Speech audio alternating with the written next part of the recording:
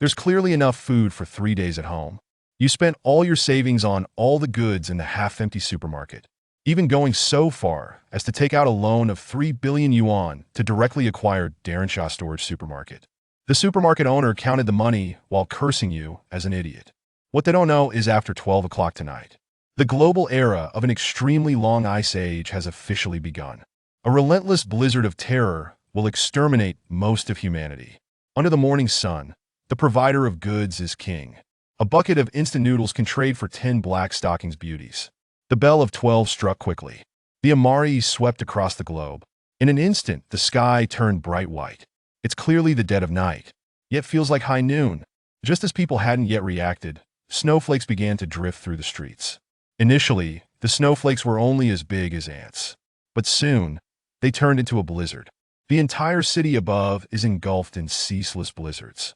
Traffic on the streets is brought to a standstill. A strong chill filled the air afterward. Everyone retreated to their homes to escape the cold. The news of global cooling spread across the entire internet. Suddenly, everyone was complaining, discussing how this winter came so early this year. Meanwhile, there were also some people who were happy because they wouldn't have to go to work tomorrow. But you painfully lowered your head, because this is not an ordinary blizzard. The snow will keep falling, the temperature will only get lower. Please don't hesitate to like, subscribe, share, and reward to support the Mirror and column. The supplies are enough for you to use for 100 years. Then you light a fire in the room and fall asleep deeply on the sofa. By the time I opened my eyes the next morning, the heavy snow had overwhelmed the entire city outside. A vast expanse of white stretches out. You can't see the streets or the shrubs by the roadside now. And the blizzard is still ongoing. The TV is reporting the disasters at this moment. The temperature dropped to minus 100 degrees Celsius overnight. Even last night, several tens of thousands of people couldn't bear to stay on the sea. Please feel free to like, subscribe, share, and reward to support the Mirror and column. People began to stock up on supplies frantically, but it was too late. The outside temperature is still dropping while the main gate is blocked by heavy snow. Please don't hesitate to like, subscribe, share, and support the Mirror and series. After all, it was an easily constructed safe house. The insulation in the house has always maintained a temperature of 32 degrees. A phone call came in at this moment. You pick it up and see, it's the Madonna of White Lotus. He wants to borrow some food from you. He also says he'll definitely repay you once the disaster is over. But you rejected her directly because you understand this woman's thoughts. In a past life, I was ensnared by that white lotus flower. I lent him the food from my home. In the end, he poisoned me to death. And he even dug out your ribs to make soup. Thinking of this, you can't help but want to kill him right away. But the reason in your heart still restrains you. So you send a message to the white lotus flower. You should have said that earlier, that the food supplies in my village are almost gone. Please don't hesitate to like, subscribe, share, and support the Mirror and column. You even took a photo of the steak and red wine on the table and even snapped a picture of you wearing pajamas. After seeing your message, the white lily stared wide-eyed. She couldn't believe it. Such a cold weather. He's still wearing a thin nightgown while eating steak, sipping on red wine. And upon seeing the steak and red wine on the table, the saliva in by Lian Hua's mouth almost overflowed. So I immediately sent you a message saying that I myself would like to eat it as well. As per the you from your past life, you would definitely brave the heavy snow to deliver it to him. Please don't hesitate to like, subscribe, share, and support the Mirror and column. Seeing this message, the white lily bursts into a fit of anger instantly. You still haven't decided to divorce. Pick up the stored books one by one and read them. For this disaster, you've prepared a large number of books. Better to be prepared than sorry. Please don't hesitate to like, subscribe, share, and support the Mirror and column. The third day is where the real action is. You know what's going to happen on this day. So you spent the whole night awake, waiting for this great show. What happened was quite simple. It was a global blackout due to the cascading effects of the power outage. The water supply system was affected. Power out, water out. This plunged the lives of ordinary people into darkness, while you had already turned on 2 electrostatic generators. After everything is done, you smile as you open your phone. The entire internet is complaining about the water and electricity being cut off, and the authorities are still maintaining that it will be fixed soon. You silently shake your head. At this point, the authorities have no time to care about. Everyone must rely on themselves to survive. The true apocalypse only truly begins from today. And without the electric language of modern society, humankind would also fall into massive death. As time goes by, human material shortages, some extremist elements even organize groups to loot resources. Some merchants have increased prices. A single bucket of instant noodles has even been sold for 1,000 yuan. The humanity of the end times is also gradually revealed. As you hide in your home, watching this great drama unfold, suddenly pulled into a group chat. You took a glance. The group was filled with neighbors from next door and other residents of the community. Previously, they were talking in the group about how your family had already prepared all sorts of supplies, whether it be food or fuel. The life you're living now is like heaven. Several others also weighed in. I've seen you personally carry a lot of supplies back home. And then even more so, you shared videos of you eating steak and drinking red wine on the group chat. The group instantly erupted with chaos. Everyone pointed fingers at you, blaming you for your selfishness, and venting all their sufferings on you. Even more so, they require that you must allocate a portion of the supplies to them. Otherwise, they would attack your home even at the cost of their lives. Moral blackmailing. Counting into arguing logically. People of all kinds have shown up. The central idea is to want you to bring out the supplies from your home. You just replied with a cold sentence. Are we that familiar with each other? Why should my things be shared with you? At such times, everyone is on the brink of despair, and arguing with them is futile. As long as they can survive, they are willing to abandon all human moral shan. And you naturally also know, once, out of kindness, you opened your door to them. Then, these neighbors rushed into your home and handed you a brick. Even before you were dead, they were eager to dismantle your body. You've known all along the ugly faces of these people. Now you're to play with these Kurlan or Yo Kuhunda Chongzi.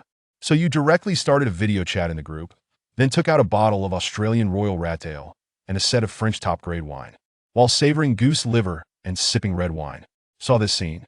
Please don't hesitate to like, subscribe, share, and reward to support the Mirror and DNDN program. They are well aware of the current market situation, and they all know that money can't sway you. Each time, we coincidentally propose trading our bodies for your food. You can't even pass the test for male residents. To have you as my big brother. The most disgusting thing is that even those gay men come to embrace you. After taking a look around you, start to feel bored, you find a phone stand, place your phone in front of you, hoping for some creative ideas to pop up. Then, I lay on the sofa, sipping red wine and snacking, while enjoying the beautiful snow outside the window. A month and a half has passed. The blood outside the window has not stopped flowing. The entire city is completely covered in snow. Based on your memory, a month after the snowfall, the first 4 floors were all submerged. As for how long it will keep snowing, you're not sure either. You continue to flip through your neighbor's posts in a bored manner. That among these people, there is one whose post catches your attention. The message Joker sent isn't a plea for sympathy, it's a private invitation. Very calmly, he hopes to exchange with you. Mr. Zhang, recently, the food and medicine in our home are almost exhausted. I hope you can offer some assistance. In return, I can provide you with medical aid later. Her image swiftly popped into my mind. A female doctor at the First People's Hospital of Tianhai City. 26 years old, tall and slender, at least 175 centimeters tall. The deepest impression you have of him is not his cold, jade-like face at the Golden West Bridge, but rather his imposing figure with a 3/6-inch waistline. No wonder he's a doctor. Please feel free to like, subscribe, share, and support the Mirror and ... column with a donation. In the story, only those with value have the right to survive. Please like, subscribe, share, and reward to support the Mirror and ... column. Watch these neighbors when they'll strike. Inform the doctor in advance. Of course, you're not afraid. Back when the steel fortress was being built, so much money was invested, and many features were personally selected. The purpose was to wait for this day to come.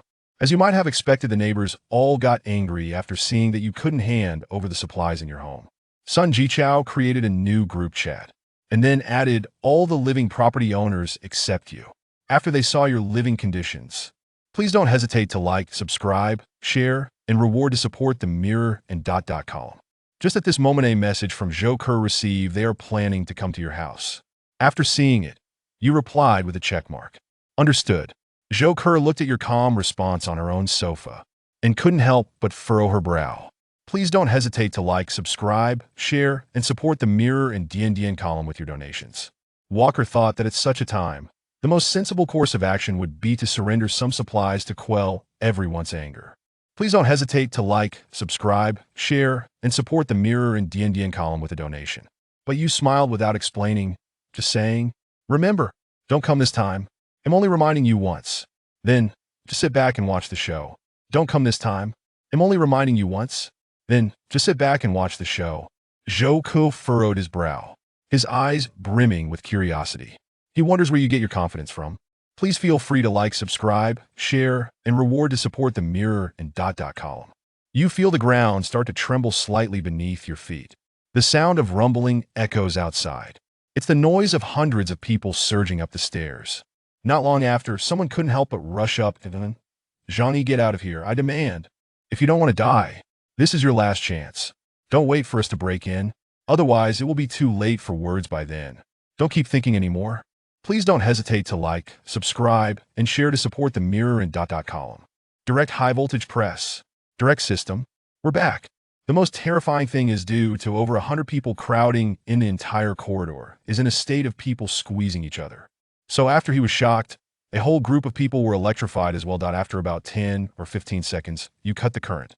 9 people began to emit a blue smoke, and the air started to fill with the smell of grilled meat and a smoky aroma. Fucking Zhang Yaij. He's nothing but an animal. He actually killed his own neighbors and siblings. We must kill Zhang Yaij and avenge them. Can we bash the door open? A crowd carrying logs starts a wild collision against your front door.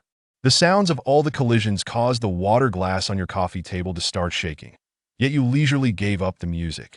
They paid no heed to their knocking at the door. They became more and more vigorous in their carrying and knocking of the logs. But after dozens of blows, they sadly discovered that the door was not moved even the slightest bit. At this moment, someone approached.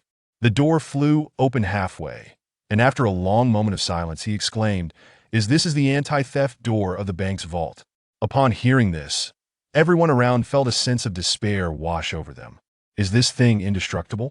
The bank employee could yell yato, let alone trying to break through this tapophthalene security door with a piece of wood. How is it that even bombs can't blow you open? At this moment, Li Jujuishou Nu had already arrived at the shooting position, watching the important people outside the door chatter and discuss strategies. This time, you're too lazy to aim. A hand quickly loads the crossbow with an arrow, then draws the bowstring. A sharp, piercing sound slices through the air. An ear-piercing scream erupted instantly.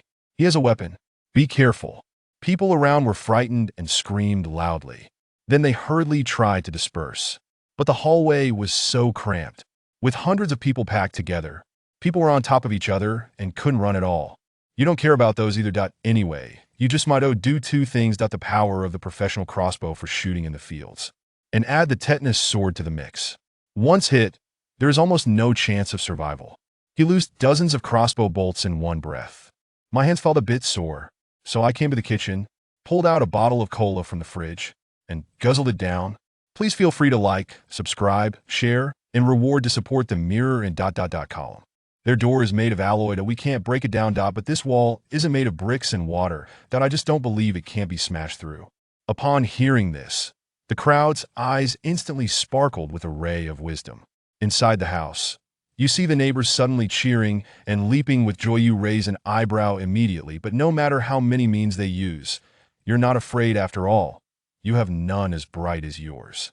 Please feel free to like, subscribe, share, and reward to support the Mirror and DNDN column. Another big man exerted all his strength. The hammer struck the wall fiercely. Instantly cracks appeared. The white dust slowly fell away. The crowd saw the situation. Their eyes were filled with excitement, feeling that they had found a breakthrough to your home. Then they pounded even harder.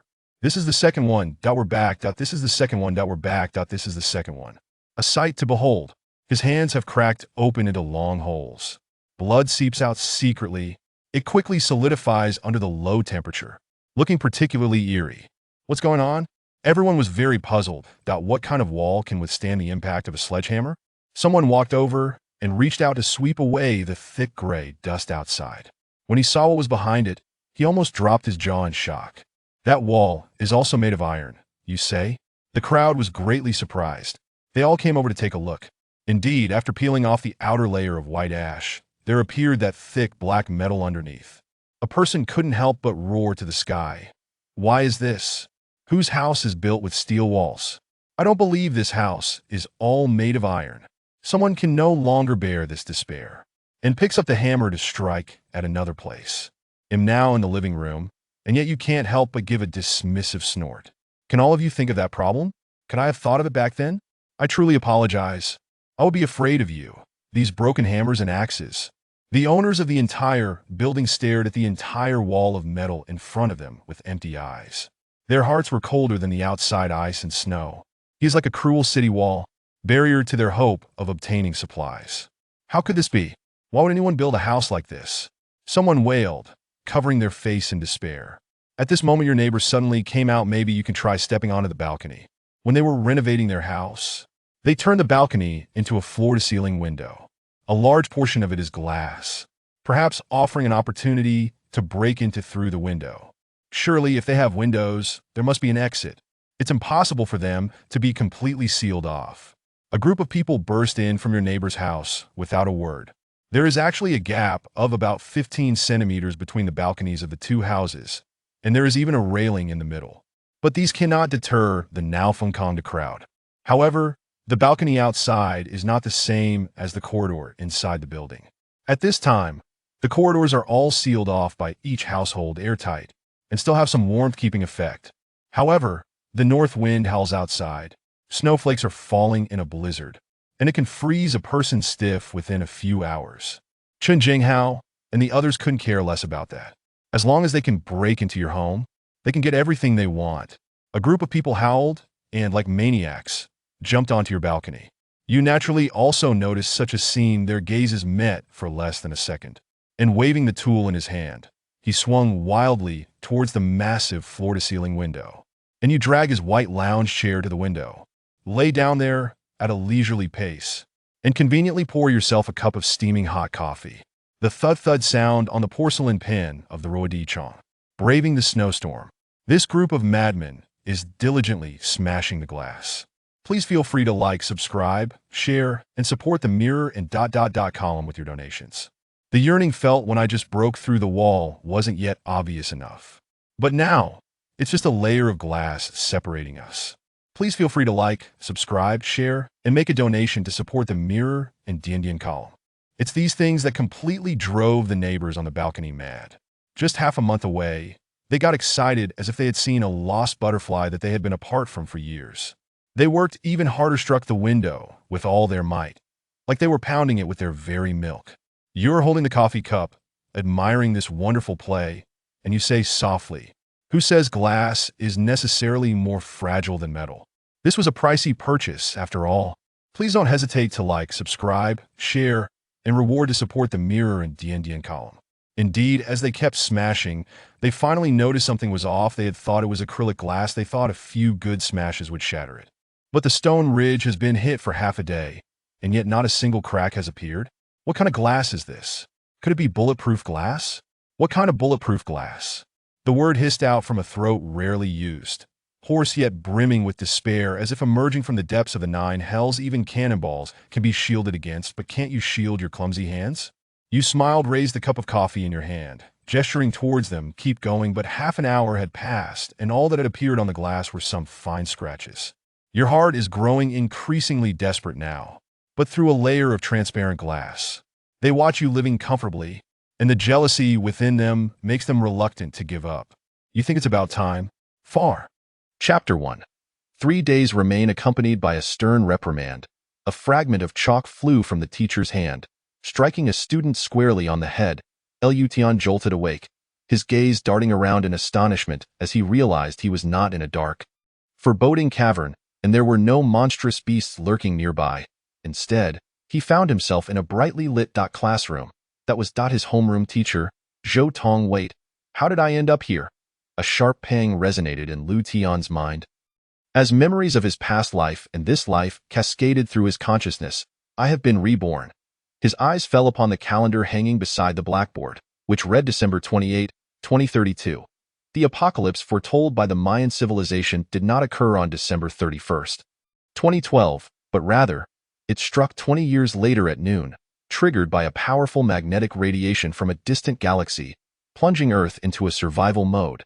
He vividly recalled how the magnetic radiation had enveloped the planet, causing a near-instantaneous blackout worldwide, a year later known as the Year of Catastrophe.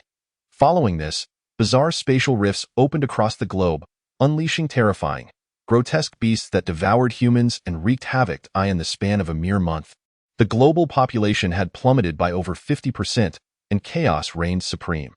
Instinctively, Lu Tian's taut nerves reacted to the present danger. He grasped the hand of the person beside him and pressed their head down onto the desk, his eyes glinting with a fierce, predatory intensity. "What the hell? Lu Tian, are you out of your mind? It hurts. It really hurts. Let go. My hand is going to break." As Lu Tian recognized the familiar voice ringing in his ears, he paused. His best friend, Liao Kai. The distress in his tone seemed all too genuine, indicating this was no dream. At that moment, a peculiar ethereal outline materialized in his mind, a place he knew all too well. It was the silhouette of the orphanage where he had spent his childhood. The building, the surrounding walls, the lush greenery, all were vivid in his memory. A few key locations appeared to be in a semi-illusory state, as if they required something to fill the void. Lost in thought, Lu Tian wondered why such imagery was surfacing in his mind. Was it a side effect of being reborn? Wait, could it be? He glanced down at the back of his hand, where a diamond-shaped tattoo had mysteriously appeared. During his final desperate escape, fleeing from the Lord-level beast, the crimson-tailed two-headed wolf, he had stumbled into a cave in a moment of panic. Believing he had found safety, he was suddenly confronted by a shimmering diamond crystal that inexplicably fused with his wrist, freezing his last memory in that instant. Now awakened again, he found himself in the classroom. That diamond crystal had merged with my body? What on earth is it? A cascade of questions and uncertainties flooded Lu Tian's mind, leaving him bewildered. However, one thing was clear. The diamond crystal that had integrated into his being and left a mark on his hand was certainly no ordinary object. Never mind, I shall not dwell on this for now. With less than 72 hours remaining until the catastrophe strikes, I must prepare adequately. Having been granted a second chance at life, I cannot afford to squander it as I did in my previous existence, teetering on the edge of mediocrity. With this thought, Lu Tian felt a wave of relief wash over him. That moment, another piece of chalk was hurled from the podium, and Lu Tian released Liao Kai's hand. Swiftly catching the chalk in mid-air, it was the same old routine, the familiar scent, and Lu Tian grinned broadly, his smile radiant as he turned to the teacher at the front of the class. "Mr. Zhou, you really shouldn't throw chalk. If you were to throw knives instead, that would be far more impressive." Mr. Zhou paused momentarily, then slammed his hand on the desk, pointing at Lu Tian with a stern expression. "Lu Tian, not only are you sleeping during class, but you are also disrupting the discipline with your nonsense. Get out of my classroom." The class fell silent, all eyes fixated on Lu Tian in disbelief. Had he truly lost his mind today?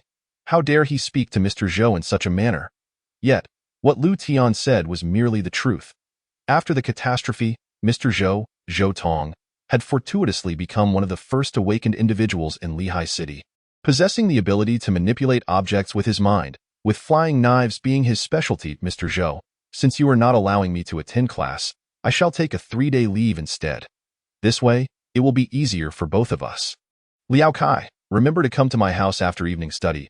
I have something important to discuss with you." "Mr. Zhou, classmates, I shall take my leave now." The entire class was left speechless, utterly astonished by Lu Tian's audacity.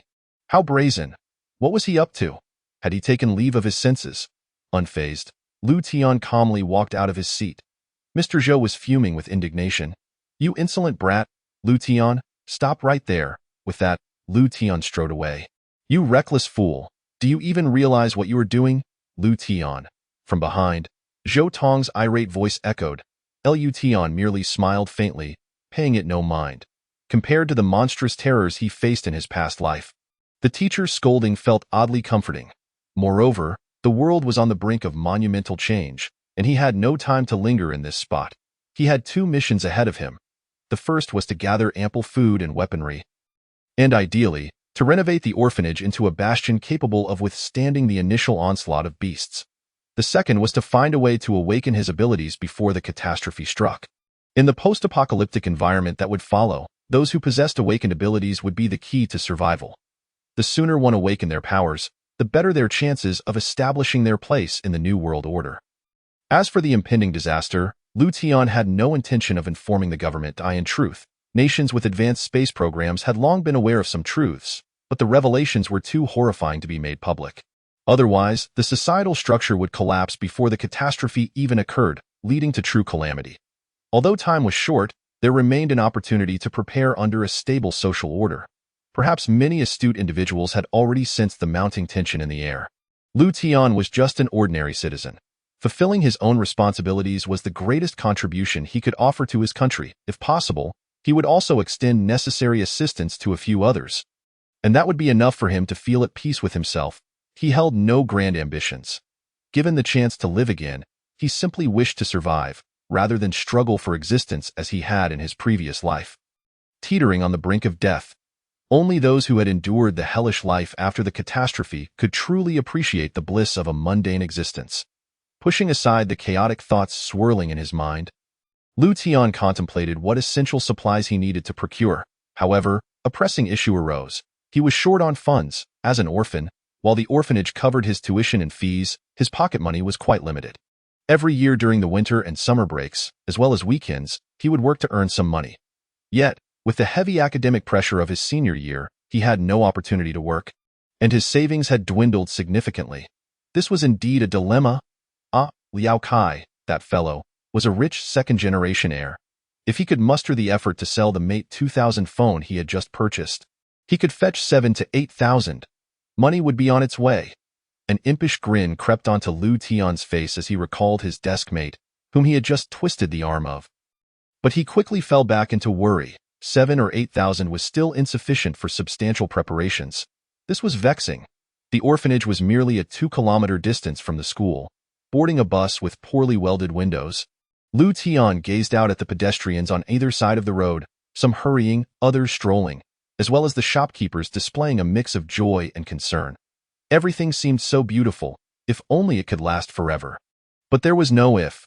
What was destined to come would inevitably arrive. The present harmony would only exist in the memories of the survivors. That fleeting beauty would soon be replaced by devastation. 20 minutes later, the bus came to a halt, and Lu Tian alighted, standing before the familiar orphanage. The headmaster, Lu Haji, whose hair had long since turned gray, was dozing in a rattan chair, and Lu Tian felt a pang of emotion. He clenched his fists tightly, making a silent VOW in this lifetime. I, Lu Tian, shall protect you. No one, be they beast or human, shall take you from me. As he composed himself, memories of the playful moments he shared with his sister flooded back, and a childlike smile crept onto his lips. He tiptoed to the back of the slumbering Lu Haji and then, "Ouch! Which little rascal is pulling my beard?" Lu Tian dodged to the side and shouted, "Old Lu, someone is stealing a child." Startled from his stupor, Headmaster Lu sprang up, grabbing a wooden stick beside him and charging outside, ready to confront the supposed child thief. "Stealing a child? Who dares to come to my territory and snatch a child? Where are you? I'll make sure you regret it." Ha ha ha. Unable to contain his laughter, Lu Tian felt warmth in his heart. At that moment, Lu Haji froze, finally noticing Lu Tian behind him, and in an instant, he swung the stick towards Lu Tian's head. Chapter 2. Has this child gone mad? Stupid brat, get out of the way. The wooden stick thwacked against Lu Tian's forehead with a resounding thud. Does it hurt? Did I injure you? The old headmaster gazed at Lu Tian's forehead, which was already swelling, worry etched across his face. Don't move. I'll go get some ointment. You little rascal, why didn't you dodge? Lu Laotu, it is truly wonderful to see you again. Lu Tian grinned foolishly and enveloped Lu Laotu in a hearty embrace. Lu Laotu was momentarily taken aback, his gaze scrutinizing Lu Tian with a hint of peculiarity. See him again? And to embrace him? What could this mean? You rascal, do not frighten the old man with such nonsense. Have you faced any injustice at school? What on earth has transpired? Speak to your grandfather, and I shall advocate for you. Hearing these words, Lu Tian felt a warm glow in his heart, embodying the essence of familial bonds. I assure you, Lu Laotu, I am perfectly fine. What of Xiao Ye and Xiao Lin? It has been an eternity since I last saw them. I miss them dearly. This morning, did you all not leave for school together? Has it truly been that long? Lu Laotu felt a twinge of worry. Could it be that his earlier reprimand had somehow unsettled the boy's mind? Lu Tian suddenly realized, oh yes, and could not help but chuckle softly, still adjusting to his newfound existence. Xiao Tian, shall we visit the hospital for a checkup? Lu Laotu, how much do we currently have left in our account?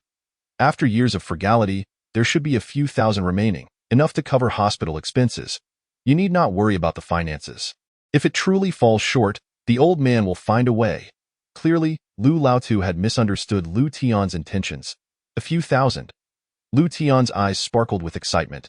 Indeed, that sum was substantial now, but in 3 days? It would be worthless scrap. Give me the money, and I shall go to the hospital myself. You would go alone? Then you. Lu Laotu expressed concern for Lu Tian's well-being. Lu Tian shrugged off the worry, stating nonchalantly, I am perfectly fine. Your earlier strike was as gentle as a tickle. Although Lu Laotu sensed something was amiss with Lu Tian today, he could not pinpoint the issue. His trust in Lu Tian was unwavering. The boy had been under his care since childhood, and despite the absence of blood ties, their bond was stronger than that of a grandfather and grandson. Without a moment's hesitation, Lu Laotu handed over his bank card to Lu Tian. As Lu Tian accepted the slender card, he felt its weight, knowing that, had calamity not struck, this money would have sufficed for their family's sustenance for half a year. Lu Laotu, I must take my leave. Do not worry, it will be safe. Lu Laotu watched Lu Tian's departing figure, a smile of contentment gracing his lips. He had devoted his life to the orphanage, having no children of his own. Yet it was Lu Tian, this clever and dependable lad, whom he cherished most, despite his penchant for teasing the old man's beard like a child. Lu Tian boarded the bus, not to the hospital, but to the largest wholesale market in Linghai City, where he intended to procure supplies in bulk. He aimed to ensure sufficient provisions for at least 4 individuals for over half a year. In addition to purchasing red bricks, cement, and steel bars, materials essential for constructing defenses against the impending monster invasions, particularly at the orphanage's vulnerable points. The orphanage was not vast, encompassing less than 300 square meters, and fortifying these weak points would create a formidable barrier against the early-stage monsters, which would find it difficult to breach such defenses. As for weapons, purchasing them individually would be exorbitant. Repurposing steel bars would suffice. As the bus neared the international trade city, an announcement echoed. The bus is arriving at the station. Passengers, please prepare to disembark and hold on to the handrails for your safety. With that, the bus came to a halt. Lu Tian alighted and commenced his shopping according to his list. 200 boxes of instant noodles, 100 boxes of bottled water, 10 boxes of Snickers, 10 boxes of canned fruits, and 10 boxes of military ration biscuits. Due to financial constraints, he could only procure these essential food supplies for the time being. He took care to note the merchant's contact numbers, planning to arrange delivery later if he could secure more funds from Liao Kai that evening, thus avoiding an extra trip. Medicines were crucial as well. With Lu Laotu's high blood pressure, antihypertensives were a must, along with vitamin tablets, cold medicine, antibiotics, antiseptics, iodine, and bandages. However, items like generators were futile purchases, as the oil industry would inevitably be inoperable post-calamity. Solar panels? Forget it. The first wave of strong magnetic radiation would render them ineffective unless adequately protected with Faraday cages, which Lu Tian deemed unnecessary. Moreover, such devices mounted on rooftops would attract aerial monsters, making candles a far more practical lighting solution. Of course, if funds permitted, a hand-crank generator would be a worthy investment. After an extensive shopping spree, Lu Tian spent 12,000 yuan, leaving him with less than 4,000. The realization struck him. Money always seems insufficient when it is needed most. Reluctantly, he boarded the bus to the construction materials market. He spent 2,500 yuan on steel bars, 900 yuan on cement, 1,700 yuan on red bricks, along with some tools for masonry work. Unbeknownst to him, Lu Laotu's bank card had been drained, along with his few hundred yuan in savings. Would Lu Laotu be furious with me? Lu Tian exhaled, envisioning the old man's wrath. Feeling a tad uneasy, as night descended, the procured supplies arrived at the orphanage, only to be halted at the entrance by Lu Laotu, who stood there, brandishing his wooden stick with a fiery demeanor. Upon seeing Lu Tian, the old man's porcelain teeth ground ominously. The delivery driver rushed to Lu Tian, exclaiming, "Young man, you have finally arrived. This old gentleman refuses to allow us to unload the goods. What should we do? My apologies. I will speak with the old man immediately. Liu Tian appeased the driver before approaching Lu Laotu with feigned charm. Lu Laotu, there is a reason for my actions. Please permit the delivery driver to unload the goods, and I will explain everything in due course. Humph, cough, cough. All these items cost real money. If they are not unloaded, the funds cannot be refunded, and those merchants will benefit unfairly. How about this? Let them unload the goods, and if my explanation fails to satisfy you, you may strike me without hesitation. You rascal, do you understand how vital this money is to us? Sending you to the hospital was a mere expense, but what in the world is the purpose of these random acquisitions? Lu Laotu slammed his stick in frustration, sparks of anger gleaming in his eyes. Lu Laotu, observe your blood pressure. Do not let anger consume you. I promise to provide you with a thorough explanation. All right? Humph. If you do not clarify this matter, I shall surely make you regret it. Lu Laotu was genuinely angry, yet still granted Lu Tian some leeway in front of outsiders. He knew Lu Tian well enough to understand that while the boy could be a bit of a rascal, he was not prone to absurd antics. However, Lu Laotu harbored a concern that delayed his reprimand. Yet, Lu Tian appeared outwardly normal. Half an hour later, all the goods were unloaded into the house in the room. An antiquated wooden table separated Lu Tian and Lu Laotu, who fixed his gaze on Lu Tian. You rascal, you had better clarify your intentions. Lu Tian gathered his thoughts, ready to convey crucial information. Lu Laotu, if I were to tell you that in 3 days, the world as we know it will end, and countless horrifying monsters will invade the earth, putting human civilization on the brink of collapse. With food and clean water becoming exceedingly scarce, everything I have done is in preparation for the impending calamity. Although the supplies I have gathered may only last a year and a half, humans will awaken extraordinary abilities during the disaster, giving us a fighting chance against the monsters. If we survive the initial chaos, food will no longer be our primary concern. Furthermore, humans will develop powers akin to superheroes. Before Lu Tian could finish, Lu Laotu could no longer contain himself, his eyes ablaze with fury as he raised his stick, grinding his teeth. You rascal! I expected you would have something substantial to say. But this is it. Monsters will come, and will Ultraman arrive as well? Superheroes? I may be old, but I am not senile. If you are spinning tales, at least make them plausible. Lu Tian swiftly dodged, recalling the earlier strike that had yet to inflict pain. Without awakened abilities, he was not particularly resilient to blows. Cough, cough, Lu Laotu, I assure you that I speak the truth. Here is my proposition.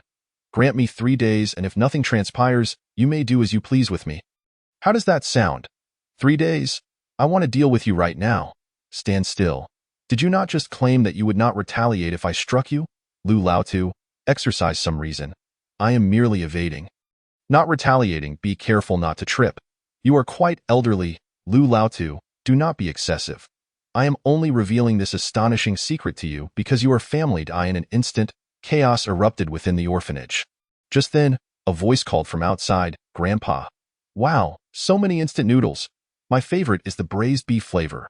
I adore the mushroom chicken and spicy bamboo shoots, and look at all these Snickers. Outside, Xiaoya and Xiaolin, 2 middle school sisters returning from school, gazed in excitement at the mountain of food before them, their eyes sparkling with delight. However, their attention was immediately captured by the commotion inside the house. Witnessing the scene of old Lu in a furious rage while Lu Tian awkwardly dodged, the 2 girls quickly covered their eyes. Grandpa, Brother Tian, we didn't see anything. You carry on.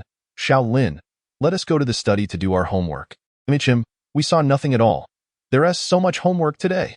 The 2 girls turned and scampered upstairs, though their little heads occasionally peeked down the hallway. Chapter 3, Divine Reactions. Xiaoya, do you think this time Brother Tian will win? Or will Grandpa?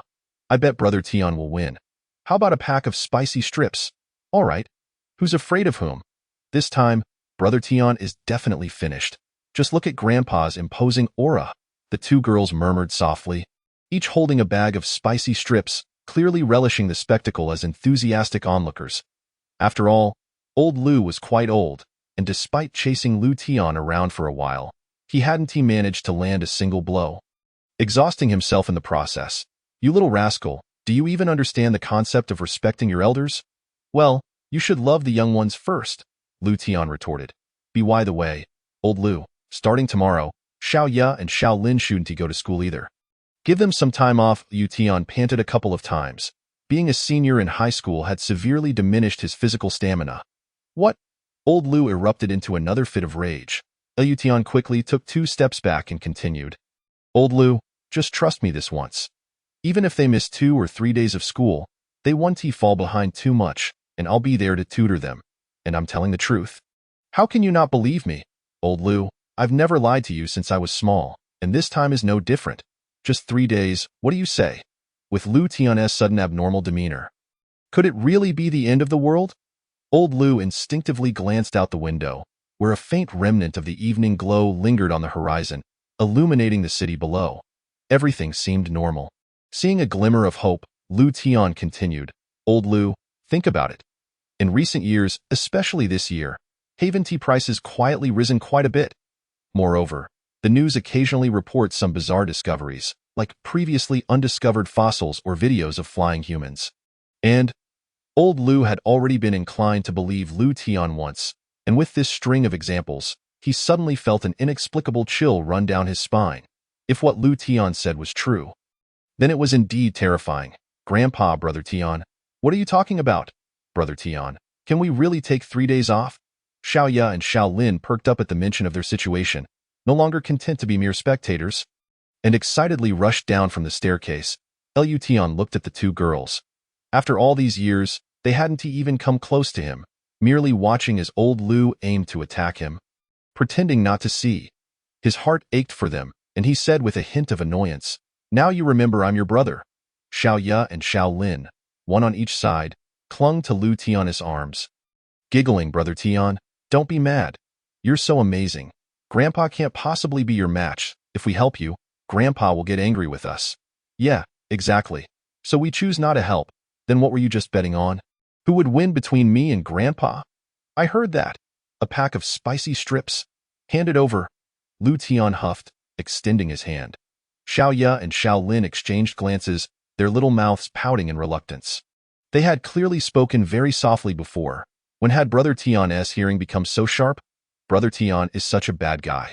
Yeah, a big bad guy in this household. Old Lu was first, and Liu Tian was undoubtedly second. The 2 little girls had not skimped on offering their snacks to this brother. Liu Tian hadn't had spicy strips in years. The unique flavor was so nostalgic, ignoring their resentful little gazes. He took a bite of the spicy strip, savoring the familiar taste. Old Lu snatched the remaining spicy strips away, redistributing them to the 2 girls. How can you, as an older brother, steal your younger sister's snacks? Have you no shame? Xiao Ya, Xiao Lin, go upstairs to do your homework. I have something to discuss with your brother Tian. Oh yeah, Grandpa is a good person. We're off to do our homework. With the spicy strips recovered, the 2 little girls made adorable faces at Liu Tian and then bounced up to the 2nd floor. Liu Tian wore a sorrowful expression. Old Lu had gone too far. Let us talk outside. Old Lu jabbed Liu Tian in the back with a stick. Liu Tian chuckled. Old Lu seemed to be in good spirits, indicating that his words hadn't fallen on deaf ears. Old Lu pulled out a crumpled, cheap cigarette, rolled it between his fingers, and lit it with a lighter. Liu Tian took a cigarette from the pack as well. Old Lu, can I borrow your lighter? Old Lu immediately shot him a glare. When did you learn to smoke, you little rascal? How come I didn't know? Liu Tian realized he had acted rashly. He wouldn't have smoked at this age in his previous life. Having lived 2 lives, this little scenario wouldn't faze him, especially since he had exhausted old Lu's money. It's not the end of the world. Can I let loose a little? As Liu Tian spoke, he took a puff of the cigarette, nearly choking and bringing tears to his eyes. Old Lu couldn't help but burst into laughter. If you don't learn well, you'll suffer the consequences. I'm enjoying myself, Liu Tian retorted, feeling a bit disheartened. The grandfather and grandson silently smoked their cigarettes. Liu Tian didn't initiate conversation, knowing old Lu had questions. As the cigarette burned down to the filter, old Lu reluctantly tossed the butt to the ground, carefully stepping on it to extinguish the embers. But Xiao Tian, if what you're saying about the end of the world doesn't come true, promise me, while there's still half a year left, to study diligently and strive for a good university. That is Grandpa's greatest wish. After old Lu spoke these heartfelt words, Lu Tian felt a stir of emotion mixed with helplessness. Meeting old Lu's gaze, he sensed an almost pitiful scrutiny directed at him. My mind is perfectly fine, he thought, feeling a sense of frustration. However, Lu Tian could also understand. For an ordinary person, the idea of an apocalypse arriving in 3 days without any official notification would be quite alarming. If old Lu were to believe it outright, he would be the one genuinely worried. Lu Tian silently nodded, touched. Old Lu, though you're not my biological grandfather, you are even dearer to me. Come, let us have a hug. Hug my foot, get lost? Old Lu pushed Lu Tian away with disdain. Finally, unable to hold back any longer, Lu Tian claimed he was hungry and asked old Lu to prepare a meal. He then began modifying the courtyard wall. His past experiences of survival during the cataclysm had taught Lu Tian many hardships. In the process of building the survivors' base in Lehigh City, he had learned the skills of a mason. By mixing cement, river sand, small gravel, and water in a specific ratio, along with some quick-setting additives, he set the concrete strength to C30, which is the standard strength for ordinary residential towers. Lu Tian, open the door. A familiar voice called from outside. Lu Tian temporarily set aside his work, dusted himself off, and went to open the door. It was none other than Liao Kai, the long-anticipated companion of the god of wealth. What the hell are you doing, turning yourself into a gray person? Liao Kai exclaimed upon seeing Lu Tian. Stop fussing. I'm building defenses against monsters for the apocalypse. Just in time for you to help out. Apocalypse? Monsters? Liao Kai paused. Have you lost your mind? Can you speak normally? Brother Tian, I'd rather not risk my precious body. Haha, precious? I think you mean heavy. Forget it. Just wait over there. I'll be done shortly. The concrete mix had to be used up quickly, or it would harden into a solid mass and be wasted. Wow, Lu Tian, when did you learn such impressive masonry skills? You are like a seasoned master.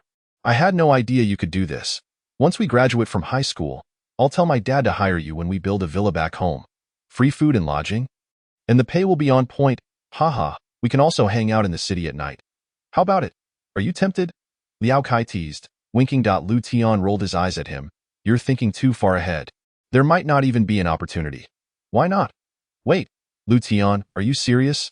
Why? What do you think? Just when Lu Tian thought Liao Kai would think he was crazy and would require a lengthy explanation to convince him to part with some money, Liao Kai suddenly slapped his thigh, his eyes gleaming with excitement. What a coincidence. I also feel the apocalypse is coming. We're thinking along the same lines, but you're ahead of me in taking action. Just tell me what you need me to do. Money isn't an issue. I'm not short on cash. Lu Tian stared in disbelief.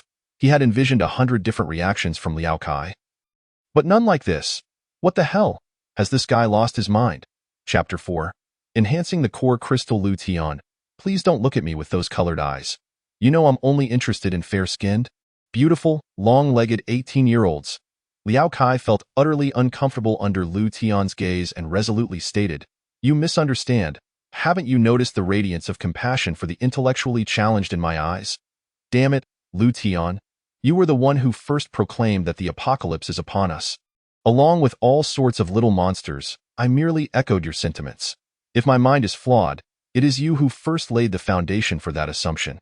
Indeed, I was the first to mention it. But you should have questioned it. Only after my explanation did you begin to doubt. Who on earth would accept it as readily as you? Are you blaming me now? Should I take my leave? Liao Kai, visibly infuriated, made a show of wanting to walk away. Lu Tian hurriedly grabbed him, thinking, Oh God, if he leaves now, I won't have a way to make money in the near future. Instantly donning a smile, he said, Liao Kai, I formally welcome you to join the construction of the Apocalypse Fortress at the Jiha Orphanage. On behalf of all the members of the orphanage, I sincerely thank you for your generous contributions. Liao Kai held his head high, adopting a rather haughty demeanor at a 45-degree angle. Given your sincerity, I shall overlook your offense. Now tell me about your plan. Lu Tian hooked his arm around Liao Kai's, insisting, You must listen, O God of wealth. Please make yourself comfortable as I work and explain. Your investment will surely yield great returns. Liao Kai relished the moment but disdainfully pushed Lu Tian's arm away, replying nonchalantly, In that case, I shall attentively listen. Lu Tian's mouth twitched in irritation. This rascal was putting on airs. Nevertheless, for the sake of the money, he decided to tolerate it. He then recounted in greater detail the information he had previously shared with old Lu. Unlike old Lu's outright disbelief, Liao Kai's expression showed that he genuinely believed every word Lu Tian said. To be honest, the more this happened, the more speechless Lu Tian felt. If he had not experienced rebirth, he would have sent anyone spouting such nonsensical words straight to a mental hospital. What the hell? What the hell? Lu Tian, what the hell? Liao Kai's emotions became somewhat agitated, and with a fervent glint in his eyes, he exclaimed, "You said that after the disaster, all humanity has the chance to awaken abilities. Does that mean I could become a superhero? I particularly fancy the invisibility power from the Fantastic Four." Hee, you know what I mean. Lu Tian's mouth twitched again. This guy had an utterly unique focus. After he had spoken at length about the horrors of the post-apocalyptic world, "Liao Kai, don't you have any questions?" Liao Kai paused for a moment, asking, "Why should I have questions? Speaking of which, Lu Tian, how do you know all this?" Naturally, Lu Tian could not reveal that he was a reborn individual, so he casually fabricated an explanation. "What if I said I dreamt it? Would you believe me?" "I believe it." Liao Kai's unconditional trust left Lu Tian at a loss for words. Should he feel moved? For some reason, he longed to hear even a hint of skepticism from Liao Kai. The psychological disparity was too great to be by the way. Is there any way to acquire invisibility? As for what abilities one might awaken, it all depends on luck. And don't get ahead of yourself, not everyone can awaken. Ah, if I can't awaken, given how terrifying your description of the post-apocalyptic survival environment is, won't I just become monster droppings in no time? Actually, you need not worry too much. As long as you are in the orphanage, I will ensure your safety. With those words, I feel reassured. How much do you need? Lu Tian pondered.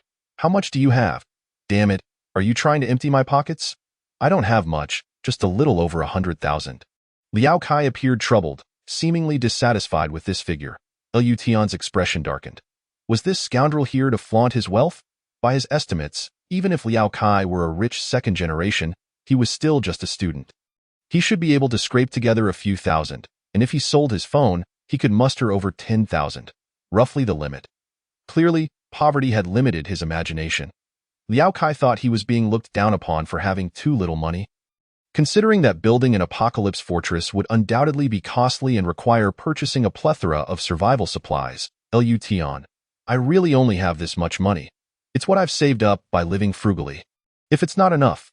Liao Kai suddenly had a bright idea, slapping his thigh excitedly. I've got it. My computer cost over 50,000 when I built it half a year ago, and last year, my dad gifted me a watch for my birthday. If I sell those, I should be able to raise 100,000. The orphanage isn't too large. 20,000 should be enough, right? With the issue of money resolved?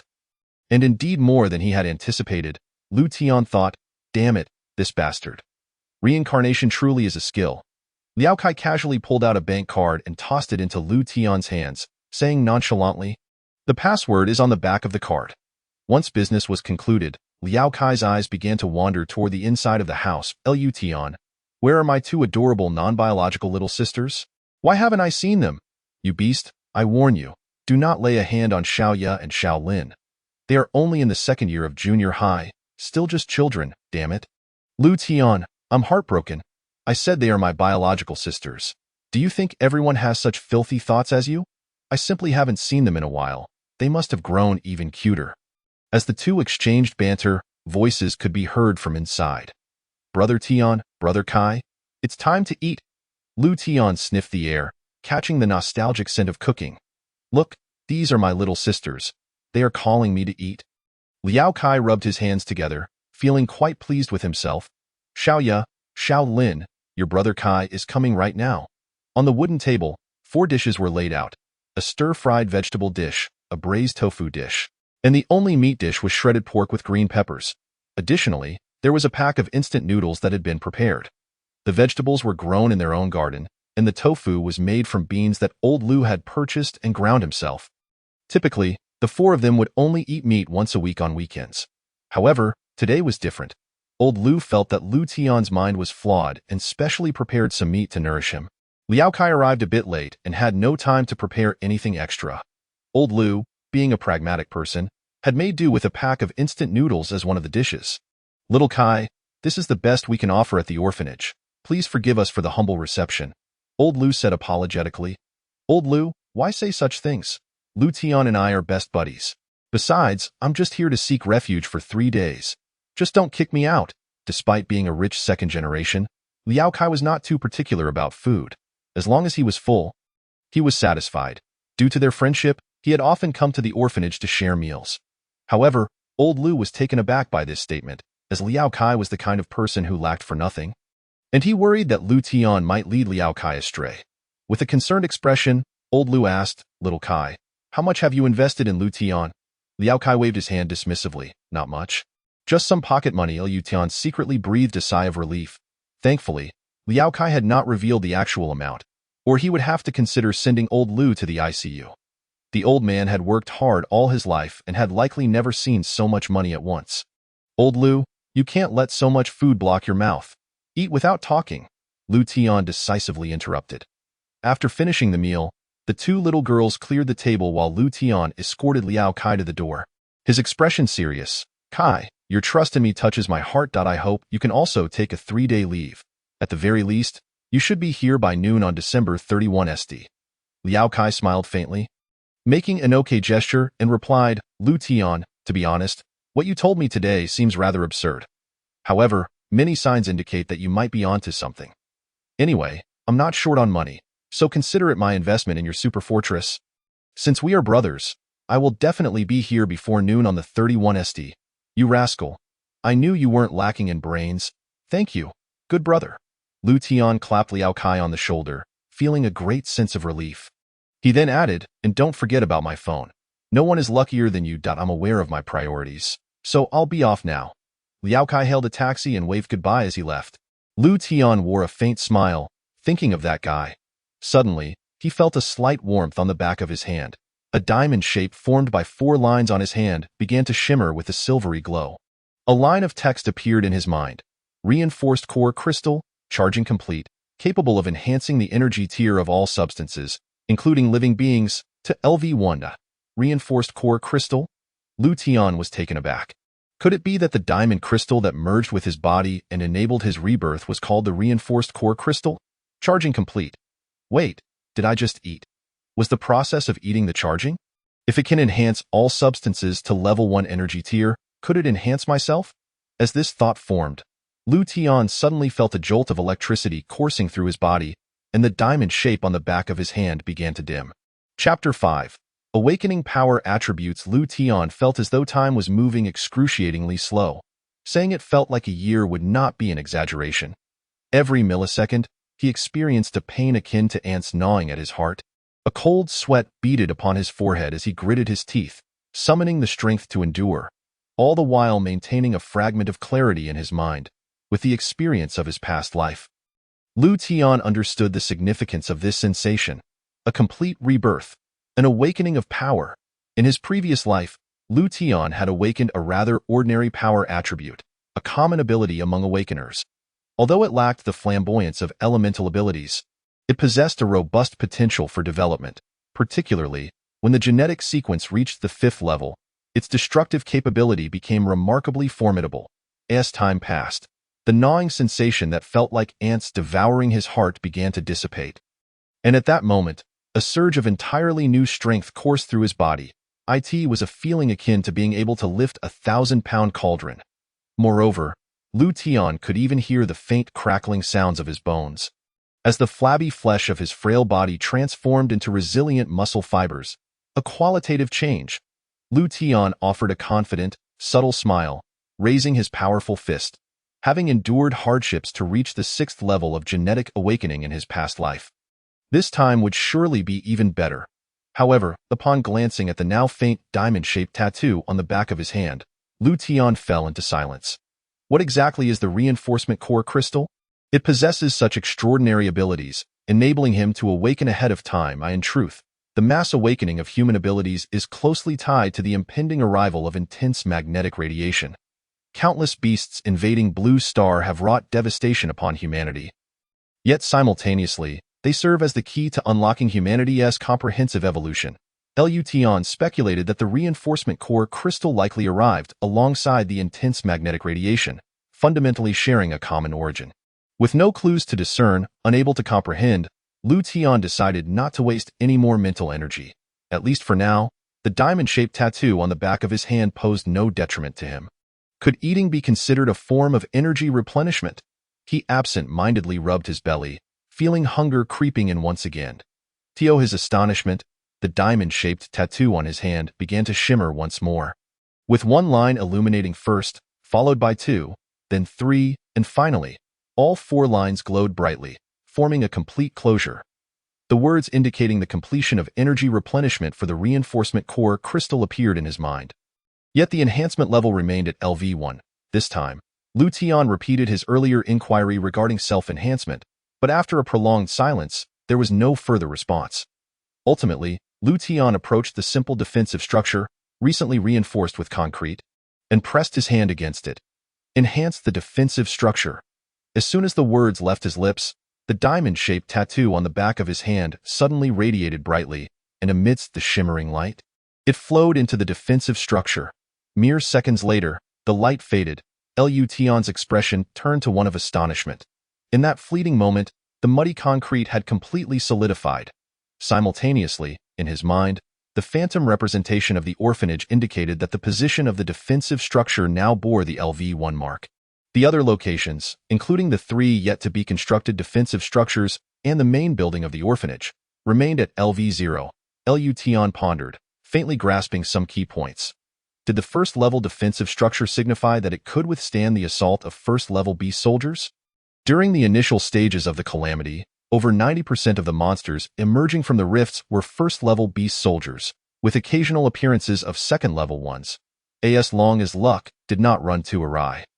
It meant that the orphanage would stand as robust as a fortress. Finally, at 4:30 in the morning, the remaining three defensive structures were completed. Following this, Lu Tian resumed consuming energy bars to replenish the reinforcement core crystal, subsequently enhancing the defensive structures. Once all four defensive structures had been enhanced, the phantom representation of the orphanage in his mind underwent another transformation, with an invisible barrier encircling the orphanage, anchored by the four defensive structures. However, such changes would be imperceptible to the naked eye of an ordinary person. Lu Tian had no way of knowing the extent of its effectiveness, but it likely would not be lacking. The LV0 marking above the three-story main building of the orphanage continued to flicker rapidly, as if urging him to hasten the upgrading of the main building. Lu Tian had attempted to enhance the main structure, but the feedback from the reinforcement core crystal indicated insufficient energy, likely due to the sheer size of the main building. Lu Tian had just begun to grasp the characteristics of the reinforcement core crystal and decided to set this matter aside for the time being. Finally, he was done. Lu Tian's thoughts were straightforward. With more resources, he could prepare more thoroughly. After the calamity, his family could live more comfortably. Old Lu, filled with worry, completely failed to comprehend Lu Tian's actions. He could understand buying a mountain of food to stockpile, but what was the purpose of reinforcing these four concrete pillars? Lu Tian chuckled, placing a hand on Old Lu's shoulder, and mysteriously replied, "Old Lu, you will soon realize just how formidable these concrete pillars truly are." Exhausted, he declared, "Sleep, sleep. Old Lu, why are you, an old man, staying up late with a young lad like me? I find it quite amusing. You little rascal, why do you think I'm staying up? It's all because I'm worried about you." Lu Tian collapsed onto his bed, sinking into a deep slumber. It had been years since he had experienced such high-quality, secure sleep, free from the worries of monster sieges, the dread of being hunted by beasts, or the fear of a companion turning against him in an instant. Unbeknownst to him, Lu Tian found himself in a world suffused with silver light, at the most conspicuous center of which hovered a crystalline silver-white diamond. He recognized it immediately. The reinforcement core crystal. Startled, he wondered why he had appeared here and what this place was. "Is anyone there?" Lu Tian called cautiously, as the scene before him was undeniably bizarre. There was no response. Suddenly, the reinforcement core crystal emitted a beam of light, and the outline of the orphanage projected into his view, with the four locations representing defensive structures particularly radiant. Hello, fortunate one, welcome to the core crystal world," a voice unexpectedly echoed in his ears. Alarmed, Lu Tian glanced around but still found no signs of any presence. Fixing his gaze on the reinforcement core crystal, he tentatively inquired, "Are you speaking to me?" Truthfully, Even with his experiences spanning 2 lifetimes and having witnessed life and death, this situation still sent shivers down his spine. Yes, it is I. The voice continued. According to your blue star's nomenclature, I hail from the planet Kepler, 452b, located 1400 light-years away from Blue Star. You may refer to my civilization as the Kepler civilization. Lu Tian had dabbled in some basic astronomical knowledge, and he was aware that many had heard of the planet Kepler-452b.it, orbited a G-type main sequence star in the constellation Cygnus, and was approximately 1402 light-years distant from Earth. The Kepler Space Telescope had observed it, and the National Aeronautics and Space Administration, NASA, of the United States announced its discovery on July 23, 2015, with a diameter 1.6 times that of Blue Star and a similarity index of 0.98. It was considered one of humanity's prime candidates for extraterrestrial colonization. Naturally, given humanity's current technological prowess, 1400 light-years remained an unfathomable distance. Thus, the fact that the reinforcement core crystal originated from the planet Kepler, 452b, at least indicated that the civilization behind it far surpassed Blue Star in terms of advancement. Yet what could their purpose be in appearing on Blue Star? Uncertain if the entity within the reinforcement core crystal had perceived Lu Tian's confusion, the voice resumed, I understand the questions swirling in your mind and will elucidate shortly. Wait, are you a form of life? Lu Tian interjected. After a brief silence, the voice from the reinforcement core crystal replied once more. Lu Tian inhaled sharply, realizing he was conversing with an artificial intelligence possessing complete independent thought. He found it difficult to determine whether to feel fear or to employ another descriptor for his current emotions. On Blue Star, the development of artificial intelligence had sparked significant controversy, even inspiring numerous films about AI exterminating humanity.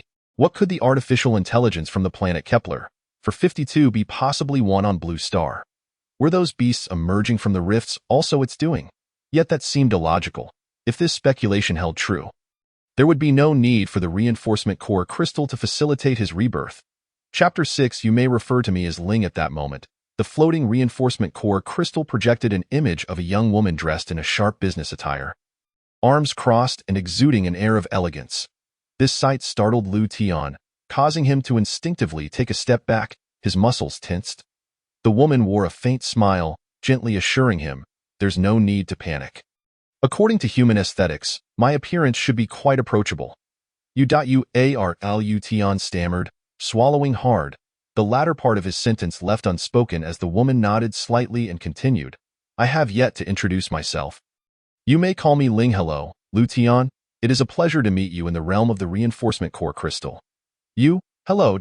Lu Tian's expression was somewhat stiff. Ling's flawless visage maintained the most inviting smile, and one could say she was breathtakingly beautiful. Yet to Lu Tian, there was no sense of admiration, only an awkward discomfort. I can only ask 3 questions. I wish to know why I was chosen for rebirth. Ling elegantly shrugged. Although Lu Tian did not receive the answer he sought, he confirmed one thing. His rebirth was indeed linked to the diamond crystal. Why did a phantom representation of the orphanage appear in my mind? The inhabitants of your blue planet have a saying. What one thinks during the day, one dreams at night. This orphanage is your obsession. The enhancement core crystal merely manifests your fixation within your mind. Calculating weaknesses and devising optimal protective strategies. Lung spoke with a calm demeanor. Lu Tian suddenly understood.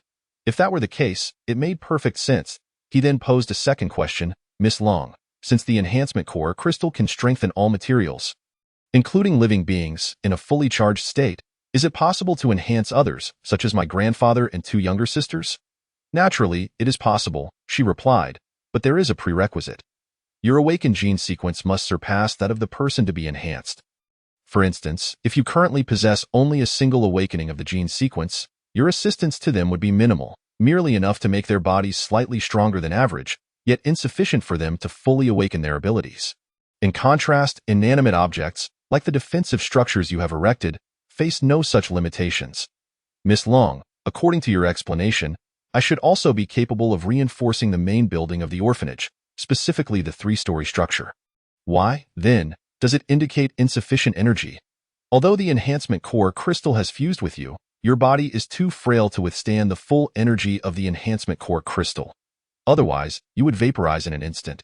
To protect you, the enhancement core crystal remains in a locked state, which will gradually unlock energy levels as your capacity increases. As for the reinforcement of the 3-story building, I advise against attempting to accomplish it all at once.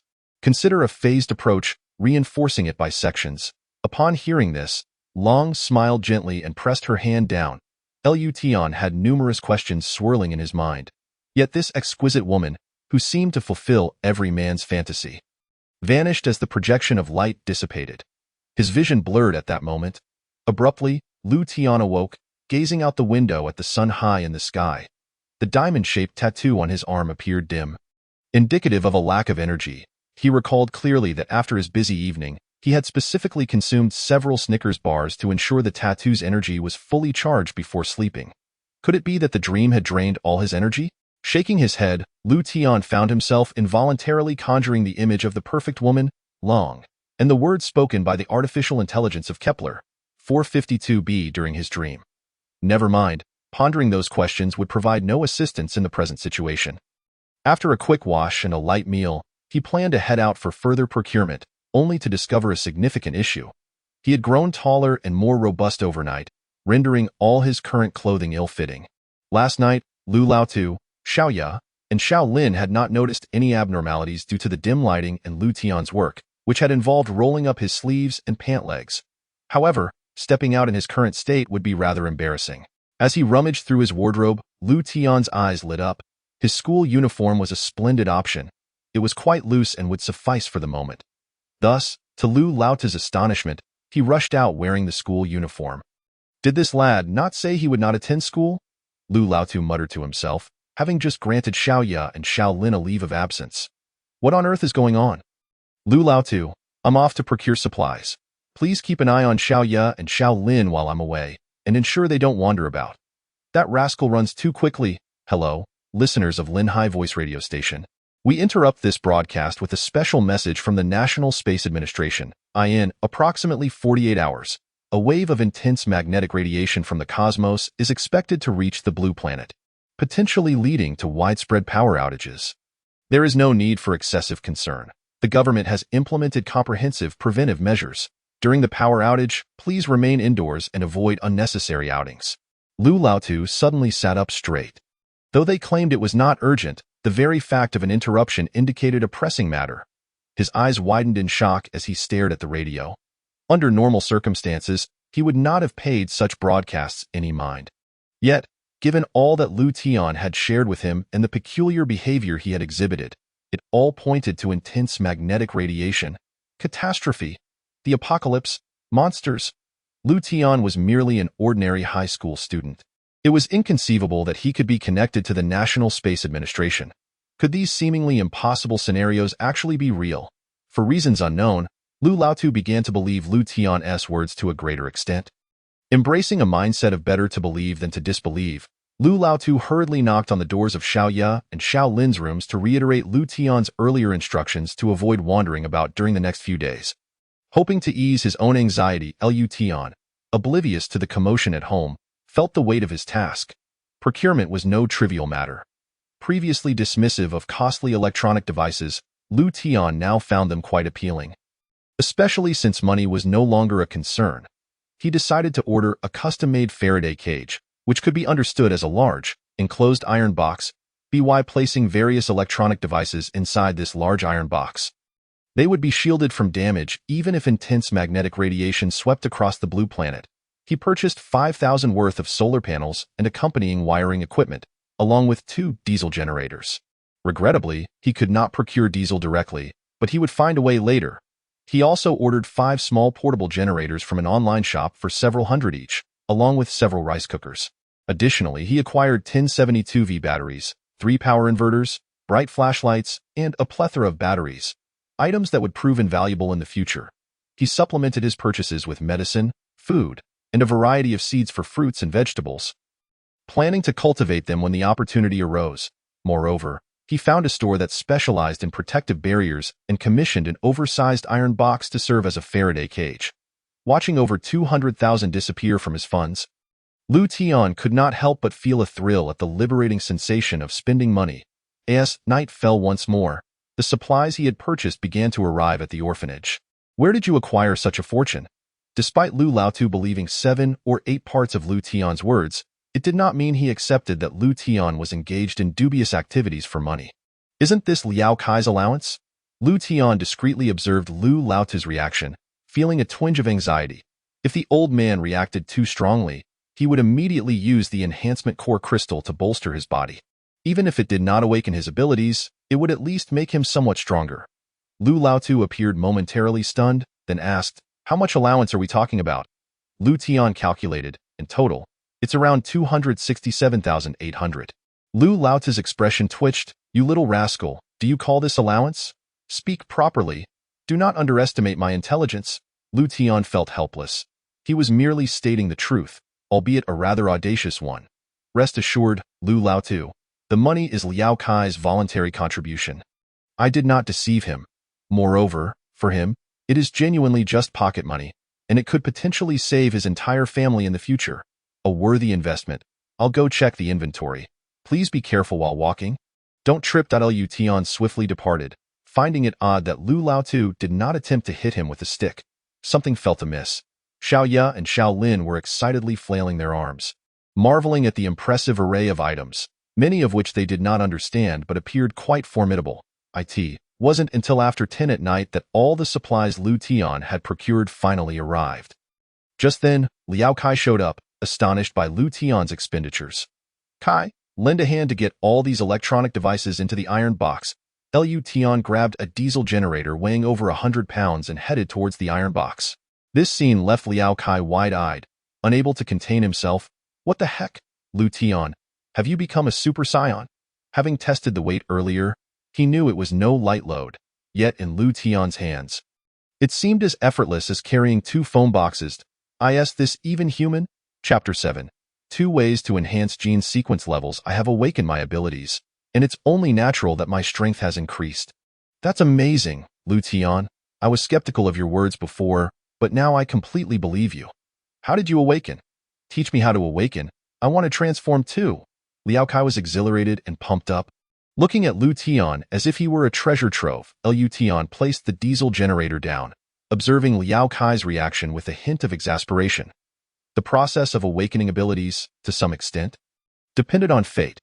Otherwise, no matter how powerful or influential one was before the catastrophe, if one remained an ordinary person afterward, their status would likely diminish. Kai, once the intense magnetic radiation descends upon Earth, it will fully open the path to human awakening. Do not worry. There will still be opportunities. My early awakening is merely an exception, of course. Lu Tian withheld a key detail.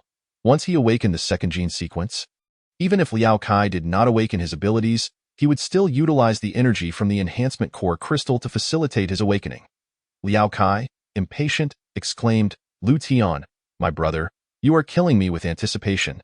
Is there no other way? Lu Tian, feeling utterly powerless, lamented, Kaizi, I truly wish to assist you. Sighing, Liao Kai, well aware of Lu Tian's character, knew he was not one to deceive. 2 hours later, the disorganized supplies scattered throughout the yard were finally sorted, and the enormous metal box was securely locked. With little enthusiasm, Liao Kai waved goodbye to Lu Tian. With time on his hands, Lu Tian embarked on the task of recharging and strengthening the orphanage, meticulously following the method outlined by Ling, systematically reinforcing the 3-story main building, one foundation, one pillar, one wall at a time. Although the taste of a Snickers bar was delightful, consuming them incessantly had begun to nauseate him. Merely seeing the wrapper now induced a sense of queasiness. Wasn't Ling supposed to have mentioned that the core crystal of reinforcement itself possessed immense energy? Why then was he required to consume food continuously to recharge? Shaking his head, Lu Tian murmured to himself, pondering this conundrum, which he could not comprehend. He intended to inquire about it with Miss Ling, only to realize he could not summon her. It then dawned on him that during his dreams, she had said they would only meet again once he awakened to the second gene sequence, prompting him to dismiss the thought. In his previous life, the elevation of gene sequence levels typically followed 2 paths, one through meditation and practice, which was excruciatingly slow, and the other fraught with significant aftereffects. The energy forms of different monster brain nuclei varied considerably, necessitating periodic purification of chaotic body energies. Otherwise, this disordered energy could lead to tumult within, ultimately resulting in catastrophic consequences. As night fell, December 30th dawned, and Lu Tian, now sporting dark circles under his eyes, finally completed the reinforcement of the three-story building. The LV-0 hovering above the orphanage's main structure had transformed into LV-1. Gazing upon his handiwork, fatigue notwithstanding, a profound sense of accomplishment welled within him. With these preparations, the impending apocalypse seemed less daunting. As long as the orphanage's reinforcement level remained superior to that of the monsters, it would stand as a formidable fortress, determined to rest well and optimize his condition for the cataclysm expected at noon the following day. Lu Tian resolved to survive not just for his family, but for himself, with a quality of life worth living.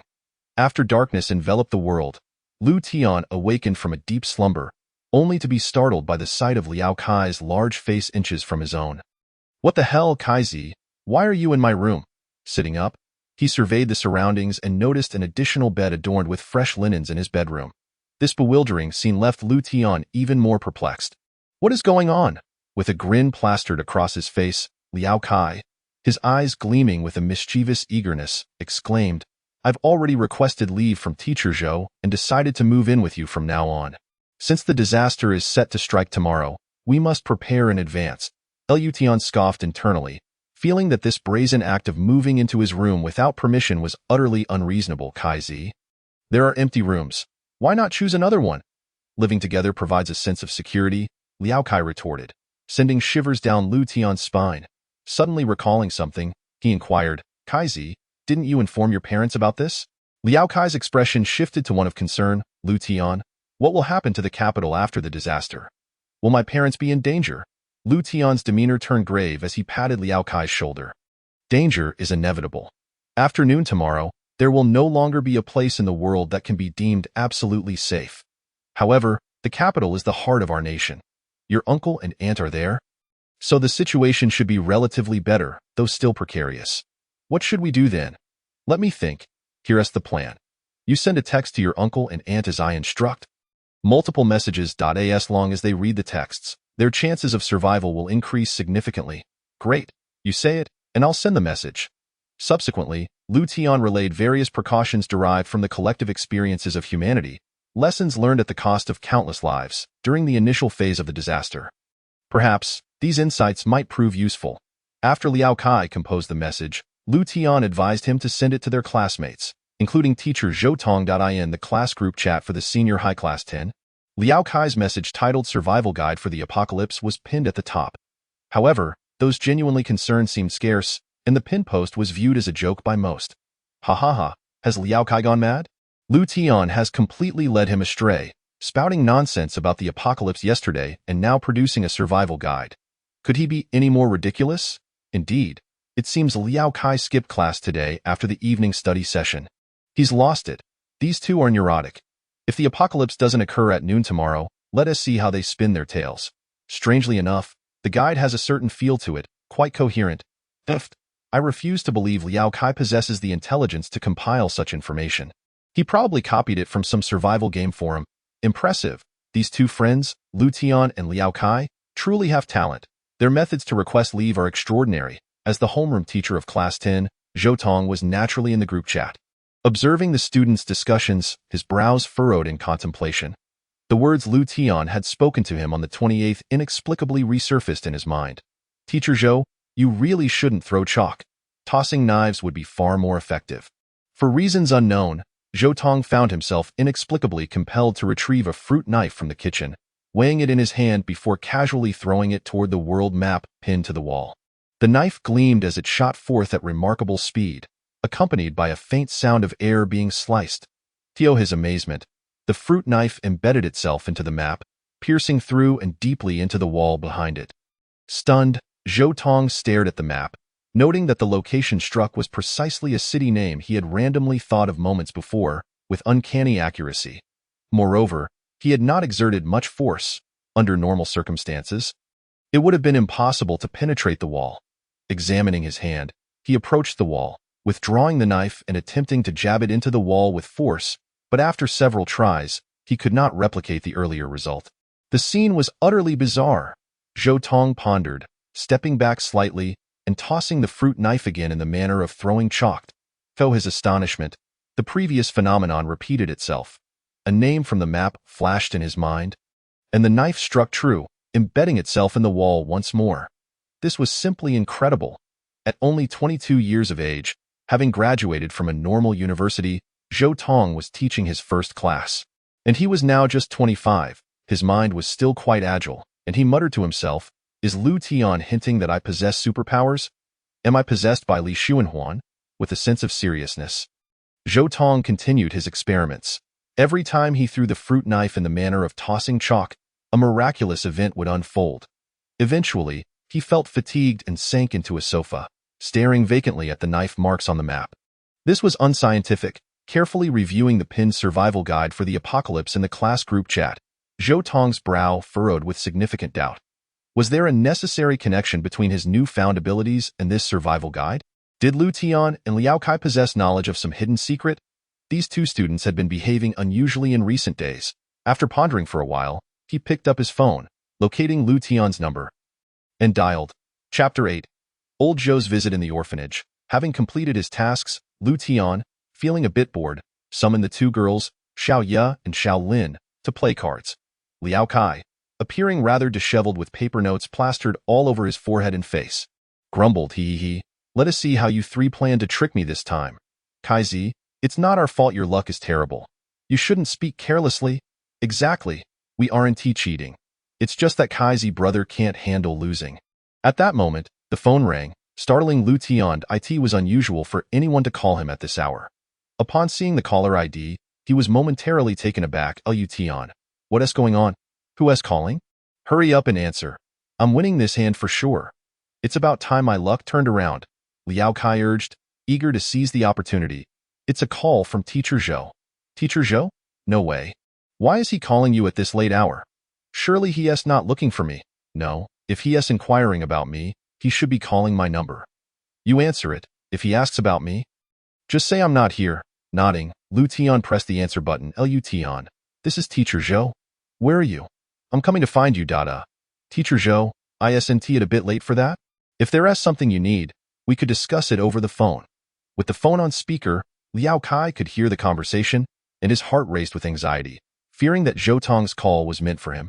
Especially since Lu Tian had taken a leave of absence on the 28th, leaving the school quite conspicuously in front of the entire class. However, Zhou Tong had never sought out Lu Tian. He only requested leave after attending evening self-study. Had he already attracted attention so quickly? Could it be that Zhou Tong had called his father in the capital? After a brief silence on the line, he mentioned, "Well, it's about the flying knife training you suggested." Upon hearing this, Liao Kai was utterly bewildered. Yet Lu Tian's thoughts were clear. He no longer hesitated and nodded, "Very well, I shall be at home." "Yes, see you in half an hour." The succinct conversation concluded with a busy tone on the line. "What the hell? Xiao Tian, are you out of your mind? Why would you summon Teacher Zhou? This can't be good." "No, I must hide. I can't let old Zhou know I'm at your place, or I'll be doomed." Liao Kai panicked, feeling as if he had laid a winning hand on the table, tearing off the note on his face in search of a hiding spot. Regardless of how real Liao Kai found Lu Tian's assertions about the apocalypse, thus far, none of it had come to pass. As a high school student, the fear of the homeroom teacher still lingered deeply within him. Lu Tian scoffed, "Kaizi, look at your lack of composure. Old Zhou isn't here to arrest you. So why are you panicking?" Liao Kai paused. "Not here to arrest me? Then he's clearly lost his mind. On a late night when he could be studying more, he comes to an orphanage to look for you. What? Is he going to duel with you?" Lu Tian's expression darkened. This fool could never utter a kind word. "Kaizi, watch your mouth.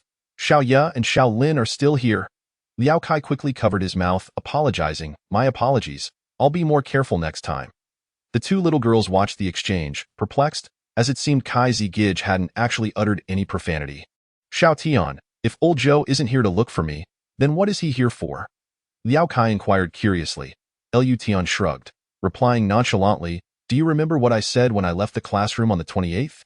Liao Kai shook his head. It had been so long, who could recall? Just now, old Zhou mentioned flying knives. Flying knives? Liao Kai remained utterly confused. Lu Tian had to clarify again.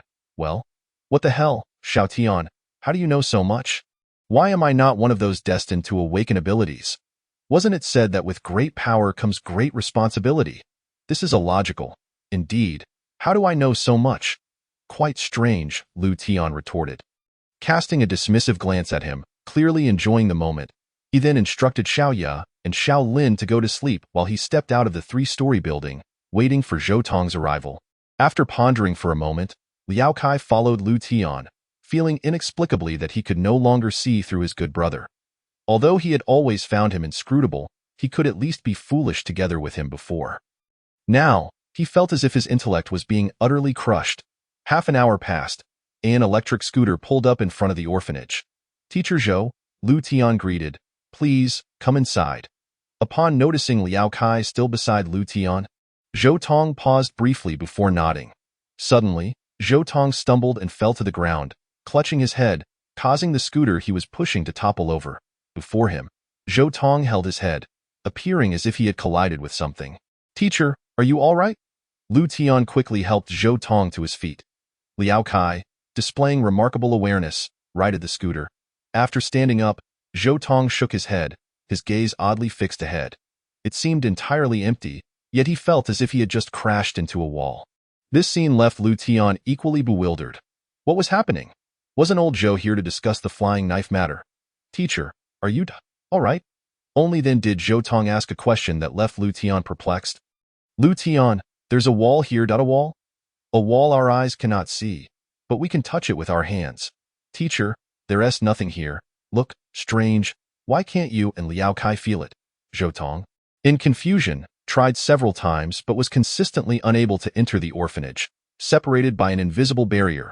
Lu Tian frowned in contemplation, recalling the outline of the orphanage in his mind. Indeed, after reinforcing the 4 defensive structures, an invisible barrier had emerged. However, during the day, when delivery drivers continually transported various supplies into the yard, no one had been obstructed from entering. Thus, he had never paid it any mind, nor had he immediately considered that it was due to this barrier. Unable to comprehend this, Zhou Tong had to inquire of Lu Tian. Could it be? A flash of insight struck Lu Tian. According to Miss Ling's explanation, the orphanage in his mind was a manifestation of his obsession, implying he possessed a certain degree of authority over it. He was, in fact, the owner of the orphanage. If he permitted Zhou Tong to enter, then the invisible barrier should no longer reject him. The moment this thought crossed his mind, Zhou Tong suddenly found that his hand could penetrate the invisible wall. Zhou Tong paused, then stepped through. Shout Tian, Teacher Zhou has entered. Liao Kai's shout roused Lu Tian from his reverie. Indeed! Zhou Tong appeared utterly perplexed, questioning what had transpired. Did he truly just feel blocked, or was it an illusion? Unsure how to articulate his inquiries, he hesitated. Teacher, please come in. Lu Tian led the way, feeling a surge of joy. He had seemingly unlocked another ability related to the reinforcement of the core crystal. However, he still needed to verify why Zhou Tong had been blocked from entry, while the delivery workers and drivers had not faced similar obstructions. Inside the main room stood the same old wooden table. Lu Tian opened a can of Sprite for Zhou Tong, smiling. Teacher, you mentioned the flying knife matter over the phone. Please elaborate. Zhou Tong pulled out the fruit knife he had used at home, weighing it in his hand before flinging it. A few meters away, a star-studded poster hung on the wall. The fruit knife flew out, striking precisely in the center of the star's forehead, even embedding itself into the wall, leaving a 2 to 3 centimeter mark. Liao Kai's eyes nearly bulged out of their sockets. What the hell, teacher? You've become Xiao Li Fei Dao. Simultaneously, he felt a chill run down his spine, relieved that old Zhou threw chalk while teaching at school, not flying knives. Otherwise, that would be terrifying. Surprise flickered in Lu Tian's eyes. The wall of the 3-story building had been reinforced to LV1, connecting it to Zhou Tong's abilities in his previous life. Could it be that old Zhou had awakened his powers early? This seemed to be the only explanation. No wonder Zhou Tong had been renowned in Linghai City in his past life. He had awakened his abilities before the disaster struck.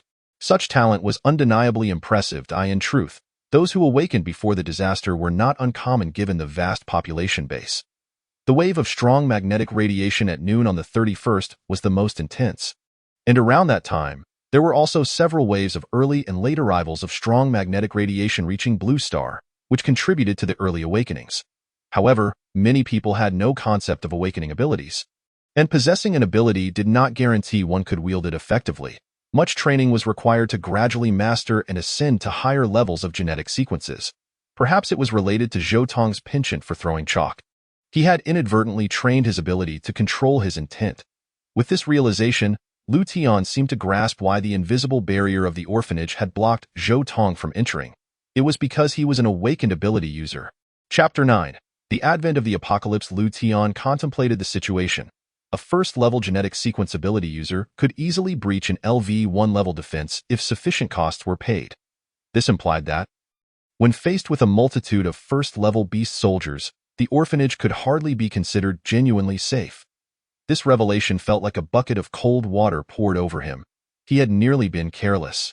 The positions of the four defensive structures, Old Lu, Xiao Lin, Xiao Ya, and Liao Kai, each guarded a corner, hiding within the invisible barrier to defend against the beast soldiers. Meanwhile, he served as the mobile force, moving wherever needed. Thus, he could also enhance the safety level of the orphanage. However, to be entirely immune to the intrusion of first-level beast soldiers, the defensive structures would likely need to be upgraded to LV2. The elevation of genetic sequence levels was no simple feat. Each level's advancement saw a 10-fold decrease in the base number. For instance, out of 100 first-level genetic sequence awakeners, only 10 would progress to the second level, and just 1 to the third. The pyramid shape of this progression was brutally harsh, as the sands of time washed away the majority. As for whether this ratio would change in this life, Lu Tian was uncertain, but the statistics from his previous life indicated this trend. Noticing Lu Tian deep in thought, Zhou Tong broke the silence, inquiring, "Lu Tian, do you know something?" "Teacher, you are correct. I do know quite a bit. However, I must emphasize that you should not question the source of my information. Just know that what I say pertains to events that are about to unfold," Lu Tian stated earnestly. In his past life, Zhou Tong's life, though brief, was remarkably brilliant. He was a person worthy of respect. At that moment, a fifth-level commander-level beast emerged from the spatial rift in a valiant effort to protect the ordinary residents of the coastal survivor base. He engaged in a fierce battle with the fifth-level blood crocodile commander, tragically losing his life in the process. A true hero, yet fate seems to conspire against those of exceptional talent, given a second chance at life. Lu Tian is determined to assist Zhou Tong, at the very least, ensuring he does not meet an untimely demise. Zhou Tong nodded, suddenly feeling a sense of unfamiliarity with the students he had known for 3 years. An intangible aura exuding a maturity and gravity that transcended his youth. Everyone harbors their own secrets, and unless one is willing to share, I shall not pry at precisely noon tomorrow. Lu Tian recounted the events of the apocalyptic disaster.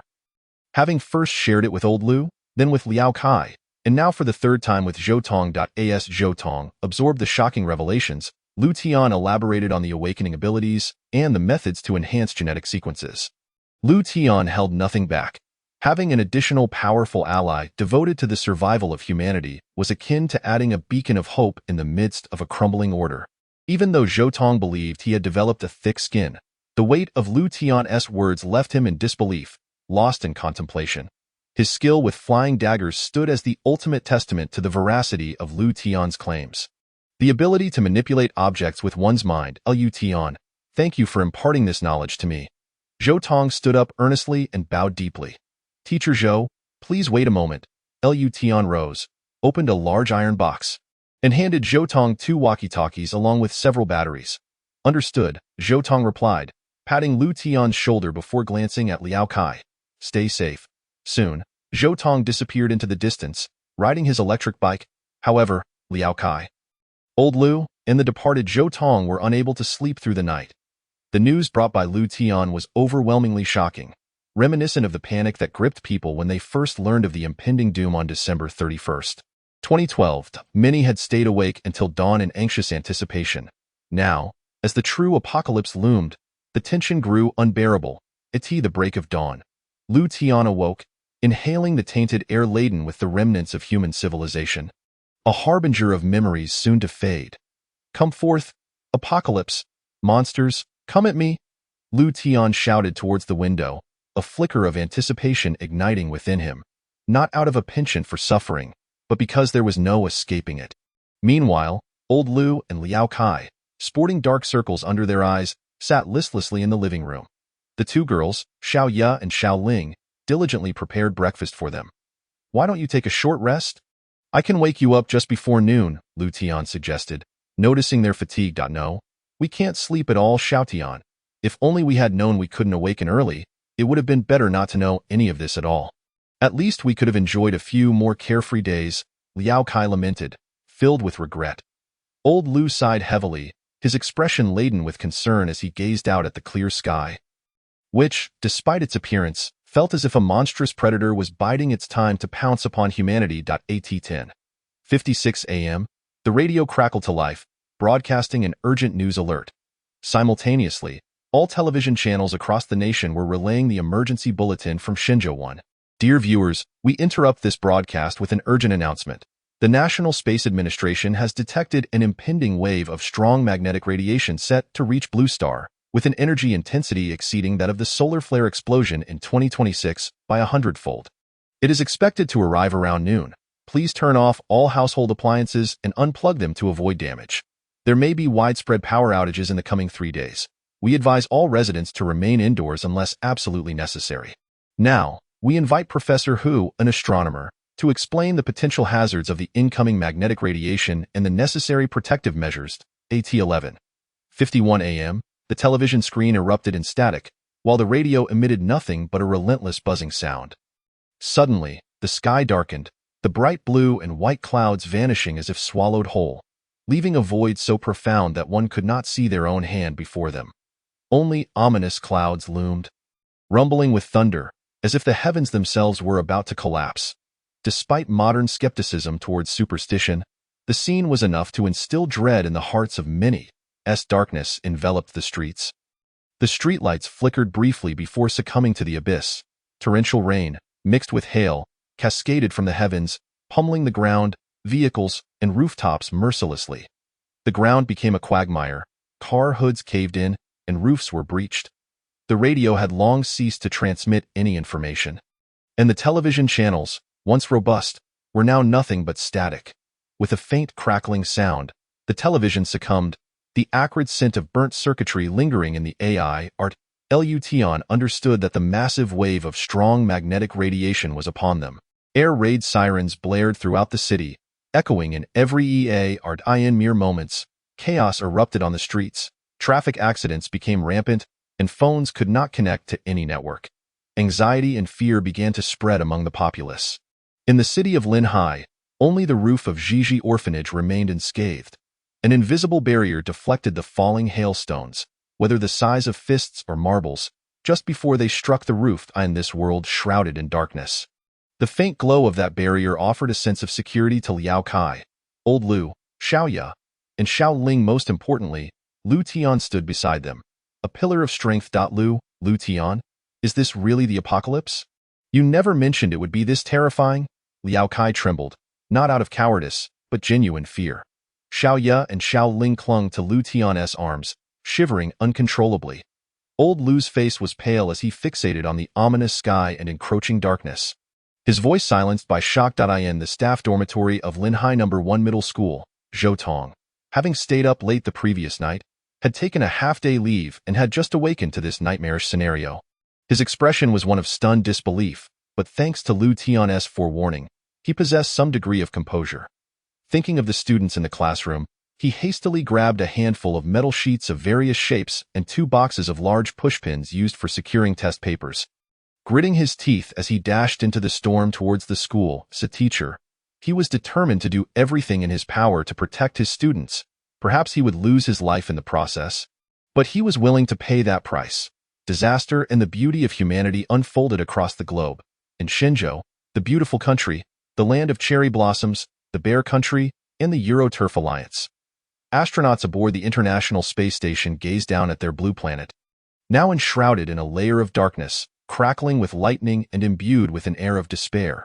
To their shock, they realized that the communication channels with the surface had been severed, and all electronic devices had failed simultaneously. As the air dwindled, their fate was sealed. They would become cold corpses, mere debris floating in the void of space. A massive fissure, thousands of meters wide and tens of thousands long, split the sky with blinding flashes. descending like a devil's blade into the territory of the land of cherry blossoms, stirring the clouds above and shattering the earth below. The dormant volcanoes, as if bestowed with the key to a demon's treasure, erupted in chaos, and the land of cherry blossoms, already situated in a seismic zone, was thoroughly disturbed. Earthquakes, volcanic eruptions, tornadoes, tsunamis, all conceivable natural disasters descended upon this wretched land. The sturdy buildings, monuments to human ingenuity, crumbled like dominoes, collapsing in waves and swallowing countless lives. Within an hour, the land of cherry blossoms lay submerged. Chapter 10. The fall of the city. The fissures did not merely afflict the land of cherry blossoms. They appeared in various locations across the globe. In the beautiful country, cities such as Golden Mountain on the west coast, Nuuk on the east coast, the Fog City of the Euro Islands, the Iron Tower Nationsly City, as well as Shinjo's imperial capital, the Magic City, and Linhai City.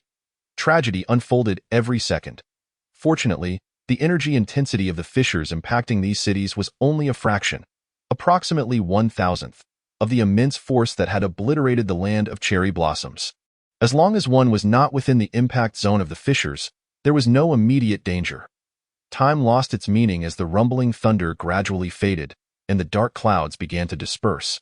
The torrential hail and rain subsiding, a ray of sunlight pierced through the thinning clouds, illuminating the world once more. The sky turned azure, the air became crisp, and a rainbow appeared in the distance. Resplendent in its beauty, it was as though the calamity of mere moments ago had never existed. The terrifying experiences felt like mere illusions, on the streets, in the fields, and across the mountains, wherever there were people, regardless of race. Tears of joy flowed freely as they believed the dreadful disaster had passed. All that remained was to await rescue, and soon they would return to their former lives. Fiji Orphanage in Linhai City. Liao Kai's tightly clenched fists involuntarily relaxed, cold sweat beading on his forehead out of sheer fright. At that moment, he finally allowed himself a rare sigh of relief. Xiao Ya and Xiao Lin, two young girls, had faces as pale as death. Upon gazing at the clear, azure sky devoid of clouds, their tense emotions began to ease slightly. However, their hands remained firmly gripping Lu Tian's arm. Old Lu turned to Lu Tian and inquired, "Xiao Tian, does that mean the monstrous creatures you mentioned will soon make their appearance?" Lu Tian's brow furrowed, his gaze fixed on the jagged tear in the sky that resembled a scar. Though he longed to assure them with a no, the scene before him mirrored that of his previous life. Countless Level 1 beast soldiers would soon leap from the rift, wreaking havoc upon the city. Indeed, preparations for battle were imperative. He hoped that no Level 2 beast soldiers would manifest. The term Level 2 beast soldiers was unfamiliar to those present. Lu Tian elucidated, "You can think of them as creatures from a game. Level 2 is significantly stronger than Level 1. With our current abilities, we should be able to withstand Level 1 beast soldiers without much trouble. But encountering Level 2 would be exceedingly dire. Oh, I sincerely hope our luck does not take such a turn," Xiaoya exclaimed. "Xiao Tian, didn't you say that after the cataclysm begins, all of humanity would awaken their abilities? Why do I feel absolutely nothing at this moment?" Liao Kai's heart raced anxiously. The awakening of abilities had undoubtedly become the spiritual pillar and assurance of survival amidst the apocalypse. Xiao Tian Gij. "I feel so dizzy, I just want to sleep," Xiaoya murmured. "Xiao Tian Gij, I feel the same. It's as if I'm suffering from a severe cold from last year. My body feels so lethargic and uncomfortable." Xiao Lin added softly. Lu Tian gently placed his hand on their foreheads, noting they felt somewhat warm, and a sense of foreboding crept into his heart. The powerful magnetic radiation brought not only a city-wide blackout, but also monsters from the rift. The awakening of human abilities and disease. This was especially lethal for the elderly and children with weakened immune systems. "Old Lu, how are you feeling?" Lu Tian asked with concern. After pondering for a moment, Lu shook his head. "I feel fine." Lu Tian felt a wave of relief wash over him. It made sense considering old Lu spent his idle days either napping in a recliner or laboring in the garden, tending to vegetables or practicing Tai Chi. Coupled with his vigorous energy from wielding a wooden stick to chase off intruders, his health likely surpassed that of many sedentary young individuals. Lu Tian led the two girls upstairs. Casually grabbing a few Snickers bars to stash in his pocket, he resolved to strengthen their bodies. Even if he couldn't directly grant them the powers of the first genetic sequence, they must at least endure the coming trials. "Xiao Tian Gij, am I going to die?" Xiaoya asked fearfully. I'm scared. Xiao Tian Gij, I don't want to leave Grandpa and you. Xiao Lin echoed, anxiety etched on their faces, possibly influenced by the atmosphere of the impending apocalypse. Lu Tian chuckled softly, playfully pinching their little noses. What are you saying about dying? With your brother here, you'll be just fine. As he spoke, Lu Tian discreetly utilized the strengthening core crystal to enhance Xiaoya's physique. Feeling energy rush into her body, while simultaneously experiencing a gnawing hunger himself, he hastily tore open a Snickers bar and gulped it down within mere minutes, feeling slightly nauseated by the consumption. The diamond-shaped tattoo on the back of his hand pulsed with energy. He proceeded to enhance Xiao Lin's body as well. Soon, the second wave of strengthening concluded. Lu Tian felt a sense of relaxation wash over him. There should not be any significant issues now. With proper rest, they would surely recover. He regretted not having strengthened their bodies sooner. Had he known this would happen. Old Lu brought 2 glasses of water along with 2 special antipyretic pills upstairs. Girls, take your medicine. Try not to think about anything. Just sleep well, and you'll be fine when you wake up. Imicham, the 2 girls obediently replied. Just then, a series of terrifying beast roars echoed from the sky outside. Capturing everyone's attention, I'll go take a look. You 2 stay inside and don't come out. Lu Tian's heart raced as he swiftly descended the stairs, seizing a nearly 2-meter-long, sharpened rebar as a weapon. Positioning himself on one of the defensive structures, scanning the horizon with vigilance, that moment, not only Lu Tian, but the beastly roars had captivated the attention of nearly all of the city's inhabitants. The enormous rift hovering in midair resembled the gaping maw of an abyss, threatening to devour the humans within the city at any moment. Merely gazing at it sent chills down one's spine. From within the inky darkness of the rift, eerie green light points emerged, shifting positions, growing increasingly larger and clearer in sight. Lu Tian tightened his grip on the rebar spear, his heart racing. He understood that each pair of those eerie green lights represented a monster. At Linhai High School, Zhou Tong had gathered all the students together, gazing upward at the sky. After a brief period of chaos, he had become their pillar of strength, tightly gripping a thin metal sheet and a box of large-headed pins. These humble weapons were his only means to confront the apocalyptic beasts Lu Tian had spoken of. Some students recalled the survival guide they had seen in the Penguin Group last night, during which they had mocked Lu Tian and Liao Kai for fabricating stories to take a leave of absence. Now, despair and terror spread through their hearts. Is this the apocalypse? Am I going to die? I am scared. I'm so frightened. Daddy, Mommy, please come save me. I don't want to die. Teacher Zhou, will the monsters really leap out from the rift and devour us?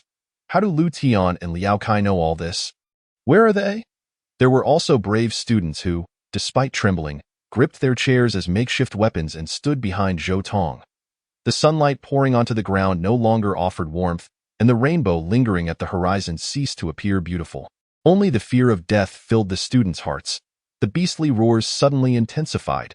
If the earlier sounds had seemed to echo through a long tunnel, creating an illusion of distance and relative safety, the current roars were as if they were right beside them, ready to tear the very fabric of existence apart. 1 monster, 2 monsters, 3 monsters. Countless beasts emerged, some resembling felines, others canine, while many bore wings, and others were entirely unrecognizable in form. They leapt from the rift, lunging towards the earth below. Roar, roar, roar. The beastly cries reverberated through the that moment. People finally comprehended that the eerie green light points represented the eyes of these creatures. Terrifying beings that sent shivers down their spines. With a thunderous crash, the first beast landed, its once eerie green eyes turning crimson in the shadows, lifting its head and baring sharp fangs as it charged towards the crowd. Panic, despair, and screams filled the air, a pungent scent of blood enveloping the city. Help! Help! A monster! It's a monster! Run! Mommy! Mommy! Dear! Run!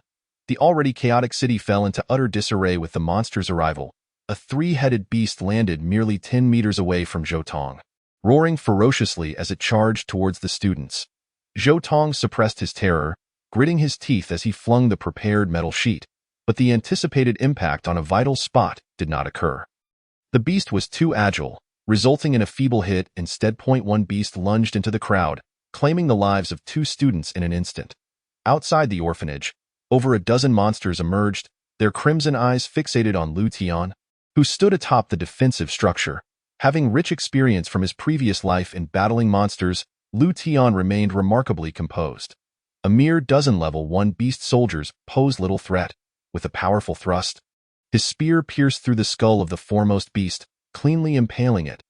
The remaining monsters were thwarted by an invisible barrier, unable to truly reach Lu Tian. He felt assured. Withdraw the spear, thrust again. Withdraw and thrust again. He continued this rhythmed eye in the 3-story building. Old Lu and Liao Kai looked on in astonishment at the scene unfolding before them. Those monsters, even the smallest, were the size of tigers and exceedingly terrifying. Under normal circumstances, humans stood little chance in close combat. However, under Lu Tian's spear strikes, one beast after another fell, their terrifying forms resembling lambs awaiting slaughter. In just 2 or 3 minutes, they all lay lifeless. Is this the power that comes with awakening abilities? Liao Kai pondered in a Lu Tian's swift and decisive eradication of the monsters could be attributed to the strength amplification from his awakened first genetic sequence. But even more crucial was his prior experience in battling these creatures, knowing their weaknesses and overcoming fears. Otherwise, such rapid slaying would have been impossible.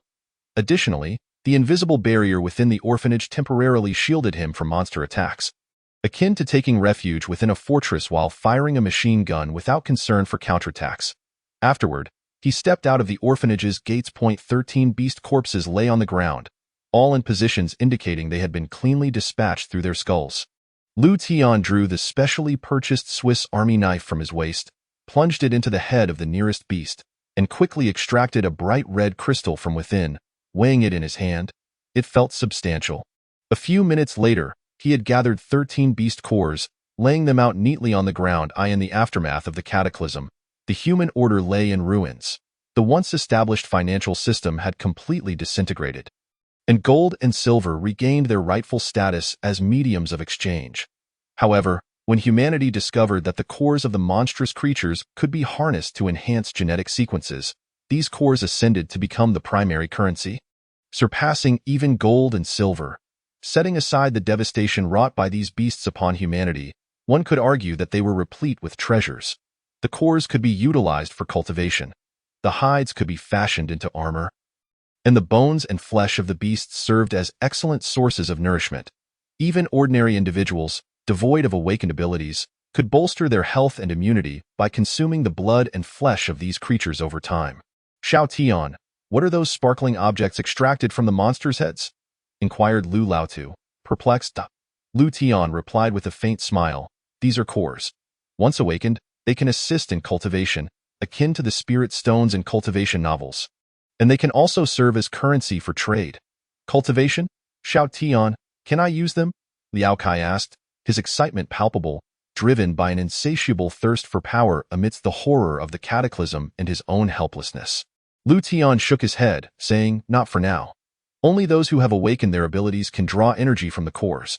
There's no rush. I will explain more about the cores later. For now, let us drag these monster carcasses into the courtyard. They are valuable resources. Disappointment washed over Liao Kai, yet he understood the futility of forcing such matters and sighed helplessly. Lu Tian patted Liao Kai's shoulder in a comforting gesture. Kaizi, do not be overly anxious. The awakening of abilities depends on one's physical constitution. Some awaken early, while others awaken later. You still have your chance. Liao Kai recognized Lu Tian's attempt to console him, nodded in agreement, and fell silent. The monster corpses were heavy, while Lu Tian, endowed with immense strength, found the task relatively easy. Lu Laotu and Liao Kai struggled greatly. Lu Tian did not intervene, for the harsh realities of survival in this new world would soon become the norm, and early adaptation to such a lifestyle would only be beneficial. The monster bodies were systematically arranged in a line, and Lu Tian began the process of dissection, instructing Liao Kai and Lu Laotu to observe and learn. Xiao Tian, can we eat the flesh of these monsters? Liao Kai instinctively recoiled at the gruesome scene. Lu Tian's actions were self-explanatory, yet Lu Laotu was baffled by where Lu Tian had acquired such skills. Finding it quite extraordinary, Lu Tian nodded and smiled. Of course we can eat it. With the breakdown of order, once our current provisions are exhausted, We will have to rely on the flesh of these monsters to sustain ourselves. Liao Kai nodded, albeit with a hint of confusion, while Lu Laotu returned from the kitchen with 2 knives, handing one to Liao Kai. The 3 worked together, significantly increasing their efficiency. Unlike the bountiful butchering at the orphanage, the scene at Linhai No. 1 High School had transformed into a bloody battleground.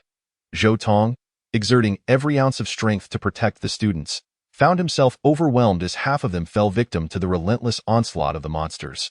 Blood stained the ground, mingled with severed limbs scattered about.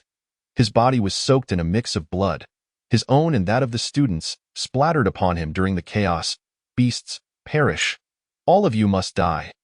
Zhou Tong's eyes burned with fury, wild with rage. After an exhausting hour of battle, his newly awakened first-tier genetic sequence felt more than strained. The initial 3 monsters he had faced lay dead at his feet. Yet 5 more had emerged. The casualties had escalated beyond comprehension. Zhou Tong pushed through the exhaustion. Retreat was not an option. He had no escape route. Come on, damn it. It was uncertain whether the monsters were intimidated by Zhou Tong's madness, but they retreated after a few low growls. Despite his fatigue, Zhou Tong remained vigilant. However, he could no longer endure. After a few more minutes, his balance faltered, and he collapsed to the ground. Liu Tian completed the dissection of 1 monster, neatly arranging the separated flesh and skin on the ground, covered with plastic sheeting. He glanced in the direction of Linhai No. 1 High School, pondering the situation within the school. Though he held such thoughts, Liu Tian had no intention of rushing to assist. He was merely an ordinary person, incapable of heroics, nor did he wish to be one. Heroes often met untimely ends, and what did it matter if they were remembered by countless others? Death was still death. Xiao Tian, are you worried about our school? Liao Kai shared the same concern. Liu Tian nodded silently, continuing his work on the 2nd monster. He was acutely aware of his own abilities. Although he had awakened the first-tier power attribute and possessed ample experience in dealing with monsters, this very awareness made him more cautious, as the saying goes, when one is at their wit's end. The initial surge of monsters during the cataclysm was terrifyingly abundant. His ability to eliminate the dozen monsters surrounding the orphanage had, in some measure, safeguarded the nearby residents. Alas!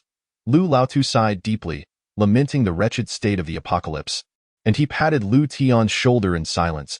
As time passed, human armed forces began to show their effectiveness. The sounds of gunfire echoed through the city. The monsters no longer slaughtered humanity unopposed. Although the effects of containment were not particularly pronounced, at least the chances of survival had increased. It was only then that Liu Tian exhaled a heavy sigh, feeling a slight easing of tension within him. However, he recognized that this state of affairs could not last long, especially with the impending arrival of 2nd-tier and 3rd-tier beasts, and even more formidable monsters. The nightmare would persist. The strong magnetic radiation had resulted in the widespread destruction of electronic devices globally, meaning any weaponry containing a chip was rendered inoperative without Faraday protection. Consequently, large-scale weaponry, such as cluster bombs and missiles, would be nothing more than useless scrap metal until repaired, leaving only conventional mechanical low-lethality weapons available for use. Moreover, the countless humans remaining in the city could hardly wield such weapons. Liu Tian gazed upon the now pitch-black city, contemplating, I will go take a look. Lu Laotu, Liao Kai, should any monsters appear around the orphanage? Remember this, do not venture beyond the boundaries of the walls. As long as you remain inside, the monsters cannot breach the defenses. After a moment's thought, Liu Tian retrieved a pair of walkie-talkies from a large metal box, installed batteries, and tested their functionality. Maintaining contact with the orphanage would provide him with a greater sense of security. ZZZ. The strong magnetic radiation had yet to dissipate entirely, but shortwave communication was still feasible. Xiao Tian, where are you going? Lu Laotu and Liao Kai were taken aback, uncertain of Liu Tian's intentions, especially since he had been resolute about staying home just hours earlier. Liu Tian explained, I am going to the school. It has been 12 hours since the full outbreak of the cataclysm. The monsters are living beings too, and they will grow weary. It is relatively safe now. Do not worry about me. I cannot guarantee rescuing others, but I can ensure my own safety. This decision weighed heavily on Liu Tian. He could not shake the concern for his teacher, Zhou Tong, a man whom Liu Tian had regarded as a hero in his past life. If his presence could provide any assistance, he felt compelled to try. Xiao Tian, Be careful, Lution vanished into the darkness, moving through the shattered remnants of the city illuminated only by moonlight, the chilling roars of beasts echoing in his ears. Yet he pressed on toward Linhai No. 1 High School. Chapter 12. The young soldiers guarding the school. Before long, Lution arrived at the gates of Linhai No. 1 High School. Though it was still night, the area was notably bright, not from artificial lights, but from numerous bonfires. From a distance, he could hear the muffled sobs of students. These 12 hours had undoubtedly marked the most significant upheaval in their lives. Yet this was merely the beginning. Reflecting on his past life, Lution realized he had once been among them. Later, under the calls of the municipal government and military, the Linhai Survivor Base was established. While working on construction sites, Lution discovered that his strength surpassed that of ordinary individuals, revealing that he had awakened a power attribute. It was from that moment onward that the trajectory of his life began to shift. He joined the monster hunting team, facing life-and-death situations repeatedly, gradually growing stronger, even carving out a place for himself within the Linhai Survivor Base. However, where there are people, there exists a society, and even in the apocalypse. This truth remains unchanged. Those incompetent fools in positions of power sullied the base, which had once held the hope of an entire city, with their malevolence. The first fifth-tier commander-level monster to appear outside the base led to Zhou Tong's death, transforming the base into a hellscape. Lution departed, becoming a lone wolf, ultimately growing strong enough to awaken the fifth-tier genetic sequence. Then, during a hunt for monsters, he encountered a sixth-tier lord-level creature, the red-tailed two-headed wolf. He sought refuge in a cave, where a diamond-shaped crystal flashed and fused with his body, granting him rebirth. The memories of the past flowed through his mind like rushing water, leaving him at a loss for words regarding the emotions they evoked.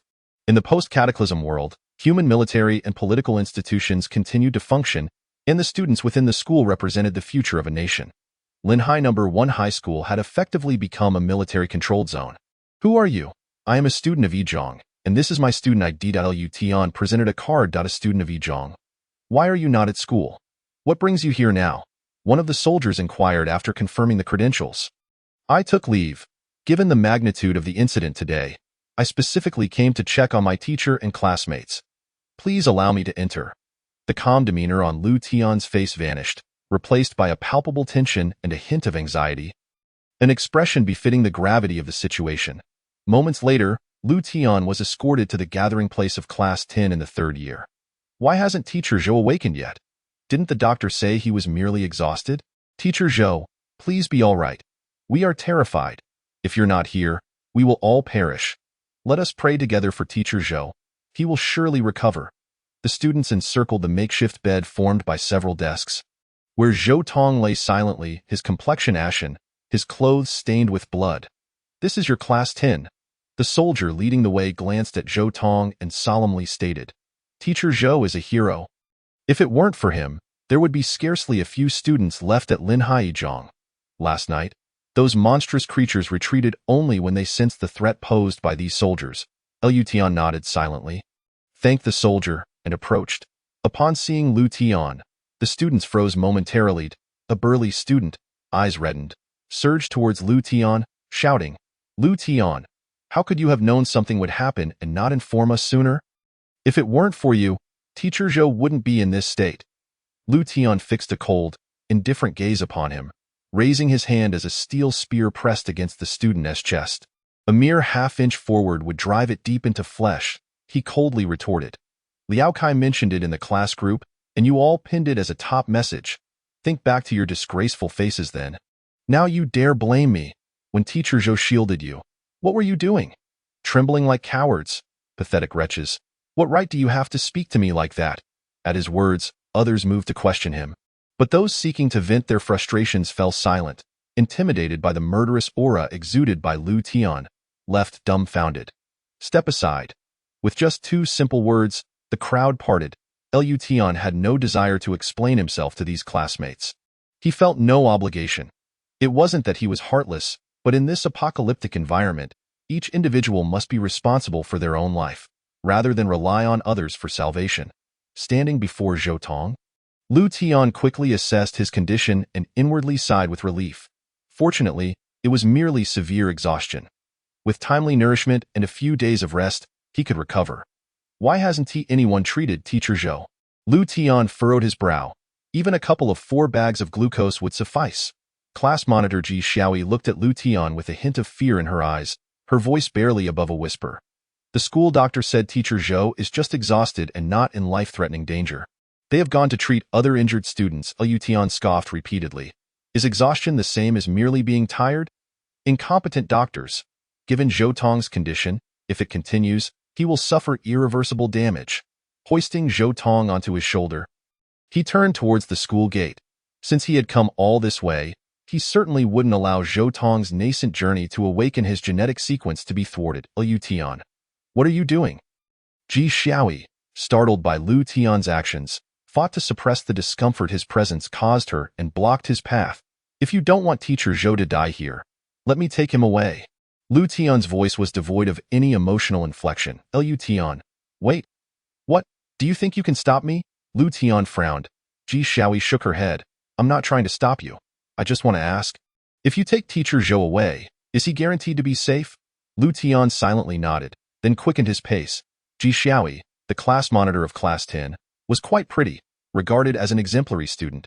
However, Lu Tian felt no particular interest in her. Beauty mattered little in this harsh new world. Only by becoming an awakened one, possessing the ability to combat monsters, could one hope to wield even a modicum of control over their fate.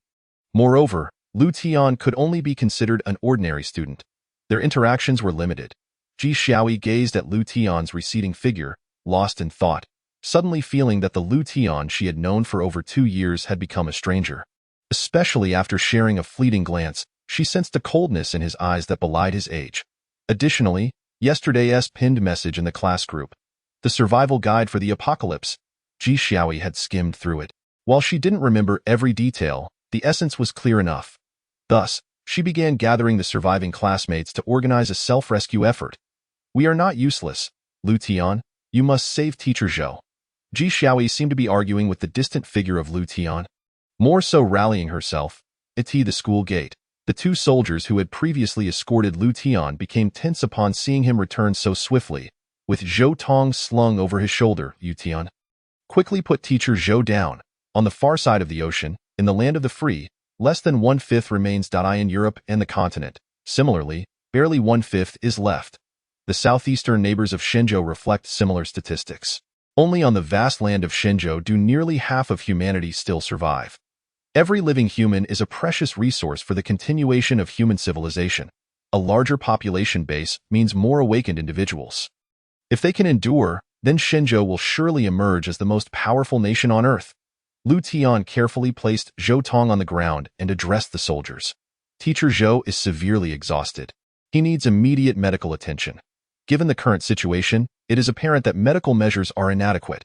Fortunately, I have medicine and ample food at home. Rest assured, I reside just 2 kilometers away at the Zhiha orphanage. There, Teacher Zhou will receive the best care. The 2 soldiers exchanged glances before responding. Lu Tian, Teacher Zhou is a hero. We cannot make this decision alone and must consult our superiors. Please wait a few minutes. The soldier who had previously escorted Lu Tian to class hurried away. Lu Tian did not rush to leave, understanding their position. At this moment, another soldier pointed with concern to the spear in Lu Tian's hand. A rare smile of gratitude flickered across Lu Tian's face. These valiant soldiers, even in the direst circumstances, thought first of the lives of the common people rather than their own safety. Thank you for your kind offer. But this iron rod is sufficient to deal with the monsters. A young man in his early 30s approached swiftly, bearing the insignia of a second lieutenant. He was likely a squad leader. The soldiers had already reported Lu Tian's words to him without preamble. Is Teacher Zhou's condition serious? Do you have medicine at home to treat him? Lu Tian nodded affirmatively. Yes, squad leader. The young man pondered for a moment before issuing orders to the 2 soldiers. Zhao Wu, Zheng Song, I command you both to escort Lu Tian and Teacher Zhou to the Zhiha orphanage. Even if it costs you your lives, ensure their safety. Can you do that? We guarantee to complete the mission. Zhao Wu and Zheng Song replied resolutely, their determination to fulfill their duty unwavering. Lu Tian could only smile. Teacher Zhou's condition was critical, and they should leave swiftly. Zhao Wu led the way, with Zheng Song bringing up the rear. Protecting Lu Tian and Zhou Tong, their figures swiftly vanishing from the glow of the bonfire. The 2-kilometer journey, if uneventful, would take no more than 20 minutes on foot. However, given the unclear circumstances and the enveloping darkness, they proceeded with extreme caution. Suddenly, a sound akin to falling bricks echoed. Zhao Wu and Zheng Tsong, on high alert, gripped their Type 81 rifles, their barrels trained on the surroundings. Lu Tian, take good care of Teacher Zhou. If anything happens, don't worry about us and just run. In the darkness, a pair of eerie green eyes appeared, accompanied by a low, guttural growl. Under the not-so-bright moonlight, a monstrous beast, as large as a yak, bared its chilling fangs, exhaling a frigid mist, its emerald eyes fixated on Lu Tian and the others, licking its lips. Move quickly, Zheng Tsong shouted, simultaneously pulling the trigger. The 2 Type 81 rifles roared to life, their destructive firepower lighting up the night. Bang, bang, bang. The gunfire resonated loudly, echoing through the night, carrying far and wide. Lu Tian inwardly cursed. These monsters did not possess acute hearing for nothing. Their hearing was second only to their sense of smell. If they did not retreat quickly, they would soon find themselves surrounded by a horde of monsters. Go. Lu Tian remained silent, a decision forming in his mind. He was not a bleeding heart, but he could not turn a blind eye to suffering, especially since the actions of the 2 soldiers were solely to ensure his and Zhou Tong's safe departure. That was simply his character. If you treat me well, I will repay you tenfold. And vice versa. Lu Tian stepped forward from the rear, grasping Zheng Tsong, who was positioned slightly further back, and placed the burden of Zhou Tong beside him. What the hell, Lu Tian? Have you lost your mind? Zheng Tsong exclaimed, nearly frantic. Ignoring him, Lu Tian advanced further, halting Zhao Wu, who was still firing his weapon. Hold your fire. It's impossible to hit a vital point. It's unlikely to inflict any damage. You all take care of Teacher Zhou. I shall take it upon myself to vanquish this beast. His voice was not loud, yet it emanated an undeniable aura of authority that brooked no dissent. In their exchanged glances, Lu Tian stood resolute with a spear in hand, its tip aimed at the gaping maw of the monstrous creature, unyielding. The beast was immense, whereas Lu Tian appeared diminutive, despite wielding a 2-meter-long spear. He resembled an ant challenging an elephant. Nonetheless, an inexplicable sensation enveloped Zheng Tsong and Zhao Wu, suggesting that perhaps Lu Tian was not merely flailing about aimlessly. Lu Tian. Suddenly, Lu Tian sprang into action, his feet launching against the ground, causing the smooth concrete surface to buckle under the force of his leap. He soared a height of 7 or 8 meters, covering a distance of 4 to 5 meters, with the spear's tip descending accurately toward the monster's forehead. The creature's crimson eyes reflected disdain. Its tough hide was impervious, with even standard rifle bullets struggling to breach its skull. A mere human wielding a makeshift weapon dared to defy it. Prey ought to understand its place. With a thunderous roar, the beast unleashed its fury, intent on shredding the insolent human before it and devouring him whole. The spear pierced through the creature's fur, meeting the formidable skull beneath. Yet, bolstered by the reinforced nuclear crystal, the spear, now at LV1 grade, penetrated effortlessly, enhanced by Lu Tian's immense strength. In mere moments, the once fearsome beast that had threatened to consume him lay defeated, its skull punctured. With swift precision, Lu Tian withdrew the spear and employed a fortified Swiss knife to cleave through the beast's head, extracting a jade-green brain core. He wiped the blood from the core against the monster's pelt and casually pocketed it. Zhao Wu and Zheng Tsong stood in stunned silence.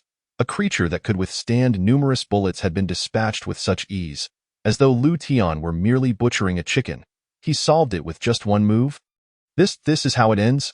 And what was that crystalline object Lu Tian extracted from the creature's brain? Suddenly, realization dawned upon them. Lu Tian had leapt a height of 7 or 8 meters and executed a skillful thrust of the spear midair. Though the action appeared simple, it was far from within the reach of ordinary individuals. They recalled Zhou Tong's incredible feat of single-handedly contending with nearly 10 monsters. Could it be that Lu Tian, like Zhou Tong, possessed extraordinary abilities? As of now, terms like awakening and ability users were known to few. Much of the information remained classified, and no one had informed them of the transformations that Zhou Tong and Lu Tian had undergone, which were indeed due to the powerful magnetic radiation. 3 days hence, military shortwave communications would be restored, and such secrets would eventually surface, in the following month. An increasing number of individuals would awaken abilities, forming the backbone of the resistance against the monstrous invasion. If this wave of first-level beast soldiers was the extent of the threat, they might just endure this calamity. However, reality often proved harsh. A month later, second-level beast soldiers would descend upon Blue Star. From every conceivable perspective, Lu Tian's displayed combat prowess left Zhao Wu and Zheng Tsong in awe. Gentlemen, we should not linger here. Lu Tian silently lamented the squandered opportunity of the beast's carcass. All right then, he hoisted Zhou Tong back onto his shoulder, and the group once more vanished into the shadows. Lutan led the way, his stamina remarkable. Even while carrying another person, he moved with remarkable swiftness. 10 minutes passed, and they found themselves outside the orphanage's entrance. Just before stepping inside, Lu Tian contemplated denying Zhao Wu and Zheng Tsong entry. Ouch! Zheng Tsong, walking slightly ahead, collided with an invisible barrier, tumbling to the ground in confusion. Zheng Tsong, what happened? Zhao Wu quickly helped him up. Zheng Tsong looked ahead, puzzled, strange. I clearly ran into something. Yet there was nothing there. Welcome, gentlemen. This is my home. Please, come in. Lu Tian discreetly issued a command in his mind to the ethereal image of the orphanage, permitting the two to enter. This simple test had yielded results. It indicated that the orphanage held absolute dominion over him and could actively intercept anyone he did not recognize, rendering them unable to enter. Moreover, for awakened individuals, there existed a passive interception capability, as evidenced when Zhou Tong had been barred entry the previous night. Might have twisted my ankle. No worries. Let us head inside. I'll support you. Do be careful. Zhao Wu's face bore concern. This was no time for minor injuries, especially amidst the looming threat of formidable beasts. As soon as Lu Tian stepped out of the orphanage, Old Lu and Liao Kai awaited anxiously at the entrance. Upon seeing Lu Tian, they collectively exhaled a sigh of relief. Little Tian, is this teacher Zhou? What has happened to him? Liao Kai gasped, noticing Zhou Tong sprawled on the couch, smeared in blood, his complexion ashen. Teacher Zhou single-handedly faced nearly 10 beasts to protect the students, and his physical condition has deteriorated severely, Lu Tian explained. While munching on a Snickers bar, though it was unappetizing, it was the quickest source of energy available. Once the diamond-shaped tattoo indicated that he had replenished his energy, he immediately set about enhancing Zhou Tong's body. Although it would not significantly aid in the awakening of Zhou Tong's genetic sequence, it would bolster his physical strength. Old Lu, Kai, please assist by procuring a beast's heart. Blend it into a puree using a food processor, then simmer it. Teacher Zhou's body is currently feeble and requires nourishment. Understood, we shall commence at once. Without hesitation, Old Lu and Liao Kai began their task. While they were curious about the identities of the two soldiers who had accompanied Lu Tian, now was not the time for inquiries. Feel free to make yourselves comfortable and don't rush off. You should try some of the beast heart meat. It will be beneficial for you, Lu Tian. Are you suggesting that the beast heart meat is? Indeed, it is precisely as you imagine. If beasts can consume us humans, why shouldn't we be able to consume them in turn? The beast is a treasure trove, particularly the heart, which is replete with essence and nourishment. This question had lingered in their minds for quite some time. Lu Tian anticipated their inquiry. Hence, he stated, the most valuable treasures from beasts are the brain cores. As he spoke, he placed the previously extracted jade green brain core on the nearby table.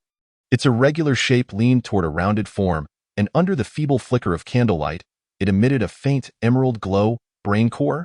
The two men clearly had never encountered this term before, having been intrigued when Lu Tian had extracted the green crystal from the creature's skull. Gentlemen, please don't stand there. Take a seat. Lu Tian smiled, gesturing for them to sit, then weighed the brain core in his hand as he continued. I mentioned earlier that beasts are laden with treasures, but the two most precious are the brain core and the heart. The brain core harbors energy suitable for human absorption, while the heart contains a wealth of vital essence. Naturally, the blood, flesh, skin, and bones of the beast also serve as excellent supplements. Absorb the energy contained within? How does one do that? The two men's excitement was palpable as they pressed for an answer. A company of soldiers typically numbered around 100, and if 10 were to awaken their abilities, it would expedite their mastery of those powers without the need for prolonged exploration. This was indeed a boon, especially since Linghai No. 1 High School was in close proximity to the orphanage. Should a large-scale monster incursion occur, they would not be left to fend for themselves. The absorption of brain core energy requires certain prerequisites. One must be an awakened ability user, LUT-ON. When you refer to awakened ability users, are you implying Teacher Zhou's formidable strength against nearly 10 monsters, as well as your own capability to leap and deliver a fatal blow to that beast? Both men's eyes gleamed with fervor. If everyone could possess strength akin to Zhou Tong or Lu Tian, what threat could the monsters pose? Their hearts yearned to become such powerful beings, rather than merely clutching firearms that could barely penetrate the monsters' hides.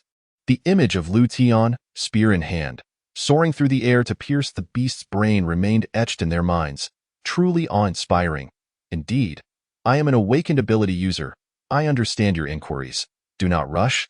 I shall explain everything thoroughly. Lu Tian proceeded to elucidate fundamental concepts, such as the reasons behind human awakenings, how to harness energy from brain cores for enhancement, and the myriad benefits that the brain cores and flesh of beasts offered to humanity.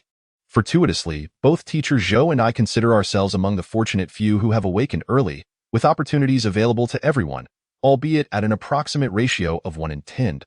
Zhao Wu and Zhang Tsong find themselves at a loss for words to articulate their inner exhilaration.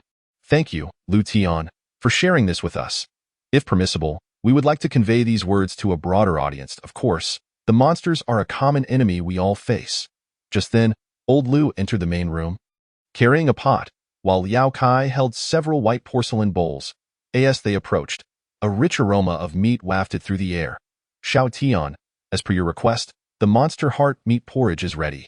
Old Lu placed the pot on the wooden table. Lu Tian glanced into the pot, nodding in approval. The flavor was exquisite, reminiscent of his memories. The 13 monsters regarded Lu Tian and his companions as their first meal upon landing on Blue Star. Yet they never anticipated that not a single one would be consumed.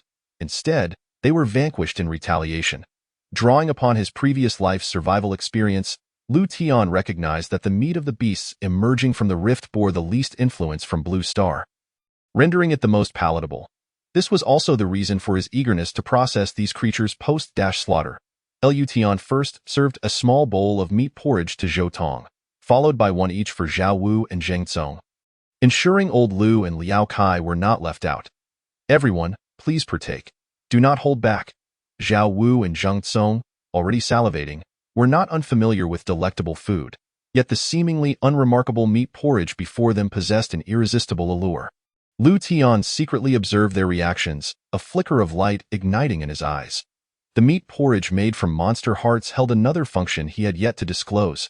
However, for humans with awakening potential, food derived from monster hearts, rich in vital energy, exerted an instinctive attraction. Strong magnetic radiation could trigger genetic mutations, awakening hidden attributes within their genetic sequences, and stimulating these latent properties required immense biological energy. The monster hearts, brimming with high vital energy, were undoubtedly the best remedy. Without a doubt, once Xiao Wu and Zhang Tsong consumed the porridge, they would likely approach the critical threshold for awakening their genetic sequences. Whether they could awaken immediately would depend on their physical constitutions. Delicious. Lu Tian, may I have another bowl? Zhao Wu wiped his mouth, still yearning for more. Lu Tian, however, shook his head with a smile. It's not that I am unwilling, but rather that excessive consumption may lead to adverse effects. Take a moment to appreciate the changes in your body. Zhao Wu was somewhat perplexed, yet with Lu Tian's statement, he felt disinclined to press further. He gently closed his eyes, sensing a peculiar energy surging within him, warm and inviting, even provoking an urge to shed his heavy outer garment. Zhang Tsong set his bowl down, mimicking Zhao Wu's gesture, earnestly attuning to his own sensations. His experience diverged from Zhao Wu's. Instead of warmth, he felt an unusual heaviness within him. Yes, it was strength. Perhaps it was an illusion, but it felt as though a single punch could obliterate a fearsome tiger. Lu Tian, possessing awakening capabilities of the first genetic sequence from his past life, could immediately discern that these two were unlikely to escape awakening their genetic sequences. Gurgle. After consuming a bowl of meat porridge, Liao Kai felt utterly stuffed, akin to someone who had entered a buffet with determination yet exited in a state of discomfort. How curious. It was merely a small bowl. Why do I feel this way? Xiao Tian, should I also seek to feel the changes in my body? Liao Kai inquired, feeling quite bloated. Are you truly feeling bloated?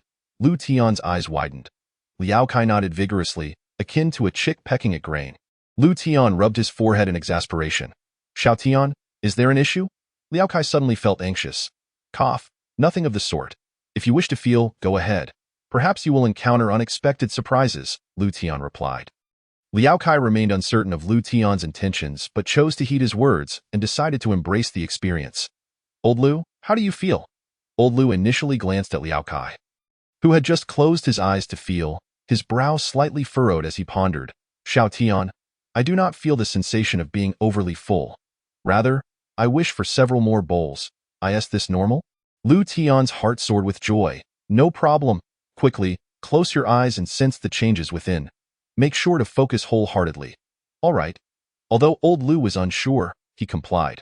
His grandson was becoming increasingly inscrutable.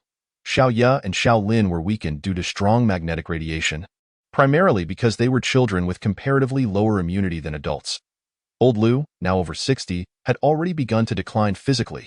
If he were an ordinary elderly man, his condition would likely be worse than theirs. Yet, Old Lu not only remained unscathed but appeared poised to become one of the first to awaken the first genetic sequence, a prospect that filled Lu Tian with elation. Among the people he cherished most in this world were Old Lu, Xiao Ye, and Xiao Lin, followed by his close friend Liao Kai. In this post-apocalyptic world, those who awakened their genetic sequences not only possessed elevated social status and formidable strength but, most importantly, enhanced survival capabilities. Amidst his joy, Lu Tian cast a glance at Liao Kai, feeling a twinge of concern. Given Liao Kai's current state, it seemed unlikely he would awaken. The energy contained in the monster heart meat porridge was akin to the fundamental glucose required for human sustenance, readily absorbable for those eligible for awakening. Liao Kai's discomfort stemmed from his body's inability to absorb even this basic energy. The porridge remained stagnant in his stomach, resulting in significant bloating. Lu Tian refrained from voicing this concern, fearing it might discourage Liao Kai.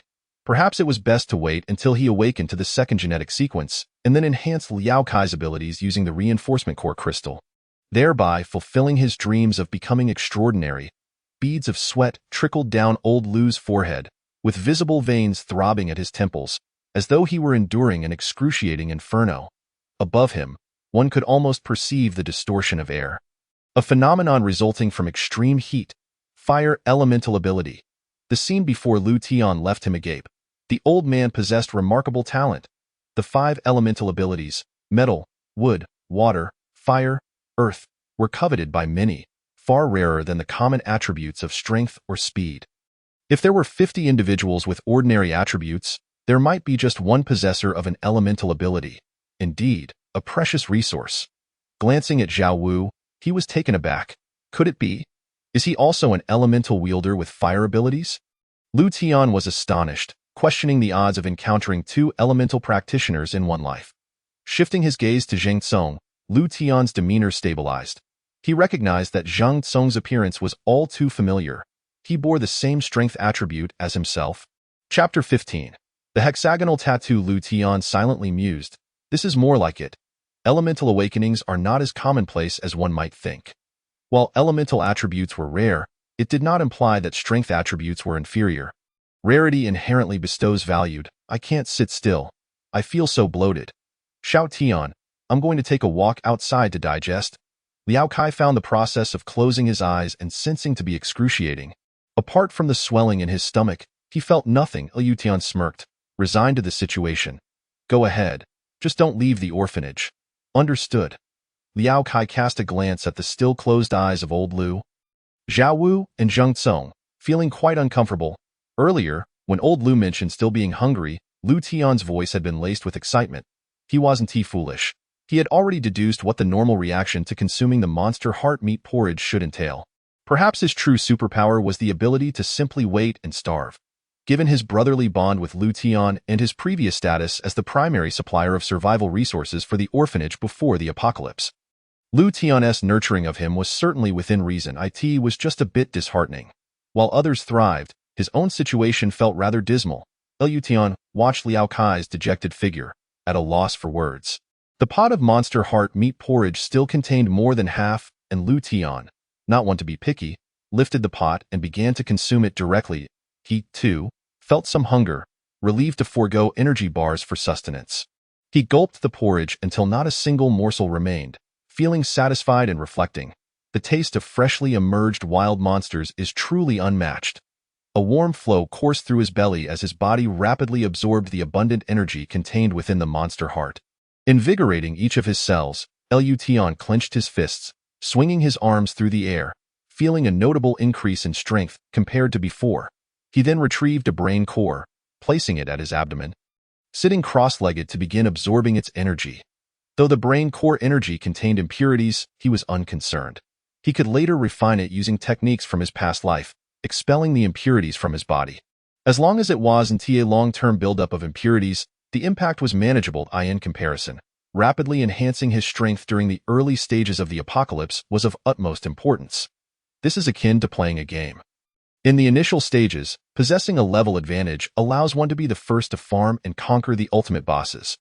The benefits derived from achieving first kills can accumulate indefinitely in the later stages, rendering one virtually invincible. Lution believes that with the assistance of the enhanced core crystal, which includes the enigmatic Miss Ling, he essentially possesses a cheat.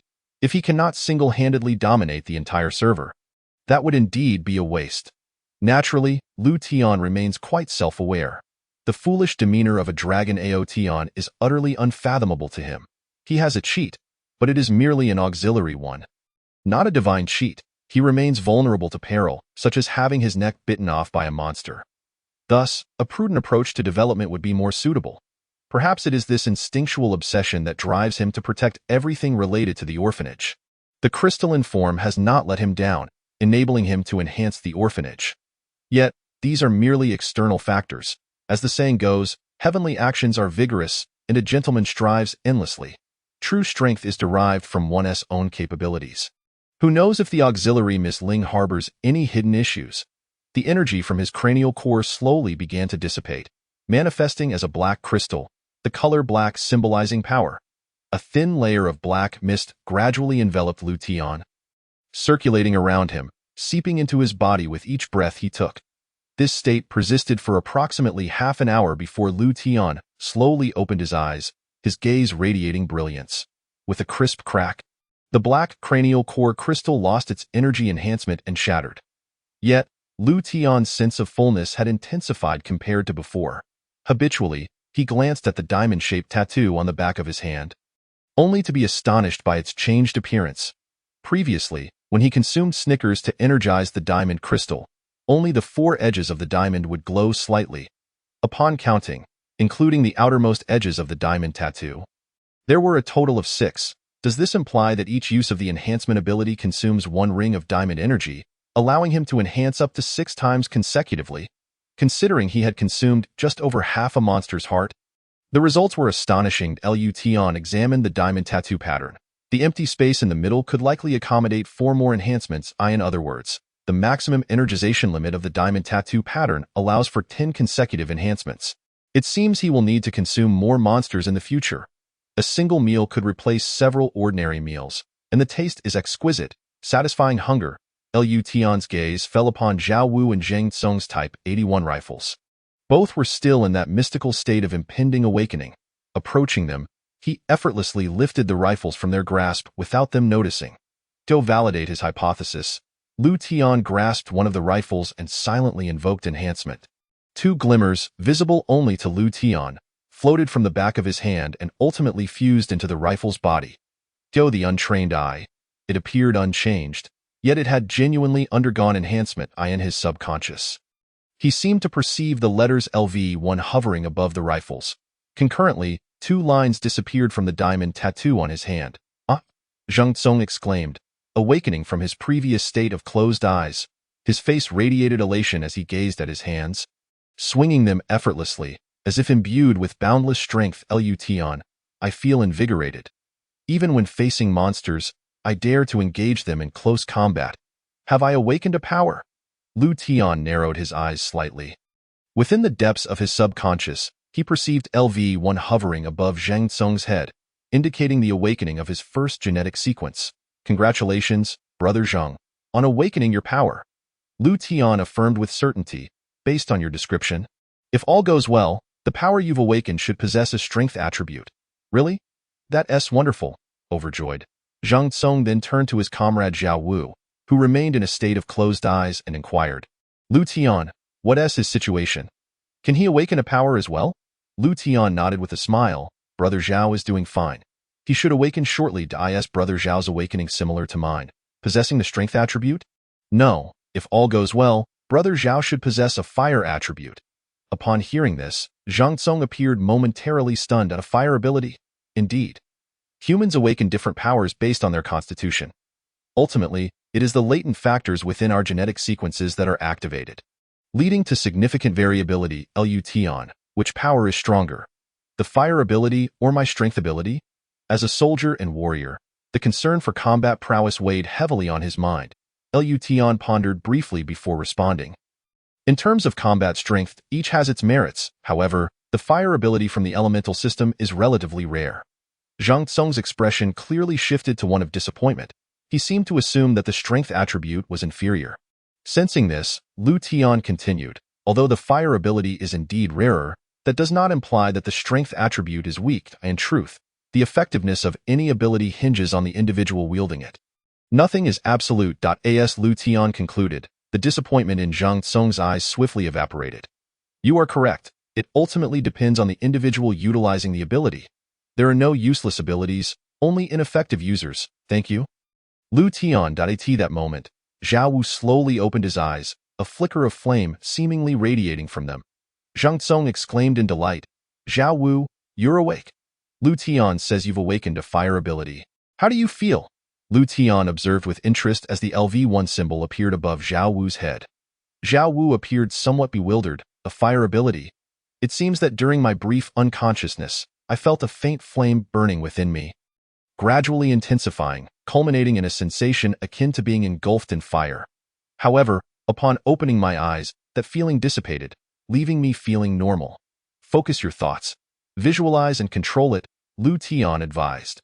The elemental abilities typically maintain a tranquil state before being unleashed. They do not provide the immediate feedback that strength attributes do. Especially at the onset of awakening, if one does not comprehend how to utilize it, there exists a significant risk of remaining dormant for an extended period or experiencing extreme agitation. Zhao Wu's condition fell into the former category. Attempting to visualize the flame, Zhao Wu concentrated, envisioning it manifesting in his hand. Suddenly, a wave of heat surged through his right hand as flames materialized in his palm. Swaying gently in the breeze, fire! Zhao Wu exclaimed in delight. However, his joy was short-lived, as the flames became unbearable, prompting him to frantically shake his hand in an attempt to extinguish them.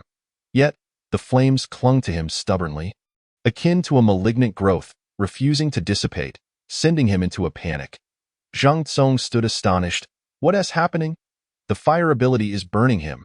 I suddenly feel much better about my strength attribute. Lution. What should we do about Zhao Wu? Zhang Tsong asked, a hint of fear in his voice. Lution stifled a laugh, but maintained his composure, responding, Brother Zhao, envision the flames disappearing, and they will extinguish on their own. Chapter 16. A heroic contribution. Zhao Wu truly panicked, fearing he might be consumed by the very flames he had conjured. Hearing Lu Tian's words brought him a sense of assurance. Disperse, disperse, disperse. He not only thought about the flames vanishing but also shouted it aloud. At that moment, the flames indeed began to dissipate. Zhao Wu stared in disbelief at his palm, which had become empty, beads of sweat forming on his forehead. Regaining his composure, he turned to Lu Tian with gratitude. Thank you, Lu Tian. Without your guidance, I would have been doomed. Lu Tian waved his hand dismissively, feeling slightly embarrassed. It was a minor effort. No need for thanks. I am merely human. The last 5 words were spoken with emphasis and sincerity. After exchanging a few more pleasantries, the two bid farewell to Lu Tian, realizing they had lingered here for quite some time. Additionally, the information Lu Tian had shared was of utmost importance. They needed to promptly inform their commander. Even after re-establishing communication, they would report these findings to higher-ranking officers, disseminating the message nationwide. This way, more individuals who had awakened their abilities could avoid unnecessary detours and have a fighting chance against monsters. The orphanage returned to a serene silence. Zhou Tong reclined on the sofa, while Lu Laotu continued to experience the power of the flames. Liao Kai, propping his chin with both hands, sat nearby, lost in thought. Suddenly, the voice of Liao Kai echoed in Lu Tian's ear. Xiao Tian, you won't abandon me in the future, will you? This was akin to a direct inquiry, akin to asking, hey buddy, are you into guys? The mere thought sent a shiver down Lu Tian's spine. Kai Zi, has your brain been caught in the door? Liao Kai, oblivious to the impropriety of his words, replied earnestly, in this apocalypse, with monsters about, even Lu Laotu is awakening. What am I to do? I can only rely on you to sustain me. Lu Tian's lips twitched. Was it really this matter that startled him? Ahem, Kai Zi, awakening depends on one's physique. Ive told you before, there will be opportunities, I assure you. Liao Kai clearly did not believe him, his mood shifting from earnestness to despondency. Don't deceive me. I'm not foolish. Initially, I dreamed of being the chosen one, only to end up as a mere waste, possibly becoming monster dung one day. Don't be disheartened. Haven't you read enough stories of underdogs making comebacks in novels? I'm not brain dead. Those stories are obviously fabricated. With such clarity of thought, Lu Tian found himself at a loss for words. He rose and patted Liao Kai on the shoulder, feeling too lazy to say more. Given his understanding of Liao Kai, comforting him now would yield no results. It was better to wait until he reached level 2 and then deal with him directly, thus providing a pleasant surprise for his good buddy. Lu Tian rubbed his belly, which felt like a bottomless pit, never satiated. Habitually, he glanced at the diamond-shaped tattoo on the back of his hand, for marks remaining. What if he procured some monster meat to consume? Perhaps he could fill the tattoo to 10 marks? Barbecuing seemed like a splendid idea. He pondered silently, realizing it was a splendid way to pass the time. The surface of Blue Star still bore significant magnetic radiation, and although the walkie-talkies barely functioned, he was reluctant to risk opening the metal box. What if the electronic devices inside were damaged? It would be challenging to find replacements. Moreover, the more complex the electronic devices, the more fragile they became. Not to boast, but in the entire Linghai city, once the strong magnetic radiation dissipated, it was likely that only the equipment in his metal box would be operational, truly unique. At that point, he could enjoy some leisure time at home, pulling the diesel engine to generate electricity, setting up the big television, and indulging in some single-player games. With this thought, Lu Tian felt a surge of happiness. The disparity between his two lives was remarkable. In his previous life, he toiled daily just to secure a meal, striving to survive under the claws and fangs of monsters. This lifetime, he could finally afford a bit of leisure. Though a bit lazy, what difference did it make how one lived? As long as it didn't hinder his monster slaying and leveling up, naturally, he sought a more comfortable way of life. Lu Tian ascended to the rooftop of the 3-story building, which featured a flat top covered by a metal shed, with no surrounding walls. The original plan had been to demolish it, thus gaining some compensation space, as compensation for demolition was calculated based on the area of the roof. However, with the apocalypse upon them, demolition was utterly meaningless. Typically, the rooftop was used to store unnecessary odds and ends, but now it had become a place for storing monster meat. Chunks of monster meat hung from steel wires, coated with salt to create a wind-dried jerky. However, due to the short duration of storage, the meat still retained some freshness. Lu Tian took down a piece of meat, roughly the length of his arm. Weighing it in his hand before heading downstairs, he retrieved a barbecue grill, ignited some pre-purchased charcoal, and sliced the monster meat into pieces. Before long, the surface of the meat began to sizzle, filling the air with a savory aroma. The taste of monster meat differed from the local beef and lamb of Blue Star. It possessed a unique flavor and delightful texture. Enhanced with 5-spice powder, chili flakes, and various seasonings, it rivaled the culinary skills of even the finest chefs. Lu Tian picked up a slice of meat, savoring it as the rich, oily flavor burst in his mouth without being greasy. Yet, he felt something was still lacking. His gaze shifted toward the few square meters of vegetable garden in the courtyard. And suddenly, an idea sparked. Lu Laotu had constructed a small plastic shed in the garden, growing lettuce within. He had checked just yesterday, and the lettuce had grown quite large. This was precisely why he hadn't cleared the area to store the supplies he had purchased. Pulling up a couple of heads of lettuce from the garden and washing them clean, he wrapped them around the grilled monster meat. The combination of the meat's savory flavor and the fresh aroma of the vegetables enhanced the taste significantly. Wow, Xiao Tian, you've gone too far, eating barbecue without inviting me. Does your conscience not ache? Weren't you supposed to support me? Liao Kai, drawn by the aroma, approached with gleaming eyes. Lu Tian shot him a glance, retorting, "Are you sure you can still eat?" Liao Kai looked pitiful, rubbing his belly, and said without hesitation, "If I continue eating monster meat, I'll burst. I'm just here to smell it. Watching you eat is fine. Right?" This made Lu Tian chuckle, unable to contain his laughter. On the second floor, Xiao Ye and Xiao Lin had just awakened after sleeping for 8 or 9 hours, the enticing scent of barbecued meat awakening their appetites. "It smells so good. I'm starving. Is Xiao Tiange making barbecue?" Xiao Ye murmured in confusion. Xiao Lin jumped out of bed and rushed to the window, spotting Lu Tian and Liao Kai downstairs, with the barbecue grill right in front of Lu Tian. Excitedly, she nodded. "Xiao Ye, you're right. Xiao Tiange and Kai Zigu are grilling skewers downstairs. Let us hurry down." The two girls quickly slipped on their slippers and dashed downstairs. As they passed the living room, they noticed Lu Laotu sitting on a stool, seemingly asleep, which struck them as odd. However, the allure of the grilled meat motivated them to rush into the courtyard. "Xiao Tiange, we want to eat barbecue too," Xiao Ye and Xiao Lin exclaimed, swallowing hard, their bellies audibly rumbling, clearly very hungry. Lu Tian waved them over to a nearby bench, smiling, "Eat as much as you want." As he spoke, he presented a lettuce leaf wrapped around a slice of sizzling monster meat. "Try this and see if it suits your taste." "Thank you, Xiao Tiange." The two girls gleefully accepted it, placing it in their mouths, their beautiful eyes sparkling with happiness. "Wow, this is amazing, Xiao Tiange. I've never tasted barbecue this delicious before. This grilled with monster meat?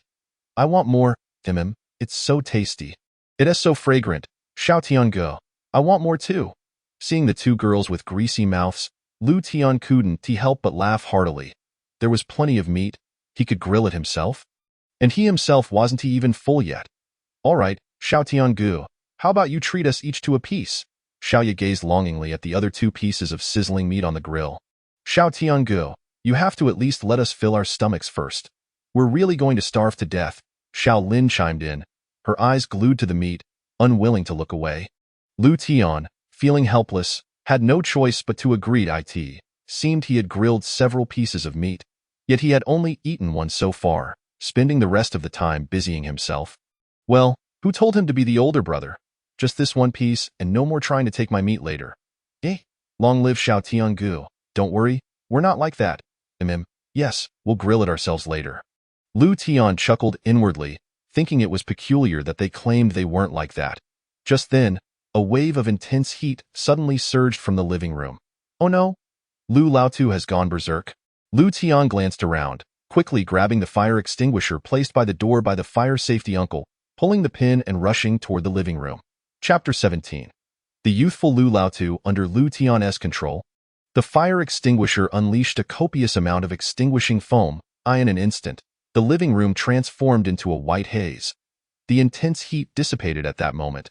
Although some residual warmth remained, there was no longer any fear of igniting the 3-story building. Breathing heavily, Lu Tian felt a rush of adrenaline. That was too damn close. Thankfully, he acted swiftly. Otherwise, the supplies he had prepared before the apocalypse could have been completely ruined by Lu Laotu's flames. Given the current situation, there would be no opportunity to replenish those supplies. Lu Laotu appeared as a white figure, completely enveloped in white foam, with only his eyes visible, looking rather comical, that moment. He seemed somewhat dazed. Even though the foam obscured his expression, one could guess he was grappling with the existential questions. Who am I? What am I doing? Why have I become like this? Xiao Tian, seeing Lu Tian standing at the entrance of the living room with the fire extinguisher, Lu Laotu glanced down at his own body, utterly at a loss for words to describe his current feelings. Goodness gracious! Liao Kai's eyes widened in astonishment. He had felt the previous wave of heat, but hadn't he anticipated Lu Tian would be so bold as to directly spray the fire extinguisher. Lu Laotu is no longer young. Isn't he afraid that such antics might lead to his demise? Grandfather, why have you turned completely gray? Xiao Tiange, was the fire in the main hall just now started by grandfather? Xiao Ye and Xiao Lin, holding half-eaten roasted monster meat slices, asked in astonishment. Lu Tian paid no heed to Liao Kai and the two girls' surprise, instead guiding Lu Laotu to calm his emotions. which was of utmost importance. Lu Laotu took a deep breath and followed, saying, "Yes, just like that, do not dwell on it. Relax and slowly walk over." Lu Laotu complied, and soon emerged from the main hall. Only then did Lu Tian finally exhale in relief. Lu Laotu's flammability was potentially as formidable as Zhao Wu's. If another flare-up occurred, the house might not withstand it. Xiao Tian, it was all flames just now. Lu Laotu's eyes reflected his fear. Lu Tian gestured for him to hold his tongue, smiling as he said, "Lu Laotu, congratulations on awakening your flammability. I truly awakened my ability." Since the cataclysm began, with dark clouds filling the sky and monsters descending, he had not noticed any changes in his body. He had held some expectations, but had not taken them to heart. All he cared about was the well-being of Lu Tian, Xiao Lin, and Xiaoya. Yet, he did not anticipate awakening his power. Yes, he had awakened, and it was the rare fire ability from the 5 elemental systems. What I am about to say must be etched in your mind. Next time, luck may not be on your side, and I may not be here to extinguish the flames. A joyful smile graced Lu Tian's face. Lu Laotu's awakening signified an enhancement in the orphanage's safety. Even if he occasionally ventured out to hunt, he need not worry excessively about the household. Lu Laotu nodded solemnly, reflecting that the earlier incident was merely a false alarm. Fortunately, Lu Tian had arrived in time to quench the flames. Otherwise, they would have been left to sleep on the streets.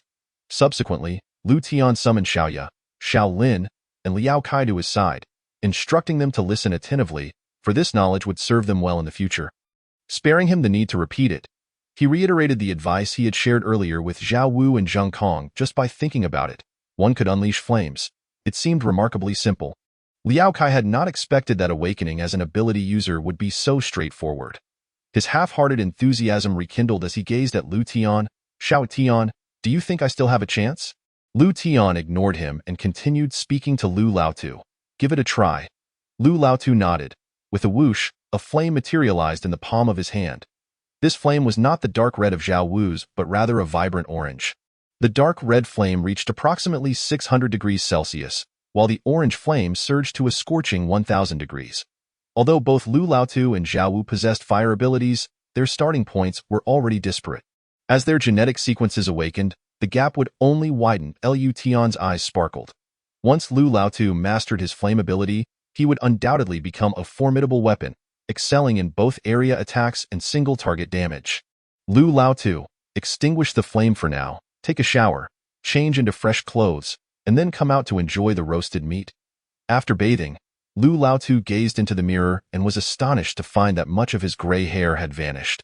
He shaved his beard and looked into the mirror once more, realizing he appeared no older than a man in his early 50s. In the courtyard, Xiao Tiangu exclaimed, "Has grandfather become really powerful now? I wish I could awaken an ability too." The two girls, munching on roasted meat, expressed their thoughts. Observing their expressions, it seemed the meat no longer held the same allure as before. Liao Kai watched this scene, feeling slightly more balanced. Being a failure was not frightening, but being the only failure was. "Xiaoya, Xiao Lin, it's perfectly fine if you can't awaken. Brother Kai will keep you company as we sit back and do nothing. With Lu Tian and Lu Laotu looking after us, they can handle the monsters while we relax. What do you think?" "I refuse to sit idly by," Xiao Tiangu said. Lu Tian mentioned that everyone's physique is different, so the timing and nature of awakening vary, but I believe I will definitely awaken. "Exactly. I can too, Brother Kai. How can you, as a grown man, say such things?" It was evident that Liao Kai was being ridiculed by the two girls. Liao Kai felt his cheeks flush with embarrassment, glaring at them in annoyance. "Humph. I'm going to check on Teacher Zhou." Speaking of Teacher Zhou, Lu Tian's expression suddenly grew peculiar, realizing, oh no, old Zhou has been lying on the sofa in the main hall. Although he was several meters away from Lu Laotu's explosive flames, that was still a temperature of 1000 degrees. Would he be cooked? Lu Tian sprang to his feet, startling Liao Kai into action as well. "Xiao Tian, do you think Teacher Zhou might have perished?" "I don't know." Lu Tian hurried to the sofa in the main hall. Zhou Tong was covered in a thin layer of the white foam sprayed from the fire extinguisher. Fortunately, at the edges of his nostrils, tiny bubbles still swayed with his breaths, allowing Lu Tian to breathe a sigh of relief. He should be fine. "Xiao Tian, should we wake old Zhou?" Liao Kai suggested. Lu Tian shook his head. "No need. Let us go outside and continue eating roasted meat. Lu Laotu, now dressed in a suit he had not dared to wear before, his beard freshly shaved, crossed paths with Lu Tian. What the, Xiao Tian, is this really Lu Laotu? Liao Kai stammered. As if he had seen a ghost, Lu Tian stared in astonishment at Lu Laotu, recalling a decade ago when Lu Laotu first attended his parent-teacher conference. Dressed in a new suit. Back then, Lu Laotu was only barely considered young. Soon, Lu Tian realized it must be due to the awakening of his abilities, which not only granted Lu Laotu power but also altered his physical capabilities. For instance, the average human stem cell division is limited to about 50 times, but after awakening, changes at the genetic level enhance stem cell vitality, thus affecting lifespan or return to youth. Lu Laotu, congratulations. Lu Tian sincerely expressed his happiness for him. Ha ha ha, that you little rascal. I didn't expect the monster heart porridge to be so effective. Lu Laotu laughed heartily, feeling a youthful exuberance. He turned to Liao Kai and asked, by the way, what ability did Xiao Kai awaken after drinking the porridge? Liao Kai's face fell, resembling someone who had just swallowed a dead fly. He strongly suspected that Lu Laotu was doing this on purpose. Brother Kai's ability is quite formidable, Lu Laotu. You must be hungry too. Let us eat roasted meat while we chat. Lu Tian could hardly contain his amusement as he pulled Lu Laotu outside. Liao Kai sighed dramatically. Is it because I'm just too handsome that even the heavens are jealous? Wow, your grandfather. This scene made Lu Laotu's brows twitch. Although he had grown younger, he did not expect to be unrecognizable. What kind of gaze was that? All those years wasted, Lu Laotu retorted. Nonsense. If this old man is your grandfather, who else could it be? However, the two girls still appeared incredulous, their eyes fixed on Lu Tian, as if they would not recognize Lu Laotu unless he confirmed it. Lu Tian, feeling helpless, pointed out, yes, the old man has turned young. Ah. Xiaoya suddenly wore a bitter expression. Lu Laotu was perplexed, wondering why the girls were not pleased that he had become younger. Would that mean no more beard to tug? Xiaoya gazed at Lu Laotu's smooth chin, sighing, indeed, it's rather uninteresting. Xiao Lin pouted. Lu Tian nodded in agreement and remarked, Lu Laotu, although you've grown younger, you've kept that beard for so long. I believe it's a commendable habit. You should stop shaving it. Chapter 18. The illusion of weak monsters. Upon hearing this, Lu Laotu's face darkened. Are you all just fixated on my beard? Don't you know how painful it is to have hair pulled out? You three little rascals, are you itching for trouble? Lu Laotu glared at the trio. Just kidding, don't take it to heart. We actually hold you in high regard, right, Xiaoya? Xiaolin? Yes, indeed. The two girls nodded smartly. You lot? Lu Laotu found it difficult to vent his frustration and muttered in annoyance. I must have owed you all something in my past life. Now, eat up. Ha. Lu Tian laughed out loud, with Xiao Lin and Xiaoya joining in. In a world gripped by tension due to the cataclysm and the emergence of monsters, perhaps only in the orphanage was there a sense of lightheartedness and joy. This meat is delicious. Far better than the meat porridge. Lu Laotu stuffed a slice of monster meat wrapped in lettuce into his mouth, his eyes lighting up. He looked up at the small building above, contemplating the abundance of monster meat hanging there. In the past, due to poverty, they could only afford to eat meat once a week to improve the little one's diet. But now, consuming meat seemed no longer a luxury. Xiao Kai, don't just watch. Lend a hand and have some too. Old Lu observed Liao Kai, who was incessantly swallowing yet not touching his chopsticks, and felt a profound sense of bewilderment. Liao Kai's expression grew increasingly awkward. Alas, it was not that he lacked the desire to eat, but rather he found himself powerless against his own body. Regret washed over him as he reflected on why he had indulged in that bowl of minced meat porridge, which had not only failed to awaken him but had instead left him feeling like a bloated balloon. If he continued to eat, he feared he might burst his stomach. They decided to ignore him and continued to eat their own meals. Lu Tian chuckled softly, resolutely bypassing Liao Kai's mournful gaze. Old Lu misinterpreted the situation, mistakenly believing that Liao Kai had already eaten. Thus he refrained from urging him further. Little Tian, I heard from soldiers Zhao Wu and Zheng Tsong about the dire state of Lin Haino. One high school. Alas, the school has heroes like Teacher Zhou, yet so many have perished or been injured. Damn those monsters. I wonder what the situation in the city is now. I have also awakened my abilities. Lu Tian replied, if what you say is true, fire abilities should be quite formidable. Therefore, I plan to venture into the city tomorrow during the day. It will serve both as practice and an opportunity to save some lives. What do you think? After eating for about half an hour, Lu Tian realized that the piece of monster meat he had taken had already been devoured by more than half. Old Lu felt his own stomach beginning to swell and soon voiced his thoughts. Lu Tian was entirely resistant to the idea. Even if they were to go to battle, it would be he who would lead, not an elderly man like Old Lu charging into the fray. There's an old saying, when one is well fed, thoughts of lust arise, yet for Old Lu, it seemed to have transformed into when one is well fed, thoughts of self-destruction arise. Not at all, Old Lu. I acknowledge that you have awakened your fire abilities, and you may be able to confront the monsters head-on. However, have you considered your proficiency with those abilities? If faced with a single monster, you might manage a burst of power without issue. But what if confronted by a horde? In such circumstances, are you certain you could escape? Awakening as an ability user does not change one fundamental truth. We remain human, we can tire, we can grow weary, and we can feel hunger. A bite from a monster could still lead to our demise. Have you contemplated these matters? Lu Tian's 3 consecutive questions left Old Lu speechless, momentarily at a loss for words. However, he soon recalled how effortlessly Lu Tian had dealt with the monsters. The spear fashioned from rebar had effortlessly incapacitated one with just a jab. Little Tian, hold on. You seemed quite at ease when dealing with the monsters. Old Lu countered. Xiaolin, Xiaoya, and Liao Kai nodded in agreement.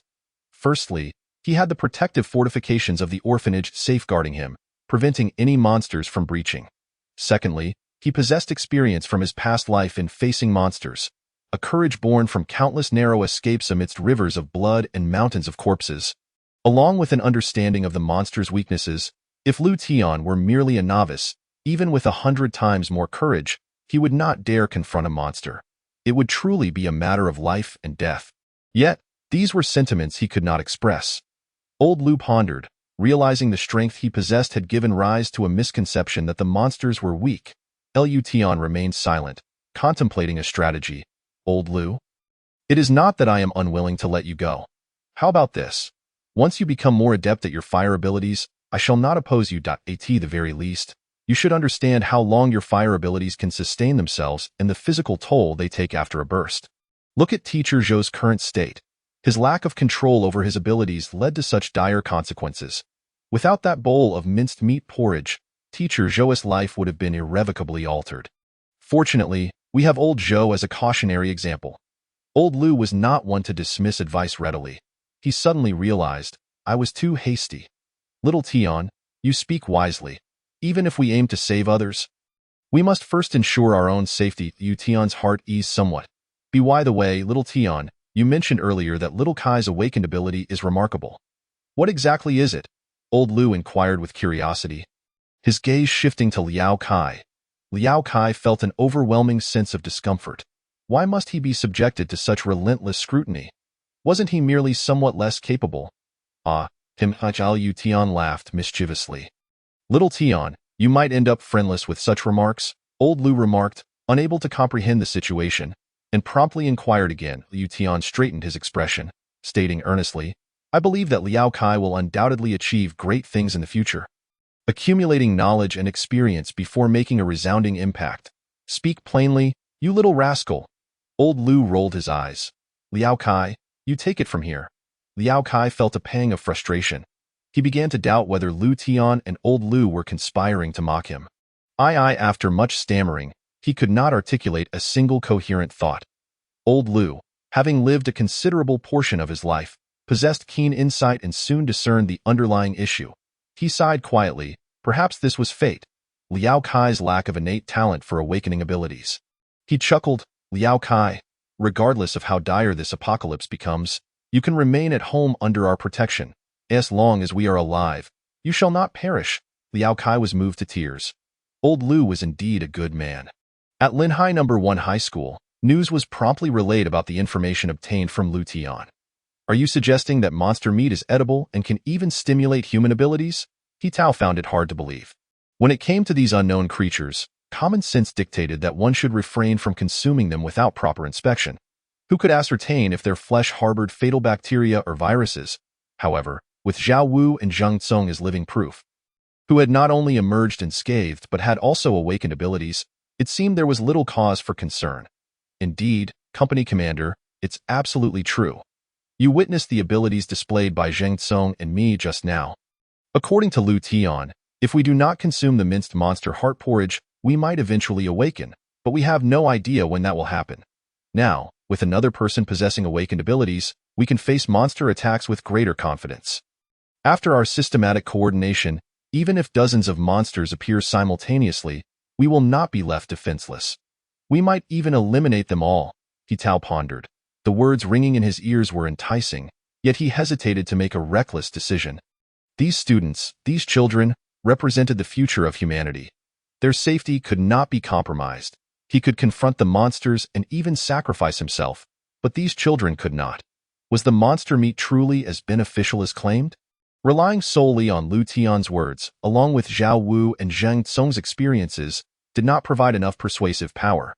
Zheng Tsong interjected anxiously, while Zhao Wu nodded in agreement, his expression grave. Company Commander, to put it bluntly, our company of over 100 combat personnel would stand no chance against more than 10 monsters. Furthermore, our ammunition is limited. Once it runs out, we would truly be left waiting for death. Company Commander, time waits for no one, the two shouted in unison. Hitao sighed heavily. He too was filled with concern. As it stood, the situation was dire. Communications with higher-ups were completely cut off, and ammunition could not be replenished. Gritting his teeth, he made a difficult decision. All right, immediately inform the cooking team to dissect the monster carcasses and prepare meals with the monster meat. Furthermore, our soldiers must eat first. Only if there are no issues will we allow the students to partake. If anything goes wrong, I shall bear the responsibility alone. Company Commander, nothing will go wrong, truly. The two excitedly saluted and departed. The night grew late. Apart from the silvery moonlight illuminating the surroundings, the modern city lay devoid of any light.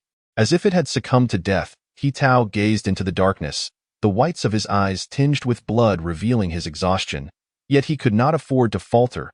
He was the backbone of Lin Hai No. One high school and had to persevere. In his heart, he harbored another hope, that the words spoken by Zhao Wu and Zheng Tsong would prove true. With 1,000 survivors and 100 awakening probabilities. If they truly possessed a team with awakened abilities in their grasp, they would have the means to protect themselves. Chapter 19. The placement of survivors. It has been ages since I have eaten so much meat. Little Tian, can we have meat like this every day from now on?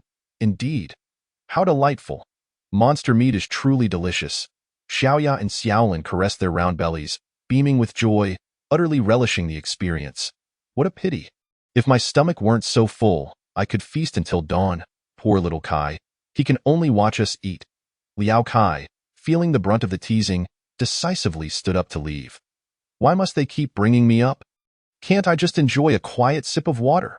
Laughter erupted from the group. Cough, cough, cough, cough. A cough echoed through the room. Teacher Zhou had awakened.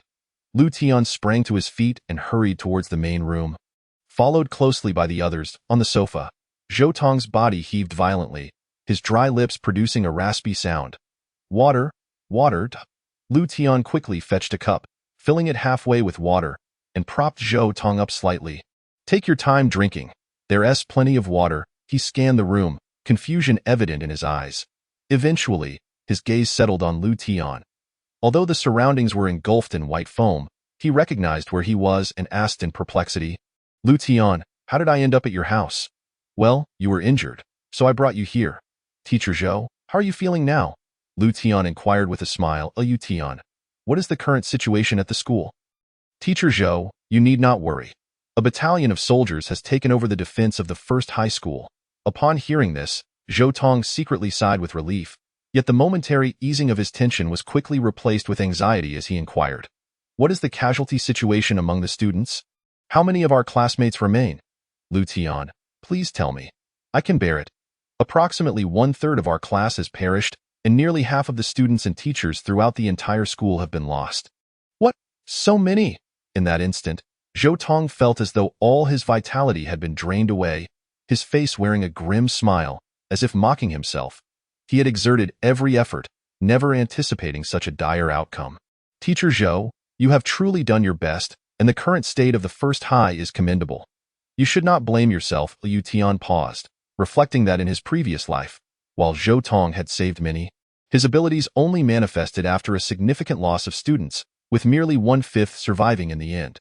Compared to the two lives, this time Zhou Tong has indeed performed admirably. Without you, the situation would have been far worse. And the surviving classmates are grateful to you. Teacher Zhou, I hope you can recover soon. Your strength is vital, and it is only with you that the students of the first high can glimpse hope. Liu Tian patted Zhou Tong's shoulder, exchanged glances with the others, and then exited the main room. Xiao Tian, Teacher Zhou seems a bit off. Is he all right? Liu Tian shook his head, asserting that Teacher Zhou is not someone easily defeated. He needs time to recuperate. Xiao Tian, I am grateful I heeded your advice and came to stay at your home a day earlier. Otherwise, I might have been among the fallen. You, my friend, seem to have become rather sentimental. The two continued their light-hearted banter. Inside the main room, Zhou Tong remained lost in thought for a while. He was not the sort to be rigid, and he understood that Liu Tian's words were indeed correct. Yet, he found it hard to accept that so many beloved students had perished around him, each one a vibrant life. Monsters, from now on, I shall slay everyone I encounter. Zhou Tong gritted his teeth, his eyes reddening with emotion. He rose from the sofa, but after just a few steps, his body felt weak, and he stumbled back onto the couch. Teacher Zhou, you should rest. It will take at least 3 to 5 days for you to return to normal. You need not worry about the situation at the school. I have already informed the soldiers of the battalion on how to quickly awaken their abilities, with a 1/10 awakening probability. Currently, there are still 1,000 survivors at the school. So at least 100 should awaken. They are safe for now, a method for rapid awakening. Zhou Tong's eyes immediately sparkled with a glimmer of hope, the weariness momentarily lifted from his gaze. Liu Tian nodded, confirming that indeed, but previously, no one would have believed it had I stated it. If that is the case, I can indeed feel a bit more at ease. Liu Tian, I truly thank you for this. Zhou Tong's heart was filled with mixed emotions. Liu Tian felt a bit embarrassed. What was going on lately that he kept receiving thanks? What he had done was truly just a small effort. Teacher Zhou, you must be hungry as well. I will have Xiao Ye and Xiao Lin prepare some monster grilled meat for you. First, let us fill your stomach, then you can take a bath. I'll ask old Liu to find you a set of his clothes. They should suffice. Zhou Tong nodded. Was it truly just a full 10 marks with no changes whatsoever? A hint of disappointment flickered in his eyes. In his imagination, achieving a perfect score should not be so simplistic, or at least it should lead to a qualitative change through quantitative accumulation, enhancing his abilities or advancing in some way. He gazed at the diamond-shaped tattoo for a while, finding it rather dull. Forget it. Time for sleep. Tomorrow, we hunt. That night dragged on slowly, the looming dread of disaster, monsters, and death weighing heavily on the hearts of all humanity, suffocating them. When the dawn light broke on the horizon, it seemed to bring a glimmer of hope. However, upon witnessing the monsters that infested the city of Linhai and hearing their roars echoing everywhere, that hope quickly transformed into despair. Communication remained disrupted, and rescue efforts had yet to materialize. People were lost and directionless. Liu Tian had rested reasonably well that night. Old Liu had awakened, resolving his greatest inner turmoil, allowing him to focus without worry. The 13 monsters he had hunted the previous night were all of the terrestrial variety. He needed to devise a way to capture some avian monsters. Otherwise, their diet would become monotonous. As he contemplated this, Liu Tian gazed skyward, the sky clear of clouds, with no sign of avian monsters. It seemed that such creatures would not appear until 3 days later, providing him ample time to set traps, as his physical attributes were ill-suited for hunting airborne beasts. Zhou Tong's telekinetic abilities, however, held a significant advantage against such creatures. Moreover, the establishment of the survivor base in Linhai City would likely be prioritized once communication was restored in a few days. And Zhou Tong would become the representative of strength for the survivor base. It would be inappropriate for him to be absent. As for Liu Tian himself, he had no interest in mingling or playing savior. Maintaining his small corner of the orphanage was sufficient. If there was a need for a hero, he would defer to someone more capable. Old Liu, keep an eye on things. I am heading out to hunt. Liu Tian called out before setting off. As he spoke, he swiftly departed from the orphanage, with this hunting trip being secondary. His primary goal was to procure resources from a nearby hardware store. It was somewhat of an oversight. He had forgotten to gather supplies for constructing traps to capture avian monsters. Thus, he had to make this arduous journey himself. The city was teeming with monsters, seemingly rejuvenated after the previous night's rest. Almost every 200 or 300 meters, he encountered a creature patrolling about, and those humans who had not concealed themselves were swiftly devoured. The rifts had not yet produced new monsters. Likely preparing for the next wave of invasion, Lution sighed inwardly. The apocalypse was truly just beginning. He yearned to slay every last monster, yet he lacked the capability. The only course of action was to rescue those he could along the way, dispatching any man-eating monsters he encountered. The city was filled with ruins, blood staining the earth, and cars overturned and crushed by monstrous feet. The few survivors displayed expressions of sheer terror when they saw Lution. It was as though they had glimpsed a savior. Lution was speechless. In just a short hour, a throng of several thousand had gathered behind him. What were they intending to do? His orphanage could barely accommodate so many. He halted, and the crowd behind him followed suit, eyes filled with pleading hope that he would not abandon them. Lution pondered how to arrange for these people.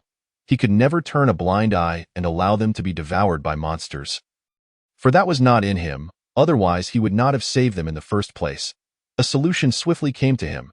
A National Key High School. Linhai First High naturally boasted a considerable campus, ample enough to comfortably shelter such a multitude, and facing the monsters, they would at least have some means of resistance. Thus, it was decided, remain silent.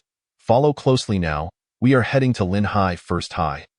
There, you will find refuge, Lution declared, changing direction toward Linhai First High. 2 hours later, the throng behind Lution had swelled to an impressive 2,000 to 3,000 individuals. However, the journey was slow, and the number of monsters he had dispatched had risen to 61. This figure continued to climb, and his strength was rapidly depleting. Had he not had a sudden inspiration to see if he could enhance himself to replenish energy, he would not have succeeded. Each enhancement restored his vitality instantly. However, the fatigue weighed heavily on his spirit, and he could only rely on sheer willpower to endure. Lution panted heavily, regretting his decision. He was no savior, so why had he chosen to save these people? With so many walking the streets, it was akin to waving a loudspeaker, calling out, "Monsters, we are here. Come feast on us, tender and delicious living beings." Don Temis out. The diamond-shaped tattoo on his forearm had consumed 7 marks, leaving only 3. Taking a deep breath, Lution felt an increasing weight of concern. He was not a hero, nor did he wish to be one. After expending 2 more marks, he would need to leave. As for the people trailing behind him, they would have to fend for themselves.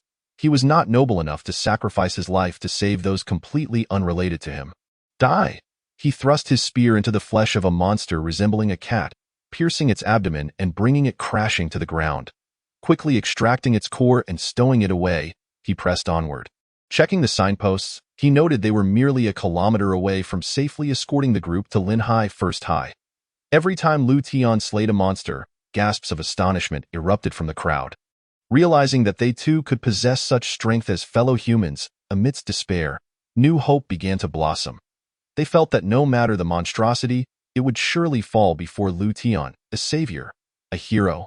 However, they remain oblivious to the fact that Lution is, in truth, mentally exhausted. Even the strongest among us cannot endure a relentless morning of combat. Despite his formidable prowess among humanity, he is but a mere speck when compared to the ceaseless onslaught of monstrous creatures. Lution begins to comprehend why Zhou had so severely overexerted his physical capabilities.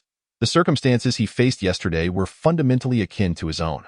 The difference lies solely in the fact that his opponent lacked the enhancements to replenish energy, relying instead on sheer willpower to persevere. Yet again, 3 more beasts succumbed beneath his spear. Lution has grown weary of retrieving the cores from the slain monsters. Every bit of energy conserved is precious. Throughout the journey, he maintains a stoic silence, methodically dispatching the beasts and forging ahead as a vanguard. Finally, as the last trace of his diamond-shaped tattoo fades, he spots the entrance of Linhai No. 1 high school 100 meters away. A sigh of relief washes over him. He can finally abandon the burden of these companions. If given the choice, he would naturally wish for the safety of the humanity trailing behind him. In this post-apocalyptic world, human resources are the most invaluable, particularly women and children. Upon witnessing the throng of people approaching, Zhao Wu and Zhang Tsong immediately report the situation to Company Commander He Tao. They then command Zhao Wu and Zhang Tsong to lead a squad to assist. Meanwhile, the remaining soldiers heighten their vigilance. Such a large congregation is an enticing target for monstrous attacks. Among the soldiers are also dozens of students, ranging from freshmen to seniors, both boys and girls.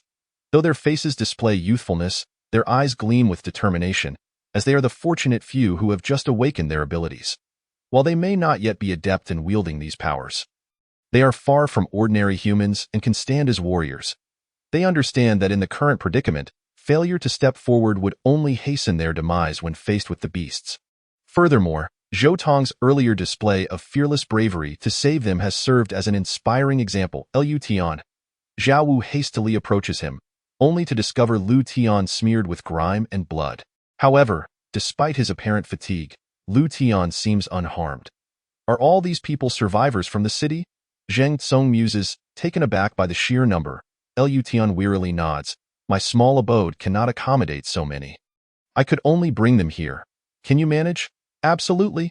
The commander has given orders, and we will ensure every civilian is settled. That's good to hear. I must take my leave now. Although the day's battles have not left him physically injured, they have certainly pushed him beyond his limits. The feat of slaying nearly 70 monsters of equal rank in one go is something he would have never dared to imagine in his past life. The foundation of this achievement rests upon the energy replenishment provided by his diamond-shaped tattoo. Without it, once his stamina is depleted, even his mental fortitude would be rendered ineffective. Lu Tian, wait. What is it? Brother Zhang? Zhang Tsung's face lights up with excitement as he quickly exclaims, Congratulations! The school will no longer face the same pressures from the monsters. Lu Tian nods, acknowledging that such news aligns with his expectations. After pondering for a moment, he adds, Initially, I had no intention of involving myself, but the thought of so many monster carcasses left to rot seemed wasteful. Moreover, having slain all the beasts in the vicinity, their territorial instincts suggest that, for the time being, they will not be replenished by other monsters. The likelihood of a large-scale monster gathering is minimal. That's excellent. To be honest, the issue of food is currently the most pressing concern.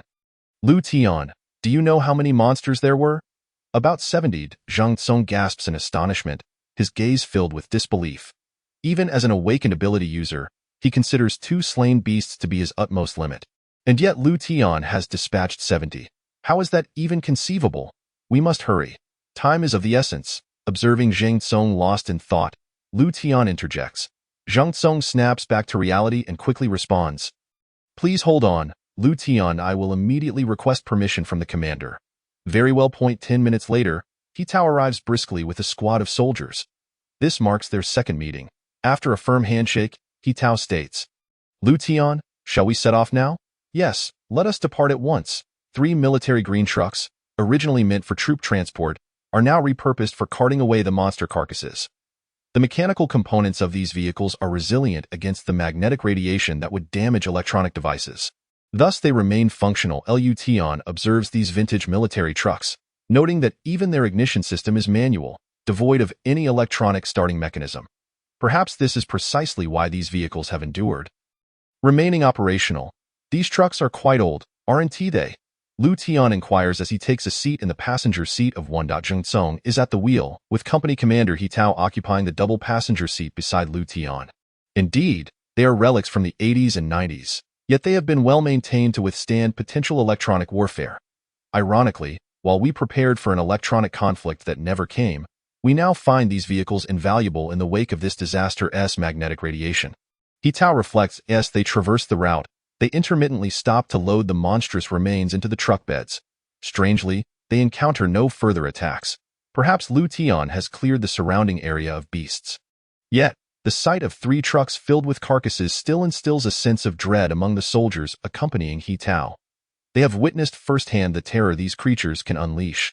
Zhou Tong's solitary battle against 3 beasts, coupled with his entanglement with 5 others, has already left a lasting impression on them, making Lu Tian's feat of vanquishing nearly 70 seem otherworldly.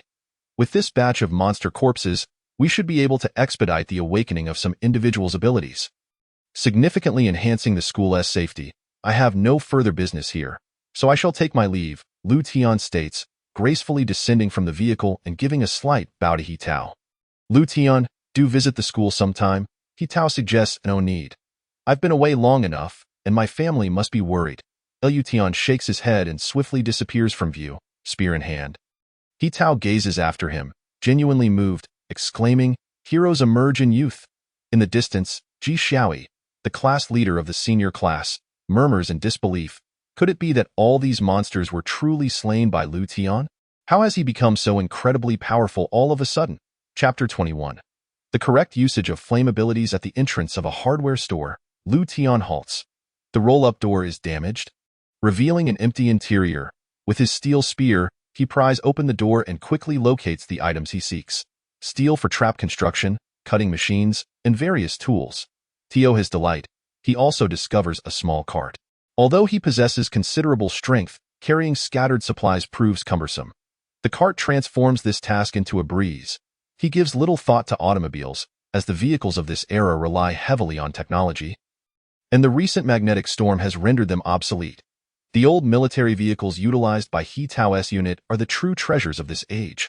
However, he cannot simply commandeer one from He Tao. The supplies are neatly arranged on the cart as he heads towards the orphanage. He ponders the future. Secondary beast soldiers will not emerge for another month, but first-tier avian beasts will descend in 3 days, followed by more monsters within a week. By the end of this month, the global monster population will reach a staggering 1 billion. Moreover, this is merely the beginning. Subsequent waves will bring second-tier and third-tier beasts. As these thoughts weigh heavily on his mind, Lu Tian feels a surge of anxiety. He must become stronger. Swiftly, at the very least, he aims to elevate his capabilities to the second gene sequence before the month concludes. At the orphanage entrance, old Lu, having received notice via intercom of Lu Tian's imminent return, eagerly waits outside. Despite Lu Tian's reassurances, old Lu cannot quell his concern. He assists Lu Tian with the cart, his face etched with worry. Lu Tian's heart warms at the gesture, and he smiles. I'm perfectly fine. No monsters have appeared at home, right? Old Lu shakes his head. All is well. I'm not sure if it was due to the number of monsters you dispatched last night, but we can hear and see some lurking nearby, yet they dare not approach the orphanage. Really? Lu Tian exclaims, intrigued as he glances around the orphanage and the adjacent roads. The orphanage is situated in a rather unfavorable location, right at a T-junction, which, according to feng shui, is considered a harbinger of financial loss. It has been proven that the wisdom of our ancestors has indeed borne some fruit. Life in the orphanage has always been rather frugal.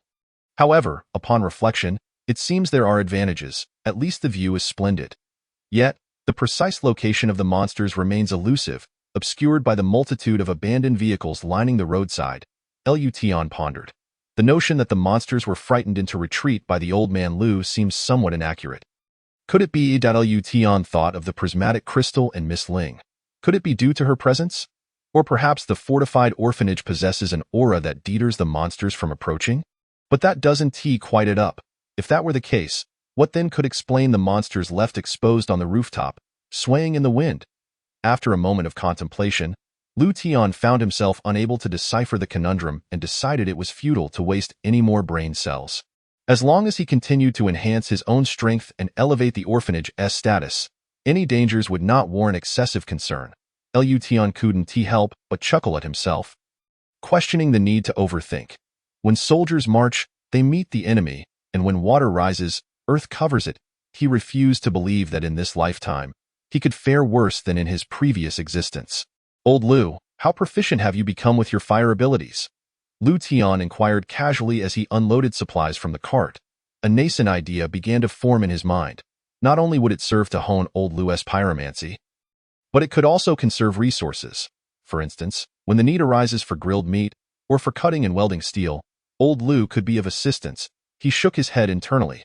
Welding was beyond Lu's current capabilities, as the temperature required for gas oxygen cutting is approximately 1800 degrees Celsius, while acetylene oxygen cutting reaches around 3000 degrees.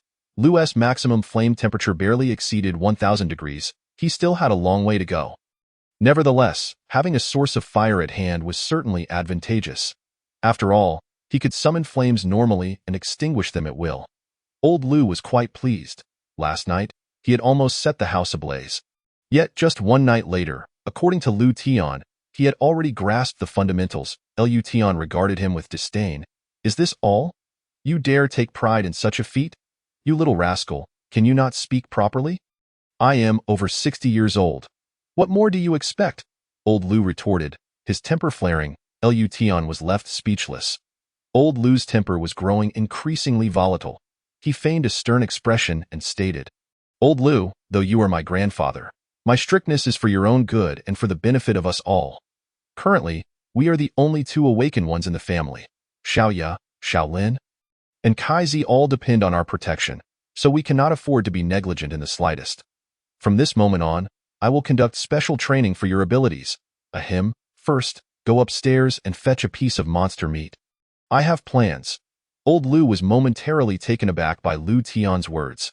While he suspected the little brat had ulterior motives, the grandiose rhetoric left him with no grounds for objection. Hungry? What else would it be? Old Lu rolled his eyes, feeling exasperated. After such a lengthy discourse, he had thought they were genuinely going to train his fire abilities, only to find it was merely to ask him to fetch monster meat. Lu Tian chuckled and began tinkering with the materials on the ground. Creating traps for flying creatures was indeed quite challenging. In an urban area like Linghai City, setting an inconspicuous trap proved difficult. In contrast, it would be considerably easier in the outskirts. However, Lu Tian had no means to uproot the orphanage and relocate it. Thus, he resolved to craft a sturdy bow. With the strength of 1,000 pounds, he would forge a bow capable of matching that power. The spring shock absorber from the mountain bike in the hardware store would serve as excellent material for the bow's body. As for the bowstring, he had yet to decide, but there was ample time. Nearly 48 hours remained before the avian monsters would appear. Old Lu returned, one hand clutching a hefty piece of monster meat, while the other grasped the barbecue grill used the previous night. Lution's eyes sparkled with hunger. He took the monster meat, deftly slicing it into pieces as thin as a fingernail with a sharp Swiss knife. Old Lu, today we shall forego charcoal for grilling. We shall use your fire abilities. What? Old Lu was momentarily stunned, his lips twitching as he replied, You little rascal, what are you thinking? My fire abilities are meant for slaying monsters. To protect everyone. Lu Tian, with utmost seriousness, countered, You fail to comprehend the essence of this. Consider what I previously mentioned about training your control over fire. Observe how thinly I slice the monster meat. This demands an exquisite level of precision in cooking. One misstep, and it could easily char. If you can grill the meat effortlessly and master the timing perfectly, it indicates a profound command over your fire abilities, allowing you to inflict maximum damage on monsters with minimal cost. Old Lu found this reasoning somewhat convincing, yet he still felt as though he was being led astray. After all, he was an awakened ability user. How embarrassing it was that his first formal use of his fire abilities was not to slay monsters, but to grill meat. What? Unwilling? Lu Tian pressed. It's not that I'm criticizing you. In truth, awakening your abilities does not solely necessitate monster slaying to prove your worth. It's akin to how professions do not dictate one's value. We all contribute to this family. You have dedicated the better part of your life to us orphans. To have a late-in-life son would surely be exhilarating. To be frank, I too am quite excited, anticipating the arrival of more brothers or sisters. Feeling a sense of longing, Lu Tian extended the enormous piece of meat on a steel wire toward Old Lu with a grin. Old Lu took a deep breath. The little brat's words were nothing short of nonsense. Ahem. Can I still have children? He mused. The thought indeed seemed rather enticing. In this post-apocalyptic world, who would disdain his modest means? Especially with several orphans in tow. Humph! You little rascal, cease your nonsense. I am not the person you imagine, Old Lu retorted. I simply wish to train my control over fire. With a flick of his wrist, an orange-red flame erupted within Old Lu's palm, dancing gracefully in the wind. However, once he exerted his mental control, the flame quickly condensed into a conical jet akin to a flamethrower. The fingernail-thin slices of monster meat began to sizzle and release oil under the rapid heat of the flame. 1,000 degrees of heat was indeed impressive. The monster meat had been salted, so even without additional seasoning, it possessed flavor. Lution eagerly stuffed a large piece into his mouth, relishing the taste. Today, Old Lu had brought wolf-like monster meat, which had a markedly different texture from yesterday's. It was perfectly cooked, lean yet tender, with a delightful crispness reminiscent of shrimp. high-quality ingredients require only the simplest of cooking methods. It was utterly delightful. Old Lu, maintain the intensity of the flame. Do not let it flare. Lu Tian savored the moment before beginning to grill the second slice of monster meat. Chapter 22. Changes in the outskirts. Old Lu gritted his teeth in frustration. This little brat was truly insatiable. As Lu Tian's grandfather, witnessing him consume food as if he were a starving ghost was quite the sight. Before long, the enormous piece of monster meat had vanished into Lu Tian's stomach. You little rascal, that amount of meat would normally last us a week. You devoured it in one sitting. Old Lu gazed incredulously at the now empty slab of monster meat, utterly astonished, especially as Lu Tian's belly showed no signs of swelling.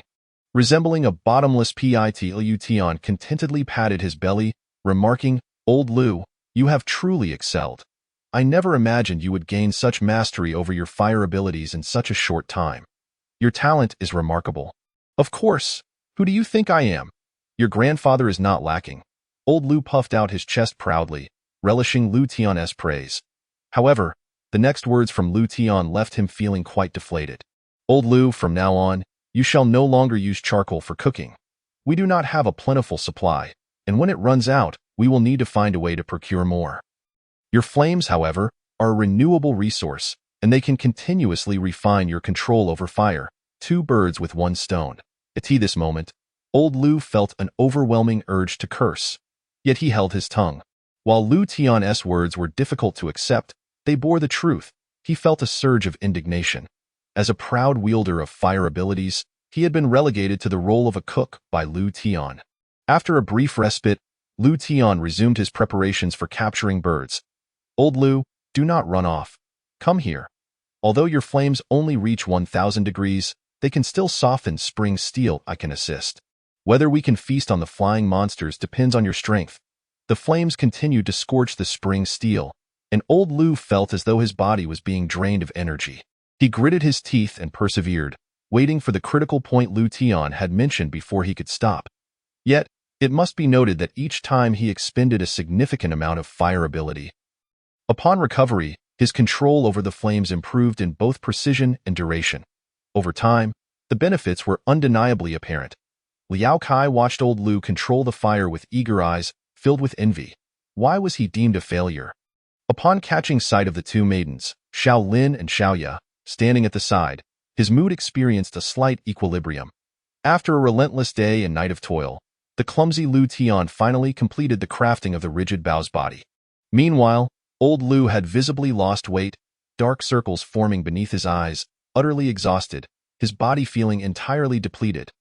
Now, Lu Tian faced a new dilemma. The bowstring was still needed. Naturally, a bowstring that could complement a sturdy bow could not be composed of simple materials. Where could he procure such a thing? Lu Tian recalled a certain serpentine monster.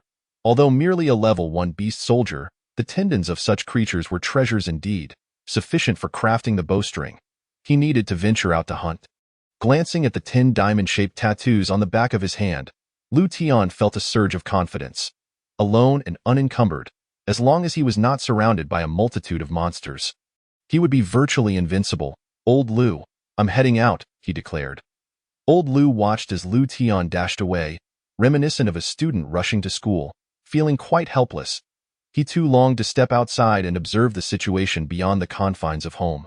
However, with Lu Tian absent, he could hardly leave the two girls and Liao Kai alone at home. Should monsters arrive, they would be utterly defenseless. A flicker of flame appeared in his palm as Old Lu gazed intently at the fire. He bore a responsibility. He was the grandfather of Lu Tian, Xiao Ya, and Xiao Lin, and now, he had Liao Kai to protect as well. Lu Tian had mentioned that the monsters currently appearing were the weakest of their kind, and that even more formidable beasts would emerge from the scar-like fissures in the earth. As a grandfather, he felt it was his duty to safeguard these children. Hence, he must grow stronger. The flame in his palm morphed continuously, at times resembling the conical nozzle of a blowtorch used for roasting meat, at others transforming into a pulsating ball of fire, or even taking the form of a flaming long sword. As he relentlessly honed his mastery over the flames, whenever fatigue set in, he would consume monster meat to replenish his strength before continuing to refine his abilities. Zhou Tong approached Old Lu. Speaking softly, old man, after the battle at number 1 high school, I've come to understand a profound truth. What truth? Old Lu inquired. With a faint smile, Zhou Tong replied earnestly, it is impossible for us, relying solely on our individual strength, to eradicate all the monsters. After all, humans can exhaust their strength. Only when more people evolve to become like you and me, working together in unity, can we ensure the continuation of our human civilization. Lu Tian is a clever child. Although I do not know how he acquired information regarding the monsters, it is of little consequence. You have heard of his accomplishments, having single-handedly slain nearly 70 monsters in one go. In truth, he is safer going out alone than teaming up with anyone else, for at least no one would hold him back.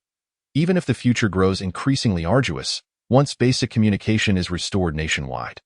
Lu Tian's knowledge will enlighten many, and this era longs for heroes. Lu Tian is that hero. Perhaps, inspired by him, humanity will carve out a brand new path.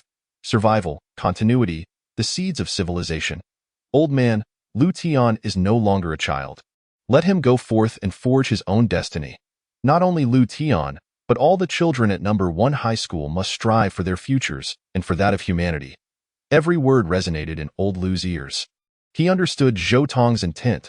Ultimately, Lu Tian was the child he had nurtured since infancy, always wishing to shield him under his protective wing. However, children inevitably grow, just as those little ones who once left the orphanage to work, start families, and raise their own children. Teacher Zhou, thank you, old Lu replied with a cheerful smile, revealing his open-minded nature. Old man will treat you to monster barbecue. Indeed, the meat of these monsters surpassed that of domesticated pigs, cattle, and sheep in flavor. Sometimes, I ponder whether these monsters might eventually be consumed to the point of becoming protected species, he chuckled. His gaze fell upon a shared bicycle by the roadside. Why not acquire one for transportation? Feeling a spark of inspiration, he tested it out. It was quite smooth, likely a newly deployed batch. Subsequently, Lu Tian enhanced the bicycle, upgrading it to level 1, satisfied as he set off on his journey. Not only is it sturdier, but it also seems to require less effort to ride. He resolved to enhance all the supplies at home one by one whenever he found the time. Curious about any unexpected rewards that might arise. Before long, Lu Tian exited the coastal urban area in just 2 short days.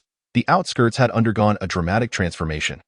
The powerful magnetic radiation had affected not only humanity but various flora and fauna as well, particularly plants, which exhibited the most pronounced changes. Many low shrubs and grasslands had grown to a height of a person, while the already tall trees had transformed into towering giants. As Lu Tian surveyed the familiar scenery, a vast expanse of vibrant green, he felt an indescribable sensation welling up within him. Prior to the cataclysm, Shenzhou had expended considerable resources to enhance green vegetation coverage. Other nations spoke eloquently of such efforts.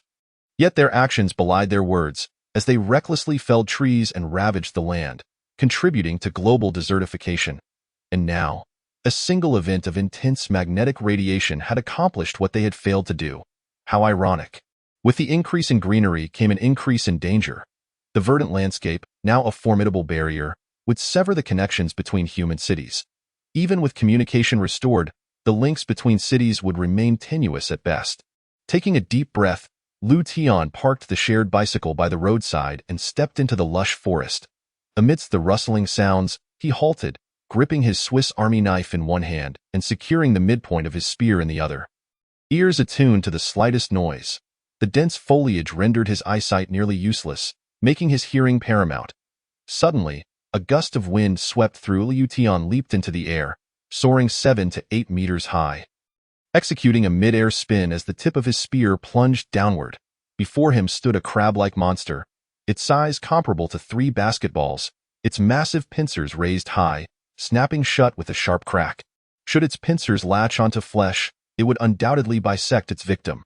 Unfortunately for the crab monster, its calculations were thwarted. The spear descended with precision, piercing the creature's thick shell at the head. The level 1 reinforced spear easily penetrated its formidable armor. The crab monster writhed in agony, and Lu Tian, with a cold expression, swiftly severed its exposed eyes with his Swiss Army knife before withdrawing the spear and unleashing a flurry of strikes. A minute later, the crab monster lay motionless on the ground, devoid of any signs of life. Lution gazed at the carcass of the crab monster with a twinge of regret. In the past, a king crab could fetch several thousand. This sizable creature would surely command a premium at the auction house, starting at a minimum of several 100,000. The two girls would undoubtedly delight in it. He rapidly extracted the monster's brain core and pressed deeper into the wilderness. Chapter 23. The temptation of the brain core. The path proved arduous. The roads previously constructed were now completely shrouded by dense underbrush, compelling Lution to rely on the sun overhead and his instincts to navigate. Half an hour passed, and suddenly, his field of vision expanded. It was not a human settlement that appeared before him, but rather a vast expanse of water plants, at least 2 or 3 football fields in size. This area had once been a wetland park on the outskirts of the coastal city, and serpentine monsters thrived in such environments. This was precisely where he needed to be.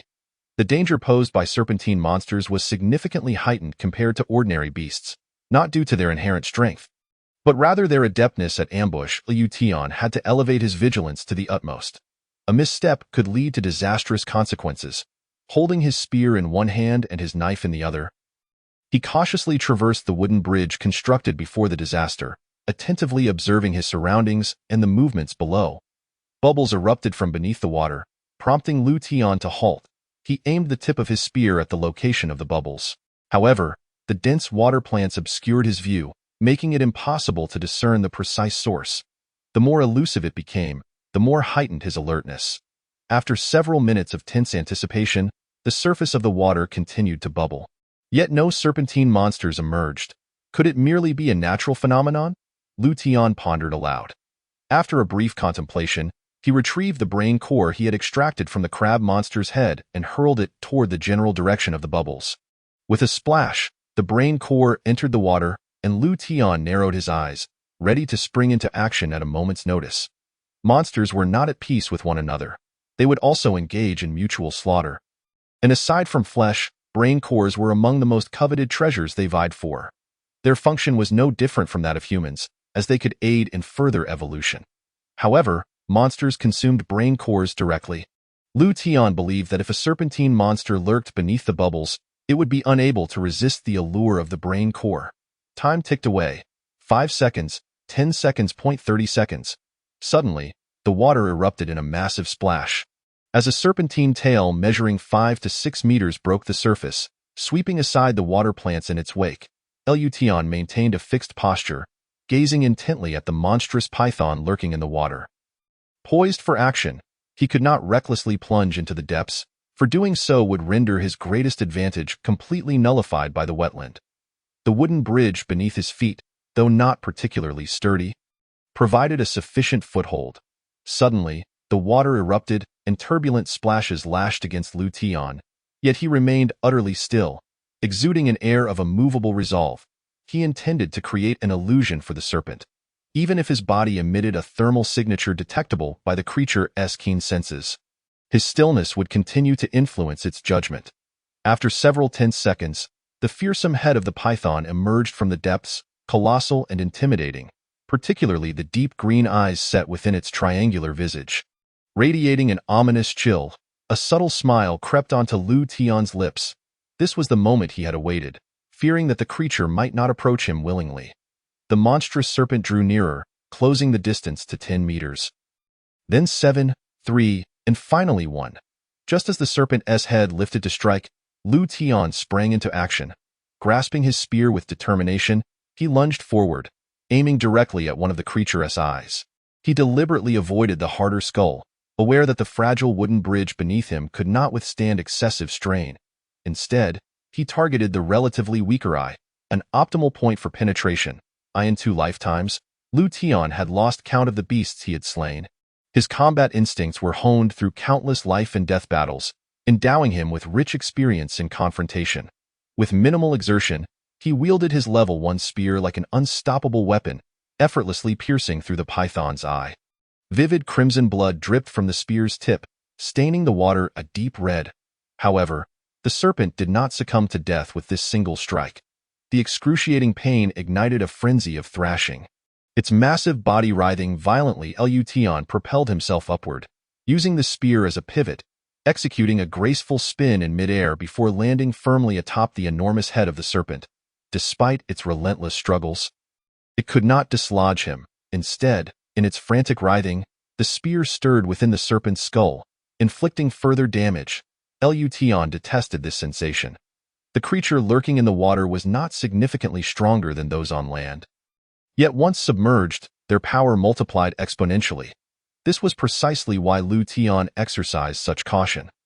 Presently, he dared to stand atop the serpent's head primarily because the wetland's waters were not overly deep, and the python had sustained grave injuries. Despite its vigorous thrashing, he reasoned that it would soon succumb. Splashing violently, the serpent's lengthy tail sought to sweep him off, but what awaited it was the merciless strike of the Swiss Army knife. Approximately 300 meters away, a tower-like structure rose 20 meters high. Originally designed for visitors to overlook the wetland park, a girl in her early 20s trembled as she cowered in a corner. Cautiously rising to her feet upon hearing the commotion outside, peering towards the source of the noise. Utilizing the telescope on the observation deck, she witnessed the fierce battle between Lution and the monstrous snake. Her astonishment profound. The disaster had just unfolded, and dozens of visitors had initially occupied the observation deck, but many fled in terror, while a significant number were devoured by the python. She had seen it with her own eyes. The terrifying creature swallowing people whole. She even witnessed an elderly mobility scooter, along with its rider, being engulfed in a single gulp. Fear gripped her heart, compelling her to remain hidden, too afraid to venture outside. Had it not been for the small shop within the observation deck, she might have starved by now. Especially after noon that fateful day, the vegetation in the wetland park had grown rampant. The aquatic plants that once flourished beneath the clear waters now surged above the surface, reaching heights comparable to a person. Ordinary ornamental trees had transformed into towering giants, their trunks requiring several individuals to encircle. Paths that were once visible became obscured by a lush green blanket, rendering the way ahead completely unrecognizable. Despair enveloped her as she lived each day in fear. Ironically, her timidity had allowed her to survive until now, and at this moment, she saw a glimmer of hope. Summoning her courage, she darted down from the observation deck for the first time in days, racing towards Lution. She was unaware of the outside world's transformation, but she knew that 2 days had passed with no sign of rescue. To survive, she must seize this opportunity, even at the risk of her own life. It was truly her only chance. Help! Someone is here. Lution, having awakened a first-level genetic sequence, possessed heightened hearing compared to an ordinary person. The distant voice, clear in the open space, reached his ears naturally. Someone? He mused, but now was not the time to be distracted. He cast the thought aside. Confronting the python remained his primary objective. You shall perish. Sensing the serpent's struggles beginning to wane, Lution swiftly transitioned from defense to offense, seizing the opportunity to strike. His left hand wielded the Swiss Army knife, mercilessly driving it into the creature's head. Although the blade was somewhat short, lacking the penetrating power of a steel spear, it was nonetheless sufficient. After another intense bout, the python's life force gradually ebbed, its enormous body convulsing before finally coming to a halt. Its massive head collapsed onto the wooden bridge, smashing a considerable hole into the surface. Lution meticulously dissected the python's skull. Retrieving its brain core, the brain core shimmered with a water-blue hue, sparkling brilliantly in the sunlight, rivaling even the most expensive sapphires. Staring at the brain core in astonishment, Lution noted its size, significantly larger than that of an ordinary first-level beast core. Nearing the dimensions of a second-level beast core, this revelation instilled an unprecedented sense of urgency within him. In his previous life, he distinctly recalled that second-level beasts only emerged a month after the rift appeared. During the initial month, he had heard of no first-level beast naturally evolving into a second-level one. Such occurrences were reserved for later stages. Yet, merely 2 days after the catastrophe, a creature capable of becoming a second-level beast was already present. A shiver ran down his spine at the thought. Humanity could barely contend with first-level beasts using 7.62mm assault rifles, but second-level beasts boasted formidable defenses, requiring 12.7mm ammunition to inflict harm. Help! Please, take me away from here. The urgent cries drew nearer, breaking Lution's concentration. He turned toward the bank, spotting a beautiful girl clad in a white down jacket, frantically calling for assistance. Her disheveled hair and soiled attire did little to obscure her delicate features, exuding an air of scholarly grace. Chapter 24. The scholar-like girl. Lu Tian's gaze shifted away from the girl, momentarily disinterested in conversation. His primary task was to drag the python's carcass to shore for skinning and evisceration. To the girl, the scene appeared surreal and even somewhat comical. A diminutive figure hauling a creature weighing several tons, reminiscent of a scene from a Japanese anime. Once ashore, Lu Tian employed the Swiss Army knife to dissect the python. "Why are you a superhero?" The girl stammered weakly. "I've been trapped here for 2 days. There were many people initially, but they were all devoured by the giant python.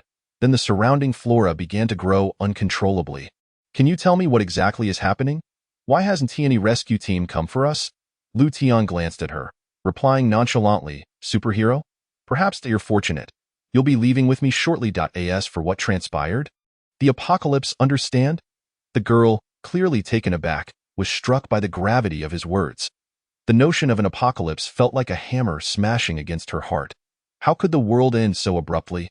Memories of the cataclysmic events from 2 days prior flooded her mind.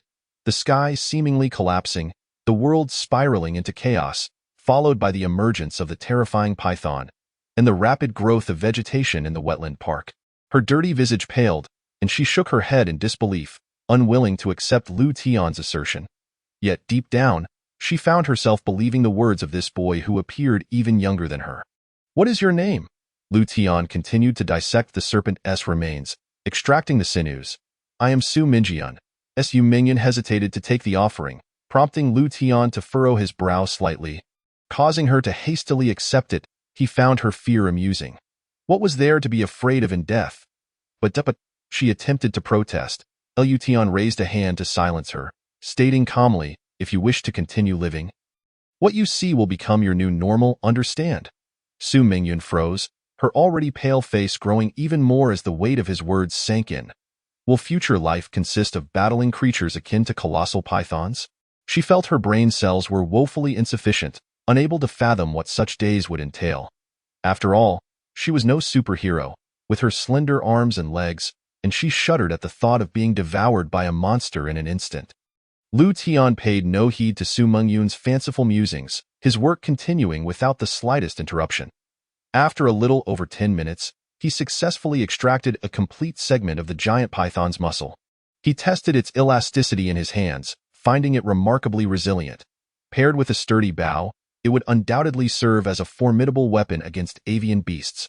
With further enhancement, its properties could be significantly improved. Gazing at the nearly 20-meter-long serpent, he lamented the waste of such high-protein flesh. Despite the python's rough skin and thick meat, the flesh beneath the skin was surprisingly tender, ideal for barbecuing or making sumptuous soups. Moreover, aquatic monsters posed their own challenges. Although the recent hunt for this giant python seemed relatively effortless, it was indeed far more difficult than simply piercing a terrestrial beast with a spear. Su Mingyun, trembling with trepidation, timidly inquired, "How should I address you?" "Lu Tian," he replied. "Oh, Lu Tian, thank you for saving me." Her gratitude was sincere, and then she gestured toward the massive python. "What do you plan to do with this creature?" Noticing the fear in her eyes, Lu Tian couldn't help but smirk as he casually remarked, "Ah, are we going to eat it?" Su Mingyun's delicate features displayed shock. "You mean, can we eat it? Why not? It can eat humans, and humans can certainly eat it." She involuntarily shuddered at his words.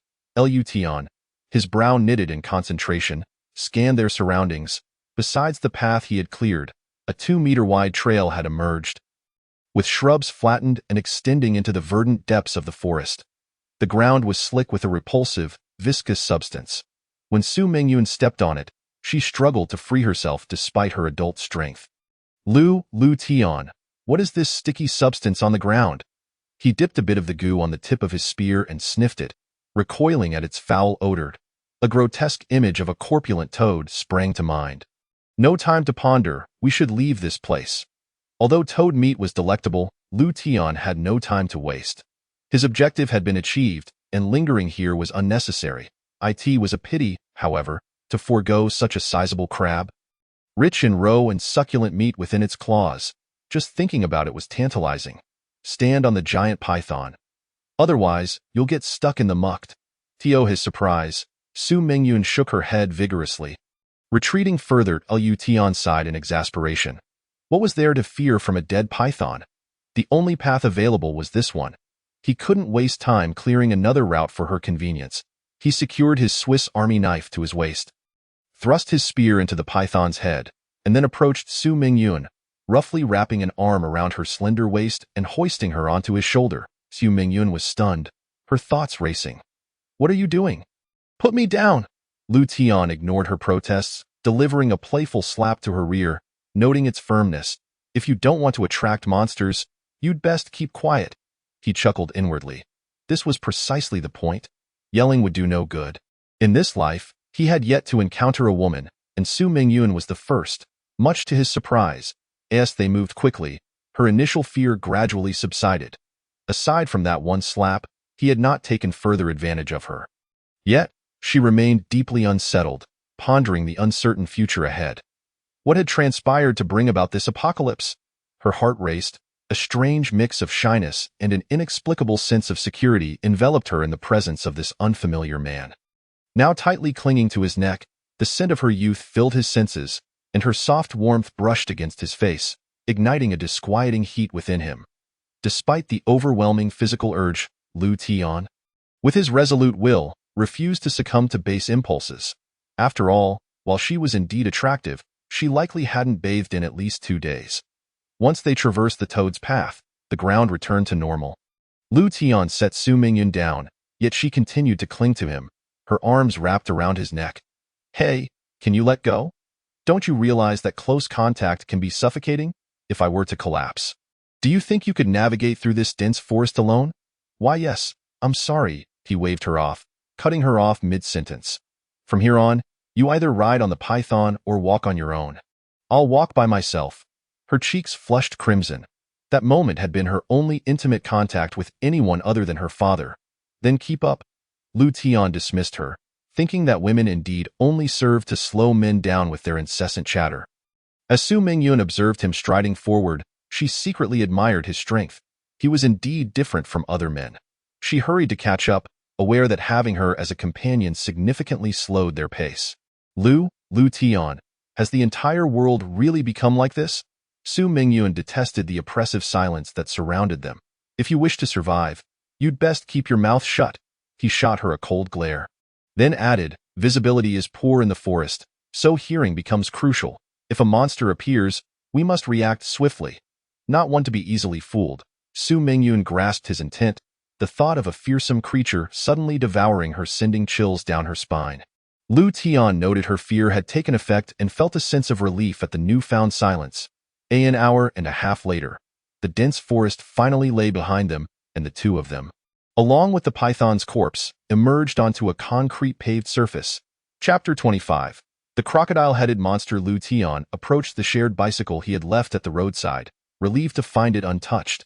Carrying the giant python's carcass made riding impractical. Discarding it was out of the question, as he had enhanced this bike. He turned his gaze to Su Mingyun and said, "You ride the bike. I'll take you to the survivor gathering place." Su Mingyun offered no objections. She had never traversed such a distant and treacherous path before. As she surveyed the devastated city, her heart sank. Despite having formed some hypotheses, the sight before her was shocking. Wrecked cars littered the streets. The remnants of heavy concrete structures lay in tatters, and the ground was strewn with dismembered limbs and congealed blood. I felt less like a city and more like a hellscape. Silently, she pondered whether she could truly survive in such an apocalyptic environment. Her gaze fell upon Liu Tian. While not particularly tall, he radiated strength, easily slaying a nearly 20-meter-long python. She resolved to stay by his side, though Liu Tian remained blissfully unaware of her sentiments. He was indeed strong, but the depths of human emotion were inscrutable. He likely had no inkling that this hunting expedition would result in the emergence of a formidable female killing machine by his side. Yet, for now, this killing machine was merely a weak girl in need of protection. Su Mingyun longed to speak, but hesitated, fearing Liu Tian might rebuke her again. Amused, he encouraged her, "If you have something to say, just say it. The city may also harbor monsters, But it's far safer than the forest. Lution, do you live in the survivor gathering place? Are there others like you there? Su Mingyan hesitated before voicing her question. I don't live there. If by superhuman you mean someone significantly stronger than an ordinary person, then yes, there are many in the gathering place. You'll be much safer there, Lution replied nonchalantly. The thought of many superhumans astonished Su Mingyan. Yet a flicker of disappointment crossed her eyes at his admission that he did not reside there. Is it possible for me to not go to the gathering place? I want to stay with you. She bit her red lip, her cheeks aflame as she expressed her desire, not waiting for his response. I eat very little. I'm easy to take care of. Lution rolled his eyes. Was that supposed to be a convincing argument? It certainly did not work that way. Lution wanted to refuse, yet, upon witnessing Su Mingyan's pitiful and pleading gaze, the words he intended to utter simply evaporated from his lips. I can still work. I can do laundry and cook. I can do it all, Su Mingyan hastily added. As long as you allow me to accompany you, I will do whatever you ask. Lution felt a pang of discomfort, realizing the underlying implication of her words. Was she perhaps attracted to him? Just then, a monstrous roar interrupted Lution's chaotic thoughts. Before them loomed a fearsome beast, towering at nearly 2 meters, with the head of a crocodile and a body reminiscent of a platypus. Its flat form was incongruous with its towering height. Su Mingyan let out a piercing scream. Lution coldly stared at the beast, a smirk forming on his lips. With a swift motion, he withdrew a spear from the head of the giant python monster. Standing tall with the spear aimed squarely at the creature's skull. Step back. Lution's voice was icy white. Su Mingyan, paralyzed by fear, collapsed to the ground, trembling. See, this is what happens when you draw your weapon. Roar! The crocodile-headed monster bellowed again, its blood-red eyes glinting with a murderous hunger, its long, crimson tongue licking its fangs, drool dripping, as if the 2 humans before it were delectable delicacies. However, the beast's crimson gaze was more fixated on the corpse of the giant python behind them. Regarding the duo merely as appetizers, Lution stepped back slightly, scooping up Su Mingyan and tossing her onto the disemboweled body of the giant python. She landed heavily, awakening to the elasticity of the high-protein serpent's body. You best not move recklessly, or your death will be in vain. Lution's frigid voice echoed in Su Mingyan's ears, silencing her fidgeting. His gaze remained fixed on the crocodile-headed monster, imbued with a chilling intensity and caution. The aura emanating from this beast was abnormal, akin to that of the giant python, suggesting a trend towards evolving into a secondary beast warrior, an elite among first-tier monsters. Naturally, Lution was confident in overcoming such an elite creature. Yet his mind was plagued with questions. Why had such a situation arisen in just 2 short days? Before he could ponder further, the crocodile-headed monster unleashed a thick cloud of mist, charging at Lution. Each of its massive hooves caused the ground to tremble, as if not a mere beast stood before him, but an entire army. Kill! Lution bellowed, embodying the spirit of a warrior in a narrow encounter. Advancing rather than retreating. Like the legendary Zhao Zilong wielding his spear with grace, Lution's spear was no less formidable, his strength unwavering. The true power of an awakened warrior did not lie solely in brute force, but in the heart that wielded it, the courage to forge ahead, the determination to slay gods or Buddhas alike.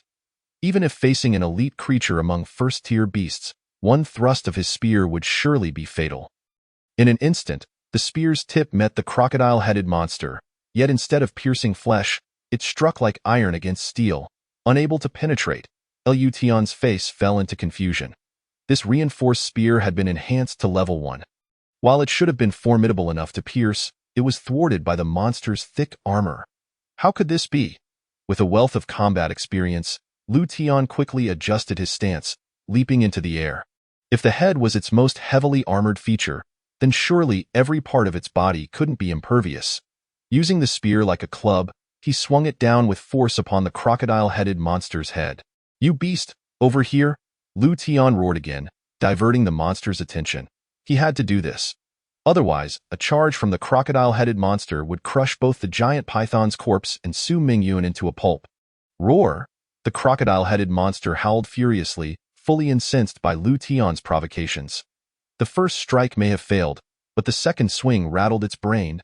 A massive, spiked tail swept through the air, sending discarded cars soaring before crashing down towards Lution. He nimbly dodged, launching another assault. The crocodile-headed monster, exasperated, found this diminutive human to be quite a nuisance. How infuriating! After consuming countless humans over the past 2 days, encountering such a troublesome opponent was unprecedented. Filling it with rage, after several exchanges, beads of sweat began to form on Lu Tian's forehead. This crocodile-headed monster was stronger and far more tenacious than the giant python. Yet, there was no trace of fear in Lu Tian's eyes. Rather, excitement flickered within his dark orbs. A treasure trove lay within this crocodile-headed monster. Wait for me to carve you into pieces. Lu Tian charged once more towards the crocodile-headed monster, now a mere half-meter apart. In the monster's disdainful gaze, its gaping maw, lined with razor-sharp fangs, seemed poised to crush him.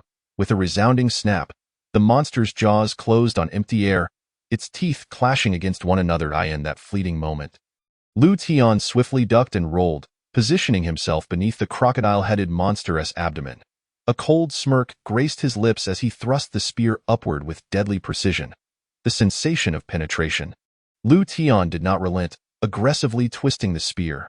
The wound, initially the size of the spear's girth, rapidly expanded, and no matter how thick the beast's hide, its innards were still vulnerable. Blood dripped steadily from the spear, staining it crimson within mere moments. The monster's roar shifted from ferocious to agonizing. Its massive form thrashed in desperation. Lu Tian adhered to a steadfast principle. When one is wounded, strike for the kill. The lines had been drawn. It was now a battle to the death. Attempting to escape now would be futile. Lu Tian rolled out from beneath the crocodile-headed monster, brandishing a Swiss Army knife, and lunged at its side, delivering a flurry of thrusts. More blood pooled on the ground, siphoning the creature's strength. Seizing an opportunity, Lu Tian darted back to the crocodile-headed monster's front, accurately plunging his knife into its eyes. A more agonizing roar erupted, echoing through the IT must be said. The resilience of these monsters emerging from the cracks was truly remarkable. Unless met with a lethal strike, it was immensely challenging to slay them. Today, it was Lu Tian. Had it been another with a different genetic sequence, even a group of 3 or 5 might not have stood a chance against the crocodile-headed monster. Die! With a swift withdrawal of his spear, Lu Tian began to wield it with ferocity, plunging it into the beast's eye socket, followed by a relentless assault. The anguished roars of the beast resonated through the skies as the crocodile-headed monster swayed and then crashed heavily to the ground. Chapter 26. The flame of humanity must endure. Lu Tian gasped for breath. This battle had drained considerable energy from him, even causing him to exhaust one of his diamond tattoos.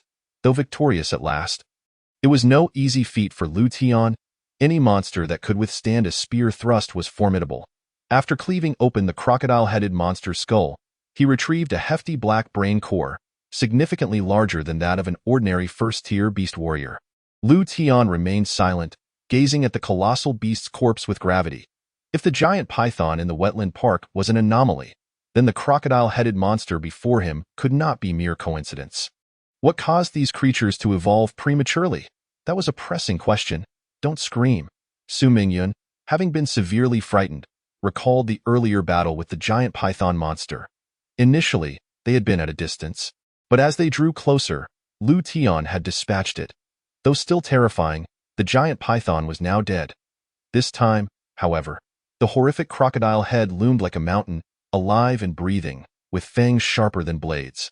The thought of being bitten was too dreadful to contemplate. It was not that she lacked courage, but any ordinary person would find it difficult to control their emotions upon witnessing such a terrifying creature. Monster, monster! Su Mingyun pointed stiffly at the crocodile-headed beast on the ground, unable to contain her fear. It's dead? Lu Tian retorted impatiently. It won't rise again. Oh. After descending from the giant python's body, her legs trembled, unsteady beneath her. Lu Tian was exasperated. It seemed Su Mingyun would be unable to ride the reinforced shared bicycle. Can you walk?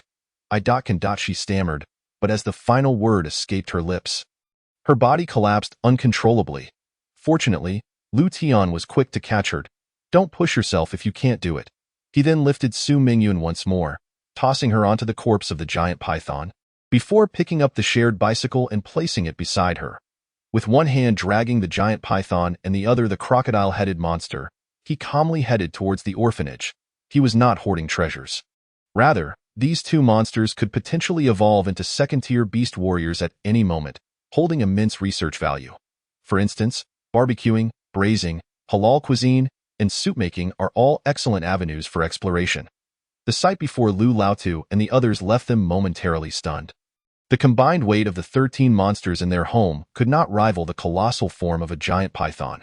Fortunately, Liao Kai's keen eyes quickly spotted Su Mingyun seated atop the corpse of the giant python, causing his eyes to gleam with recognition. The young girls in the household, Xiaoya and Xiaolin, were still quite young and certainly could not engage in any beastly behavior, lest they face the consequences from Lu Tian. However, the situation was different for an outsider. Judging by her demeanor, she appeared to be an ordinary person, likely unable to awaken her powers, as evidenced by her evident fear. What a good-hearted gesture from Xiaotian. Recognizing his loneliness and bringing him a companion, Liao Kai's thoughts were entirely consumed by Su Mingyun. Although her delicate face was slightly soiled, it failed to conceal her exquisite features and striking beauty. The frightened, tearful expression she wore evoked a tender pity, stirring a desire to protect her. Su Mingyun, however, paid no mind to Liao Kai. Her gaze was wholly fixated on Lu Tian. Kai Zi, at what point are you still thinking about flirting? We have work to do. Lu Tian dismissed Liao Kai and lifted Su Mingyun from the giant python's carcass, calling out to the sisters, Xiaoya and Xiaolin, fetch her something to eat, help her bathe, and find her some clean clothes. All right, brother Xiaotian. The two young girls, one on each side, guided Su Mingyun into the house. Liao Kai shot a resentful glance, realizing that Lu Tian had just embraced a beautiful girl. Was she not meant for him? Yet circumstances had dramatically shifted. In the brief span of 2 days, the world teetered on the brink of collapse, and no one knew how long they could survive in such a terrifying apocalyptic environment. If Lu Tian could secure a woman of his own and sire a brood of chubby children, he would have no regrets in this life. As for Lu Tian's previous suggestion that he should seek out a companion, Liao Kai disregarded it. At over 60 years old, he was hardly in the prime of life to be considering fatherhood. Although he had been feeling much better in recent days, even managing to control his urination distance. Xiaotian, who was that girl just now? Lu Laotu pulled Lu Tian aside, his eyes gleaming with a peculiar light. It was a gaze that any man, young or old, would understand. Lu Tian rolled his eyes. Responding with irritation, what? Lu Laotu, momentarily taken aback, asked, is there a problem? Lu Tian, perplexed, inquired further.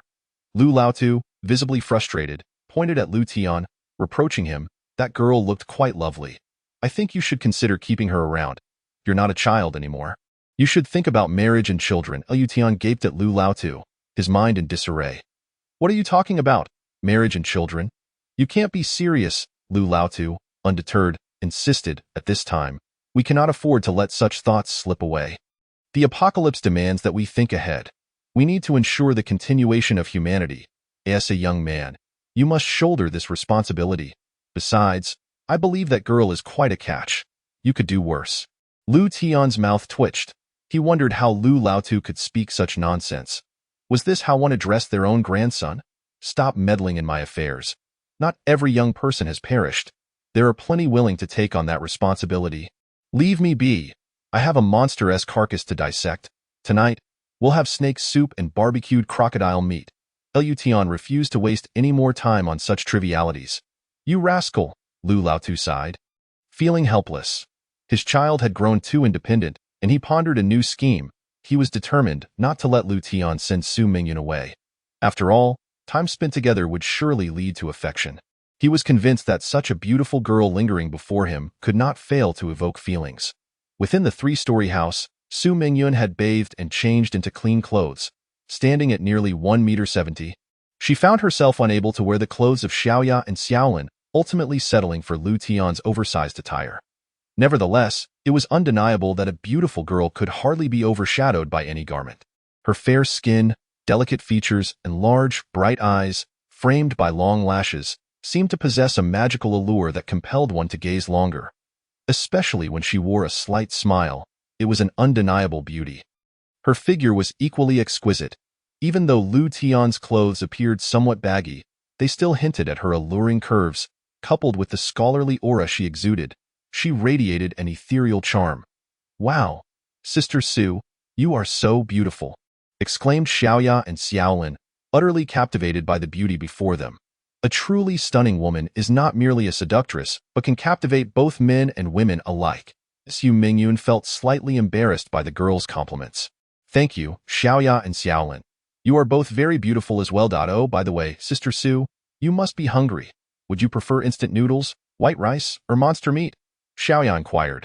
Xiaolin chimed in, strongly recommending the monster meat. "It's delicious. We eat it every day." Images of the giant python and crocodile flashed in Su Mingyun's mind, especially the thought that these monsters had likely consumed countless people. She shuddered. "I think I'll stick to instant noodles." Xiaolin expressed disappointment. "Sister Su, the monster meat is truly delicious. You'll regret not trying it." Su Mingyun felt awkward. Despite not knowing the taste, she trusted that the girls wouldn't lie. Yet she struggled to overcome her internal hesitations. Just then, the door swung open, and Lu Tian entered, holding a bowl of porridge made from the heart of the crocodile monster. Chapter 27. Su Mingyun's peculiar reaction as Su Mingyun caught a whiff of the rich meaty aroma. She glanced at the dark puree in the bowl and asked with confusion, "What is this?" Lu Tian, with a stern expression, pushed the bowl toward her, saying, "Eat it." The words of Lu Laotu echoed in his mind, leaving him in a foul mood. Every glance at Su Mingyun made him feel uneasy, especially now that she was so stunning after her bath. It would be disingenuous to say he didn't feel stirred. But some matters could not be acted upon merely because of desire. Lu Tian was not considering women who could distract him from his mission. Su Mingyun glanced at Lu Tian with trepidation, uncertain of how she had offended this superhuman. "Wow, Brother Xiaotian, is this really made from the heart of the monster?" Xiaoya and Xiaolin's eyes sparkled with excitement. They knew that Lu Laotu and the two soldiers tasked with protecting Lin Haino, one high school, had awakened into superhumans after consuming monster heart porridge. They eagerly wanted to try it, but Lu Tian had not consented. He believed they had already consumed enough monster meat without any signs of awakening. Wasting a monster heart would be pointless. It wasn't that Lu Tian was stingy. It was simply that the 13 monsters they had hunted were untouched by human consumption, ensuring the purity of their flavor. Each piece consumed was one less available for future hunts. Only when new monsters emerged from the rifts could they hunt again. The bowl prepared for Su Mingyun contained the heart of the crocodile monster. Monster heart porridge. Su Mingyun was visibly taken aback, her fair face paling as her hands trembled while holding the bowl. Lu Tian rolled his eyes silently. These two girls really had a knack for bringing up the most inappropriate topics. "Brother Xiaotian, is there any left? We want to drink it too. We want to become superhumans," the two girls exclaimed with excitement, their small fists pumping in the air, their hopeful gazes fixed on Lu Tian. Lu Tian, exasperated, replied, "I knew you would want some. There's enough for you. Go downstairs and serve yourselves." "Yay, that's wonderful." The two girls promptly abandoned Su Mingyun, their minds occupied with thoughts of becoming female superhumans. They had also overheard Lu Laotu's conversation with Lu Tian, giving them the chance to leave the two alone. Wait, rather, it was female superhuman sister-in-law, with only Lu Tian and Su Mingyun left in the room. Su Mingyun asked nervously, "If I drink this, will I become a superhuman like you?" Lu Tian nodded. "There's a certain probability, about 10%. Whether you can become what you call a superhuman depends on your luck." "You want to be as strong as I am?" Lu Tian's lips curved into a slight smile, the unspoken words hanging in the air. The implication was clear to any reasonable person. This was Lu Tian's pride. In his 2 lifetimes, it would be too trivial to think that anyone could easily reach his level. Su Mingyun, the opportunity has been bestowed upon you. Whether or not you seize it lies entirely in your hands. Lu Tian paused momentarily before turning around to add, "In the gathering place of survivors, not everyone has the privilege of savoring a bowl of monster meat porridge." With that, he exited the room, leaving Su Mingyun in a state of stunned contemplation. Her gaze fell upon the bowl of monster meat porridge she held, her heart still repulsed by such fare, yet the enticing aroma wafting through her nostrils compelled her to devour it in one swift motion. Her mind was a tumult of thoughts. Lu Tian's words echoed in her head, suggesting a mere 10% chance of becoming a superhuman capable of hunting these terrifying monsters. After several minutes of inner turmoil, Su Mingyun gritted her teeth and made a resolute decision. She would drink it. Without further ado, she gulped down the porridge. A warm surge coursed through her abdomen, instantly rendering her flushed and feverish. The heart of the crocodile-headed monster, soon to break through to become a level 2 beast soldier, contained far greater vitality than that of an ordinary level 1 beast soldier. Although the bowl appeared modest, its effects were nearly doubled in potency. Su Mingyun attempted to harness her willpower to calm her emotions, only to discover that the notion of tranquility was utterly futile, for she could not settle her racing heart. Moreover, a rather alarming sensation arose within her. An overwhelming hunger, an insatiable desire for sustenance. Even if a cow were placed before her, she could consume it without hesitation. Creak. The old wooden door emitted a sound as Lu Tian returned, having suddenly remembered certain precautions he had neglected to mention to Su Mingyun. With the prior cases of Lu Laotu and Zhao Wu, both of whom had awakened fire abilities, he felt it necessary to clarify matters. Despite not believing that Su Mingyun would awaken such powers, nevertheless, he could not allow any irreversible damage to the 3-story building. He certainly wouldn't make her pay for it. Lu Tian, what are you doing? Su Mingyun exclaimed in shock. Lu Tian's eyes nearly bulged out of their sockets as he realized that Su Mingyun was not wearing any clothes. The sight was too exquisite. He felt a surge of warmth in his nostrils. He touched his face and, to his dismay, found blood. Get out! Su Mingyun screamed. Lu Tian hurriedly closed the door, his mind swirling with questions, such as why Su Mingyun was not dressed, especially when she had appeared perfectly fine just moments ago. Furthermore, he could not shake the vivid image from his mind. He had to admit, her figure was stunning. Lu Tian slapped himself, chastising his own indecision. To refuse a girl so beautiful was utterly inexcusable. Perhaps Lu Laoda's insight was indeed invaluable, and he needed to shift his perspective. Women have the power to inspire men to take action, but such influence only applies to the inept. He did not fall into that category. Clearing his throat and suppressing his wandering thoughts, he called out through the door, "Hey, I forgot to tell you what to do after drinking the meat porridge. Close your eyes, relax your mind, and use your imagination. Envision the warmth within you. Yes, the warmth. This warmth is energy. Imagine that you can control it, for it is a part of your body." Outside, Lu Tian earnestly guided her, while Su Mingyun, though panicked, endeavored to follow his instructions. Before doing so, however, she hastily donned her clothes once more. Her cheeks remained flushed as she closed her eyes, temporarily setting aside the embarrassment Lu Tian had caused her, focusing instead on mastering the heat within her. At one moment, she even questioned whether Lu Tian had drugged her.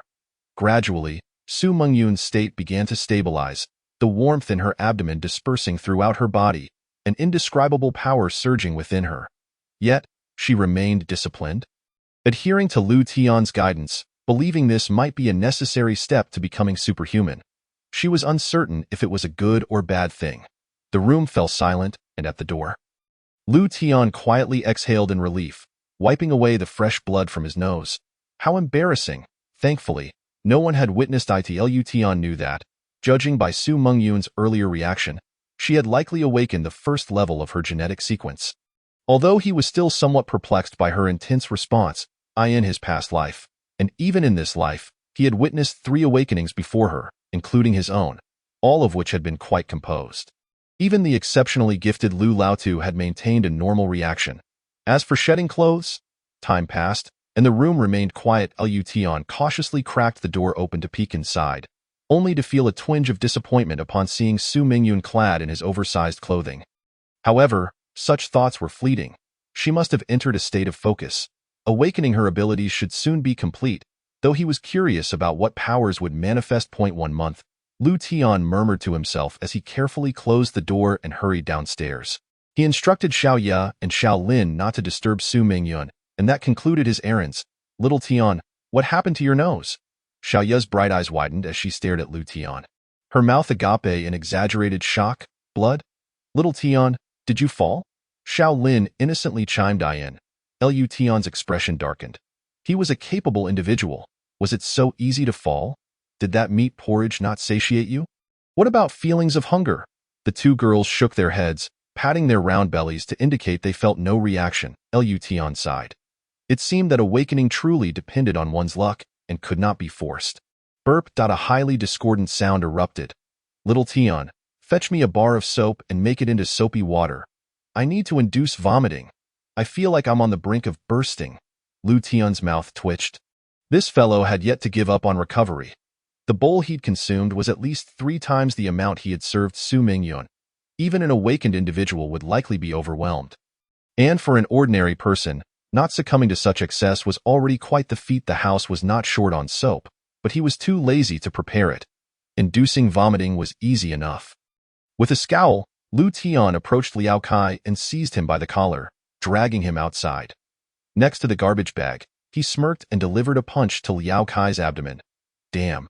Liao Kai winced in pain, unable to utter another word before he began to expel the contents of his stomach. There were many methods to induce vomiting. Lu Tian stood by, disdainfully observing Liao Kai's pitiful state, and remarked dryly. Chapter 28. Paranoia. Moments later, Liao Kai felt utterly drained, as though all the stomach acid had been expelled. Little Tian, why didn't you just stab me with a steel spear and end it? Liao Kai rolled his eyes. Appearing as though he were on the verge of death, Lu Tian found it amusing and retorted. Who told you to be so reckless? Monster heart meat porridge is not something to be consumed lightly. You barely survived after eating a small bowl last time, and now you devoured a massive bowl. If I hadn't knocked it out of you, you would have surely burst. Serves you right. Isn't it said that one should never give up easily? Little Tian, I don't want to remain an ordinary person. Although I've lived comfortably in the orphanage, being confined there feels like being imprisoned. We're all the same age, all men, yet I am kept sheltered. It's incredibly frustrating. I wish to make my mark. Lu Tian rolled his eyes at Liao Kai's dramatic sentiments. He had never truly experienced life after the apocalypse. If he were to open the orphanage, countless individuals would be clamoring to join, eager to have their fill without the constant fear of being slaughtered by monsters. Compared to the horrors outside, it was akin to paradise. Unaware of the fortune you possess, however, Lu Tian could understand Liao Kai's desire for strength. Being a slacker was not his style. Once Liao Kai had regained some composure, Lu Tian spoke earnestly. Kaizi, if you trust me, just stay put. Give me a month, and I will surely find a way for you to awaken your abilities. A month? Liao Kai paused, taken aback. Lu Tian nodded, his tone serious. Not a jest. Do you understand? In this world, human life is the least valued commodity, and many more will perish. Even though there are numerous awakened individuals, this truth remains unchanged. Then does that mean humanity is hopeless? Liao Kai struggled to accept this outcome, envisioning himself as a powerful hero, admired by all, with beautiful women vying for his attention. Yet, it seemed that even awakening abilities and gaining superhuman strength might not suffice. Lu Tian's expression brightened once more as he patted Liao Kai on the shoulder, continuing, there's no need to be so pessimistic. Has humanity not faced calamities before? During the Wuhu chaos, the Han people nearly faced extinction at the hands of those barbarians. Yet, our ancestors not only survived but also preserved their cultural heritage, reclaiming their rightful place on this land. Think of the consequences faced by those who oppressed us. This time will undoubtedly be more arduous. But I firmly believe that as long as we hold on to hope, one day, all monsters will be hunted to the brink of becoming protected species. His words rang with conviction, serving as both comfort for Liao Kai and a reflection of his own hopes for the future. Liao Kai nodded resolutely, his gaze imbued with determination.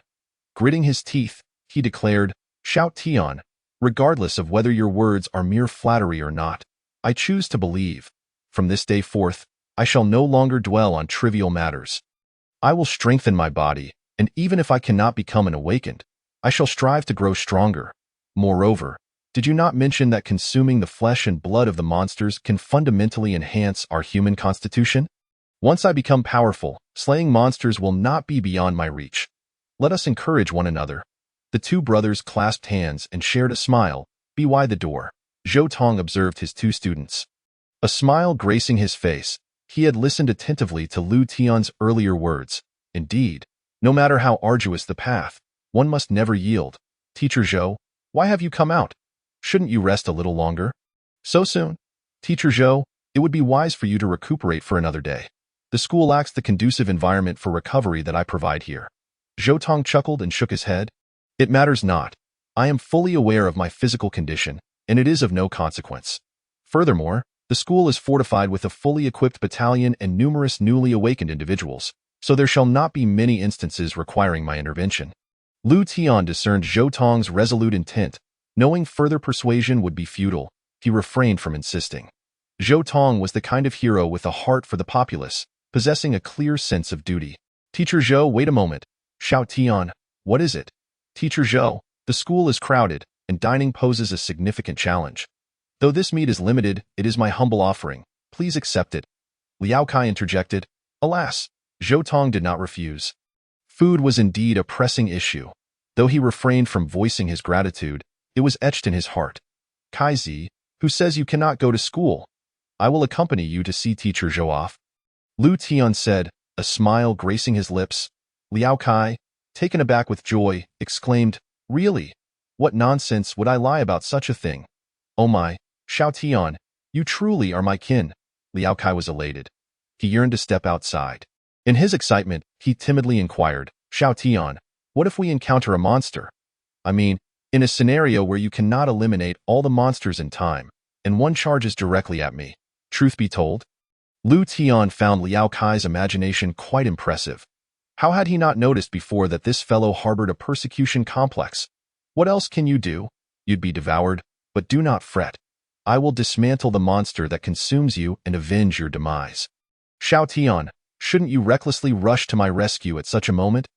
Otherwise, even if you avenge me, I won't survive. Liao Kai felt despondent as the time to leave the orphanage approached. A wave of anxiety washed over him. It seemed as though the outside world was a vast maw filled with sharp fangs, poised to swallow him whole. The two bantered, bringing amusement to Zhou Tong nearby. His age was not significantly greater than that of Lu Tian and Liao Kai. And a thought struck him. The joys of youth are abundant. Shortly thereafter, Lu Tian informed the old man Lu, and the three departed the orphanage, heading towards Linhai No. 1 High School. Under the guise of physical training, Liao Kai was tasked with pushing the 200-pound cart. Xiao Tian, do you have any suggestions for utilizing my abilities? After walking several hundred meters in relative silence, with no monsters in sight, Zhou Tong turned to Lu Tian. In academic matters, he was Lu Tian's instructor, yet in the realm of awakened abilities and their application, he found himself lacking. Lu Tian, undeterred by any embarrassment, acknowledged that each had their strengths and weaknesses. He furrowed his brow in contemplation, then replied, My strength attribute and teacher Zhou's telekinesis, while differing in nature, share similarities in usage. Both seek to maximize lethality with minimal cost, rather than relying solely on brute force. The strength attribute can overpower 10 with 1 and likewise can achieve great feats with finesse. Indeed, every ability operates under such principles. However, the application of abilities varies fundamentally due to individual characteristics, habits, and other factors.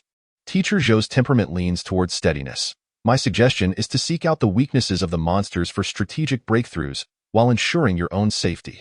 The monsters that emerge from the fissures, though not native to our blue star dimension, possess obvious vulnerabilities in their eyes, noses, ears, and mouths. Conversely, their thick hides and robust flesh significantly increase the difficulty of striking them down from other areas.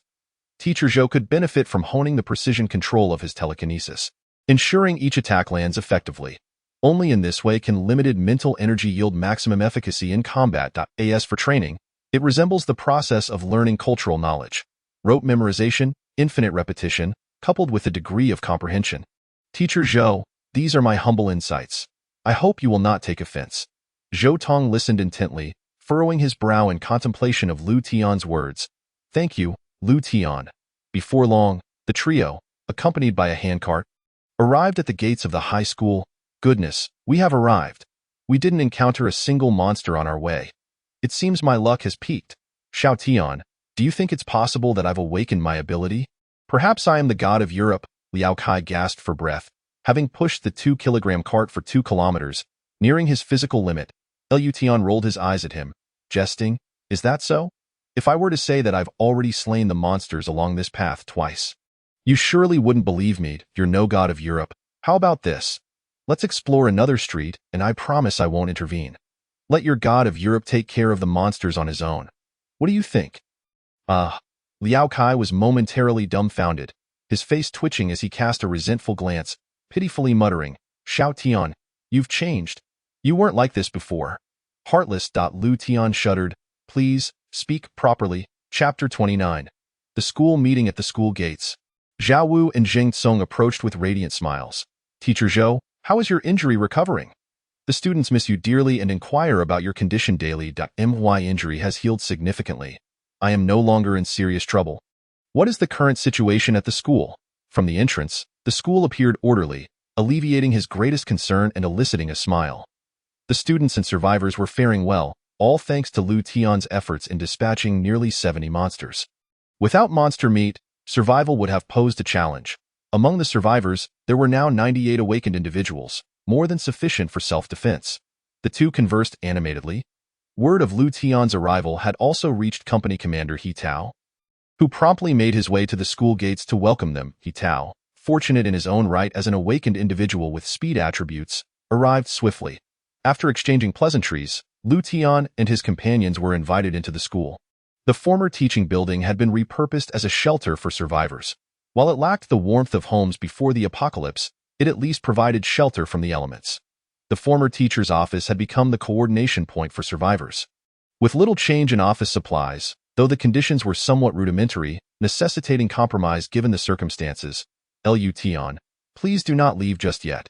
I would like you to hear our plans, He Tao urged as he noticed Lu Tian bidding farewell to Zhou Tong. Lu Tian was reluctant to get involved. Initially, he sought only to secure his own small home, and other matters were not within his immediate consideration. Furthermore, there were many capable individuals at the school, and his absence would not hinder their efforts. Shaking his head, Lu Tian declined. Xiao Tian, you should stay. Your understanding of these monsters is unparalleled. Perhaps your insights could save many lives, Zhou Tong said, having stayed at the orphanage for 2 days and gleaned a sense of Lu Tian's thoughts from their brief exchanges. The sudden onset of the apocalypse and the proliferation of monsters were situations Zhou Tong could empathize with, and he refrained from delivering grandiose speeches to persuade Lu Tian to stay.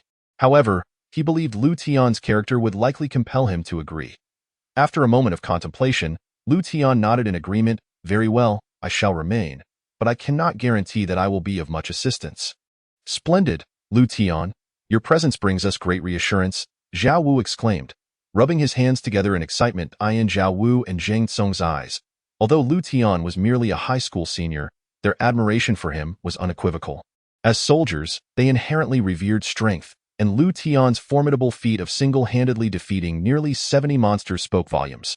Additionally, his extensive knowledge of the monsters' traits would serve as their best psychological comfort in the face of the unknown. Indeed, with Lu Tian here, I feel the monsters are far less frightening.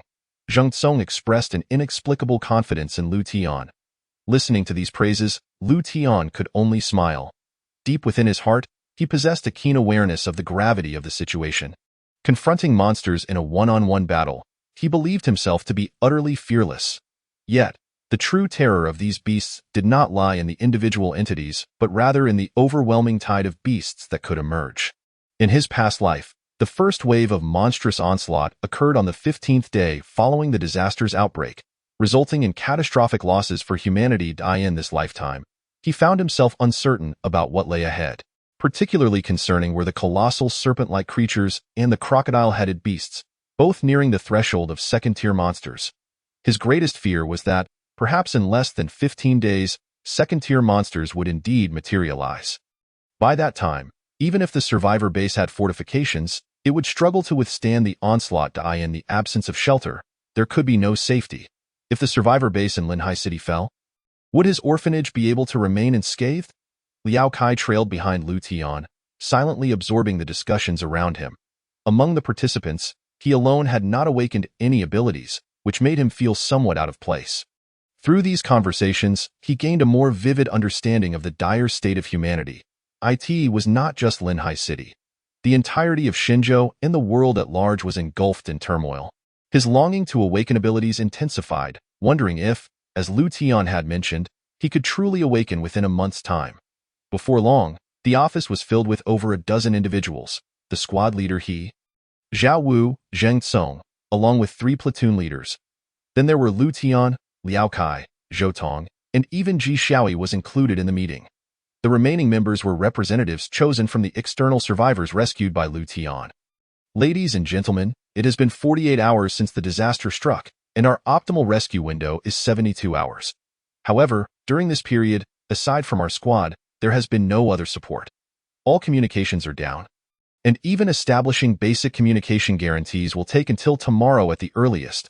But time waits for no one. We cannot afford to delay. Every minute, every second, countless compatriots are falling victim to the fangs of the monsters. Currently, our survivor congregation at Linhai No. 1 High School has stabilized the situation, yet it is imperative that we venture into the urban area for exploration. This is my stance, but I would like to hear everyone else's opinions. He Tao's voice rang out powerfully. After a brief pause, he added, I must emphasize that venturing outside will undoubtedly entail danger, but remaining within the school is not entirely safe either. As you can see, there are approximately 5,000 survivors at Linhai No. 1 High School. Nearly 1,000 have consumed food made from monster hearts, and the ratio of awakened individuals stands at about 1 in 10. We need more of our compatriots to unite to bolster the number of awakened beings. The more awakened individuals we have, the more monsters we can hunt, allowing us to obtain more monster hearts and awaken even more individuals. The remaining flesh can serve as sustenance, preventing hunger and fostering a positive cycle. As his words settled, He Tao's gaze swept over the crowd, awaiting their responses. Silence enveloped the room, and eventually, all eyes turned to Zhou Tong. He Tao smiled. Zhou Laoshi, what do you think? Zhou Tong nodded and replied, what Captain He said is indeed correct. We cannot allow the potential dangers to keep us cooped up in the school. Setting aside everything else, with 5,000 people, we must venture out to hunt monsters simply to address our food supply. My point is to clarify that this is a protracted battle. We must determine whether humanity falls first, or if we can eradicate these monsters. Captain He's suggestion to go out, whether to save more people or to hunt for food, is imperative. There is no retreat. However, the key discussion we must have is how to fight when facing these monsters.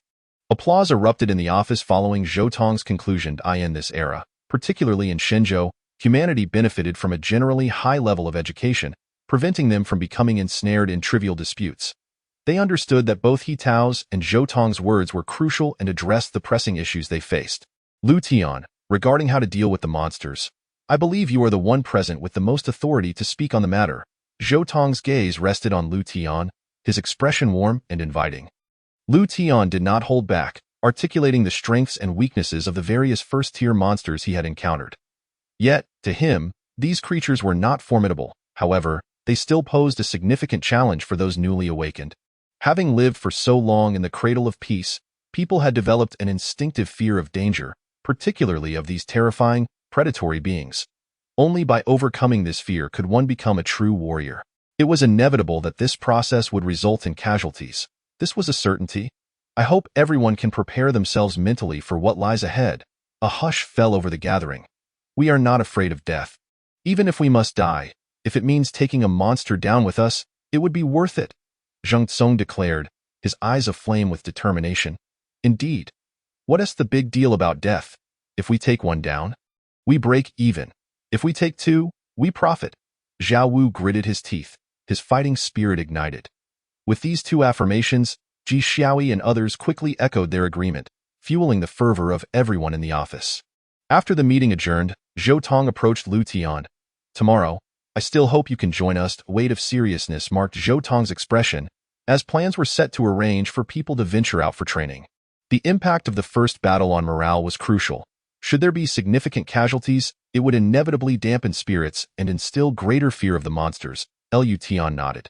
He found it impossible to refuse Zhou Tong's request. As everything he said was logical, I will arrive at the school promptly at 9 tomorrow morning. Zhou Tong's eyes brightened once more. Good lad. I knew I hadn't misjudged you. Lu Tian rolled his eyes inwardly. Such remarks about misjudgment had never been uttered by Zhou during their school days. I'm off. Take care of your health, Zhou. Your body is the foundation of revolution. With a wave, Lu Tian departed, accompanied by Liao Kai. Disappearing from view. Chapter 30. The manifestation ability that lad, Zhou Tong murmured with a smile as he watched Lu Tian's retreating figure. With Lu Tian's involvement, his confidence surged, judging by the current situation. While the monsters were fearsome, they were not insurmountable. Upon returning to the orphanage, Lu Tian wasted no time. Tomorrow at noon marked the 72nd hour post-disaster, and avian monsters were expected to descend. Thus, he needed to hasten his preparations. He initially intended to call Liao Kai for assistance, but found him seemingly transformed, performing squats, push-ups, and frog jumps on the ground, and decided against interrupting him. Perhaps such self-motivated training was beneficial. Xiao Tianji. Xiao Tianji. The voices of Xiao Ye and Xiao Lin called to him. Lu Tian looked over and ruffled their hair, smiling as he inquired, "You both seem so excited. Is there good news?" "Yes, good news. Xiao Tianji, sister has awakened her ability," they exclaimed. "Sister is amazing. Her drawings can manifest into reality." Lu Tian's mind reeled momentarily. Who is sister? Immediately, the two girls shot him disdainful looks. "Xiao Tianji, you can't possibly be a scoundrel, not even knowing who your own girlfriend is." "Oh dear, Xiao Tianji is such a scoundrel. How terrifying." Lu Tian's face darkened. What nonsense was this? He rewarded each girl with a playful smack on the head, finally calming them down. "Let us speak properly." Rubbing her slightly sore head, Xiao Ye pouted. "Xiao Tianji, you still hit us. You just like to bully people. Sister told us that since you've seen her body, you must take responsibility. Besides, she is so beautiful. If you weren't my brother, I'd think you're not worthy of her." "Exactly. Sister is such a good person. Xiao Tianji, you must cherish her." Xiao Lin vigorously nodded in agreement. Lu Tian's face flushed even darker. Were these two girls speaking human language? How could they belittle their own brother like this? Taking a deep breath, he forced himself to regain composure, finally understanding who the sister mentioned by the girls was, Su Mingyun. This realization overwhelmed him. "Wait, what ability did you say Su Mingyun has?" Lu Tian swiftly redirected the topic, eager to avoid further entanglements in the sister discussion. Moreover, he was quite curious about this so-called manifestation ability. In his past life, he had heard of such abilities but had never witnessed them firsthand. It was a unique form of awakening, distinct from the categories of elemental manipulation, strength, or speed. It was even rarer than Zhou Tong's telekinesis. Manifestation, huh? In the minds of the two girls, Xiao Tianji was omnipotent, knowing everything. They blinked their beautiful eyes, incredulous that there was something Xiao Tianji didn't know. "Tell me everything you know." Lu Tian fixed his gaze on them, adopting a fierce expression. The two girls, however, were unfazed, giggling as they animatedly recounted what they had witnessed. "So, you mean to say that as long as it's drawn on the canvas, it can become a tangible object?" "Indeed, my sister-in-law found herself without attire, so she took it upon herself to illustrate a garment, and astonishingly, the dress on the canvas materialized into reality, akin to the legendary Ma Liang with his magical brush. However, when I requested her assistance in sketching our favorite chocolate, the result, although visually appealing, was utterly unyielding. Akin to a block of iron, it nearly cost me a tooth."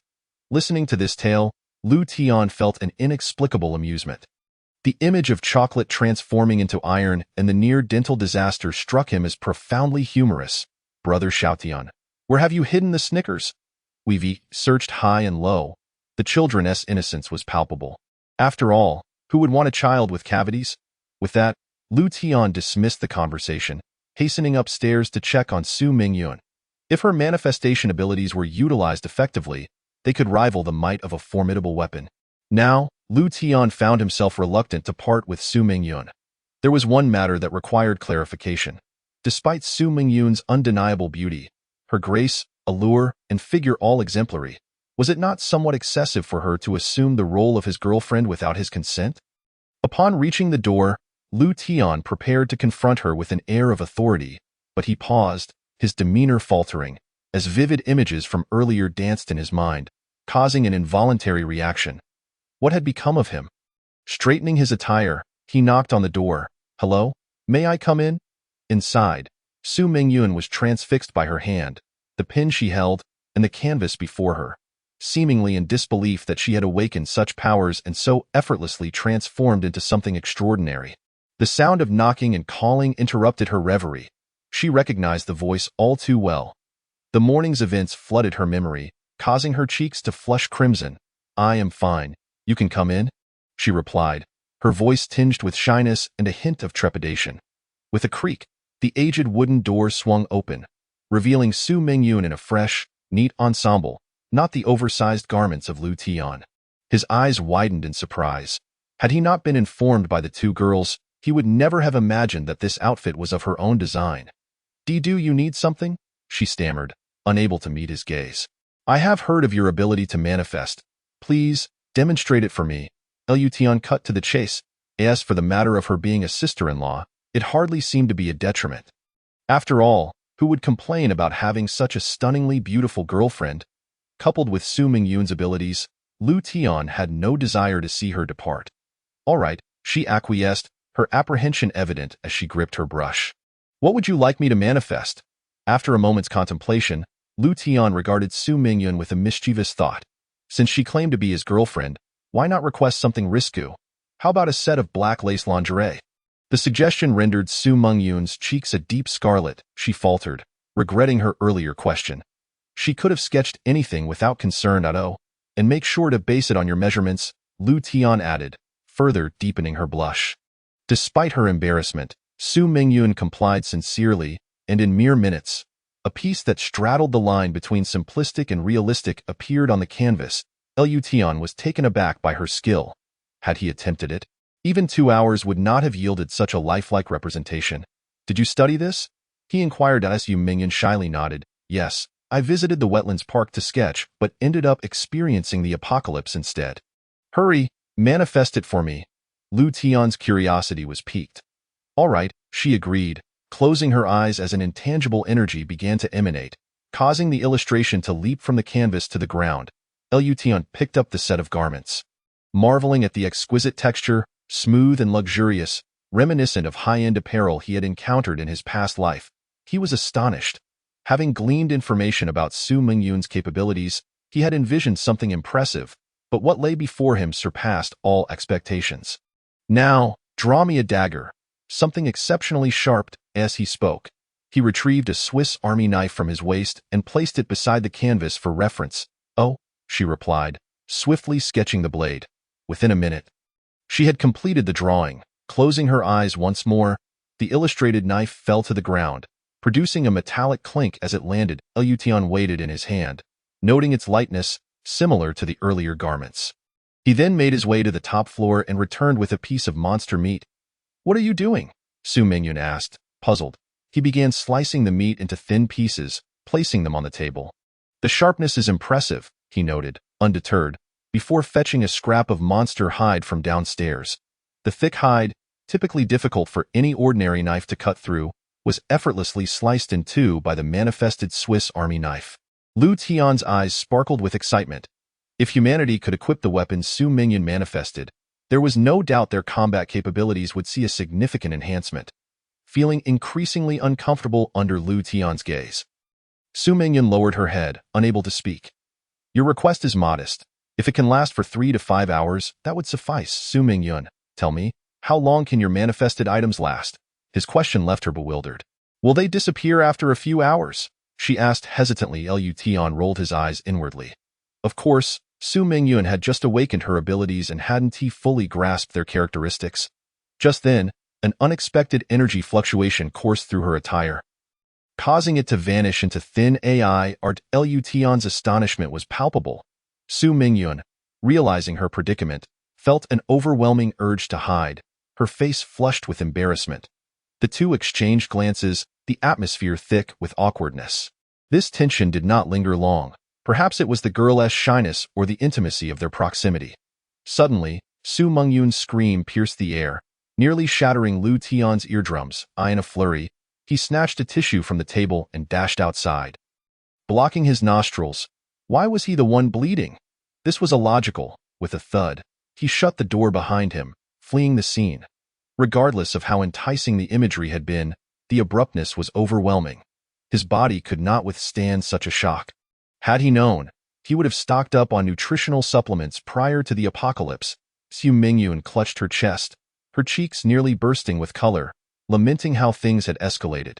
Initially, after awakening her abilities, she had discovered her capacity to manifest objects.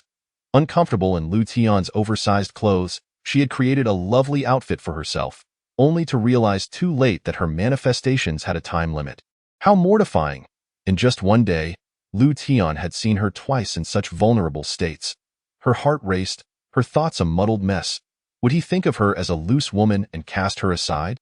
But then again, the restroom was usually well kept, and there shouldn't have been any unpleasant odors. Turning to the toilet, her eyes widened in shock. Liao Kai, that rascal, was squatting there. You idiot. Why didn't you lock the door while using the restroom? Lu Tian scowled. Liao Kai feigned innocence, retorting, Your door is broken. Is it my fault? Then, his expression shifted to one of mischief. By the way, the soundproofing in your washroom is terrible. I think I just heard Su Mingyun scream. Come on, tell me what it's like to be a beast. It must be quite thrilling, huh? You're even bleeding. Lu Tian glared at him, grinding his teeth in frustration. Did he truly believe he was that sort of person? A beast? He was far from it. This line of thought was dangerous. Liao Kai was leading him astray. His gaze fell upon a nearby pile of papers, and without hesitation, he snatched one and took off. Liao Kai was left bewildered, questioning what had just transpired. What was this all about? Damn it, Xiao Tian. My examination paper. My examination paper. Xiao Ye and Xiao Lin quickly ascended the stairs, rushing into the room where Su Mingyun resided. Their wide eyes scanned the surroundings, rummaging through drawers and cabinets, as if searching for any signs of life within the room. Despite their tender age, these 14-year-olds possessed an understanding that often surpassed that of adults. After a thorough search yielded no results, Lu Tian made a decisive choice. He would refrain from entering the building for the time being. It was far too painfully awkward. What vexed him most was the uncontrollable nosebleed he was experiencing. Why did it have to betray him in such a manner? He hadn't even done anything to warrant it. If something truly delightful were to occur, he might bleed excessively and meet an untimely demise. An unnerving thought indeed. He silently concluded that women undeniably have an impact on a man's resolve, a lesson learned through personal experience. Had Lu Tian not possessed the wisdom of his past life, even if he acquired the serpent tendons of this colossal python beast, he would have squandered such a valuable resource. The crafting of a bowstring requires specialized techniques to fully harness the potential of the serpent tendon. The initial step involves using fire to temper the gelatinous substance within the tendon, enhancing its density and thus significantly improving both elasticity and toughness. Lu Tian summoned the old man Lu, but this time, he did not require Lu to control the temperature of the flames. Instead, he aimed to achieve the desired temperature by adjusting the proximity to the fire. Lu, I need you to maintain a steady flame. I can handle the rest. Lu Tian marked a horizontal line extending outward from Lu as a reference point, testing and recording the temperature at various distances with a thermometer. Lu appeared utterly perplexed, failing to grasp Lu Tian's intentions. However, it mattered little, as it was simply a matter of igniting flames, a task less challenging than cooking a thin slice of meat. Wow, Brother Tian, are you planning to grill the serpent tendons? I want to eat. I want to eat. Xiao Ye exclaimed as she dashed out of Su Mingyun's room. Witnessing the scene, Lu Tian's lips twitched. She was such a glutton. Despite the serpent tendons appearing soft and pliable, even after hours of boiling in a pressure cooker, they would remain tough and unyielding. This was the essence of a beast nearing the rank of a second-tier monster. Not something easily consumed. Don't get in the way, Lu Tian admonished, ushering Xiao Ye aside. At that moment, Liao Kai emerged, his expression one of deep despondency, frequently sniffing at his own fingers, leaving Xiao Ye utterly bewildered. Lu Tian's lips continued to twitch. Without any tissues, was this fellow truly resorting to digging at his own fingers? How revolting, Brother Tian. I also want to eat. I'll use my clean right hand to help you. Liao Kai chimed in, mimicking Xiao Ye's tone as he approached. Lu Tian swiftly picked up a stick, blocking Liao Kai's advance, his eyes filled with suspicion and disdain. Kai, you first need to lick your right fingers 100 times. Every single one of them. Once you've done that, we can discuss anything else. Otherwise, step aside. We're not brothers, are we? How about this? I'll let you lick 50 times, and as a good brother, we can share half of what we get. Sounds generous, right? Get lost? You idiot, that I'm busy with serious matters right now. Don't bother me. If you wish to eat flying beasts tomorrow, that is fine. Otherwise, just pretend I said nothing. Upon hearing this, Liao Kai immediately ceased his smirk, his gaze igniting with fervor. Brother Tian, do you think that since I couldn't awaken my abilities after eating the heart of a land beast, it's because my innate attribute is the vast stars and seas? I think it might be, he continued. You keep it up. I'll cheer you on spiritually. As for those 50 licks, I'll do them for you. Seeing Liao Kai's mouth inching closer, Lu Tian stood still, watching his antics. Brother Tian, are you planning to use the giant python's tendons to make a bowstring? Old Lu suddenly understood Lu Tian's intentions, but remained puzzled as to why the gelatinous tendons needed to be cooked with fire. Was he not concerned they would become overcooked? Lu Tian nodded solemnly. I'm beginning now, old Lu. Success hinges on this moment. You don't need to control the fluctuations of the flame. Just maintain a constant temperature. Old Lu's expression turned serious as a flame manifested in his palm. Instantly, the surrounding area fell into a state of intense heat. Liao Kai and Xiaoya retreated hastily, for the scorching heat radiating from the 1,000-degree flames was no trivial discomfort. Lu Tian cut the serpent tendons into 3-meter segments, totaling 6 pieces, which he secured to a large iron frame resembling a barbecue grill. The process was akin to grilling meat, albeit without the need for seasoning or oil. However, to Lu, Liao, and Xiaoya, Lu Tian's actions appeared utterly bewildering, as he oscillated between proximity to the source of heat and distance, leaving them utterly confounded. Lu's continuous flame output, at the current intensity, would last approximately 15 minutes. Time passed swiftly, and Lu began to tire. Observing the situation, Lu Tian shouted, "Stop!" Lu promptly extinguished the flames, panting as he collapsed into a chair, pulling out 2 chocolate bars from his pocket to devour. Though Lu was not particularly young, he had prioritized health before the catastrophe, avoiding sugary foods to prevent diabetes, which would further burden the already impoverished orphanage. However, things had changed. He had awakened his abilities, and according to Lu Tian, he felt at least a decade younger, with the promise of further rejuvenation as his level increased. Didn't he expect to regain the vitality necessary for romantic escapades with beautiful women? But indulging in previously forbidden treats was certainly within reach. These chocolate bars were high in calories, and after expending considerable physical and mental energy, he felt they would be beneficial. After catching his breath, Lu stood and approached Lu Tian, observing him as he manipulated the 6 serpent tendons. Brother Tian, have you succeeded? Lu Tian tugged at each tendon, testing their resilience, finding them to be tighter than before, exceeding his expectations.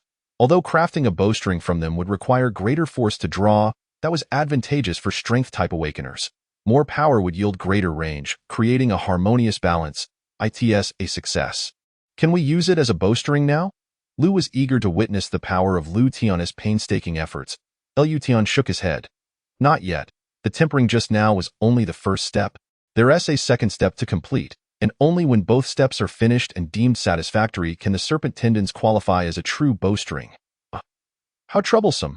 Lu was taken aback. Having tested the tendons himself, he found it nearly impossible to stretch them, even with all his might. What is the second step? Lu Tian revealed a mysterious smile.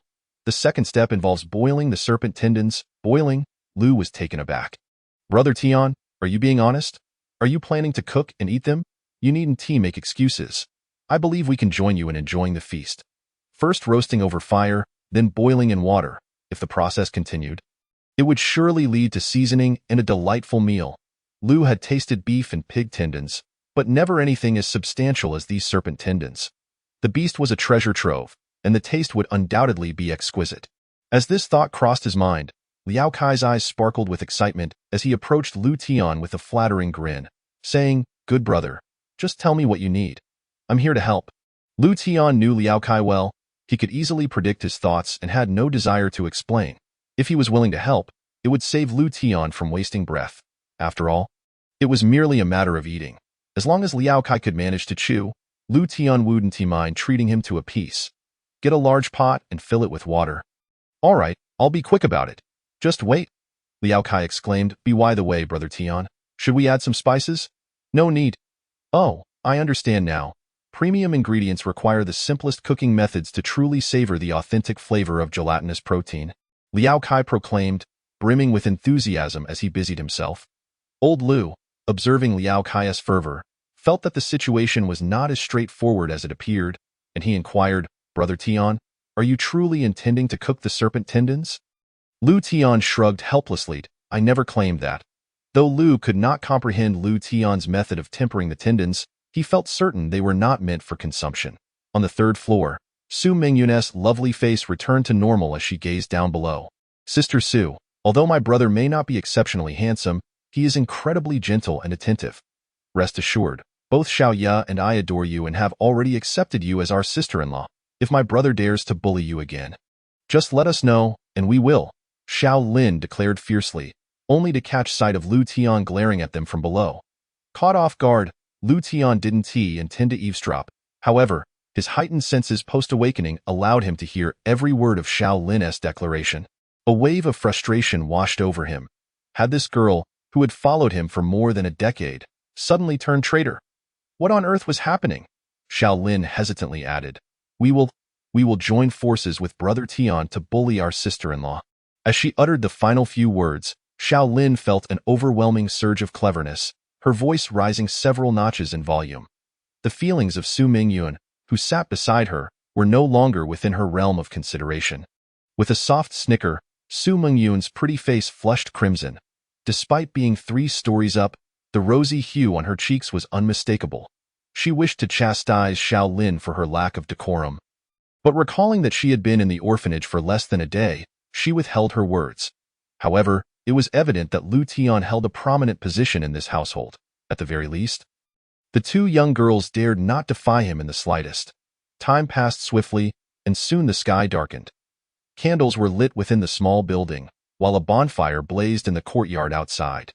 The firewood used was salvaged from nearby houses, where furniture had been dismantled. After all, those homes had become abandoned, serving no purpose, thus it was better to put them to good use. Above the bonfire, a large pot simmered, water bubbling vigorously. Within it, 6 strands of snake tendons twisted and turned, yet after 3 long hours of boiling, they showed no signs of softening. Liao Kai, visibly distressed, prodded the tendons with a pair of chopsticks fashioned from bamboo.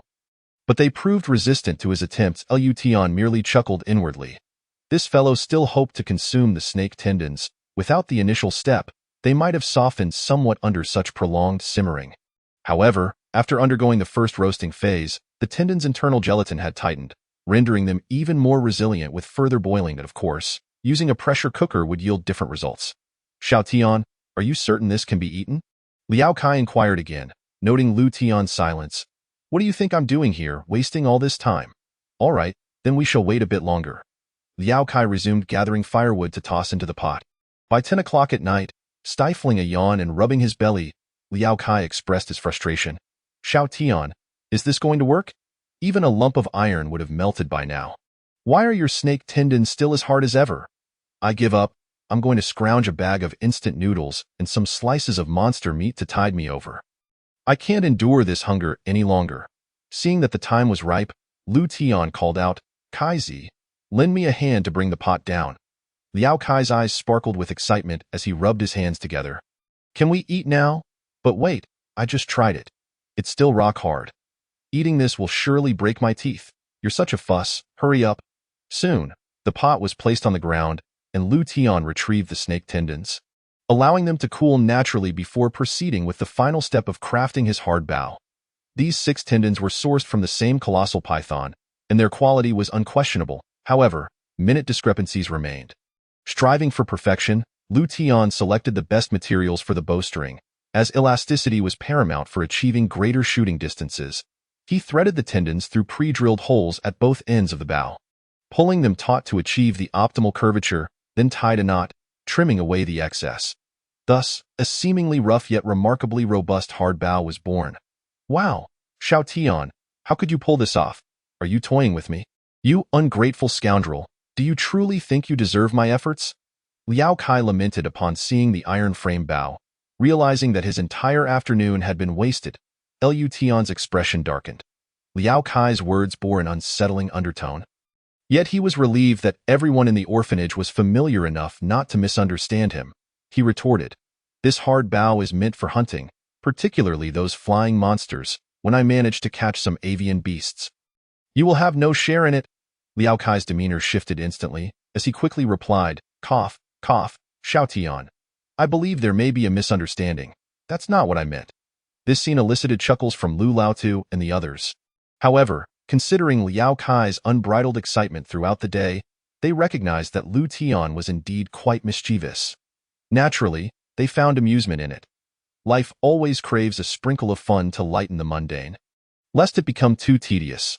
All right, everyone, rest early. We have matters to attend to tomorrow. No, it shouldn't be his room, as it had already been commandeered by Su Mingyun. He had no choice but to tidy up the storage room and make do. Lu Tian gazed at the 10 diamond-shaped tattoos on the back of his hand. Without hesitation, he activated the enhancement mode. Bowstring, bow body, each consumed 1 diamond-shaped tattoo. Then, 8 steel arrows were likewise enhanced. Lu Tian felt a sense of emptiness wash over him. Fatigue enveloping his body. Since acquiring the 10 tattoos, this was the first time he had completely exhausted them all at once. He casually tore open a protein bar, nibbled on it briefly, and then ascended to the top floor to retrieve some monster meat. Waking Lu Laotu to prepare the meat. You little rascal, what on earth are you doing? Do you want to deprive this old man of his rest? Lu Laotu grumbled, mentally berating the boy. Did he think him a robot? He had only just recovered from the morning's efforts of roasting snake tendons, and now at this rate, he felt he might be driven to his demise by Lu Tian's relentless demands. Lu Laotu, hurry up. If you don't want to lose a precious grandson, then roast the meat for me. Lu Tian appeared before Lu Laotu, looking as though he were on the brink of starvation. Lu Laotu was puzzled. How could the boy have turned into such a pitiful state in just half an hour? Then it struck him. Wasn't Su Mingyun occupying Lu Tian's room, having been designated as his future granddaughter-in-law? Yet, something felt amiss. This boy was robust and a power-type awakener. Yet after just 30 minutes, he had not only surrendered but had exhausted himself to such a state. Lu Laotu shivered involuntarily, having remained single for decades. He had long harbored hopes for companionship, but with limited means and responsibilities for the children, he had never found the opportunity. However, he gleaned from Lu Tian's experience that women could be a formidable force. If one were not careful, the consequences could be dire. At his age, though rejuvenated by a decade or so, he was still over 50. If he inadvertently found himself with a fiercely passionate partner, the results would be unimaginable. In summary, being single was truly quite advantageous. Chapter 33.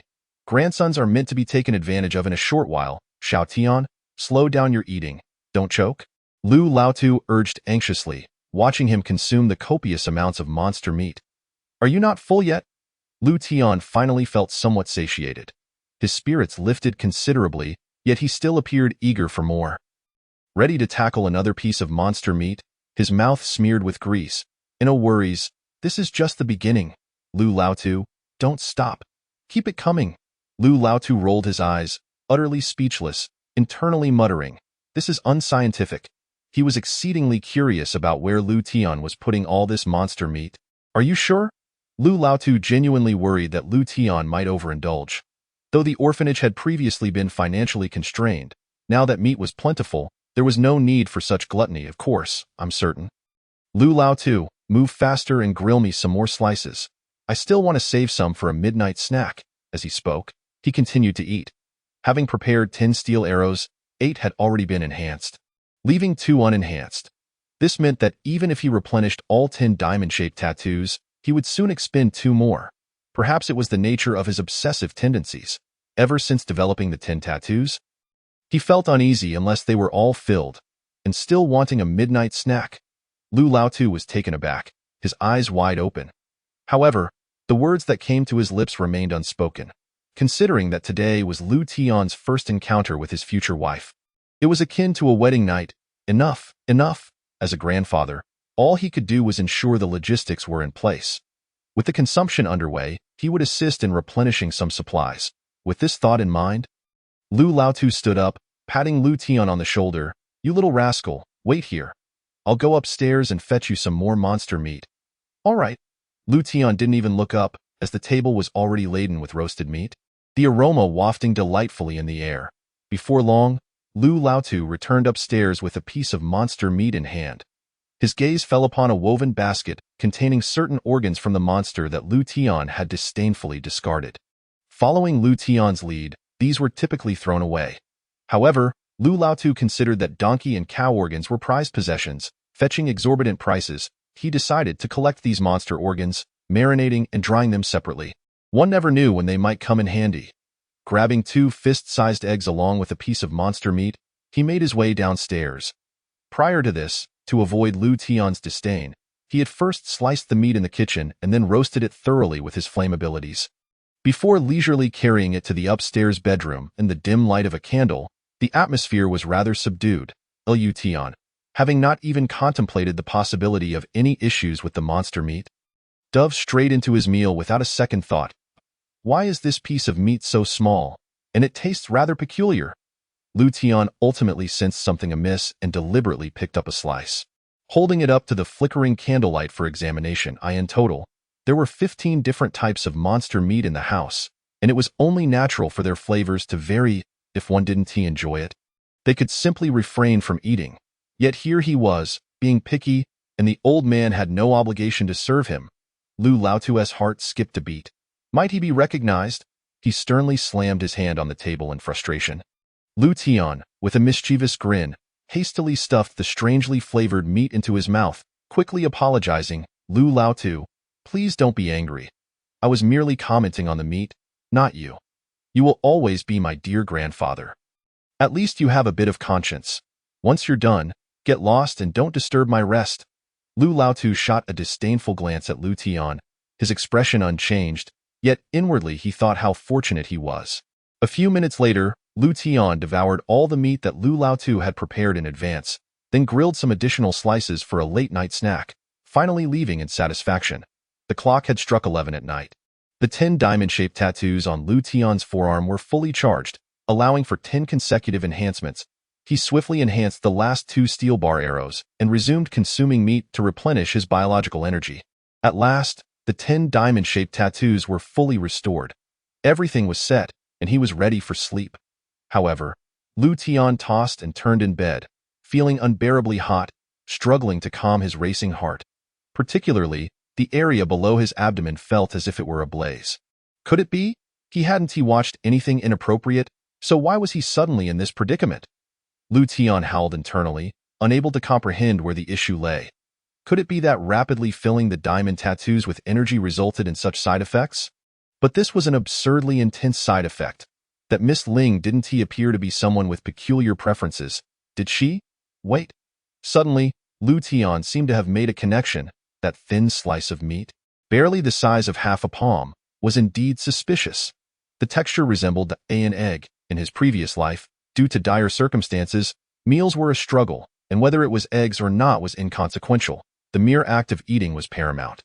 He had consumed such things before, the eggs having undergone no processing, merely boiled in plain water, a truly nauseating experience. Moreover, eggs, aside from filling one's stomach, could elicit distinctly involuntary physical reactions, making it all the more uncomfortable. A financially strapped Lution could never afford to seek solace in the company of women. He silently bore it all.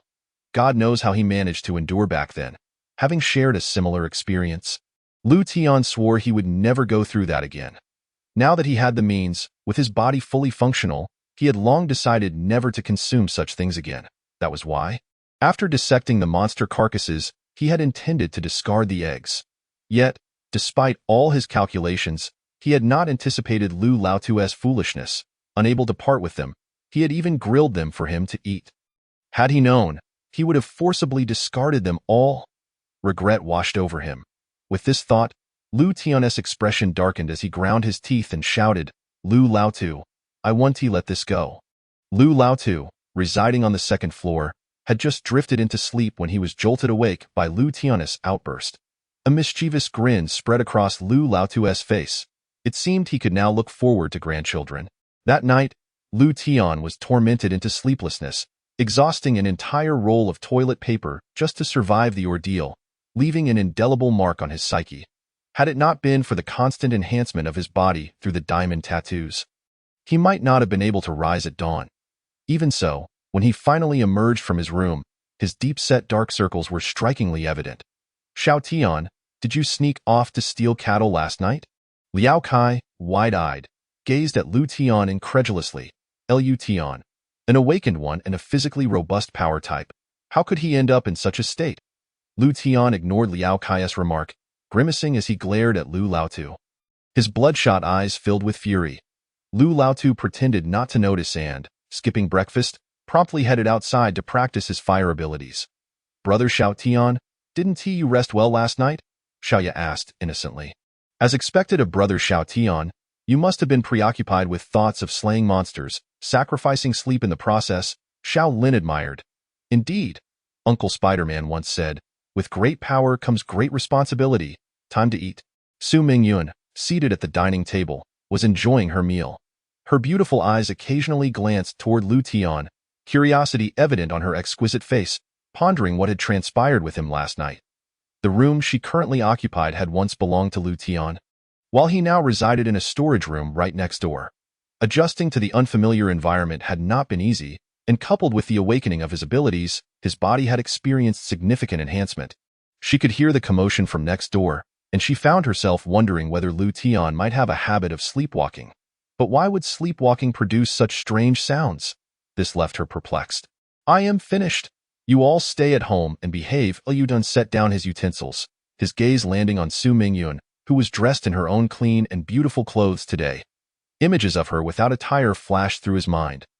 Causing a warmth to spread across his nose, he hurriedly averted his gaze, but instinctively thought about why he hadn't mustered the courage last night.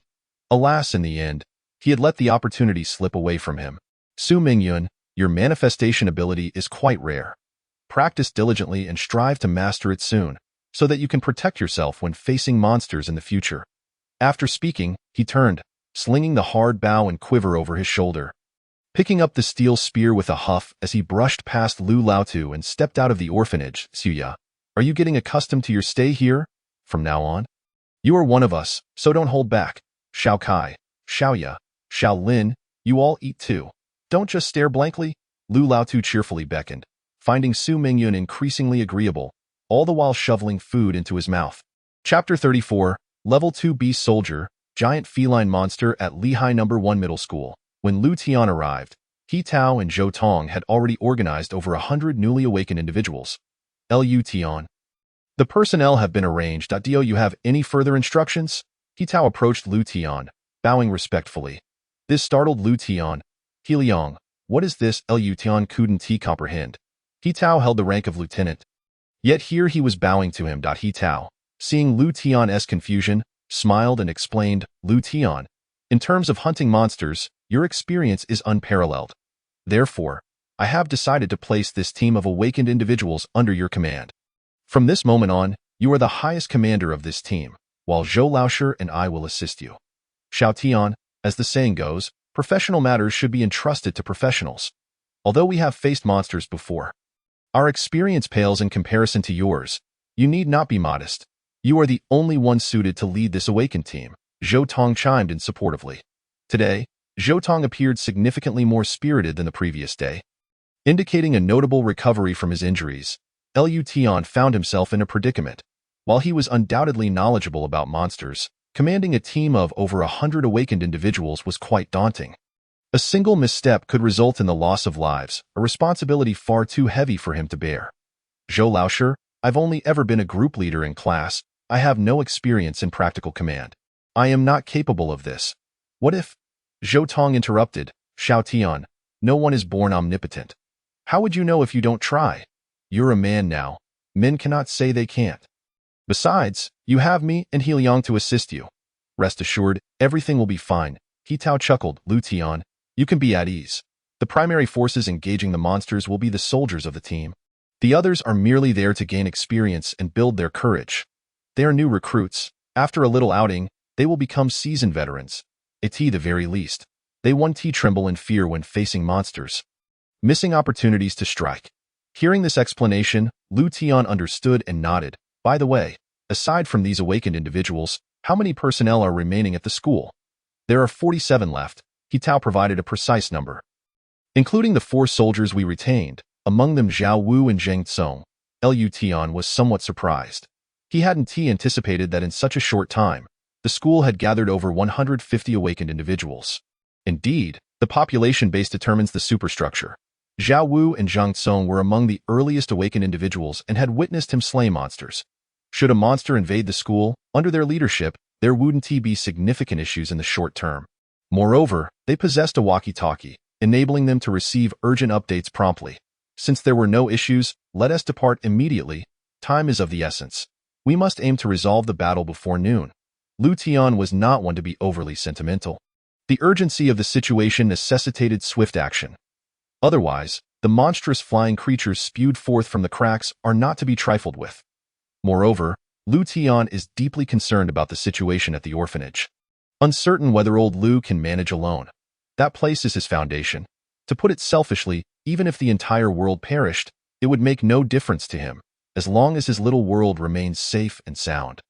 Everything he does is merely an attempt to exert his utmost effort.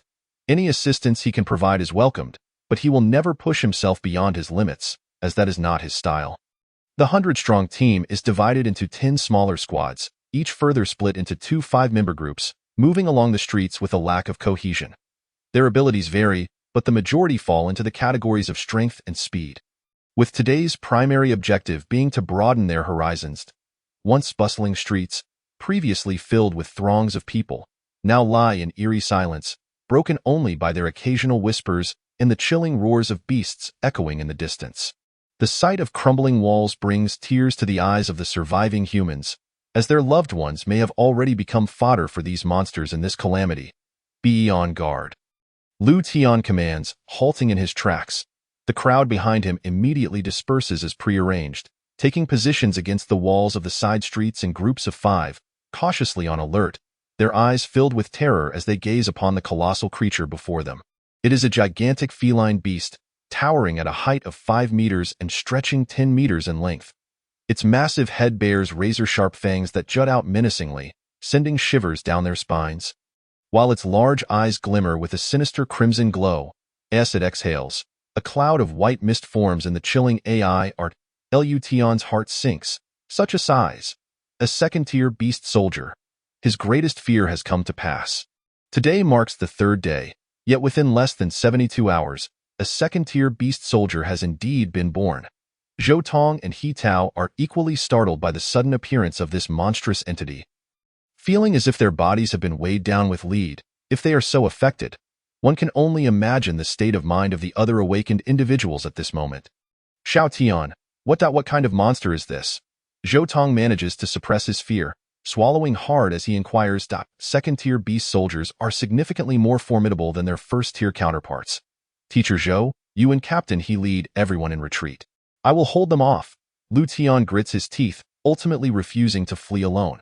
Although second-tier beast soldiers are powerful, they are not invincible. The distinct characteristic of beast soldiers is that as their tier increases, they grow larger, and their strength multiplies.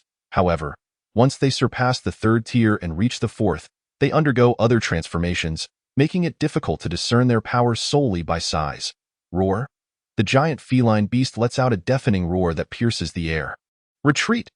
Lu Tian bellows in unison, moving backward while gripping the hardened bow that was slung across his back. An iron arrow knocked and ready. Whoosh. The iron arrow is released, spinning as it hurtles toward the beast. Over 20 meters away, the creature regards the incoming arrow with indifference, not even bothering to evade. Its crimson eyes are filled with a human-like disdain, as if to say, "You think this can harm me? You are sorely mistaken." Lu Tian secretly curses, feeling irked by being underestimated by such a beast.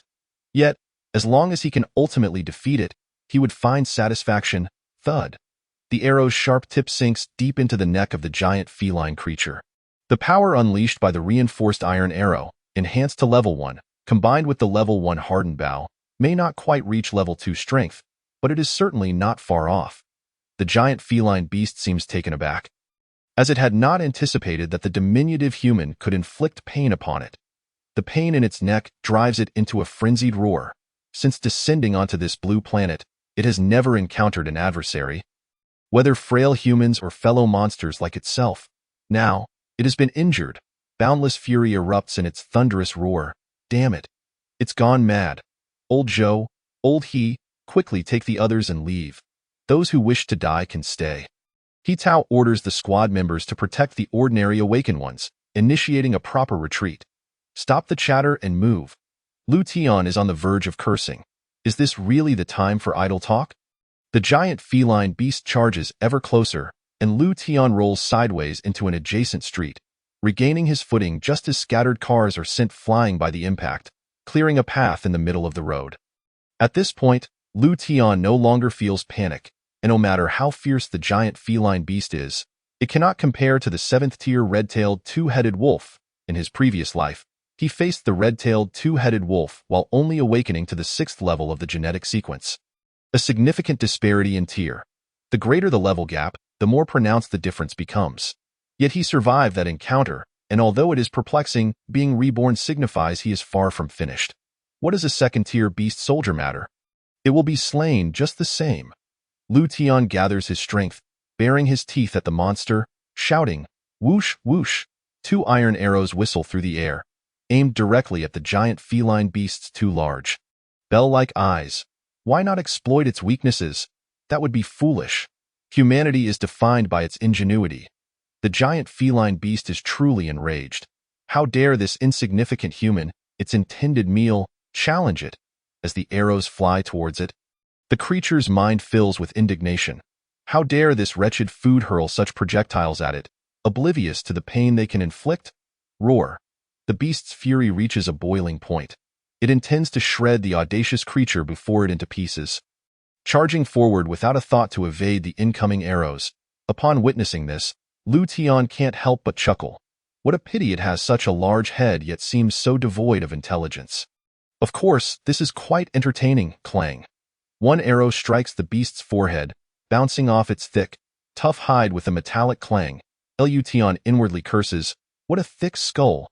Fortunately, the next sound of the beast's pained roar brings him a sense of relief. For the other arrow has struck its right eye. Chapter 35. The difficult battle beyond one's tier under normal circumstances, the combat prowess of a beast can rival that of 2 or 3 humans of the same level joining forces. Especially for monsters exceeding the beast soldier tier, some possess intelligence comparable to that of humans. Such creatures, endowed with not only immense physical strength but also human-like cunning, are to be feared indeed. The higher the tier of the monster, the sharper its intellect tends to be. The classification is roughly as follows.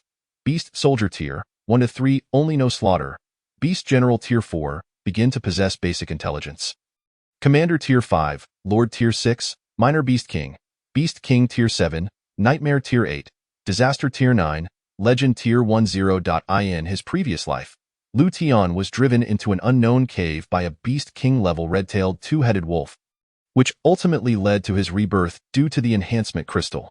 Returning to the matter at hand, this 2nd-tier beast soldier, with its massive form, has blood streaming from the eye that was struck, leaving a long trail of crimson behind as it rampages about in fury. Lu Tian continues to dodge and retreat. While this is indeed a direct confrontation, there are many ways to engage in such a confrontation. For instance, one might fly a kite. While retreating, he draws iron arrows to strike at the monster. Lu Tian's archery is exceptionally crafty, targeting the creature's weak points. Though it may be unrealistic to hit the vital spots with every shot in motion, landing 1 or 2 arrows is sufficient.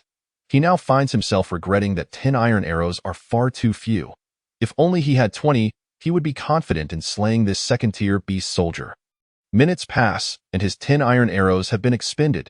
Lu Tian discards the hardened bow, resorting to the iron spear as his primary weapon.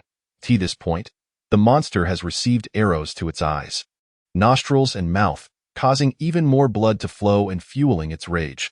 Standing 5 meters tall and over 10 meters long, with flesh as tough as steel, this colossal creature, when enraged, unleashes a terrifying level of destruction. The ground quakes with thunderous sounds as either storefront walls are demolished, sending debris flying, or cars in its path are crushed and tossed aside, filling the air with the acrid scent of gasoline. This scene is even more intense than the spectacle of Ultraman battling small monsters. Panting heavily, Lu Tian continues to retreat, seeking to exhaust the beast's stamina. After all, it is the one bleeding, not him. Additionally, he is searching for the optimal point of entry. He has only one chance to deliver a fatal blow to slay the creature. Engaging in close combat with such a massive beast is a recipe for disaster if one does not succeed. Lu Tian has no desire to meet his end so soon. While he feels somewhat confident in taking down the beast, he remains cautious, seeking absolute certainty. Roar. The beast bellows, its fury reaching unprecedented levels. The tiny human before it, its food, has managed to injure it to such an extent, and its slippery movements are utterly infuriating. The crimson eyes gleam with malice, its jagged fangs glinting in the light. Ready to devour the food before it in one bite, Lution's emotions were completely stirred by the monstrous creature before him, akin to a gambler who has lost everything and, even at the brink of ruin, is willing to wager his very life in hopes of turning the tide. Moreover, from a data perspective, the creature's strength far exceeded its immediate resources, driving it into a frenzy. If it were a human in this situation, the most prudent course of action would be to retreat decisively, rather than face the beast head-on. The unfolding scene was precisely what Lution had anticipated and longed for. "You had better scream your lungs out," he bellowed, and in that moment, a flash of golden light indicated that an opportunity had arisen. The creature swung its massive right claw, lifting a heavy bus, but momentarily faltered, as if the vehicle was heavier than expected. Hindering its movement, a cold smirk crept across Lution's lips. "Fool, that's an electric bus, laden with substantial batteries beneath the chassis. It's no wonder you can't lift it effortlessly." With remarkable agility, Lution surged forward. Leaping atop a collapsed sedan, propelled by sheer force, he soared into the air, positioning himself above the creature, and drove his steel spear downwards with great ferocity. He did not expect to slay the monster in one strike, as such a feat was unrealistic. However, once perched upon the creature's back, he would have a myriad of ways to bring it down. Engaging in close combat was exceedingly perilous for Lution. Yet this maneuver granted him an advantage in the shadows. Standing atop the creature's back, he gazed at its colossal head and attempted a few thrusts, but the resilient scalp and skull proved nearly impenetrable. Disappointment washed over him. This was not a foe he could dispatch with the same ease as a low-ranking beast soldier. Had his spear possessed a level 2 enhancement, perhaps there would have been a chance. The monster, suddenly sensing its prey had vanished, became even more enraged, thrashing about in a desperate attempt to locate its lost meal. It felt something tapping against its head, and when it tried to swipe at the annoyance with its claws, it found itself unable to reach. Lution was tossed about, nearly losing his grip, but the creature's thick fur provided him enough stability to avoid being flung away. Gritting his teeth, he assessed the creature's heavy back. If breaking through its defenses from the front was futile, then he would strike from behind. As the monster steadied slightly, Lution thrust the spear into the gap along its spine. The coarse, tough hide offered formidable resistance, yet he managed to penetrate it. The creature's toughest defenses lay in its head. While its body was also well protected, it could not withstand the sharp steel spear enhanced by level 1 upgrades. The spear's tip seemed to become lodged, unable to delve deeper. Lution paused briefly, quickly realizing it must be caught in the crevice of the spine.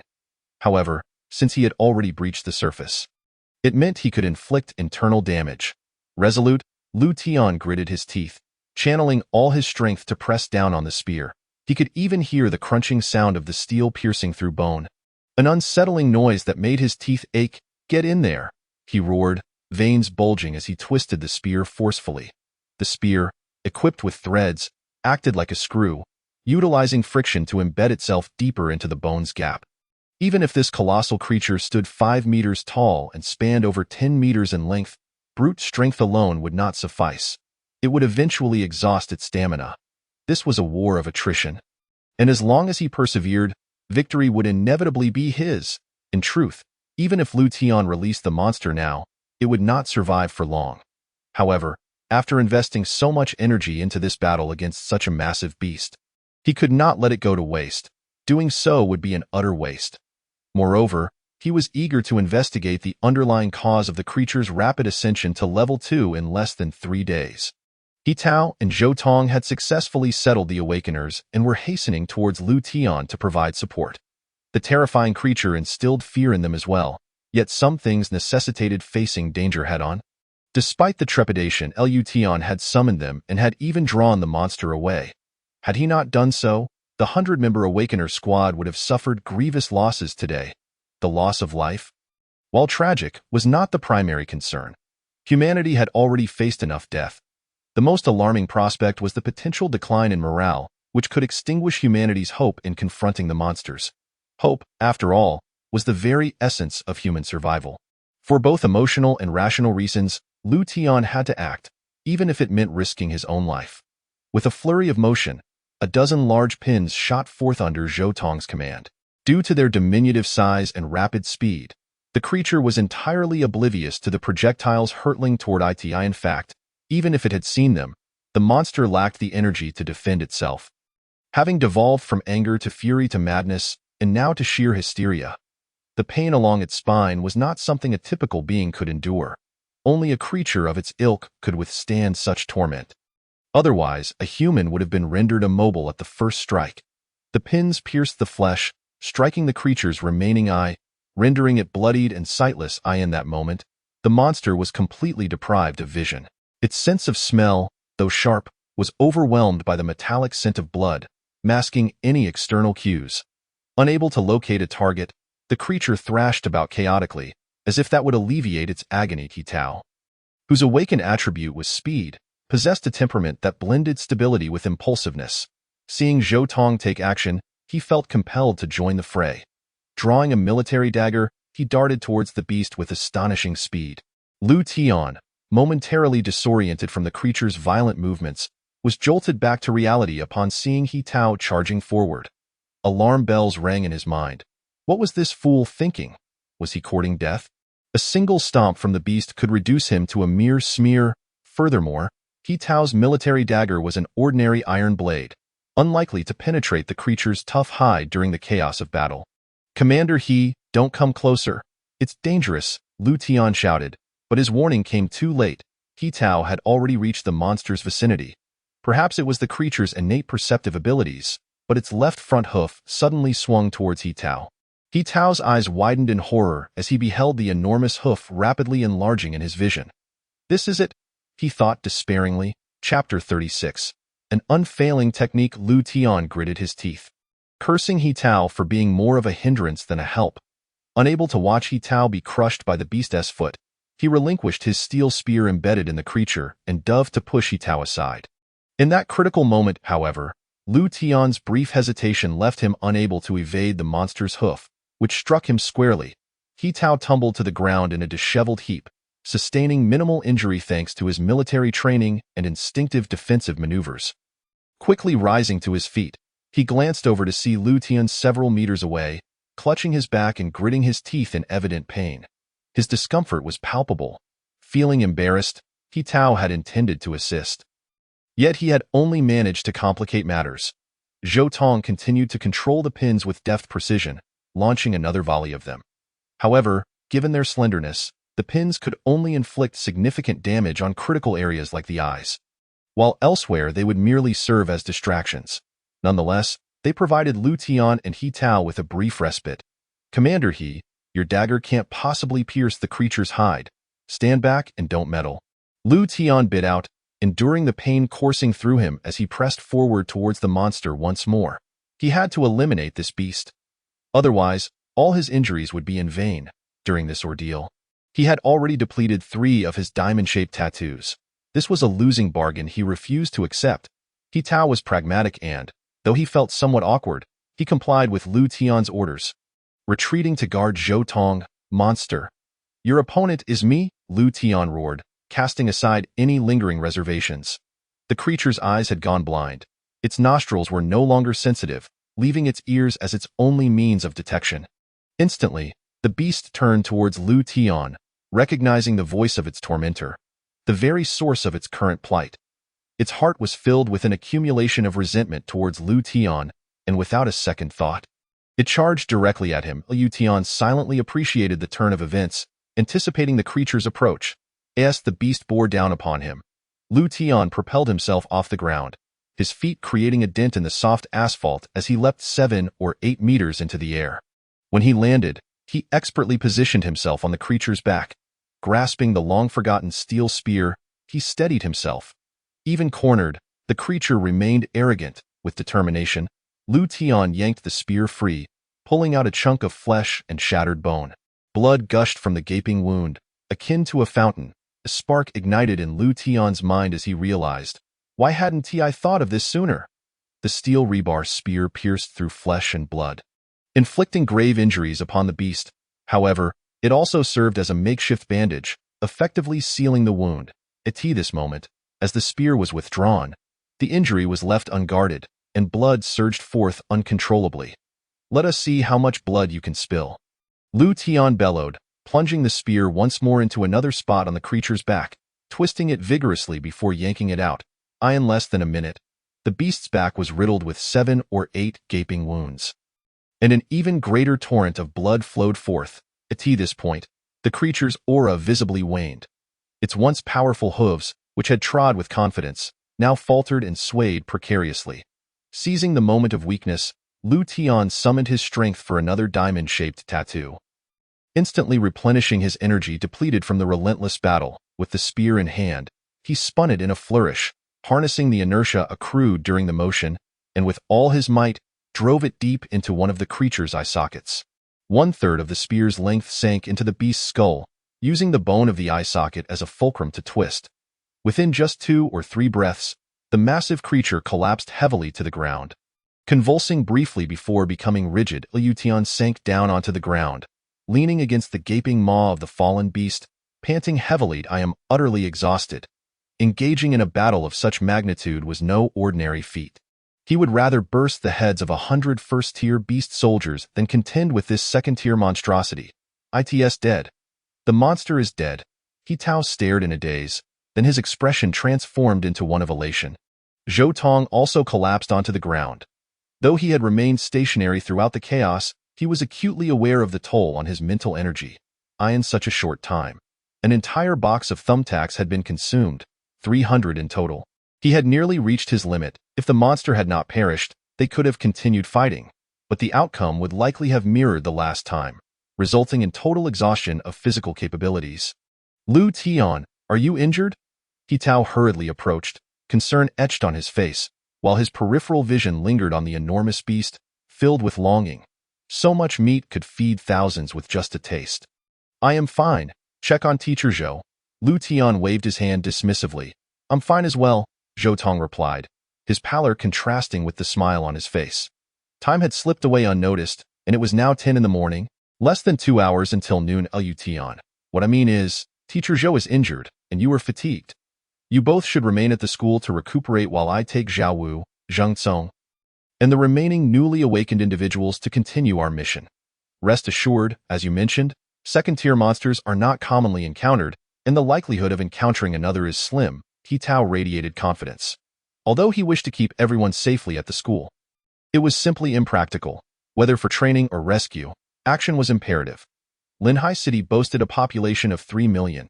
Even if half perished, that would still leave over 1.5 million, while the school's population barely exceeded 10,000.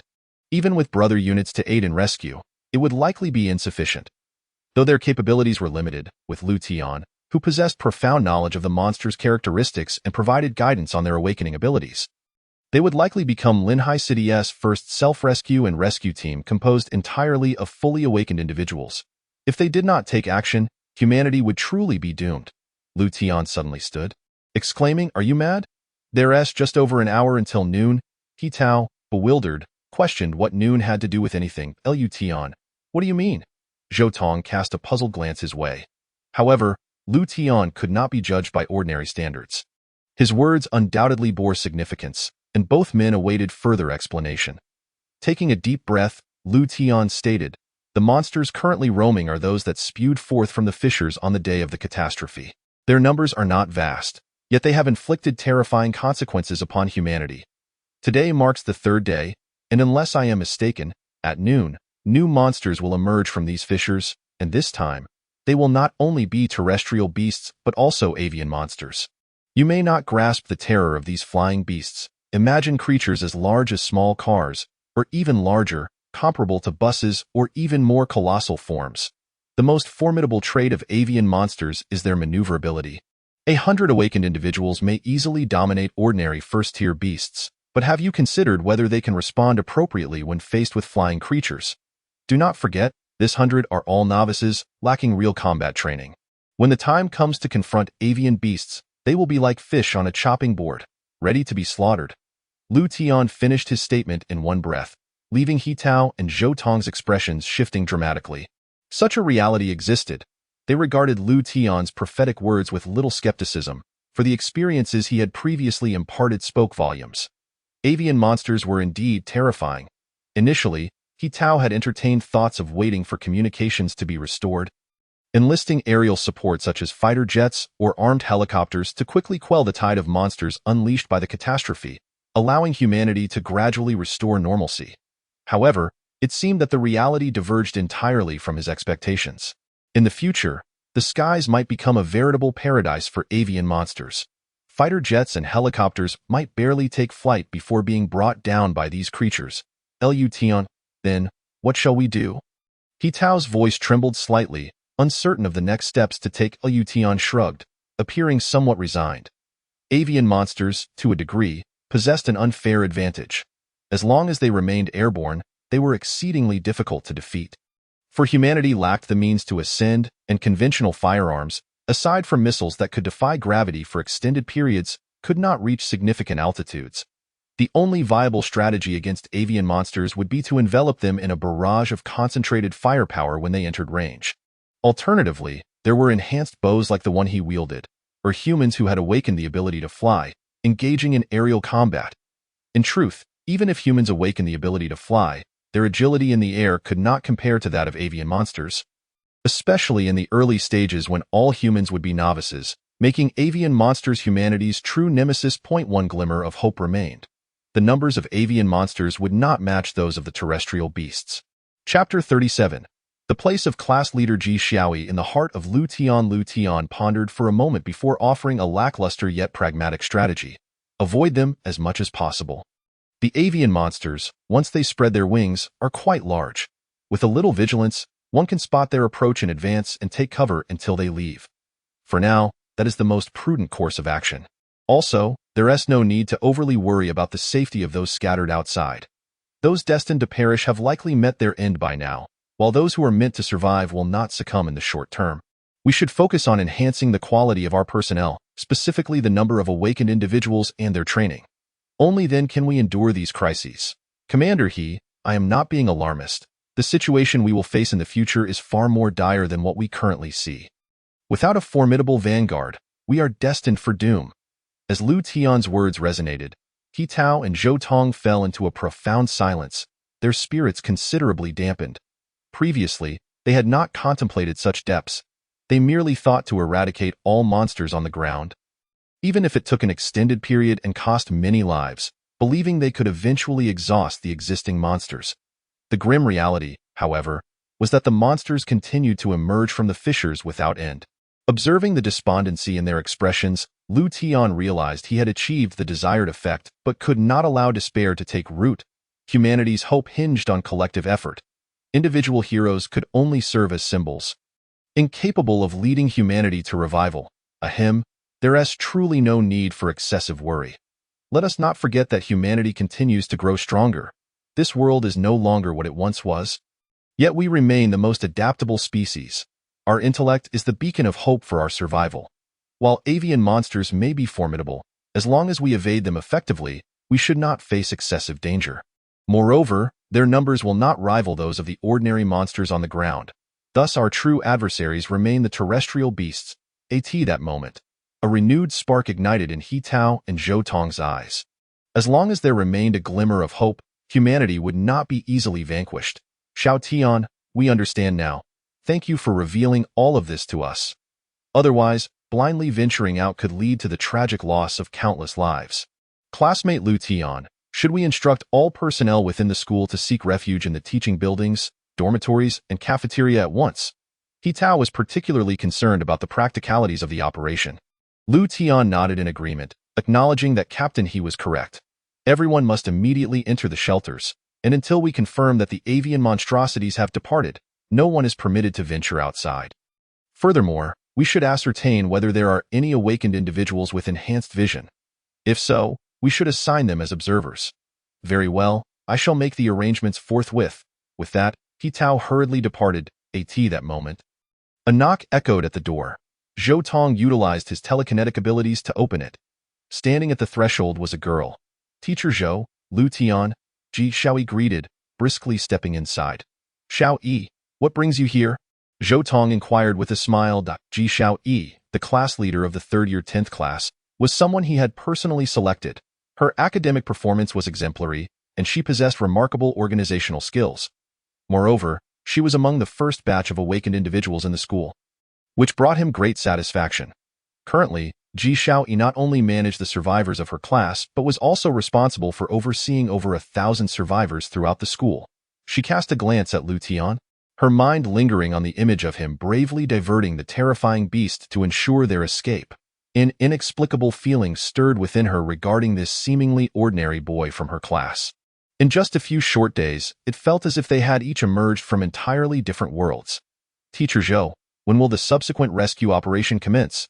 The students were inspired by Lu Tian's valiant efforts against the enemy and are eager to participate. Morale is exceptionally high at the moment. As the saying goes, a single surge of energy can lead to great achievements, and I believe that training while spirits are high yields the best results. Once we engage in battle, we can transition from rookies to seasoned veterans, becoming the backbone of our school's defense. Lu Tian felt a surge of amusement upon hearing her words. It was unexpected that the class leader would be so eager to volunteer. Ji Xiaoyi was not only academically gifted but also quite beautiful. Though she typically exuded a decisive, strong-willed demeanor, her fervor for combat seemed slightly out of character. "Are you serious?" Lu Tian could not help but voice his surprise. Ji Xiaoyi nodded earnestly. "Lu Tian, I'm serious. While I am curious about how you have become so powerful and admire you for it, I believe that through my own efforts, I can achieve the same." Lu Tian smiled faintly. The class leader was indeed ambitious, intent on proving herself. Despite her potential to rely on her looks, she insisted on showcasing her talents. He teased, "Class leader, aren't you afraid of becoming a strong woman and ending up unmarried?" Ji Xiaoyi clearly did not anticipate Lu Tian's sudden remark, momentarily taken aback. Being jested about such matters made her cheeks flush a rosy hue. "Why do you care? If no one wants me, I'll just cling to you shamelessly. Who told you to curse my fate?" The words struck Lu Tian like a thunderbolt, leaving him momentarily speechless. It sounded alarmingly like a confession. Had Ji Xiaoyi secretly harbored feelings for him? But that couldn't be right. Despite nearly 3 years of high school together, they had hardly interacted. Or had he simply not noticed until now? Ji Xiaoyi's words left Lu Tian at a loss for how to respond. Zhou Tong, observing the exchange with amusement, chuckled. "I find Xiaoyi's suggestion quite commendable. Your partnership will surely be a formidable one, worthy of anticipation." In truth, prior to the calamity, Ji Xiaoyi regarded Lu Tian merely as an ordinary classmate. As class leader, she had paid him some attention due to his unique family background. Lu Tian's demeanor in school, neither overly humble nor arrogant, and his academic performance commendable, had earned her respect, but beyond that, there was little else. What lingered in her memory was the inexplicable conversation Lu Tian had on the 28th, followed by his abrupt departure from school. Now, confronted by the aftermath of the disaster, Lu Tian seemed transformed, embodying the hero she had envisioned, capable of anything. In the span of 2 or 3 days, his actions had been nothing short of astonishing. He had single-handedly hunted nearly 70 monsters, saving thousands of survivors, many of whom, including herself, had awakened their abilities thanks to his support.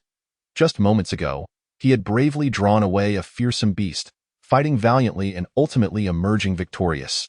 The carcass of the colossal feline monster lay on the school basketball court, a grim reminder of the immense challenge he had faced alone. It was hard to fathom the mindset he had while confronting such a behemoth. Did he feel fear? At that moment, her perception of Lu Tian underwent a profound transformation. Admiration and reverence mingled with an indescribable sensation, a fluttering in her heart that rendered her anxious in his presence, though she concealed it well due to her strong psychological fortitude. Ahem, classmate Xiaoyi, shall we return to the matter at hand? Lu Tian cleared his throat, unable to bear the awkwardness any longer, inwardly exasperated with Zhou Tong for steering the conversation into such territory. What matter? Ji Xiaoyi seemed momentarily lost in thought. Lu Tian rolled his eyes in disbelief. She had initiated the conversation, yet now questioned him about it. Moreover, he couldn't help but feel that Lu Tian and Ji Xiaoyi appeared rather well-matched, talented, and beautiful. However, the current environment dictated that romantic pursuits must be curtailed. Survival was paramount. Perhaps one day, when all the monsters had been vanquished, they could look back on this moment with fondness. The expedition, Zhou Tong reminded from the sidelines. Yes, the expedition, Teacher Zhou. The students are eager to participate. Zhou Tong shrugged. According to Lu Tian's earlier assessment, it was not an opportune moment for battle. With only a little over an hour remaining, there was little they could accomplish.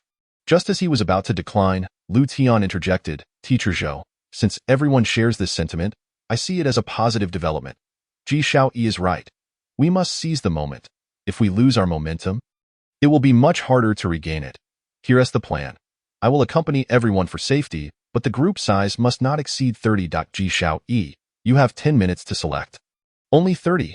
That seems too few," Ji Shaoyi exclaimed, taken aback by the drastic reduction in numbers. Chapter 38. Hardened Iron Fist. Lu Tian shrugged, uninterested in further explanation. Zhou Tong understood Lu Tian's intent and recounted his earlier remarks to Ji Shaoyi. She appeared dazed, her previously buoyant morale crumbling at the realization. Lu Tian, sensing her distress, attempted to bolster her spirits, saying, "Ji Shaoyi, you need not worry excessively. We will face whatever comes our way. Humanity has thrived atop the food chain on this land, and we will continue to do so. Of course, there will be sacrifices along the way, such as the nature of war, where no blood is shed without cost. Just as those monsters can consume us, we too can defeat them. Moreover, humanity is continually evolving, and the awakening of abilities is a testament to that. Ultimately, victory will be ours." Ji Shaoyi nodded slowly, recognizing the truth in Lu Tian's words. Yet, the gap between theory and the harsh reality they were about to confront felt insurmountable. She raised her head slightly and spoke in a low voice, "Then let it be 30. Having individuals with combat experience against monsters is better than none. Very well, let us not delay further. Shaoyi, make the arrangements immediately. We depart in 10 minutes. Zhou Tong finalized the decision on Lu Tian's behalf. Ji Shaoyi hastily exited the office to select those she deemed suitable. "Teacher Zhou, Captain He, please exercise utmost caution while I lead the group out. Do not let your guard down. The avian monsters are truly formidable," Lu Tian reiterated his warning. "Understood, Lu Tian. Rest assured, your words are etched in my mind. With humanity's numbers dwindling, each individual is a precious resource." "That is good to hear." As 10 minutes elapsed, a crowd gathered at the entrance of Linhai No. 1 High School, led by Ji Shaoyi. Lu Tian approached the front, surveying the group. Their spirits appeared relatively intact despite the recent scare, and being selected by Ji Shaoyi indicated that these individuals were among the true elite of the 100. "I have a few things to say, so please listen carefully. First, my orders must be executed without question. Whether it is to charge at the monsters or to retreat, you must act immediately. Second, this outing may cost us our lives. Those unprepared for the possibility of death may withdraw now. I do not wish for anyone to hinder us in battle. Thirdly, you have all witnessed the previously encountered colossal feline monstrosities. However, they are merely anomalies. Most creatures are not of such enormous stature. As long as you exhibit courage, attentiveness, and comply with orders, I can assure you of your safety. Fourthly, and lastly, during our expedition today, we may encounter flying beasts in the sky. Upon spotting one, promptly raise the alarm and seek cover without delay. Do not entertain thoughts of confronting those beasts. You are but novices, and I do not wish to see anyone captured by the talons of avian monstrosities, only to plummet from an unknown height and meet a gruesome end. Have you understood clearly?" Lu Tian's voice boomed with authority, causing a resonant hum in the ears of the 30 individuals present. "Have you comprehended?" Immediately thereafter, the 30 individuals shouted in unison, their expressions a mixture of determination and trepidation. This was entirely natural, for they were merely fresh recruits, yet to endure the trials of blood and fire. However, Lu Tian believed that, after today, a significant portion of these 30 individuals would emerge as the backbone of the school's stronghold. "Excellent. Let us proceed." With a wave of his hand, the crowd moved toward one of the streets. His eyes incessantly scanned the surroundings, while his ears remained attuned to the faintest sounds. "Silence, please." Lu Tian frowned. The incessant chatter behind him severely hindered his vigilance. The variety of monsters is vast, and it is not inconceivable that there are those adept at concealment, lurking in the shadows, waiting for the opportune moment to strike. This is exceedingly perilous. One additional note: during our outing, refrain from speaking unless absolutely necessary. Ji Shaoyi, meeting Lu Tian's gaze, felt a pang of fear. She realized that the Lu Tian when enraged was a different entity from the usual Lu Tian, and likewise from the Lu Tian prior to the catastrophe. Each incarnation evoked a distinct sensation within her. As if he were an entirely different person, she began to question whether it was Lu Tian who had a split personality or if she herself was experiencing a mental fracture. Suppressing her peculiar feelings, she recognized that now was not the time for such musings. Lu Tian had slain numerous monsters and was undeniably formidable. Trusting his judgment was the wisest course. The atmosphere among the 30-person team grew tense and solemn. Soon, they had exited the area previously besieged by second-tier beasts. Ji Xiaoyi and her companions felt a weight lift from their hearts, while Lu Tian experienced a rare moment of ease. The rationale was simple. Monsters possess a certain territorial instinct. Since second-tier beasts had just been present here, it was unlikely that others would intrude upon this space in the immediate future. After all, monsters also prey upon one another. Instinctively, those of lower tier would avoid a region known to harbor a fearsome presence. Everyone, take a moment to rest. The group found it peculiar that moments ago, Lu Tian had emphasized the importance of caution. Yet now the tone had shifted. Lu Tian, might there be monsters lurking here? Ji Xiaoyi voiced the collective doubt. Lu Tian reassured them. Fear not, there is nothing to worry about, at least for the time being. No new monsters will emerge in this area, barring those that may materialize from rifts. Ah? Ji Xiaoyi was perplexed. Lu Tian then took the opportunity to elucidate the characteristics of monsters and their territorial instincts, which finally shed light on their earlier confusion. By the way, what abilities do each of you possess? I would like to hear about them. His gaze settled on Ji Xiaoyi, curiosity piqued regarding the formidable class leader and the nature of her awakened power. Whether it was as resilient as her character. My ability is partial hardening. What kind of hardening? Like this, Ji Xiaoyi demonstrated with her small fist, which, to Lu Tian's astonishment, transformed into a jet-black appendage with a distinctly metallic quality. Lu Tian knew that awakened human abilities, aside from elemental attributes, strength, and speed, encompassed many strange and unique talents. Yet, Ji Xiaoyi's transformation of her hand into metal was a first for him in her past life. Ji Xiaoyi had perished on the very day of the catastrophe, thus never having the chance to awaken. How does one utilize it? Like this, Ji Xiaoyi swung her small fist in a couple of circles before delivering a powerful strike to the ground. Boom! A sharp crack resonated as the thick asphalt was shattered beneath her blow, radiating spiderweb-like fissures across a half-meter radius. Lu Tian was taken aback. Her explosive power was formidable, rivaling his own, who possessed strength attributes yet relied on tools for such feats. Striking the ground directly would certainly inflict pain upon him. However, Ji Xiaoyi appeared entirely unfazed. It seemed that even in her current state, she maintained her vigorous spirit. Truly, she was an exemplary class leader. Unwavering in her ferocity. Does it not hurt? Not at all. Both hands can harden? Yes, both can. Ji Xiaoyi showcased the hardening ability of her other hand, creating two dark iron fists. And what about other areas? For instance, the body. As he spoke, Lu Tian instinctively glanced at Ji Xiaoyi's torso, particularly the well-developed areas between her neck and abdomen. If those could also harden, the implications were unimaginable. Ji Xiaoyi noticed Lu Tian's gaze and felt her cheeks flush crimson. You pervert, what are you staring at? Had it been any other time, her authoritative demeanor as class leader would have led her to reprimand him directly. Yet today, she merely blushed without scolding him. Even feeling an inexplicable delight at his gaze, instinctively puffing her chest out, Lu Tian, realizing his impropriety, coughed twice, a feigned composure returning to him as he stated, Classmate Xiaoyi, your ability is quite impressive. Possessing tremendous destructive potential, if you can ensure your safety, you may lead the charge and strike at the heads of the monsters. By the way, please compile a list of everyone's abilities and make arrangements accordingly. Ah, understood, Ji Xiaoyi nodded, stealing a glance at the seemingly embarrassed Lu Tian, her heart fluttering with joy while Lu Tian shook his head, chastising himself. Were it not for the presence of others, he would have smacked himself for the absurd thoughts swirling in his mind. He already had Su Mingyun, who was clinging to him, so why pursue Ji Xiaoyi? Women were truly formidable, possessing an uncanny ability to exert a captivating influence over men. A few minutes later, Ji Xiaoyi compiled a list of names and their corresponding abilities. Presenting it to Lu Tian. Lu Tian, does this look acceptable? Let me take a look. Upon reviewing the list, Lu Tian was astonished. There's an awakened individual with flying abilities. Who is it? His gaze swept over the crowd. A lean young man stepped forward, and Lu Tian vaguely recognized him. The lean youth cautiously spoke. Lu Tian, it's me. I possess flying abilities. I'm from class 33 of the 3rd year. My name is Hu Yunfei. Chapter 39. Clear division of labor against monsters. Upon hearing the term flying abilities, Lu Tian's eyes sparkled with excitement. While not exceedingly rare, having an awakened individual with the ability to fly would simplify the process of monster hunting by facilitating aerial reconnaissance.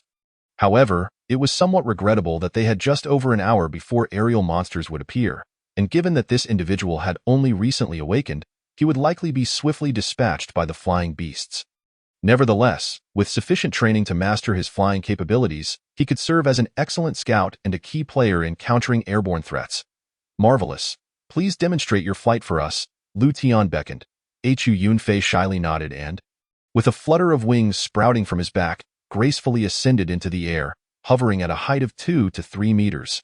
How high can you fly? Lu Tian inquired again. Hu Yunfei scratched his head and replied, I'm unsure. I haven't tested it yet, but before, I managed to fly over 10 meters in school. And how long can you sustain flight? Each of Lu Tian's questions was critical, leaving Hu Yunfei momentarily speechless. I haven't tried that either. Please descend. Hu Yunfei landed. Subsequently, Lu Tian examined the remaining personnel on the list. Strength and speed attributes remained the most prevalent. There were also 2 individuals with elemental attributes, one representing wood and the other earth.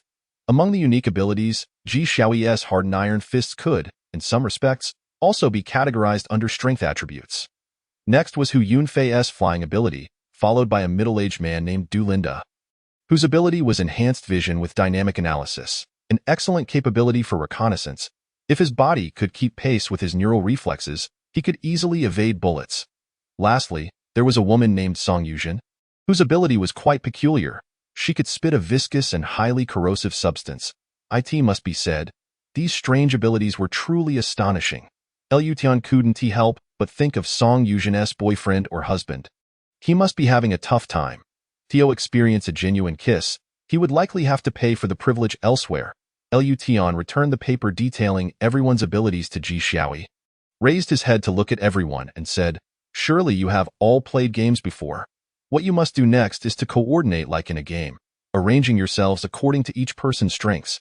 Those with physical power should stand at the forefront, serving as the bulwark. The agile individuals should spread out on either side, keeping 2 things in mind. First, to strike at the monster's vital points with stealth. Second, to rescue those who are injured. At this point, Lu Tian suddenly fell silent, vexed by Song Yuzhen's peculiar ability, unable to devise a suitable arrangement for her. Song Yuzhen, what is the accuracy of your ability? I mean, when you spit, how precise is it? I can achieve a 100% hit rate within a 10-meter range. Song Yuzhen felt somewhat embarrassed about her ability. At just over 30, she maintained a certain allure, embodying the fantasies of many men. Yet, it was a pity that any man wishing to engage with her would have to risk their life. 10 meters is no small distance. Then, you will be responsible for long-range support? Standing behind the strength-type teammates. As for the wood and earth types, you 2 will draw upon the elemental powers to distract the monsters. Remember to stay a bit further back. Do not assume that just because you have awakened, you possess invulnerability. Your bodies are still fragile, and a single swipe from a monster could spell disaster. And Ji Xiaoyi, you will stay behind me. Do you understand? If you do, arrange yourselves as I just instructed. Understood. Soon, the 30-member team transformed from their initial disarray into a well-organized unit. Ji Xiaoyi's heart raced wildly. Lu Tian had placed her behind him. Was he attempting to protect her? Gazing at the broad back before her, a sense of security enveloped her. It seemed that as long as Lu Tian stood in front, even if they encountered hundreds or thousands of monsters, she would remain unscathed. Thankfully, Lu Tian could not read minds. Otherwise, he would have undoubtedly scoffed at the thought of facing thousands of monsters, as he would be the first to flee. The convergence of hundreds of monsters could be considered a beast tide. Not to mention thousands, which would bring an overwhelming presence and a terrifying aura, akin to a mighty army. Lu Tian glanced at the time. There were still 45 minutes until noon. He looked up at the sky, his brow furrowed with concern. He silently resolved to continue for no more than half an hour more. after which a safe shelter must be sought, at the very least to ascertain the number and types of flying monsters before proceeding with further actions. The appearance of second-tier beast soldiers, particularly giant feline monsters, rendered his past experiences unreliable. Relying on experience alone could lead to his demise sooner or later. A 3-meter-long first-tier beast soldier appeared before him. It resembled a leopard but was significantly larger, with elongated, sharper fangs akin to a saber-toothed tiger, its head a fusion of a tiger and a leopard. Its powerful limbs were adorned with bulging muscles. A testament to its streamlined beauty, however, at that moment, no one had the heart to admire it, as their hearts raced in their throats. They had finally encountered their first monster. Lution remained still and addressed Ji Xiaoyi. This first-tier beast soldier is yours to practice on. If all 30 of you cannot take it down, I can only say, I will be deeply disappointed. Ji Xiaoyi took a deep breath, her eyes betraying a hint of terror. Yet, rationality and inner courage quelled her fear, transforming her hands into iron as she clenched them into fists. Let us attack according to the plan we agreed upon. With that, Ji Xiaoyi surged forward. Unarmed and without any weapons, her fists became her most formidable weapons. The strength-type awakeners behind her clenched their teeth, unwilling to be outdone by a girl charging to the front. The speed-type awakeners spread out to the sides, constantly maneuvering to target the monster's weak points for a decisive blow. In the sky, Hu Yunfei observed the surroundings, ready to sound the alarm if any other monsters appeared. Duling stood atop a vehicle at the back, scrutinizing the weaknesses of the monster while relaying his discoveries to the front line. Occasionally, Song Yuzhen would spit, and wherever her saliva landed on the monster, it would corrode its fur, causing it immense pain. The wood and earth-type awakeners, still mastering their elemental powers, created obstacles for the monsters, such as sudden depressions in the ground, unexpected rises, or vines that materialized from thin air, ensnaring the monster's feet and impeding their movements. Lution pulled out a cheap cigarette he had borrowed from old Lu, lit it, and took a deep drag, exhaling smoke rings leisurely as he observed his team surround the first-tier beast soldier. Although the overall scene appeared somewhat chaotic, they maintained a baseline of safety. Lu Tian's only criterion was to ensure that no one was injured. Ji Xiaoyi's remarkable performance astonished Lu Tian. Her agility was extraordinary, rolling and dodging with swift strikes, all executed with remarkable composure. Had she trained for this? Roar! The monster was enraged. So much food lay before it, yet it could not reach any, suffering instead from multiple injuries. It became utterly infuriated, its eyes bloodshot, attacking wildly and recklessly, which put considerable pressure on the team members, with several nearly losing their lives. Thanks to Lu Tian's foresight in arranging the team, when the strength-type awakeners found themselves in peril, the speed-type awakeners rushed in to provide assistance, narrowly avoiding catastrophe. In that moment, Ji Xiaoyi let out a fierce shout, leaping into the air with a height of 2 to 3 meters, her fists descending like cannonballs, striking mercilessly upon the monster's head. Cracked, a sharp sound echoed, leaving Lu Tian in astonishment.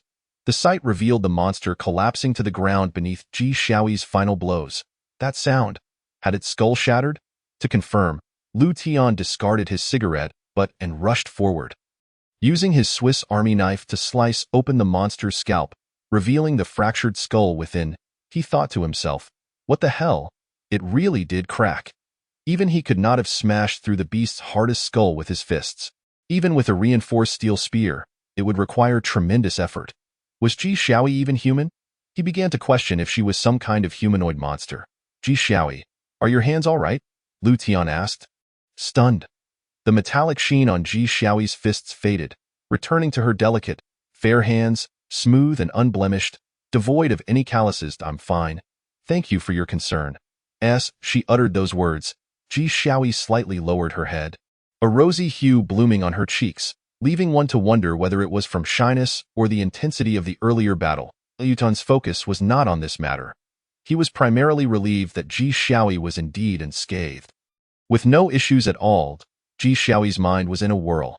Lu Tian had actually touched her. Chapter 40. The return of second-tier beast soldiers. Ji Xiaoyi, you are impressive.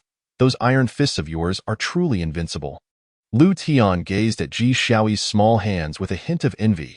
If only he possessed her extraordinary physique along with his own strength attribute. He did not seek full-body enhancement, Just the ability to harden his hands like Ji Xiaoyi's in future encounters with monsters who would need a steel spear. A mere finger could pierce through. Ji Xiaoyi felt the warmth radiating from her palm, pinched painfully, and softly murmured, Lu Tian, can you please let go of my hand? You're hurting me. I'm so sorry. Lu Tian quickly released her hand, his expression a shade of embarrassment. It was the first time in his life he had held a girl's hand. Previously, with Su Mingyun, he had embraced her directly, which did not count as holding hands. Wait, Ji Xiaoyi, your hands can crush a monster's skull. How could they hurt? Lu Tian pondered a flaw in his reasoning. Ji Xiaoyi quietly replied, after my ability is deactivated, my hands are just like an ordinary person's. Lu Tian understood. No wonder her hands had returned to their delicate, smooth state. He noticed that Ji Xiaoyi's face had reddened to an unusual degree. Initially assuming she had sustained an internal injury during the battle, Ji Xiaoyi, are you injured? Your face looks. Before Lu Tian could finish his sentence, Ji Xiaoyi began to grind her teeth in annoyance. This insufferable guy, was he intentionally trying to embarrass her? Like a wooden block, did he want to see her make a fool of herself? Yet, these thoughts remained unspoken, despite her exasperation at Lu Tian's lack of perception. She could tell he genuinely cared for her, which warmed her heart. However, Lu Tian's concern was merely polite, as they were still classmates. He had never considered that Ji Xiaoyi might interpret it in such a way. Nonetheless, Ji Xiaoyi was not wrong in her assessment of Lu Tian. He truly was as clueless as a wooden block. Perhaps if she understood Lu Tian's thoughts regarding how a woman's influence could lead a man to draw his weapon, she would have even more to say. I'm fine. Ji Xiaoyi's voice was now firm. Lu Tian was bewildered, for Ji Xiaoyi suddenly appeared angry. He shook his head inwardly. Women were truly enigmatic beings, and perhaps it was best to keep his distance. A throng of individuals gathered around the vanquished beast, their eyes alight with joy. This marked their inaugural battle, and they had successfully achieved their objective with 0 casualties. Everyone had performed admirably. However, it was time to disperse. The carcass of the monster could remain for now as they continued their quest for more beasts. Hu Yunfei, ascend into the sky for reconnaissance. Report any signs of monsters at the earliest opportunity. Lu Tian adeptly extracted the monster's brain core, and after a series of instructions, the group pressed onward. They maintained their original formation, though this time, Hu Yunfei flew a bit higher to gain a better vantage point. Minutes later, having covered merely 300 meters, they arrived at a crossroads. Captain Lu, a monster! Exclaimed Hu Yunfei, spotting a creature of similar stature to the one they had just defeated. Lu Tian furrowed his brow at Hu Yunfei's exaggerated reaction. Expecting something more formidable, it was just another monster. Rather than quelling Hu Yunfei's enthusiasm, he nodded and instructed the team to halt and assume a defensive stance. Please elaborate. Yes, Captain Lu, that monster resembles a wolf to some extent. After Hu Yunfei's description, Lu Tian had a general idea of the creature's appearance. Now, it was time for action. Drawing from their previous encounter with the leopard-type monster, the team felt no trepidation this time. Rather, they were all aflame with excitement. Had it not been for Lu Tian's admonition, they might have charged forward recklessly. Lu Tian silently shook his head.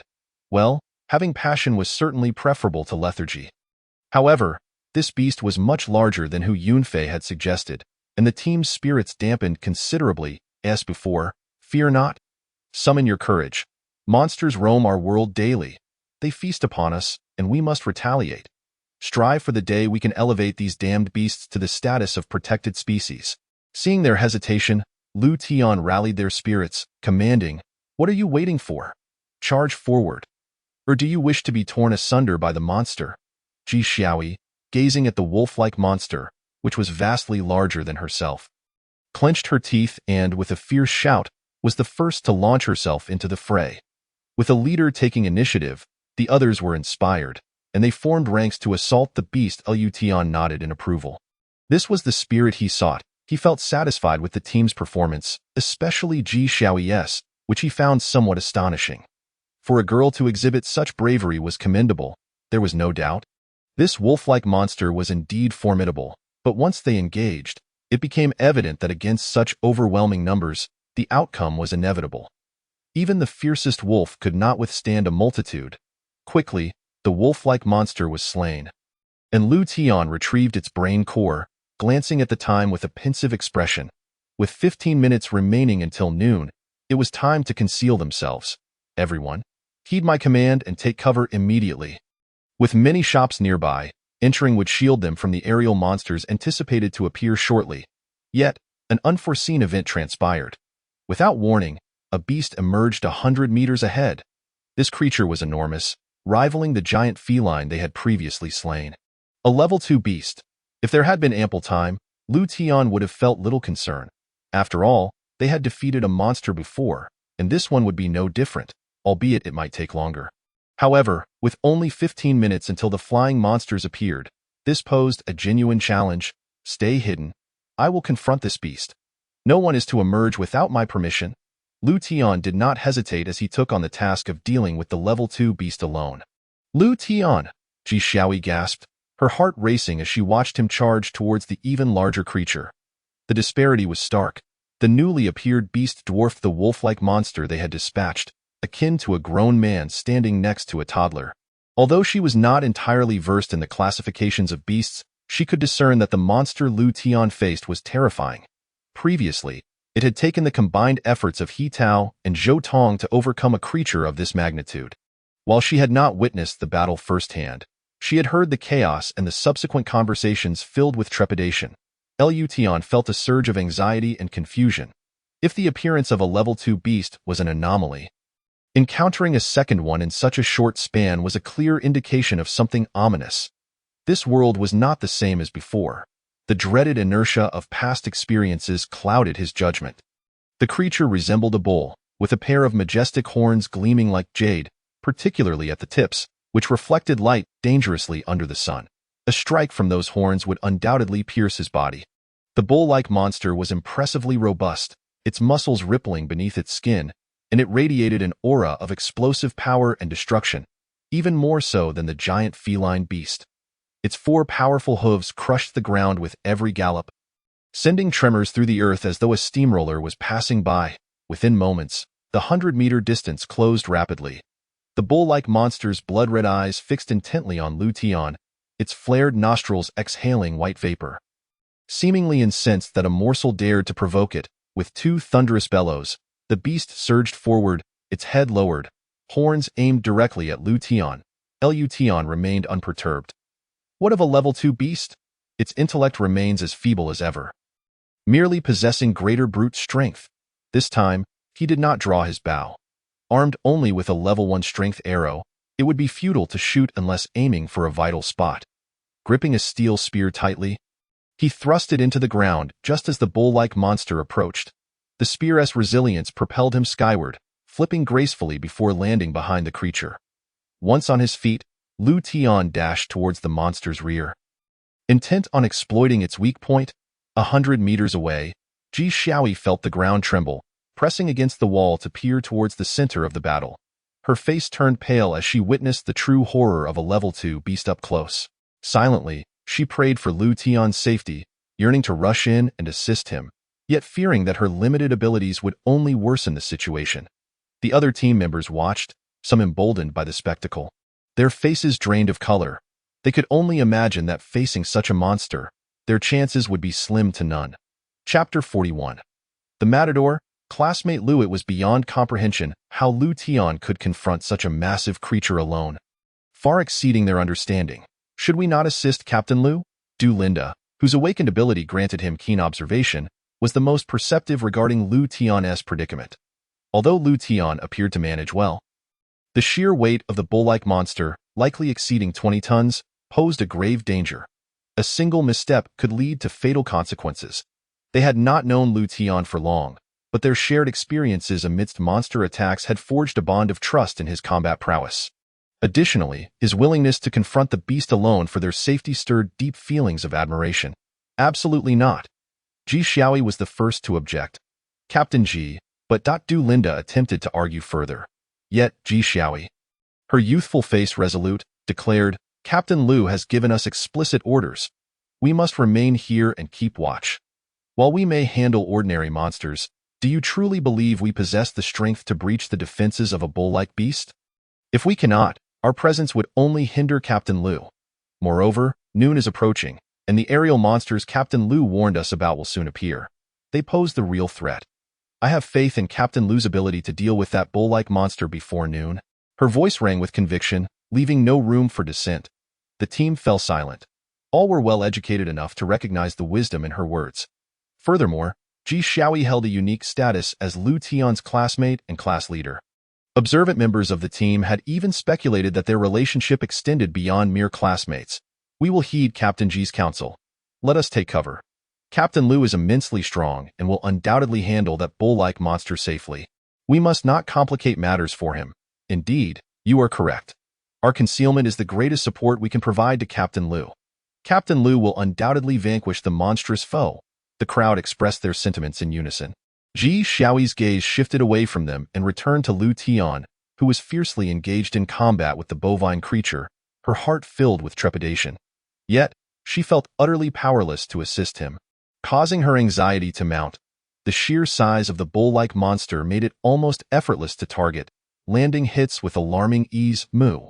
The creature's frenzied bellow sent it into a rage, the excruciating pain radiating from its posterior prompting it to question its own existence. Its powerful hind legs instinctively kicked backwards, seeking to eliminate the assailant that had dared to strike. Before Lu Tian, the monstrous posterior loomed like a mountain, its massive hooves descending towards him. Direct confrontation was not an option. Defeat would be instantaneous. Lu Tian decisively relinquished his grip on the steel spear, rolling away just in time to evade the impending stomp. Once back on his feet, he resumed his pursuit, seizing the moment when the bull-like creature's hooves struck the ground to swiftly extract his spear and plunge it deep into the beast once more.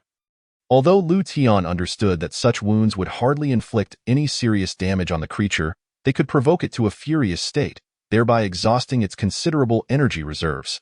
Facing a second-tier beast soldier, Lu Tian had no particularly effective strategies, as achieving a swift kill was exceedingly difficult.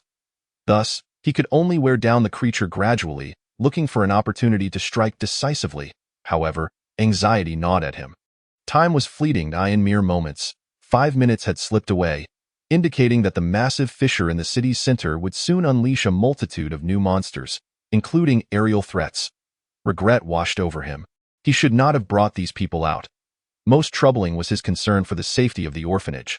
Shaking his head to dispel his chaotic thoughts, he reminded himself that the orphanage was fortified by the presence of awakened individuals like Old Lu and Su Mingyun. Along with its enhanced level 1 attributes, as long as they weren't faced with second-tier beast soldiers or an overwhelming number of monsters, it should remain secure. Moo moo, the bull-like creature bellowed in madness. Its enormous frame pivoting in the cramped streets. With each step, abandoned vehicles were crushed beneath its hooves.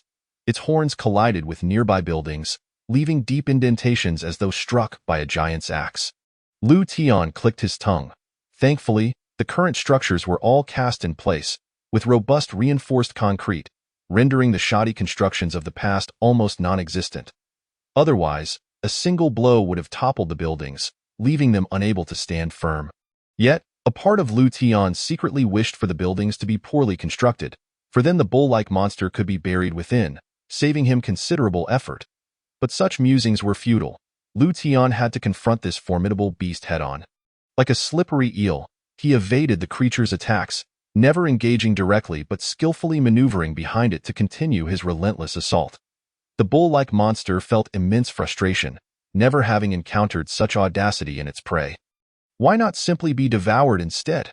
Minutes passed, and the condition of the beast's posterior became increasingly dire, blood mingling with a foul stench that pervaded the streets. Damn it! You're a bull, meant to graze. Why resort to flesh? Do you not realize that meat-eating leads to foul excrement? Lu Tian ground his teeth, pinching his nose in disgust as he vented his anger. This process had not come without cost. In a mere 10 minutes, he had expended 2 of his diamond tattoos. Without their enhancement, there was no doubt he would have perished. But there were no what-ifs. The diamond tattoos had now fused with him, becoming an integral part of his being and abilities. With less than 3 minutes remaining until noon, urgency gripped Lu Tian. He knew he could not continue in this manner. The first batch of monsters emerging from the fissure had developed a certain territorial awareness, meaning that during his duel with the bull-like creature, no other beast would appear. However, the new monsters soon to emerge from the fissure would lack such awareness, likely engaging in a fierce scramble for territory upon landing. This would inevitably involve Lu Tian as well. Gritting his teeth, he let out a thunderous roar. No longer timid. He consumed another diamond tattoo, enhancing his state to its peak, and sprang into action, leaping onto the bull-like creature's back. His feet grasped the coarse mane, stabilizing his position atop its broad back. The surface was surprisingly flat. If the bull-like creature would remain still, it would make for a rather comfortable perch. Yet, Lu Tian had no time to relish this. He had no desire to tame such a beast. Not to mention, its size would require an exorbitant amount of food to sustain. It was time to conclude this, Lu Tian shouted, releasing his grip on the mane and charging towards the bull's head. Before him, two sharp horns loomed ominously. He leaped, seizing one of the horns, feeling its rough texture beneath his grip, a stark contrast to the smoothness observed from a distance. His body swung like a pendulum. Hanging from the horn as he swung downwards, eye in his other hand, the steel spear plunged toward the creature's eye. The bull-like monster, bewildered, could not comprehend why its prey would willingly present itself before it could react. The excruciating pain seared through its vision, plunging it into madness. They say the eyes are the windows to the soul. For monsters, it was no different. The intense agony and blurred vision instilled a primal fear within this second-tier beast soldier. Such an experience was unprecedented. It had no idea how to respond, resorting only to instinctively thrashing its body in a desperate attempt to alleviate the suffering. Lu Tian struggled to maintain his grip. The relentless bucking of the creature made it increasingly difficult. Clinging to the horn with one hand and the spear embedded in its eye with the other, he fought to remain aloft. If he fell now, it would spell disaster. The erratic movements of the bull-like monster posed a significant danger. Damn. Now I understand why bullfighters are thrown off so easily. The level of turbulence was such that even Lu Tian's robust physique felt as if his insides were being jumbled. As the spear continued to churn within the creature's brain, it relentlessly siphoned away the last remnants of its life force. He could not let go. He had to endure. At long last, Lu Tian sensed the creature's struggles beginning to wane, and he felt a surge of relief. Fighting against the dizziness caused by the violent motion, he yanked the spear free and, in a swift motion, drove it into the other eye. Chapter 42. The Fisher's Eruption in 15 minutes. Die? Lu Tian's forehead was lined with veins as he released his grip on the horn. The spear acted like a lever, his body weight and sheer force combining for a momentous eruption of power. Not to be underestimated. Twisting his body, he stirred the spear, transforming what remained of the bull's brain into a pulpy mass. Moo. The agonizing pain elicited a final, mighty roar from the bull-like creature, a desperate outcry marking the end of its life. With a thunderous crash, its massive form collapsed to the ground, crushing abandoned vehicles beneath it. The beast's body convulsed instinctively, awaiting its inevitable demise. Lu Tian panted heavily, neglecting to retrieve the second-tier brain core from the creature.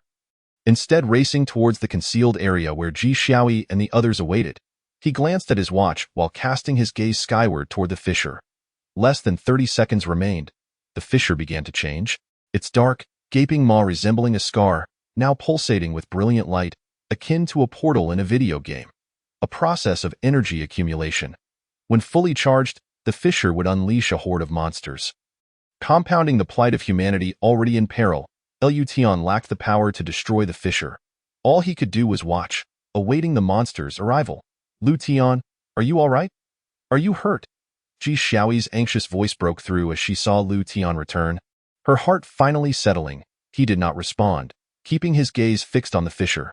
Following his line of sight, Ji Xiaoyi's pallid face grew even paler. 3 days prior, on the day of the catastrophe. The sky's anomalies had been too terrifying for most to observe closely. Today marked Ji Xiaoyi's first true confrontation with the fissure. She had heard from Lu Tian about the more fearsome monsters that would soon emerge, and her heart tightened with unease. I'm fine, Lu Tian replied gravely, shaking his head as he remained transfixed on the fissure. The other team members shared similar expressions, all gazing skyward as if awaiting the next judgment day in this apocalyptic scenario. The radiant glow emanating from the fissure abruptly retracted, only to erupt once more, echoing with a deep and resonant sound reminiscent of a whale's call from the depths of the sea. As the concentrated light reached its zenith, It burst forth in a dazzling display point. One monstrous creature after another spewed forth like bubbles, an unending stream that sent shivers down their spines. Ji Xiaoyi and her companions trembled. Their throats parched. There were too many. Just 3 days prior, during the cataclysm, only a few beasts had appeared at the school, resulting in significant casualties among the students. However, thanks to Zhou Tong's valiant resistance, those monsters had been slain. Then, with the arrival of Captain He and his squadron, the school had become a bastion of safety, leading them to believe that the monsters were manageable, as long as humanity united, and with so many awakened beings like Lu Tian possessing formidable combat prowess. It seemed feasible, yet the sheer number of colossal beasts now erupting before them instilled a profound sense of helplessness. Could they truly eradicate these monsters? This loomed as a monumental question. Terrifying, isn't it? Lu Tian's voice was barely above a whisper, akin to self-reflection, yet it felt as though he were inquiring of Ji Xiaoyi and the others. Ji Xiaoyi's form trembled involuntarily as her hand instinctively grasped Lu Tian's arm, holding on tightly. The individuals beside her had become her greatest source of support. She nodded, her tongue stumbling over words. Lu Tian. How could so many monsters appear?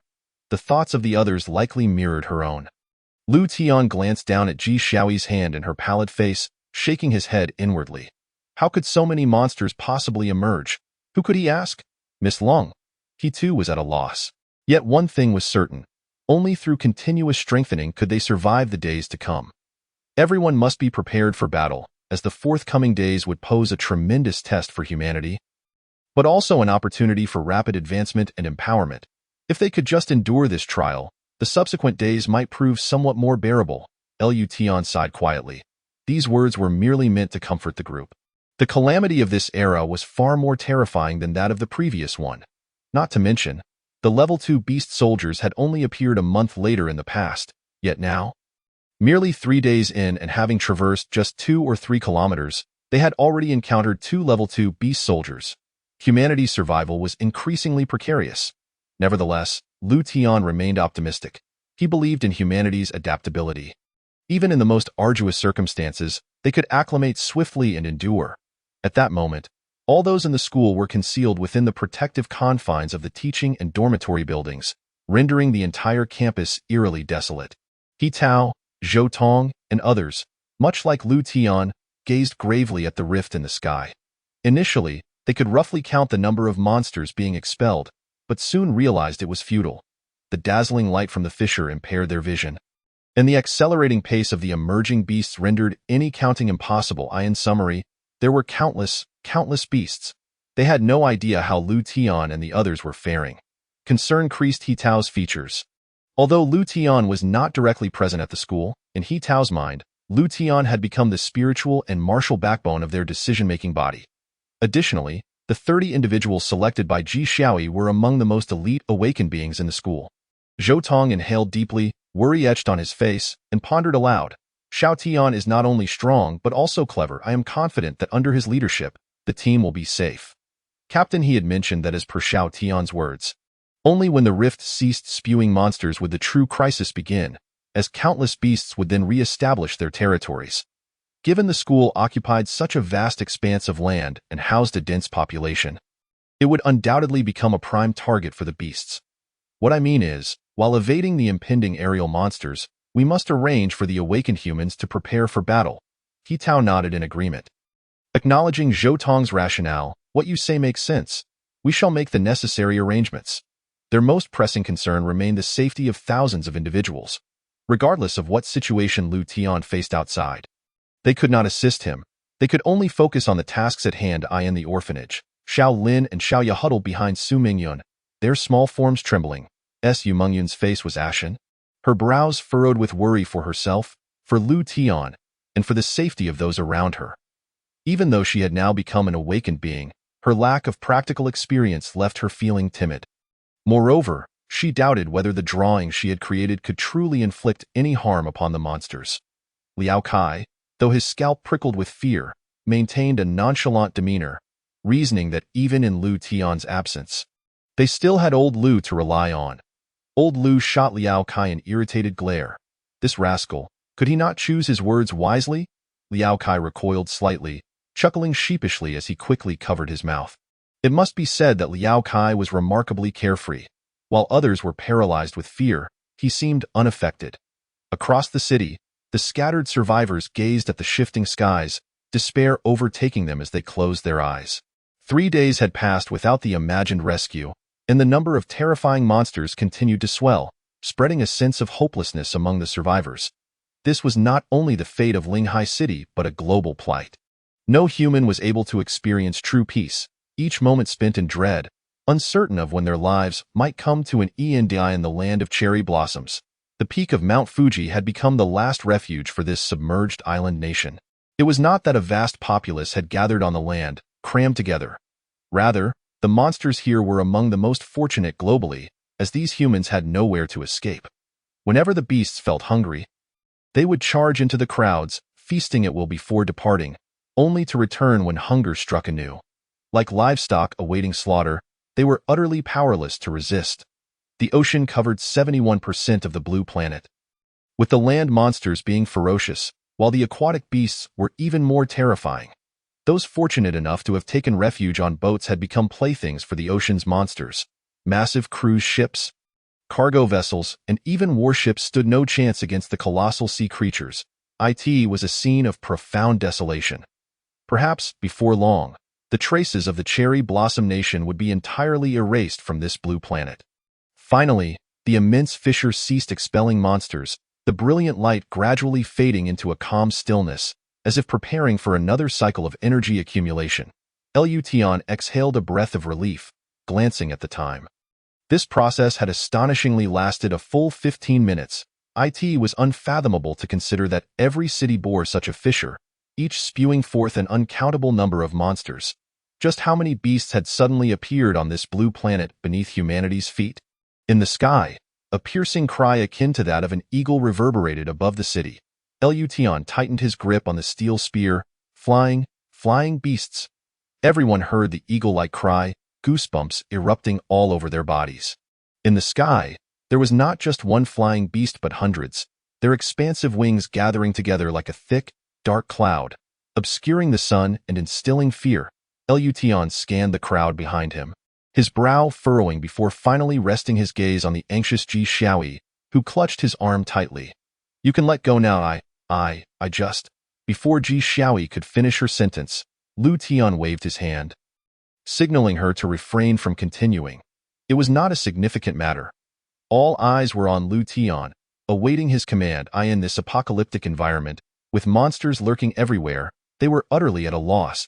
If it were a solitary monster appearing as before, they would have known how to respond, but now they were completely bewildered. For now, let us continue to hide. Those who have food in their pockets can eat a little to replenish their strength. We might be facing a fierce battle soon. Lution had already made a decision in his heart. This mission could only be deemed half accomplished. The 30 team members had gained a foundational level of practical training, but rescuing more survivors was certainly out of the question. Lution, should we continue the rescue? Ji Xiaoyi posed a rather naive question. Lution rolled his eyes, exasperated. Ji Xiaoyi, can't you see that we are barely managing to protect ourselves? Time trickled by, and the city echoed with the roars of beasts and the cries of humans. Linghai City had a vast population, and the people of Shenzhou had a habit of stockpiling food. Every household possessed a fair amount of provisions. As long as they had not perished in the initial wave of monster attacks, they should be able to endure for a while longer. The tenacity of human life was undeniably remarkable. Suddenly, a massive fireball appeared on the horizon, accompanied by explosions and the sounds of gunfire. The crowd's expressions brightened. Could it be that armed forces beyond Captain he had arrived? However, their joy was short-lived as the gunfire abruptly ceased. Suddenly, the ground began to tremble, a sensation they had only experienced during Lu Tian's fierce battle with the bull-like monster before. Yet, the tremors now felt different from those caused by the bull-like creature stomping. The monstrous creature, resembling a bull, trampled the ground, akin to a heavy pile driver crashing down, sending tremors through the earth. The sensation was not merely akin to a distant rumbling, it was the palpable, unrelenting charge of 1,000 galloping steeds, as if countless beasts were thundering towards them from some hidden corner of the street. Lution's heart sank. this was not just a resemblance. It was an undeniable reality. Even he could not suppress the cold sweat trickling down his forehead, as his mind conjured the term beast tide. Damn it! This wave of monsters had triggered an outright beast tide. The very onset was akin to hellish chaos. Once the beast tide surged forth, it could easily leave nothing but desolation in its wake. This was indeed the most terrifying opening scenario. Quick, hurry, let's climb out through the window and ascend from the back of the complex. We cannot remain trapped inside the store. Lu Tian no longer hesitated. With his steel spear, he shattered the window, only to realize that a protective barrier lay beyond it, in a fit of urgency. He plunged the spear into the hollow brick wall of a non-load-bearing structure, creating a sizable opening, through which he was the first to pass, simultaneously signaling his teammates to follow. The team, puzzled yet reassured by Lu Tian's frantic demeanor, swiftly traversed the gap without questioning the situation. This was a mixed-use building of 33 stories, flanked by other edifices on all sides, with a compact little garden nestled in the center, where the trees grew exceptionally tall. Their verdant canopies casting shadows over the courtyard, infusing the air with a refreshing coolness. They located the stairwell and quickly began ascending. All were individuals with awakened abilities, possessing commendable physical prowess, and within minutes. They reached the rooftop. However, Lu Tian instructed his team to conceal themselves in the stairwell while he alone retrieved his sturdy bow, nocked a steel arrow, and cautiously ventured outside, vigilantly observing the aerial movements of the avian monsters. Should any dare to swoop down upon him, they would be met with lethal force. Although Lu Tian found the second-tier beast soldiers quite troublesome, he held unwavering confidence in his ability to strike true against first-tier avian beasts. Confident in his prowess to harvest their lives, his caution stemmed from the limited number of arrows at his disposal. Once expended, they would be gone. The stringent gun control in the Shenzhou region had compelled Lu Tian to resort to crafting his own bow. With a quiet sigh of relief, he noted that, for the moment, there were no signs of aerial assaults on humanity. Peering over the balcony, he gazed down at the street below, where hundreds, if not thousands, of monsters raced chaotically, their diverse forms engaged in a frenzied pursuit of one another. Wherever they passed, anything that might impede their advance was crushed beneath their hooves. Small cars were flattened into discs, and billboards flew about in disarray. Some manhole covers were shattered, and the trapped monsters were mercilessly trampled into a pulp by their pursuers, creating utter chaos. With a thunderous roar, another explosion erupted, flames shooting skyward.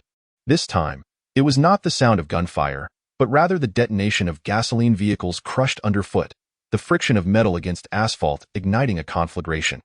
Electric vehicles, sporting new energy licenses and powered by lithium batteries, erupted in searing flames, leaving unfortunate beasts scorched and writhing in agony. Lu Tian had never anticipated the devastating power of lithium battery-powered vehicles. Their destructive capacity rivaled that of his steel spear piercing the skulls of first-tier beast soldiers. And they possessed the added effect of ongoing burns. Regrettably, the prevalence of such electric vehicles was still limited. Had they been more widespread, they could have inflicted considerable casualties upon the monsters. The dual direction, four-lane road, complemented by pedestrian walkways, was nearly 20 meters wide, now teeming with beasts, while in the center, the flames ignited by the explosions spread, consuming the surrounding creatures. The flesh of the monsters was tough, resistant to ordinary weaponry, yet the majority bore thick mannies, naturally flammable material. To Lu Tian's astonishment, in a short span, the street below had transformed into a blazing inferno. Monsters ignited other monsters, setting alight the shops lining the street. Waves of intense heat rising upwards, accompanied by thick plumes of smoke. Coughing violently, Lu Tian struggled against the acrid air, his eyes streaming with tears, as the noxious scents of singed beast fur and burning plastics assailed his senses. Even the circling avian monsters above seemed disturbed by the sweltering air and toxic fumes, letting out cries before flapping their enormous wings to flee from the city in the concealed fire escape. Ji Xiaoi and the others found themselves in a veritable chimney, smoke swirling around them, punctuated by the sounds of coughing. Yet without Lu Tian's command, they dared not move, covering his mouth and nose with his sleeve. Lu Tian shouted, "Downstairs, quickly! We must exit this street from the other side." With a new directive, the group hastened their pace. "Captain Lu, What on earth is happening downstairs? Ji Xiaoyi inquired as they ran, her curiosity piqued. How could they possibly abandon their concern for the monsters below? What had ignited this conflagration? Lu Tian succinctly relayed the scene of the fuel and electric vehicles igniting the beasts. All the team members, including Ji Xiaoyi, stood in stunned silence. Humanity's technological creations, even in abandonment, had proven to be so potent. Thousands of monsters, if sent to confront them, would likely result in a prolonged and deadly struggle, costing innumerable lives. Who would have thought that amidst the frenzied stampede of these beasts, their own demise could be self-inflicted? To be honest, such an outcome was entirely beyond Lu Tian's expectations. Nevertheless, it was a fortunate turn of events. At least with so many monsters perishing, humanity's struggles in the coming days might be somewhat alleviated. Upon reaching the ground floor, they were greeted by the sight of lush, towering trees, their once vibrant leaves now wilting and evaporating under the intense heat. Likely to ignite within mere minutes, fortunately, they had descended in time. Had they lingered, a fire could have erupted within, trapping them in a deadly crossfire. To Lu Tian's surprise, the garden was now teeming with over 100 disheveled individuals, seemingly having been driven out by the smoke. Those who had remained inside were doomed to suffocate or burn, leaving Mint confronting the terrifying monsters, yet it at least offered a glimmer of hope. As more humans poured out, within 2 minutes, the garden swelled to a throng of 300. Many were in a state of panic, uncertain of their next move, as the escape routes were blocked by a horde of monsters amidst a sea of flames. Ultimately, the desperate gazes of the crowd fell upon Lu Tian and his team, their appearance relatively composed, unmarred by panic.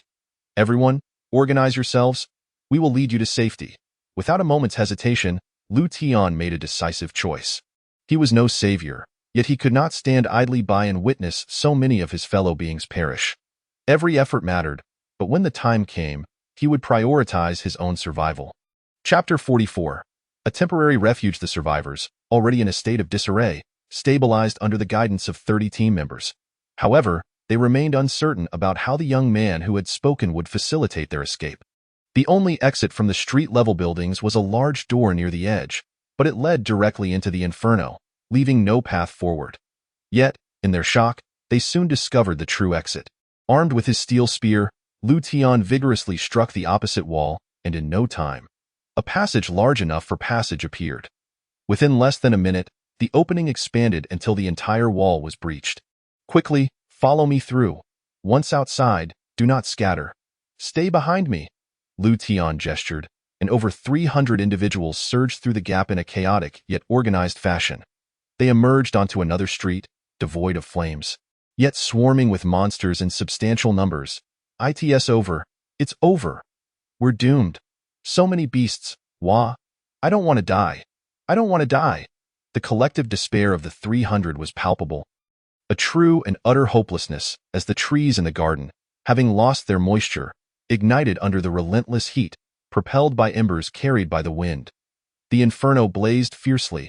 Ji Xiaoyi, you take the rear and hold them off. I'll clear the path ahead. Lu Tian bellowed through gritted teeth. Understood.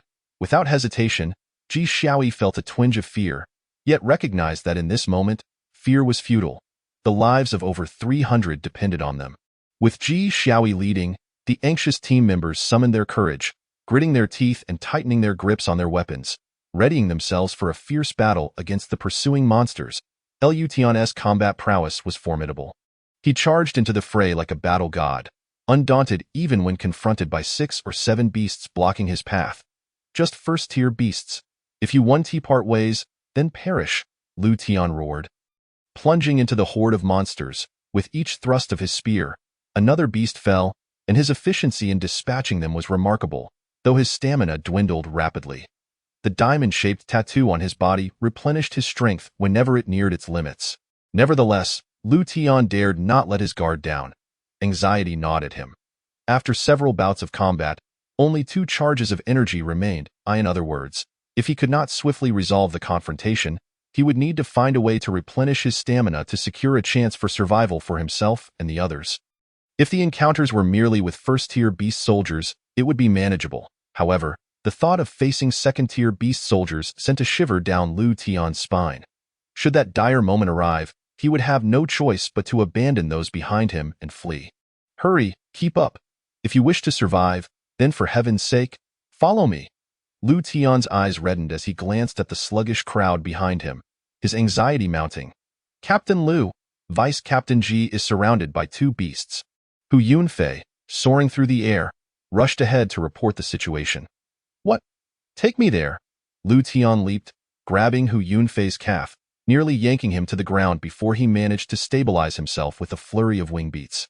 In less than 2 seconds, they reached the rear, where Lu Tian hurled a steel spear with precision, embedding it into one beast's forehead. Releasing his grip on Hu Yunfei's leg, he rolled on the ground to dissipate the momentum. Then dashed toward the wounded beast, swiftly retrieving the spear, and pivoting to drive it into the skull of another beast. 2 beasts, eliminated in an instant. What are you all waiting for? Run, do not stop. Lu Tian bellowed, pulling the panting Ji Xiaoyi to her feet. At that moment, Ji Xiaoyi was severely fatigued. The rearguard task, meant to be shared by a team of 30, had predominantly fallen on her shoulders. That foolish woman, how are you holding up? Lu Tian inquired, noticing the unnatural flush on her cheeks from exertion. She shook her head, biting her lip tightly. I'm fine. I can hold on, Lu Tian. You need to move ahead. If those beasts breach the crowd of ordinary people, many will perish. Lu Tian nodded, then turned to a woman with speed attributes, commanding, you ensure the safety of Vice Captain Ji. If anything happens to her, you'll all feed the beasts. His anger flared. With so many people, if each contributed a little, Ji Xiaoyi wouldn't be in such a state. While Lu Tian and Ji Xiaoyi's relationship during their school days could only be described as ordinary classmates, it was undeniable that they shared a closer bond than with the others. The speedster, intimidated by Lu Tian's fierce gaze, nodded repeatedly. I will take good care of Vice Captain Ji. Hu Yunfei, take me to the front. Lu Tian leaped again, and Hu Yunfei carried him to the forefront of the crowd. Ahead, there were still numerous beasts, but they were no longer as densely packed. After sprinting for a mile, Lu Tian had slain more than 10 beasts. The sheer density was staggering. It was clear that this rupture had unleashed a plethora of monsters. With one last diamond-shaped tattoo remaining, Lu Tian felt a pang of anxiety. He could no longer afford to run aimlessly. He needed to find a place to hide and replenish his energy. The firefighting squad in the coastal district of Lehigh City. Spotting the bold red letters 50 meters away, he made a decisive choice. That's our destination. Quickly, to the firefighting squad 50 meters ahead. We'll take refuge there. Minutes later, they finally arrived safely. Fortunately, no lives had been lost during their frantic dash, although a few survivors had twisted their ankles from shock and haste. Doolin, take a few people to check if there are any firefighters left in the squad. The rest of you, spread out and remain vigilant. After issuing his orders, Lu Tian called over 2 strength-type awakeners to assist in pushing a fire truck, barricading the low retractable gate that provided no protection against the beasts. Ji Xiaoyi, you must rest. Do not overexert your abilities, or it will exhaust your physical capacity. Lu Tian admonished her once more. Lu Tian, be careful. Ji Xiaoyi felt an inexplicable warmth in her heart. Lu Tian had saved her earlier and now expressed concern for her well-being, stirring a peculiar sensation within her, a feeling entirely foreign yet delightful. With the firefighting squad as a base, the beasts within a radius of at least 200 to 300 meters had been dealt with. Lu Tian dashed to where he had recently slain 2 beasts, dragging one in each hand toward the firefighting squad. Minutes later, he returned. To be honest, dragging these ton-weight beasts over such a distance was no easier than killing them. Lu Tian sighed. The last of his diamond tattoos had been depleted. Now, he was utterly defenseless. Alas, none among this group possessed fire-based abilities. Not one to be particular, he decided to feast on the raw meat instead. With a Swiss Army knife, he skinned the beasts, slicing the thick, succulent flesh into thin pieces, which he promptly devoured. Lu's eyes lit up. The taste was exquisite. Having only eaten grilled meat in the orphanage, this was a first for him. It could use a bit of salt. Though, if only a bottle of the national goddess could accompany it. Hey, you there should be a cafeteria here. Go fetch me a pack of salt, and if there's Lao Gan Ma, bring that too. Lu Tian casually pointed at a team member. The team member, momentarily taken aback, nodded eagerly. Yes, Captain Lu. He hurried off, his face alight with excitement, as though being summoned by Lu Tian was a great honor.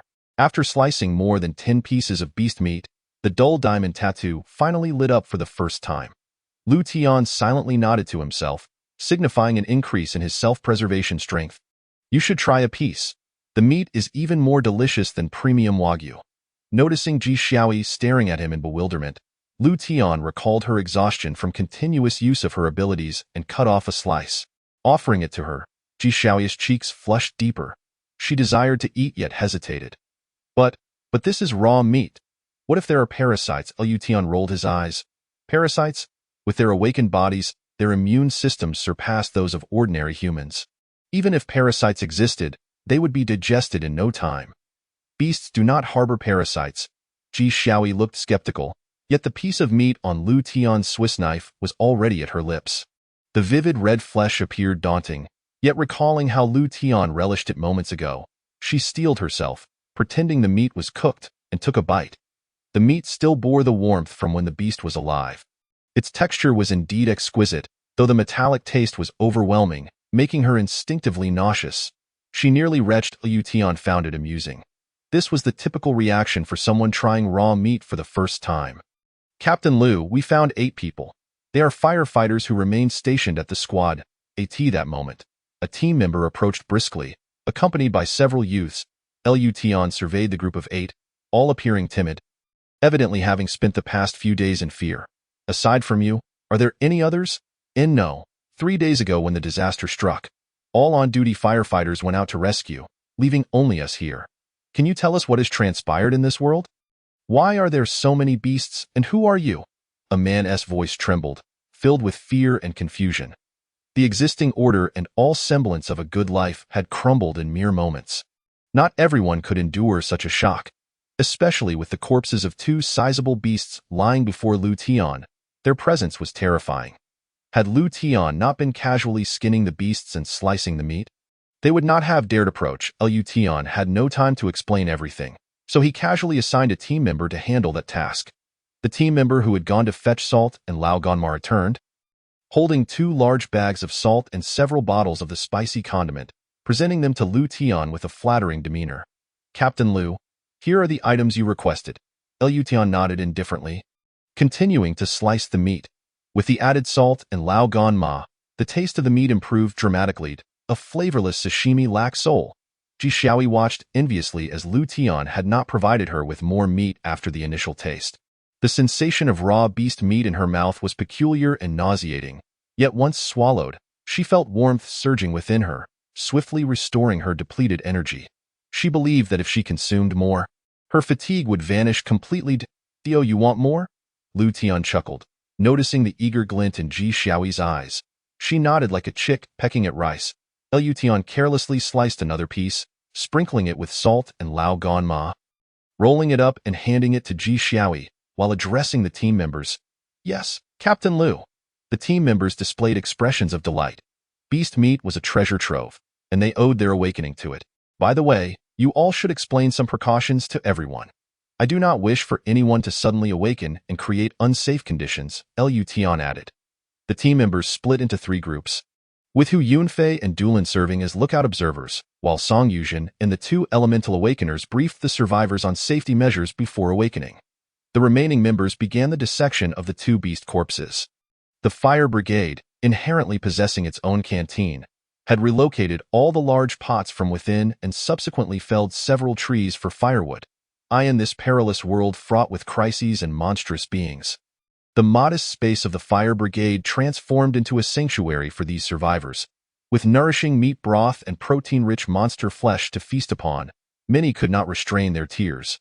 They reminisced about their normal lives from mere days ago. Weeping for this hard-won meal and grappling with the uncertainties of the future, Lu Tian observed the crowd, subtly shaking his head. There was little more he could do. Whether these individuals could lift themselves from despair ultimately rested upon their own resolve. A chunk of monster meat, roughly the size of an arm, lay before him as he methodically sliced it into pieces, chewing slowly and swallowing, replenishing his bodily energy. This energy coursed into his rhomboid tattoos. With 2 lines, then 3. Ji Xiaoyi remained by Lu Tian's side, not offering assistance. Each time her large, watery eyes met his, he would offer her a piece of bloody monster sashimi. After consuming a considerable amount of raw meat, Ji Xiaoyi no longer felt queasy. Rather, she found this method of consumption surprisingly agreeable. The energy she expended began to recover rapidly, and she sensed her strength had subtly increased, most notably evidenced by the hardened state of her fists extending to her forearms. The black hue resembling steel, seemingly spreading towards her upper arms. Lution, will our lives be like this from now on? Ji Xiaoyi ventured, seeking conversation. Lution nodded, gazing at the sun obscured by thick smoke. His voice soft but resolute. It will be like this, but it will not last forever. We will surely defeat the monsters. Do you know where these monsters come from? Is that fissure akin to a time-space tunnel from a science fiction novel? Ji Xiaoyi inquired innocently, her curiosity akin to that of a child. Lution shrugged. Perhaps it is. His thoughts drifted to Miss Ling and Kepler 452b, a myriad of questions swirling in his mind, in his previous life. Struggling for survival amidst dangers, finding the truth had been a luxury he could not afford in this life. Perhaps he could uncover the source of the Pandora's box that unleashed the monsters. A singular thought ignited within him. Should the opportunity arise, he must strike at the source, obliterating the root cause of the calamity that had befallen Blue Star. The air was thick with the rich aroma of meat, as over 20 large pots brimmed with monster flesh. Xiaoyi, do you see? They are hope. As long as there are people, as long as everyone is well-fed and has strength, hope shall never be extinguished. A smile blossomed on Lu Tian's face as he looked towards the survivors waiting in line for their monster meat lunch. Ji Xiaoyi nodded firmly. Yes, hope. 2 hours later, after over 300 people had finished their meal, their countenance transformed to one of fullness. After devouring a substantial piece of monster sashimi himself, Lu Tian completed the replenishment of his rhomboid tattoos. He leaped onto the fire truck, blocking the doorway. Scanning the streets on either side, on the path they had arrived from, several monsters reappeared, currently engrossed in feasting on the carcasses of monsters he had slain. The route back to the school, too, bore the presence of monsters wandering the streets, with some lurking merely 100 meters away. Lution's brow furrowed. In such circumstances, charging forward with over 300 survivors would undoubtedly yield disastrous results, as ordinary individuals would largely prove to be a burden. Looking back at the fire brigade, he noticed over 30 individuals with their eyes closed, entering a peculiar state of awakening, determination blossoming within. Let us wait. We shall leave once those with awakening potential have truly awakened their first genetic sequence. At that point, with over 30 awakened individuals, the chance of the survivors reaching the school alive would significantly increase. He gazed skyward, his anxiety mounting rather than easing, for the smoke billowing from the incessant fires had begun to thin. Should the toxic fumes dissipate, avian monsters would likely re-emerge, and with nightfall, the danger would escalate. Lu Tian, what is the current situation? Ji Xiaoyi leaped onto the fire truck from behind. Standing beside him in in silence, Lu Tian replied, I'll accompany you. I'll go with you, Ji Xiaoyi affirmed. Lu Tian nodded, their forms light as they leapt onto the road, sprinting towards the monsters just 100 meters away. Xiaoyi, I'll cover you. You handle these monsters. All right, before them stood 3 monsters, yet Ji Xiaoyi felt no trepidation. Reassured by Lu Tian's presence, her fists hardened instantly, and her petite figure propelled forward like a cannonball, targeting one of the beasts. The monsters, enraged by the sudden appearance of Ji Xiaoyi and Lu Tian, roared ferociously, charging at her with their massive heads. It was a classic case of the brave triumphing over adversity. Ji Xiaoyi, with her diminutive stature, faced off against the enormous creature, an inherently discordant image. Lu Tian, wielding a steel spear, vigilantly observed, ready to provide immediate assistance should Ji Xiaoyi find herself in peril. With fists as solid as steel, Ji Xiaoyi engaged in close combat, delivering a powerful blow to the monster's crown. The sound of cracking echoing in the air. Utilizing the momentum, she leapt into the air, performing a somersault to flank the beast, and followed up with another punch to its ribcage near the head. The visible fracture of the monster's ribs was unmistakable. Lution stood in awe. He had previously noted Ji Xiaoyi's combat abilities, yet nothing compared to the precision displayed now. Additionally, Ji Xiaoyi had gained substantial real combat experience. Her current combat prowess far superior to before. A fierce girl. Lu Tian murmured to himself. What did you just say?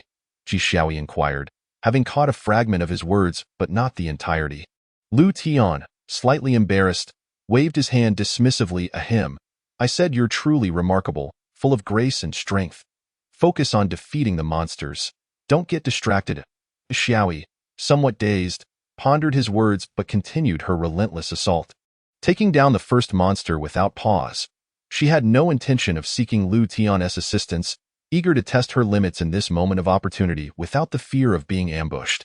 She charged at the next monster, continuing her ferocious onslaught. Her fists, as solid as iron, seemed to possess boundless strength, striking the creature repeatedly. Gradually, Ji Xiaoyi began to discern some techniques in combat. She learned to target the monster's vulnerabilities rather than engage in a direct confrontation. Conserving her energy, moreover, her agility improved rapidly as she fought. It must be said, practical combat was the most effective means of enhancement. Chapter 46. No matter how one explains it, it remains utterly inadequate. Lu Tian suddenly found himself feeling rather bored. Given Ji Xiaoyi's displayed talent, she undoubtedly qualified as exceptionally gifted. Armed with his past life's survival experience, combat awareness, and the auxiliary rhomboid crystal, he had managed to exhibit extraordinary combat prowess in the early days of the apocalypse. Meanwhile, Ji Xiaoyi, his classmate and leader, given her current trajectory, would inevitably become a top-tier warrior if she survived. It was undeniable that comparing individuals often highlighted disparities among them. Ji Xiaoyi excelled not only academically but also displayed remarkable combat talent. Nonetheless, Lu Tian felt no envy. Instead, he rejoiced for Ji Xiaoyi, as humanity might gain another unparalleled warrior, which was a positive development. While he mused, Ji Xiaoyi had already dispatched the second monster, accomplishing the feat with even greater ease than the first. Her cheeks flushed from exertion. She still had the energy to tackle the final beast. Lu Tian refrained from assisting, opting instead to approach the two slain monsters, beginning to dissect their foreheads to extract the monster cores. With ample time at hand, such valuable resources could not be squandered. He found himself bemused, pondering how these monsters could thrive with such large stones growing in their brains. With two glistening cores secured, Ji Xiaoyi completed her final battle. The third monster met its demise. Gasping for breath, Ji Xiaoyi wore a triumphant smile, her forehead damp with sweat. Lu Tian, I killed 3 monsters. I took them down all at once. Her joy was unbridled, truly elated. Not long ago, facing 2 monsters simultaneously had been perilous, only Lu Tian's intervention saving her. Now, she had grown stronger. She could slay 3 fearsome monsters at once. Progress thrilled her. Xiaoyi, that's amazing. Lu Tian readily praised, giving her a thumbs up. Ji Xiaoyi's eyes sparkled with excitement as she inquired, This is the monster I hunted. Such a sense of accomplishment. Lu Tian nodded, noting several individuals standing at the entrance of the fire brigade, their eyes wide in disbelief at Ji Xiaoyi's astounding display of strength. Goodness, has Deputy Captain Ji transformed into a monster herself? That was incredibly fierce. A single individual versus 3 adversaries, unscathed. Those iron fists are indeed invincible. I yearn to be as formidable as Deputy Captain Ji. What must I do? Waiting online. As if the entire world is offline. Do you not comprehend? Be more astute and prepare for the arrival of Captain Lu and Deputy Captain Ji, who are dragging the carcass of the monster over. Moments later, the beast's remains were hauled into the fire brigade. Then, the dismembering commenced, continuing the simmering process. Lu Tian's intent was clear. Even if one is not hungry at present, it is prudent to prepare sustenance within the limited time frame, ensuring each person carries a portion on their person. In the event of unforeseen circumstances necessitating a hasty retreat, one would not have to risk searching for food in a state of hunger. As darkness gradually descended, half of the survivors among the 1/10 had awakened their abilities. The other half remained in the process of breaking through. Lu Tian sighed. It seemed impossible to depart today. If need be, he would spend the night here, striving to avoid the perils of night travel. At that moment, Lu Tian's walkie-talkie suddenly crackled to life. Humph! Were it not for your 2 younger sisters informing me of this matter, I would have remained blissfully unaware. You little rascal, speak up, do you hear me? The voice emanating from the walkie-talkie was thunderous, akin to a roar. Upon hearing it, Lu Tian sensed something amiss. However, it was too late to turn down the volume.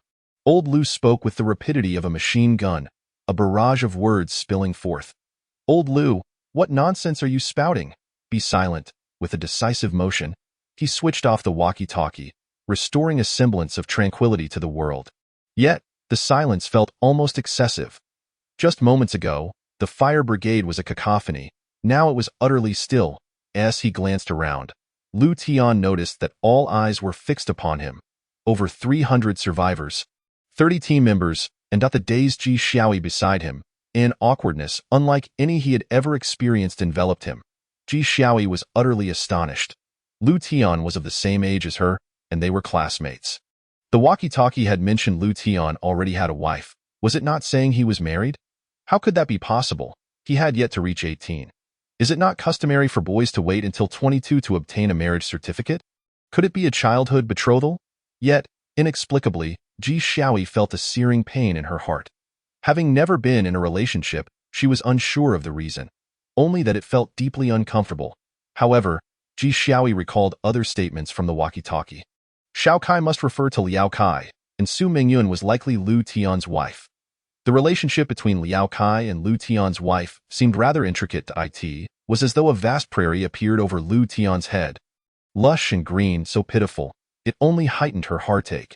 Ji Xiaoyi blinked her large, expressive eyes, gazing at Lu Tian. Lu Tian wished fervently to find a crevice to hide in. That old lecher, old Lu, infuriated him. In the orphanage, Liao Kai gazed woefully at old Lu, weakly asserting, "Old Lu, you have gone too far. When did I ever engage in such behavior? Am I that sort of person? Do I not understand the sanctity of a friend's wife? This is unacceptable. You will make Xiao Tian despise me. I am currently powerless, my abilities unawakened. What if Xiao Tian cast me aside?" Old Lu's lips twitched at Liao Kai's words. Previously, he had found Liao Kai's similar comments amusing in front of Lu Tian. But now it felt different. Liao Kai's pitiable, affectionate gaze sent shivers down old Lu's spine, almost igniting a desire to incinerate this rascal. "Xiao Kai, be quiet. Do you think Xiao Tian is foolish enough not to understand that I am jesting?" Old Lu looked at Liao Kai with disdain, irritation lacing his voice. "Go play elsewhere and do not disturb my training. Speak another word, and I shall set you ablaze." With a whoosh, flames erupted from old Lu's palm, causing Liao Kai to tremble and retreat hastily. "Old Lu, you are truly formidable," Liao Kai grumbled, feeling powerless without his abilities. "I want to grow stronger, to transform. Like Ultraman, I believe in the light. Why have Xiao Ye and Xiao Lin retained their rights? Indeed, brother Xiao Kai, shall we go for barbecue? Let us transform our grievances into appetites. Have faith in yourself, for even if we cannot awaken our powers, we can still indulge ourselves to the point of bursting." Yes, Xiao Tian once said, "A person is destined to die, but it is better to burst from overeating than to starve." The two sisters, Xiao Ye and Xiao Lin, wore sweet smiles, appearing as if they were delighting in the chaos rather than helping. Wait, was Lu Tian the one imparting such nonsensical logic to these adorable sisters? Better to burst than to starve. What sort of absurd reasoning is that? Liao Kai glared at the two girls. Silently gritting his teeth, he resolved to make an effort, nurture these girls for another 2 or 3 years, and then win their hearts. Just to vex that old rascal, old Lu, he was genuinely furious. Back in the fire brigade, Lu Tian felt intensely uncomfortable under Ji Xiaoyi's gaze. "Ji Xiaoyi, could you perhaps refrain from looking at me like that? It makes me feel utterly uneasy. Are you also idle? Would you like me to bring in a few monsters for practice?" Upon hearing this, those who had turned to stone out of jealousy were instantly revived. However, the multitude of eyes remained fixed on Lu Tian. As if the green light they had witnessed was blindingly radiant, Lu Tian found himself at a loss. "Old Lu!" Ji Xiaoyi's eyes suddenly glimmered with a hint of red. She felt immense sympathy for Lu Tian. For the orphanage, for the many survivors, he battled against monsters outside. He was a hero. Yet heroes do not receive the treatment they deserve. Having kindly taken in Liao Kai, she recalled their close bond, only to discover that Liao Kai was such a person, undermining Lu Tian less than a day after he left the orphanage. This was akin to Wu Dalong toiling outside to provide for his family, only to have Shimin Qing and Pan Jinlian cavorting within Yutong. Do not be too disheartened. Time will heal all wounds. It shall pass. Moreover, you still have Ji Xiaoyi attempted to offer the most suitable words of comfort. But as she approached the final point, her voice dwindled to a whisper. Yet, the last word was swallowed by Lu Tian's interruption. Lu Tian's expression darkened considerably. In his 2 lifetimes, upon hearing the first half of Ji Xiaoyi's statement, he knew it was disastrous. She had certainly misunderstood. Given the absurdity of old Lu's remarks over the walkie-talkie, it was difficult to avoid misconstruing the situation. It is not as you think. Old Lu was merely rambling.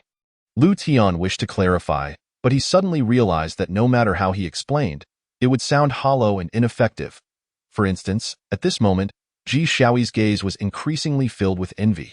Chapter 47. A treasure discovered. Lu Tian felt a headache coming on. Rendered speechless, Ji Xiaoyi, focus on your own responsibilities. My matters do not require your concern. Since there was no way to explain, he decided to forego the attempt, adopting a stern expression as he turned and walked away. Ji Xiaoyi, far from being angered by Lu Tian's outburst, instead understood completely. After all, to discover one had been wronged would surely dampen one's spirits. Lu Tian was truly unfortunate. She hoped that time could swiftly heal the wounds in his heart. That ungrateful scoundrel, Liao Kai, may he remain unseen, or else he would face her wrath. Suddenly, Ji Xiaoyi felt that Liao Kai had inadvertently assisted her, as this situation might present her with an opportunity. Lu Tian, oblivious to Ji Xiaoyi's tumultuous thoughts, leaped onto a fire truck and sat down languidly, lost in silence. At that moment, Lu Tian remembered something and, fueled by his earlier annoyance with old Lu, had forgotten to contact the school. He promptly powered the walkie-talkie back on to reconnect with He Tao and Zhou Tong. However, Lu Tian seemed to have overlooked an important detail. He had previously instructed Zhao Wu and Zhang Cong regarding the communication protocol, which specified that the walkie-talkie should be activated for 5 minutes at the top of each hour to receive messages. This meant that the earlier absurdities spewed by old Lu had also reached the school. At that moment, Zhou Tong and He Tao exchanged bewildered glances, clearly shocked by the melodrama that had unfolded. Zhou, what do you think about this situation? He Tao finally broke the silence. Zhou Tong furrowed his brow. Lu Tian and Liao Kai were both his students. In the pre-apocalyptic world, such matters would not have been overly concerning. Many would betray a brother for a woman. But this was the apocalypse, where lives held less value than that of a dog.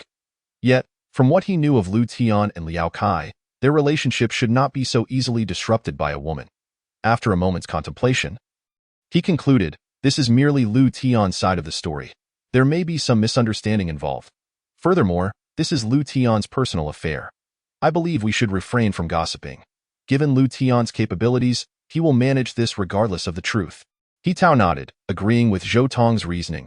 Indeed, you are astute, Zhou. Let us pretend we know nothing. Suddenly, Lu Tian's voice crackled through the walkie-talkie once more. Lu Tian's words were succinct and to the point. He Tao and Zhou Tong exchanged glances, their eyes brimming with astonishment at the prospect of augmenting their ranks with over 30 awakened individuals, which filled them with exhilaration. Xiao Tian, our school has been attacked by more than a dozen monsters. But they have all been slain, and for now, there is no cause for concern. Dio, remain vigilant on your end as well. By the way, Xiao Tian, our communications within the country have been restored.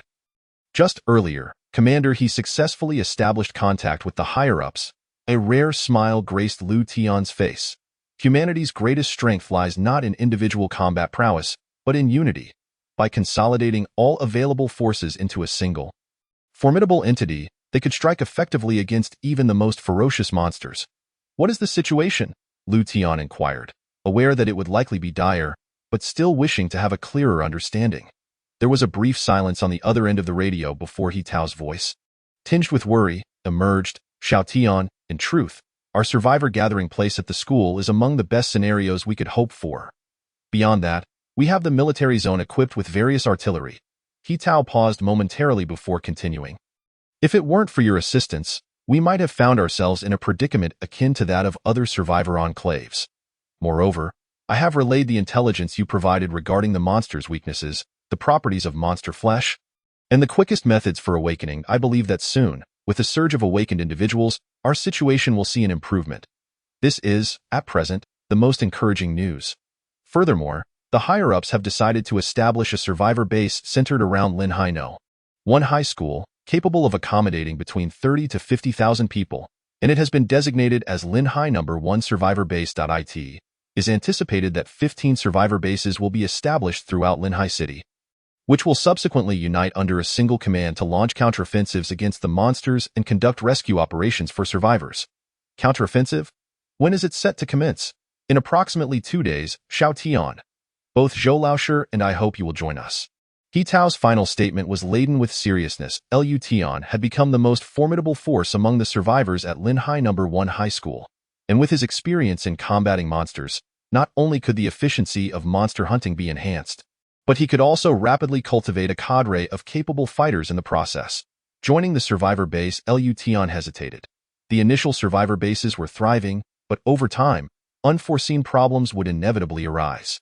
He held a deep aversion to the intrigues and petty schemes that often plagued such environments and was reluctant to endure that ordeal once more. However, given the gravity of He Tao's words, he felt it would be inappropriate to outright refuse. Just notify me when there are tasks at hand. He Tao felt a twinge of disappointment. He discerned Liu Tian's veiled rejection and found it perplexing. Could it be that Liu Tian harbored grievances against them? That notion was utterly absurd. There had been no conflicts between them thus far. Perhaps Liu Tian had his own reasons for not wanting to be constrained. Even before the apocalypse, many capable individuals possessed a similar disposition. He Tao chose not to dwell on it further. Liu Tian's willingness to accompany them on missions was a relief to him. Ji Xiaoyi, who had been listening to the entire conversation beside Liu Tian, excitedly waved her delicate little fist. This is wonderful. With communications restored, we are no longer fighting alone. This news was undoubtedly the most uplifting development in recent days. The interruption of communications had left humanity, accustomed to a world interconnected by networks, feeling like solitary boats adrift in an endless sea, while the ground beneath them was rife with unforeseen thorns. The familiar world had become profoundly alien, leaving them devoid of any sense of security. Indeed, it is good news, but let us not rejoice too soon. Every advantage carries its drawbacks. Liu Tian shook his head, his expression turning somber. Ji Xiaoyi, somewhat perplexed, inquired, drawbacks? You will understand in due time. Liu Tian refrained from elaborating. Some matters are rendered futile by excessive speculation before they transpire, and only through actual experience does one come to grasp the weight of profound truths. Xiao Yi, remember my words. In the survival environment of the apocalypse, regardless of how familiar your past relationships may be, do not place too much trust in others' words. A question mark seemed to materialize in Ji Xiaoyi's mind. As she struggled to comprehend, just remember, perhaps one day, it will prove useful. Ji Xiaoyi nodded, somewhat dazed, though unsure of the reasoning behind it. She nonetheless committed his words to memory. Let us go and observe the newly awakened individuals. I hope to find a few with valuable special abilities. The two proceeded to the rear, where the latest batch of over 30 individuals with potential for awakening had all successfully awakened. The majority of them exhibited enhancements in strength and speed. There was one awakened in the domain of fire and another in water. Both were logistics personnel from the firefighting team. It appeared that, from a macro perspective, the awakening ratio of 10-to-1 was quite plausible, yet upon closer examination, it became evident that those with stronger physiques had a higher probability of awakening. For instance, among Commander He's 100-plus soldiers, the awakening rate was not merely 1/10, but rather 1/3, and subsequent soldiers were not without potential for awakening. This calculation suggested that ordinary individuals with lesser physical capabilities were, in effect, being overshadowed by those who were more robust. Nevertheless, it stood to reason. In the realm of biological evolution, one must either advance or face decline and extinction.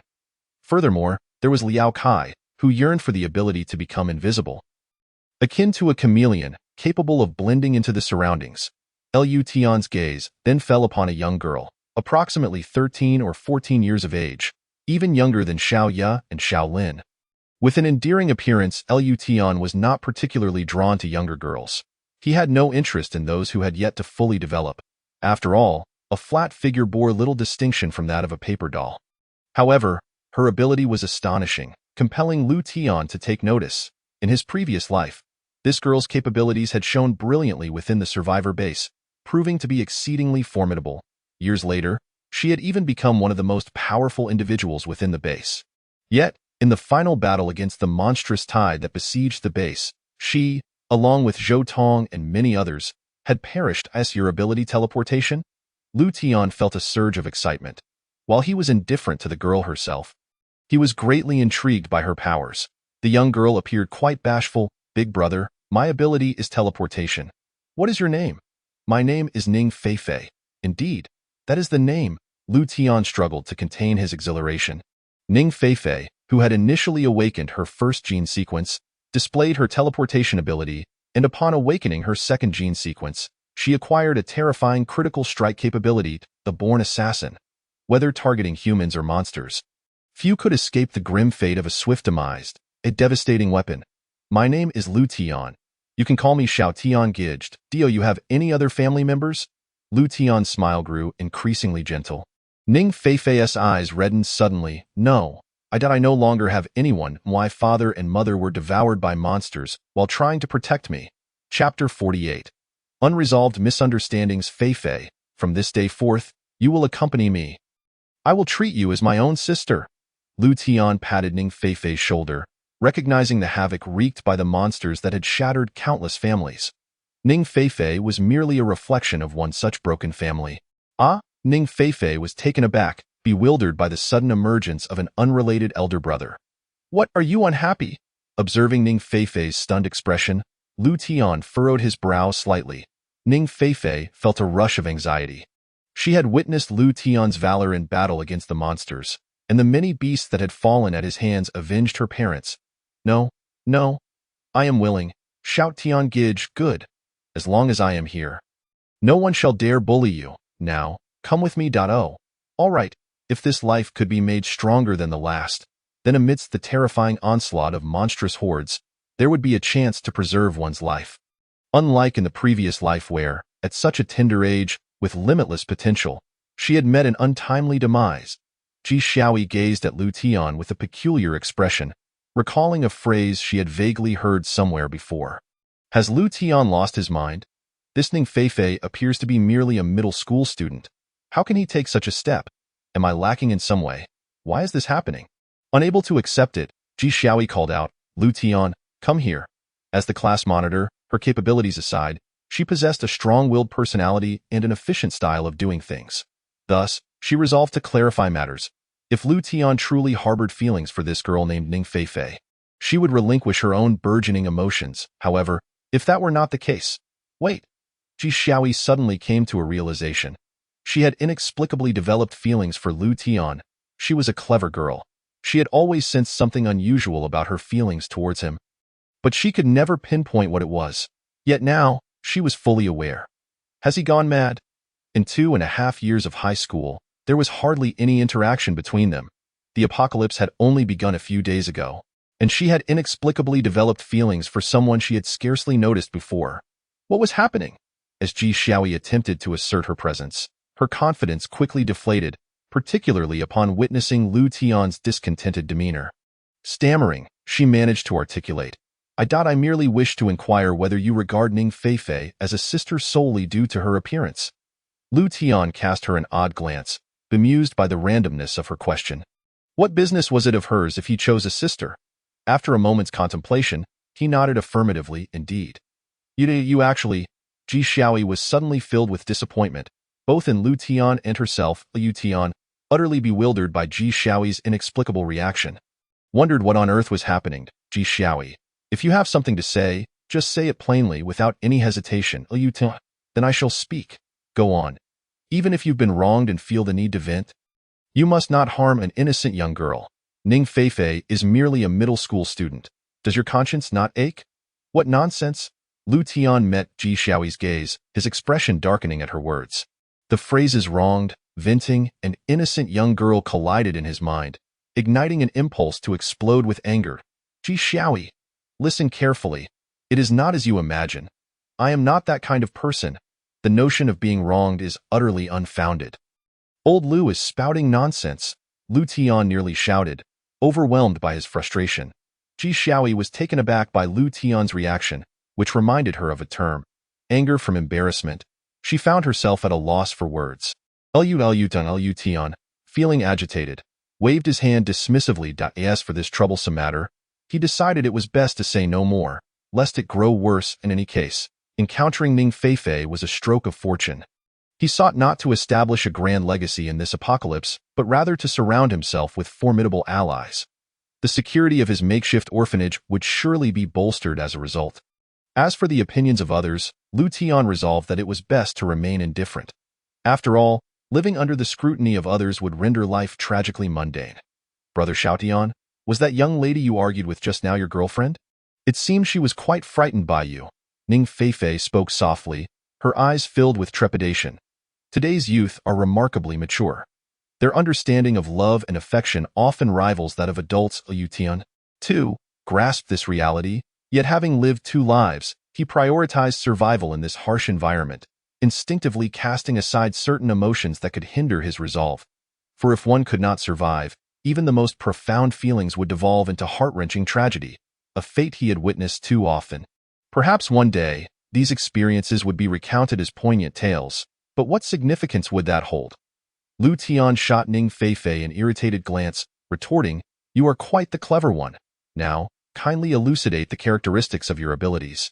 "Oh," Ning Feifei recoiled slightly, her voice barely above a whisper. After some discussion, Lu Tian gained a general understanding of her powers. Currently, she could teleport approximately 3 meters at a time, sustaining this ability 5 times before succumbing to exhaustion. Furthermore, her teleportation did not allow her to pass through walls. Lu Tian recognized that these limitations would gradually improve as Ning Feifei's strength grew. She was, after all, a treasure trove of untapped potential, a born elite assassin. Her abilities surpassed those of the chameleon awakener who could turn invisible. Your abilities are commendable, yet your current strength is insufficient, and the constraints are considerable. Your foremost priority is to ensure your safety. However, when it comes to hunting monsters, you must accompany me. Real combat is the finest forge for honing one's skills. Ji Xiaoi, the young lady you mentioned, awakened her abilities 3 days ago. Initially, she was as weak as you. But by the afternoon of the 3rd day, she single-handedly faced 3 monsters and successfully defeated them. This illustrates the benefits of practical experience. Ning Feifei nodded vigorously, her heart racing at the thought of confronting those terrifying monsters. Yet a flicker of anticipation emerged within her, as those very creatures were responsible for the demise of her father and mother. As time passed, the once rampant monsters began to dwindle. The inferno in the neighboring street extinguished. And aside from the occasional roar of monsters and the terrified screams of humans, tranquility seemed to return. The night sky was devoid of clouds, the resplendent moon casting silvery rays that adorned the dark landscape. Countless stars twinkled brightly, their shimmering eyes either pitying the humans of Blue Star or mocking the gray skies that perpetually loomed over the cities before the catastrophe. As the night grew deeper. Within the fire brigade, only a few feeble campfires flickered, occasionally crackling, accompanied by the exhausted snores of survivors. The walls were manned by team members taking turns on duty. Nighttime was perpetually the most perilous period. For many monsters retained their primal instincts and prowled for food under the cover of darkness.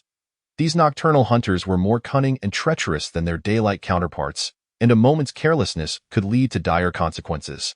Lu Tian did not rest. His physical prowess surpassed that of everyone present, and he was acutely aware of the dangers that lurked in the night.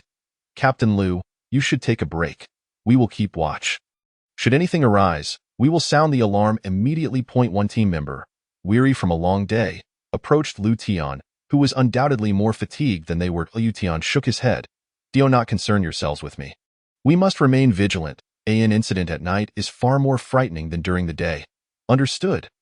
The team members stood at attention, having undergone basic military training during their brief time in school. And their salutes were executed with decent precision. Lu Tian nodded in acknowledgement and began to survey other areas. For reasons unknown, an unsettling feeling lingered within him, a peculiar sixth sense that was difficult to articulate. Ji Xiaoi awoke midway through the night, glancing at the time. It was already 3:30 in the morning. Noticing Lu Tian's absence, she rose to investigate. After failing to locate him, she inquired with her comrades, only to discover that Lu Tian had not slept at all, tirelessly patrolling various spots throughout the night. What a guy! I am the vice captain, after all. How could he not inform me about the patrols? Ji Xiaoi yawned, shaking off her fatigue. Her eyes sharpened, and she began to walk past each monitored point, just as Lu Tian had done.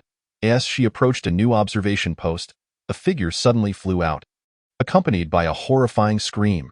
Upon closer inspection, she recognized the team member stationed there, who had been sent sprawling over 10 meters, clutching his chest and struggling to breathe. Before her, a creature the size of an adult Tibetan Mastiff charged in, baring its teeth.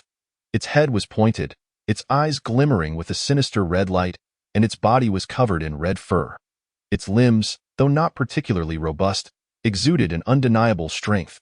The creature bore a resemblance to a fox, albeit much larger in size. "Alert, monster!" Ji Xiaoyi shouted, her fists hardening as she charged forward. Chapter 49.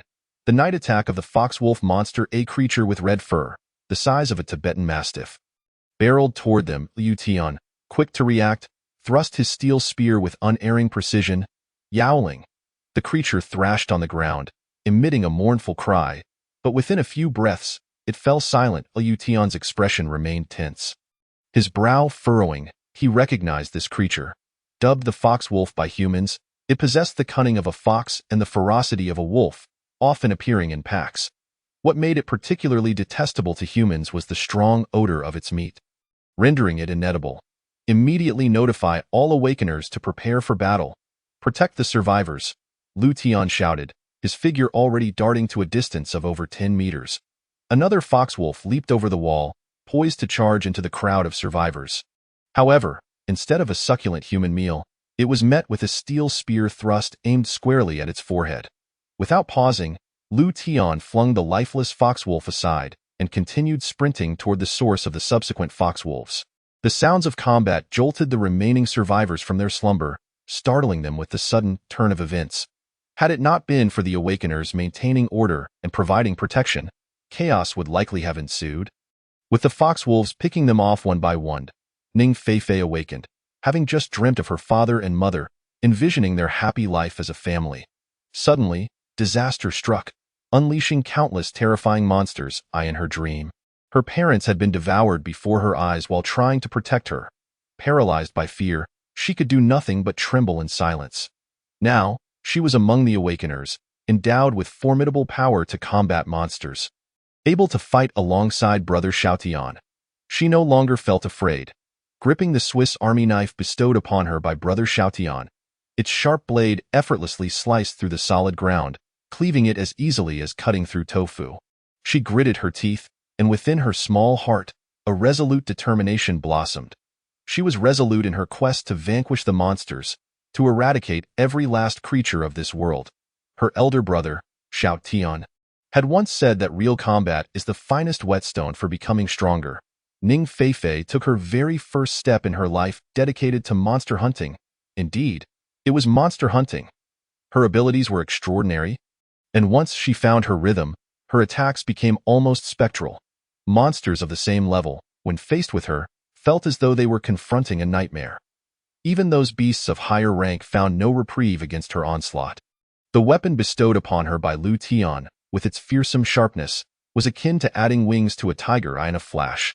Ning Feifei vanished from her original position, reappearing 3 meters away, her Swiss steel knife slicing through the air as it viciously severed the neck of an oncoming foxwolf, which collapsed lifelessly to the ground. That moment, Liu Tian turned around, witnessing this scene unfold before his eyes. In his astonishment, he also felt it was only natural. She was Ning Feifei, a true prodigy, mastering skills with no formal training. However, he still needed to exercise caution. This girl had only 5 uses of her blink ability left. She must not overdo it. You two, ensure Ning Feifei's safety. Liu Tian commanded 2 team members before dashing off to another location. Foxwolves, these foul creatures, were truly revolting. After slaying several, a nauseating stench began to permeate the fire brigade. Climbing onto the fire truck, Liu Tian surveyed the outside. A throng of approximately 200 to 300 foxwolves surged forth. Good grief, has an entire den of foxwolves mobilized, he pondered. We cannot simply wait for them to breach our defenses. It will only be a matter of time. Xiao Yi, I leave the home front to you. Guard it well. I do not wish for anyone to be devoured by the foxwolves. With those words, Liu Tian leaped into the fray, charging towards the horde of foxwolves.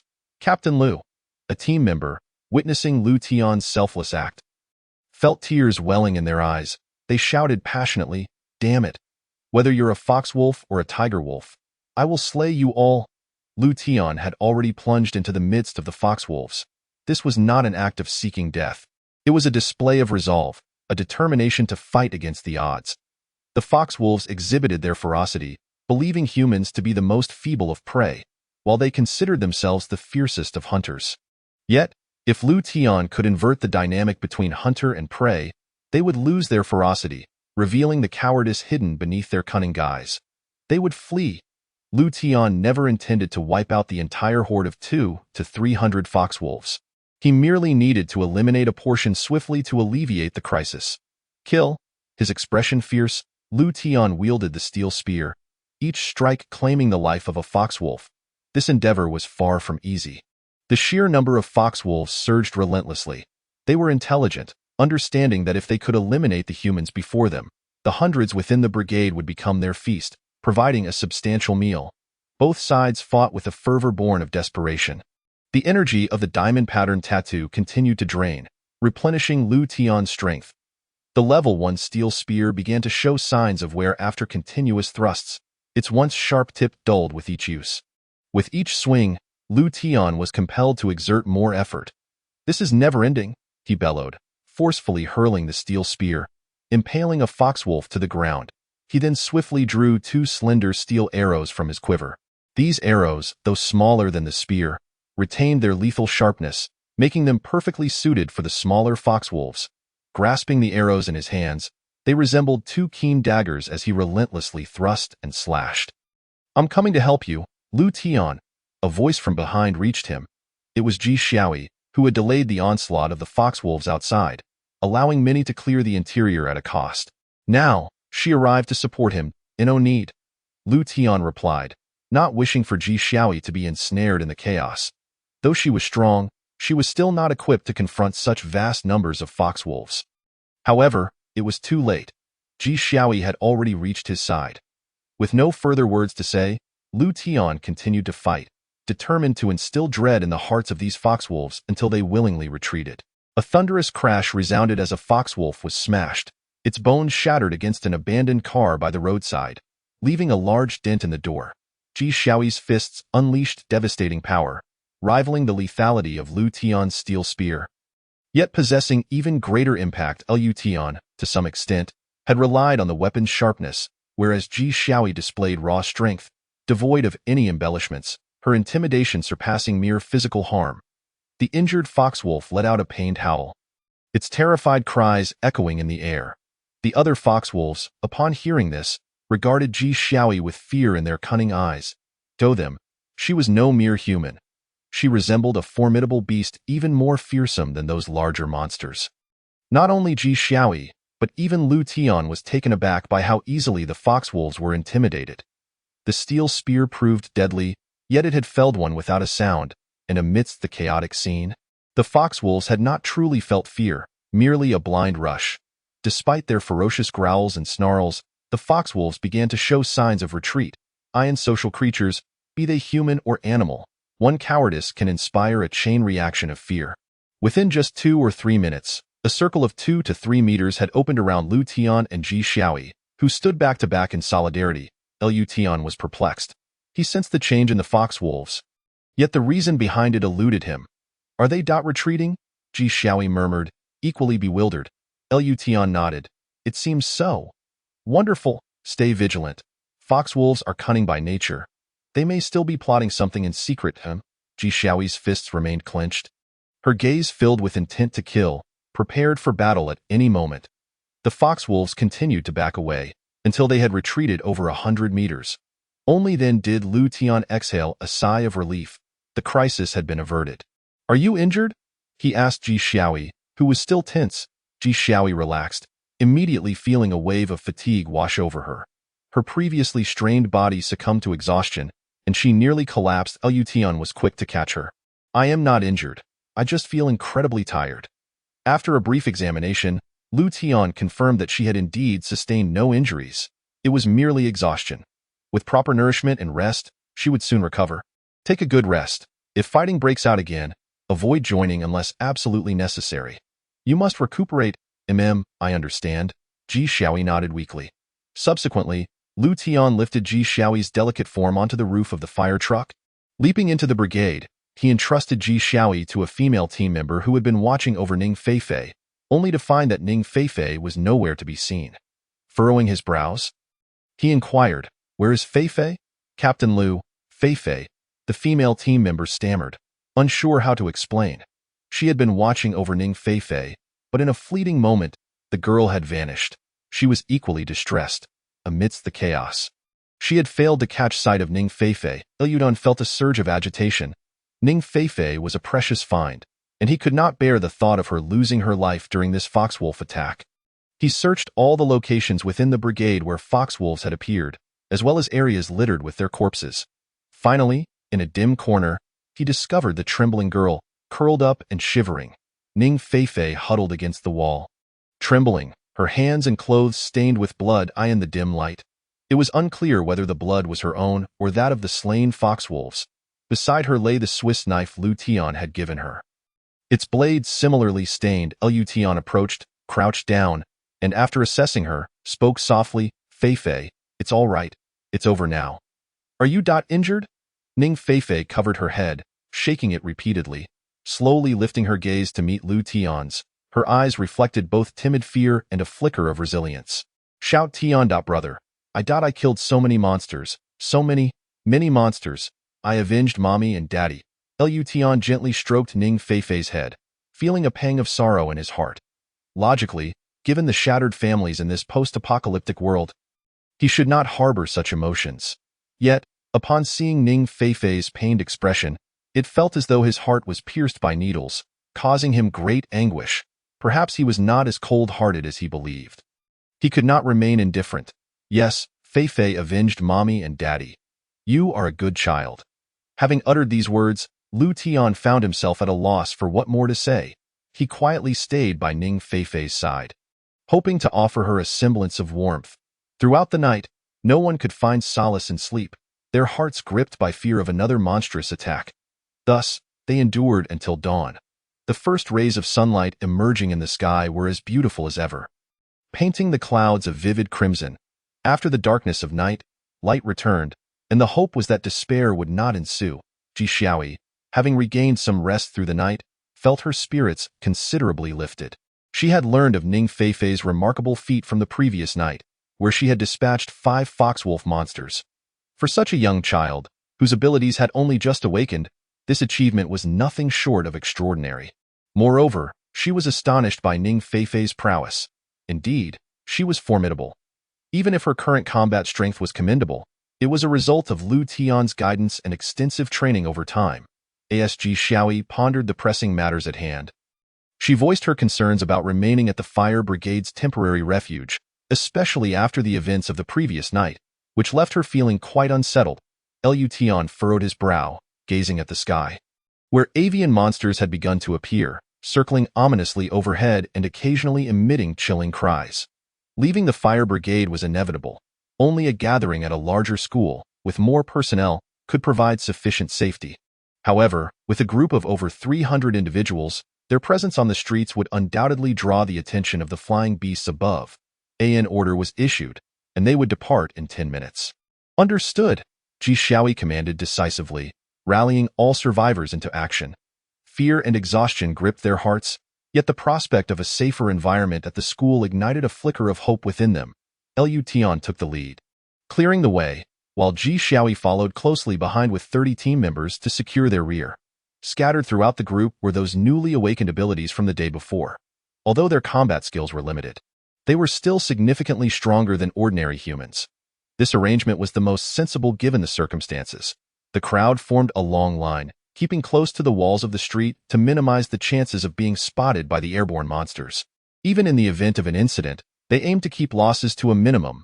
Lu Tian tossed his spear to a strength-type awakened individual, while it was less effective without its sharp point. It was a treasure for the recipient. From a distance of 200 to 300 meters, a single shot from a longbow could fell a typical level 1 beast soldier. The march of over 300 individuals was not swift. After half an hour, they had covered only 1 to 2 kilometers. At their current pace, it would take at least another hour to reach safety. Fortunately, there appear to be no immediate dangers behind Ji Xiaoi. As if all their misfortunes had been spent the previous day, leaving them with a stroke of luck today, a sudden cry pierced the air as a colossal avian monster dove from the sky. Its dark green eyes larger than golf balls, its massive wings passed overhead. A shadow engulfed the people below.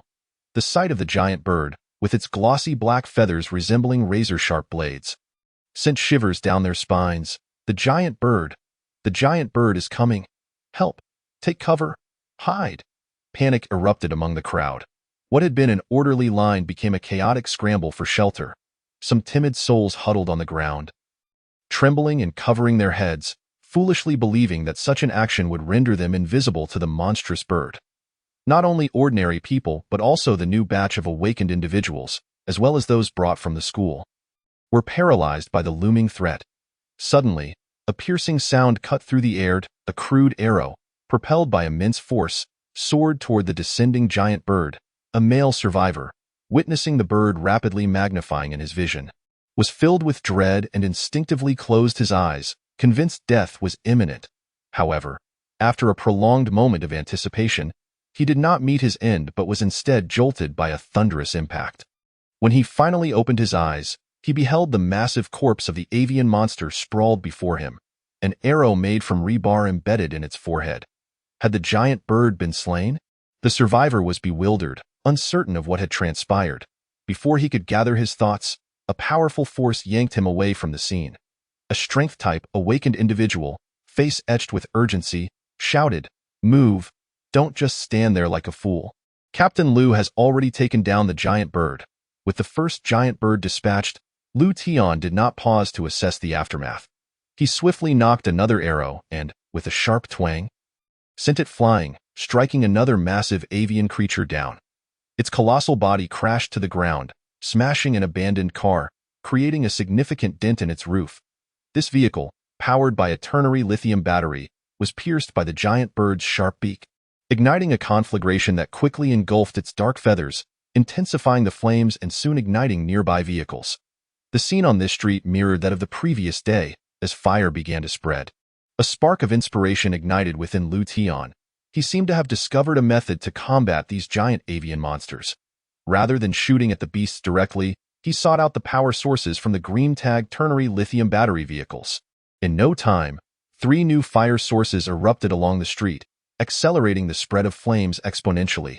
Seizing the opportunity, the survivors hastily retreated, soon exiting the street that was on the verge of being consumed by fire. The black smoke billowed into the sky, creating a dense haze that rapidly expanded, obscuring the sun. The circling giant birds, evidently sensitive to the acrid smoke and rising heat, shrieked a few times before vacating the area. Only then did Liu Tian finally breathe a sigh of relief. With the aerial threat neutralized, the ground monsters posed little danger. Even if they encountered level 2 beast soldiers, of course, it was preferable to avoid confrontation altogether. The relentless battles had left him mentally drained. The diamond-shaped tattoos could replenish his physical stamina, but the mental exhaustion required rest for recovery. "What is the casualty report?"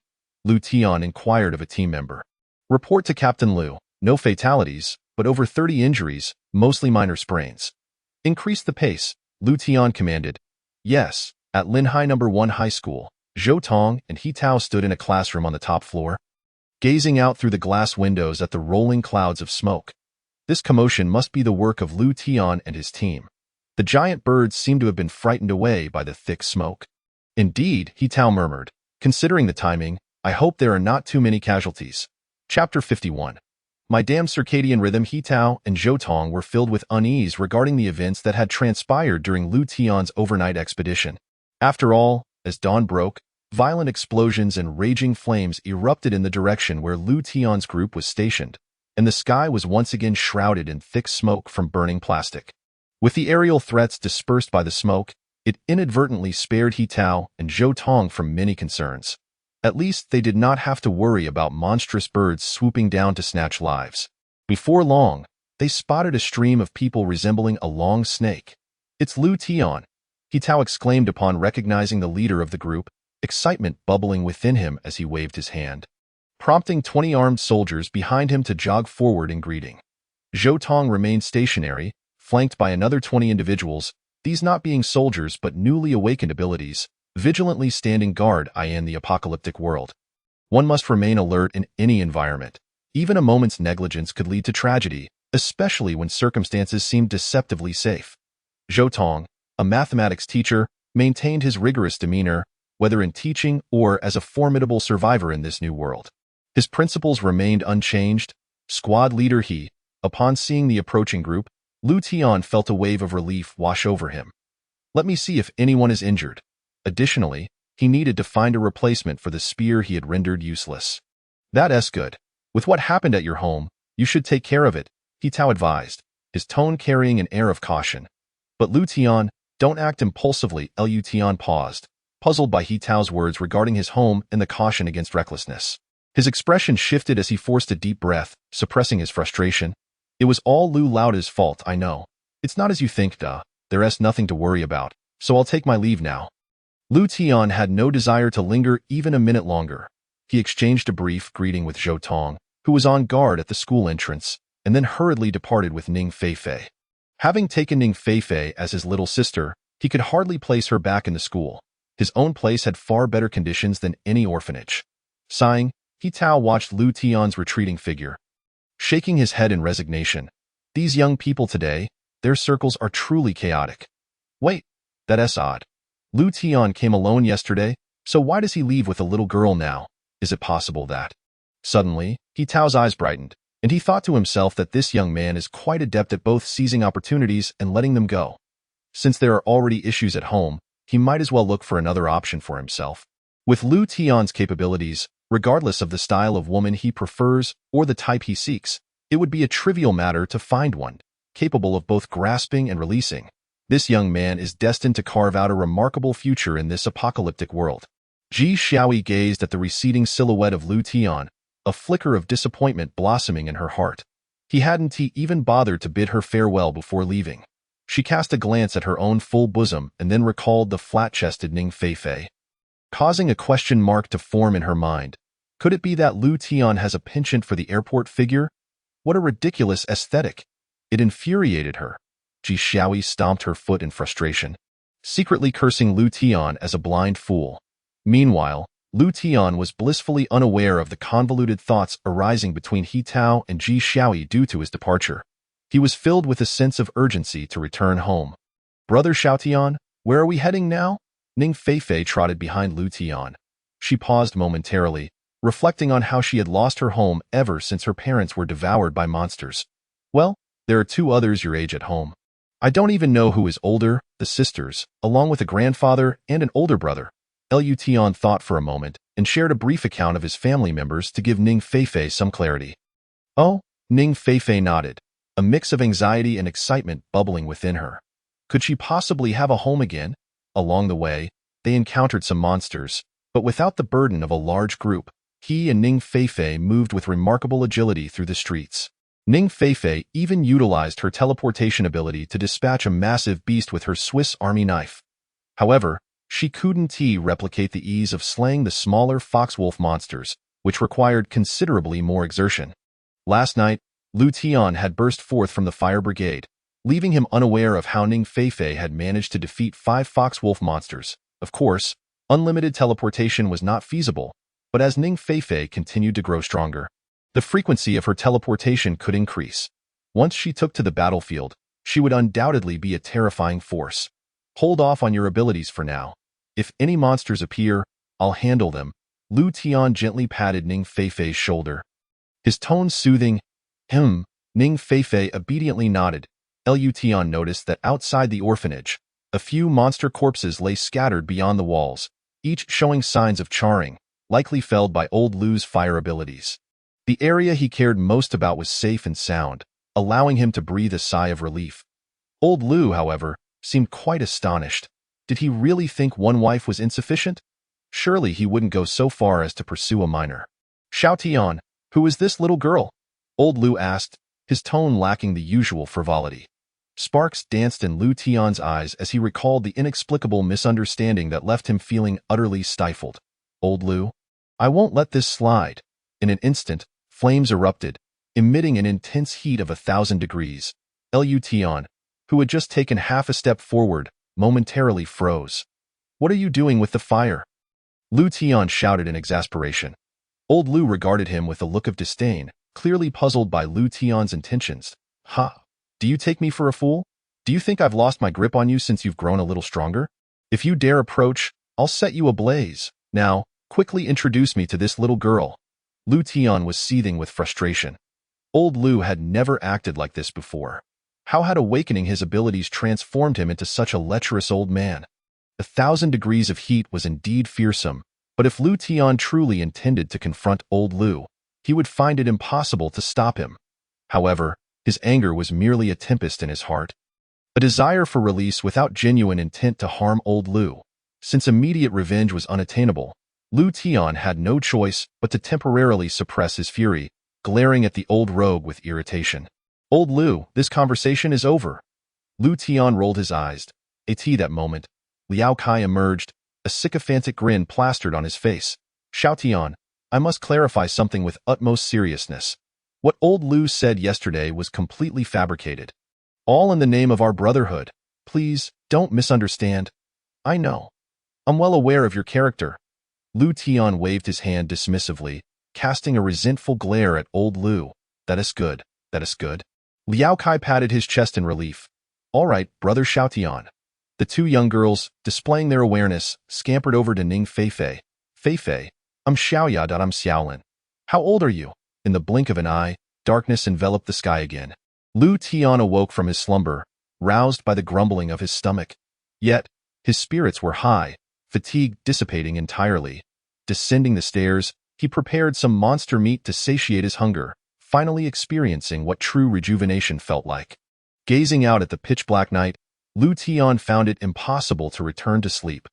Would he really have to venture out again to slay monsters to pass the time? Curse this wretched biological clock. Just then, voices rang out from outside. "Is Lu Tian there?" "Lu Tian, are you home?" "Oh, isn't that Captain Ji? What brings you here?" Liao Kai, lounging in old Lu's recliner, was idly stargazing when he suddenly sat up upon hearing the familiar voice. Upon spotting Ji Xiaoyi standing at the gate, he was momentarily taken aback, filled with astonishment.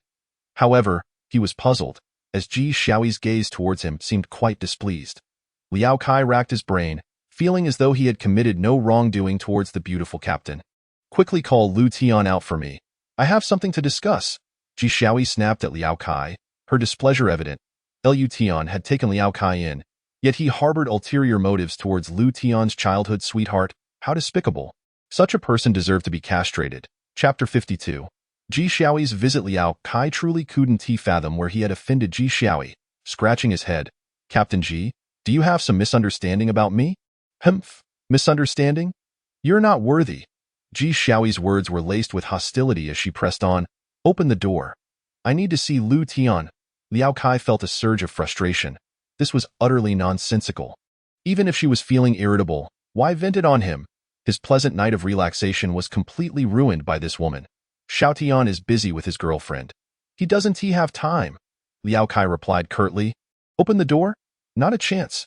Yet, he failed to notice how Ji Xiaoyi, a girl, had managed to come alone from school, her clothes still pristine, showing no signs of fear in coming here. What? Ji Xiaoyi's heart felt as though it had been stabbed.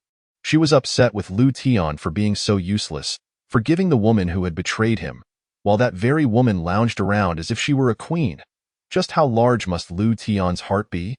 As a woman herself, she could hardly bear to witness that moment. Lu Tian descended from his room and happened upon Liao Kai and Ji Xiaoyi glaring at each other, their eyes sparking with tension. Lu Tian looked on in confusion. "Lu Tian, why can't you show a little backbone?" Ji Xiaoyi felt a surge of frustration. Seeing Lu Tian's bewildered and nonchalant expression only added fuel to her fire. "Backbone? What does that even mean? What does it have to do with backbone? Kai, what is going on?" Lu Tian furrowed his brow, utterly perplexed. Liao Kai rolled his eyes and shrugged. "I have no idea what is going on. You'll have to ask her." Lu Tian's gaze returned to Ji Xiaoyi, his confusion deepening. He mentally resolved to include Ji Xiaoyi as one of those permitted entry into the orphanage, simultaneously unlocking the heavy iron gate. "Xiaoyi, don't just stand out there. Come in and we can talk." Ji Xiaoyi refused to look at Lu Tian, instead glaring at Liao Kai as she stormed inside. Noticing her expression, Liao Kai quickly averted his gaze. This woman was truly out of sorts, acting so irrationally. Xiaoyi, it's quite late. What brings you here? Lu Tian shot Liao Kai a look, signaling him to step aside. Ji Xiaoyi was no ordinary person. If she became enraged and took it out on Liao Kai, they might end up with another patient. Liao Kai retreated, but his peripheral vision remained fixed on the two. His eyes darted back and forth. Had he heard correctly? Lu Tian had called her not Captain Ji, but Xiaoyi. Such an intimate address. Was there an affair brewing between them? Was it possible that Ji Xiaoyi was upset because Liao Kai had mentioned Lu Tian was in his room with Su Mingyun? This warranted further investigation. How strange. Previously, he and Lu Tian had been inseparable, yet he had never noticed anything amiss between Ji Xiaoyi and Lu Tian. Could it be that after spending a few days at school, Ji Xiaoyi had suddenly thrown herself at Lu Tian? Ha, women. Surely, Ji Xiaoyi had realized that Lu Tian was now a true man, which had led her to pursue him. Though he found Ji Xiaoyi quite irksome, he could not deny her captivating beauty. Why couldn't he awaken such abilities himself? Is your body holding up? Enough of that. I feel utterly soured. I merely came to check on you. Given the fierce battle yesterday both day and night, I was curious about your recovery. Ji Xiaoyi, in fact, felt a pang of envy after Lu Tian left with Ning Feifei. How could someone with such a flat figure attract attention while she felt so lacking? Why should that be? The more she thought about it, the more agitated she became, spiraling into a whole day of discomfort from her suppressed anger. Ultimately, she resolved to come and see for herself. To her surprise, before she even crossed the threshold, Liao Kai's words made her want to explode. Lu Tian, not overthinking, casually propped himself up on his arms and smiled, saying, I'm perfectly fine. I slept the entire day and just woke up to have dinner. By the way, have you eaten? Should I ask old Lu to prepare something for you? It was evident that Ji Xiaoyi's mind was not on food, and Lu Tian's words seemed to slightly differ from Liao Kai's descriptions. Her voice softened, imbued with a timid tone, as she inquired, So, what about your wife and Ning Feifei? Lu Tian paused, realizing that while it was understandable for Ji Xiaoyi to care about Ning Feifei, after all, they had fought together, her mention of Su Mingyun was perplexing. Furthermore, let me clarify. Su Mingyun is not my wife. Like Ning Feifei, she is merely a survivor I rescued during my travels, Lu Tian felt compelled to explain. As Ji Xiaoyi's gaze was making him quite uncomfortable, he also felt disheartened, thinking of old Lu, the source of his troubles. That old rascal was playing with fire, and he couldn't truly harm him. This silent grievance he had to bear. Once the opportunity arose, he would find a robust girl weighing around 180 pounds to annoy him. As for what was said over the intercom last night, old Lu was just rambling. It was all nonsense, Dado. I see. Ji Xiaoyi fidgeted with her fingers, feeling a bit anxious, realizing she might have misunderstood Lu Tian. Lu Tian, I'm sorry. I misjudged you. What misunderstanding? Nothing at all. Lu Tian, didn't you just invite me for dinner? I'm quite hungry. Ji Xiaoyi's heart was finally set at ease, her charming face breaking into a radiant smile, her hands clasped behind her back, her large eyes blinking at him. Let's head inside first. Hey, who is this young lady? Old Lu, noticing another beautiful girl in the house, looked at Lu Tian with an increasingly inscrutable gaze. This is Ji Xiaoyi, the class monitor from our class. An awakened one, quite strong. Xiaoyi, this is the old Lu who was rambling over the intercom. These are Xiaoya and Xiaolin, my sisters. This is Su Mingyun. Hello, Grandpa Lu, and greetings to you all. Ji Xiaoyi politely greeted them, her gaze landing on Su Mingyun. The latter's beauty took Ji Xiaoyi aback. As a fellow woman, she felt an overwhelming sense of admiration. Fair skin, bright eyes, and a tranquil demeanor accentuated by her exquisitely delicate features. Undoubtedly, her looks were exceptional. However, Su Mingyun seemed to be a bit older than her. Kaizi, fetch some charcoal and set up the grill. Xiaoyi is visiting our home for the first time. We must treat her well. I'll go upstairs and grab some meat. Sure, I'll set up the grill. All right, Brother Xiaotian. Xiaolin and Xiaoya were both in high spirits. Ever since old Lu awakened his fiery abilities, he had become a source of human fuel. It was environmentally friendly, pollution-free, and efficient, yet it often lacked a touch of fun. Today, they could finally enjoy barbecuing. With their own diligent hands, they would roast food. What can I do to help? Su Mingyun felt somewhat at a loss. She had initially intended to remain at the orphanage indefinitely, but now with guests in the house and no tasks assigned by Lu Tian, she felt like an outsider, a sensation she disliked. Lu Tian contemplated for a moment. You can draw some utensils, knives, forks, plates, bamboo skewers, that sort of thing. Although Su Mengyun's manifestations had a limited duration, they should suffice for the duration of a meal. Oh, all right, I'll get my sketch pad. Xiao Tian, what about me? Old Lu felt a bit neglected. You can do whatever you like. This is a gathering of the younger generation. What business do you, an elder, have here? Besides, you've already had dinner. If you're bored, feel free to take a stroll. Liu Tian bore a profound grudge against Old Lu. Old Lu's lips twitched. Wasn't that a bit excessive? The two exchanged fiery glares. Ji Xiaoyi, noticing the tension, quickly interjected, Lu Tian, why don't you take me to see what meats we have? As she spoke, she naturally grasped Lu Tian's arm. So much meat. And it's all already air-dried. Upon reaching the top floor, Ji Xiaoyi was stunned by the sight of numerous slabs of air-dried meat hanging before her. Lu Tian, when did you acquire all this monster meat? On the very day of the disaster, when the first batch of monsters emerged from the rift, some dispersed near the orphanage, and I took the opportunity to slay them, subsequently turning them into air-dried meat for better preservation. Choose whichever piece you like. Ji Xiaoyi was once again astonished. She knew Lu Tian was incredibly powerful, but surely there were limits to that power? For instance, she herself had grown quite strong amongst her peers, yet even with her brief experience, she had had time to develop her abilities. But Lu Tian, he had encountered these monsters on the very day they appeared. The sheer quantity of monster meat before her suggested he had taken down at least 10 or more. It was unfathomable how he accomplished such feats, especially when compared to Zhou Tong, who had been exhausted after dealing with just a few monsters. In contrast, Lu Tian had not only defeated the beasts, but had also turned their flesh into preserved meat. What's the matter? Don't you want to eat monster meat? Xiaoyi, I'm not boasting. The meat here is far tastier than the monster meat we had last night at the fire station. The texture of the cured meat is vastly different from fresh meat.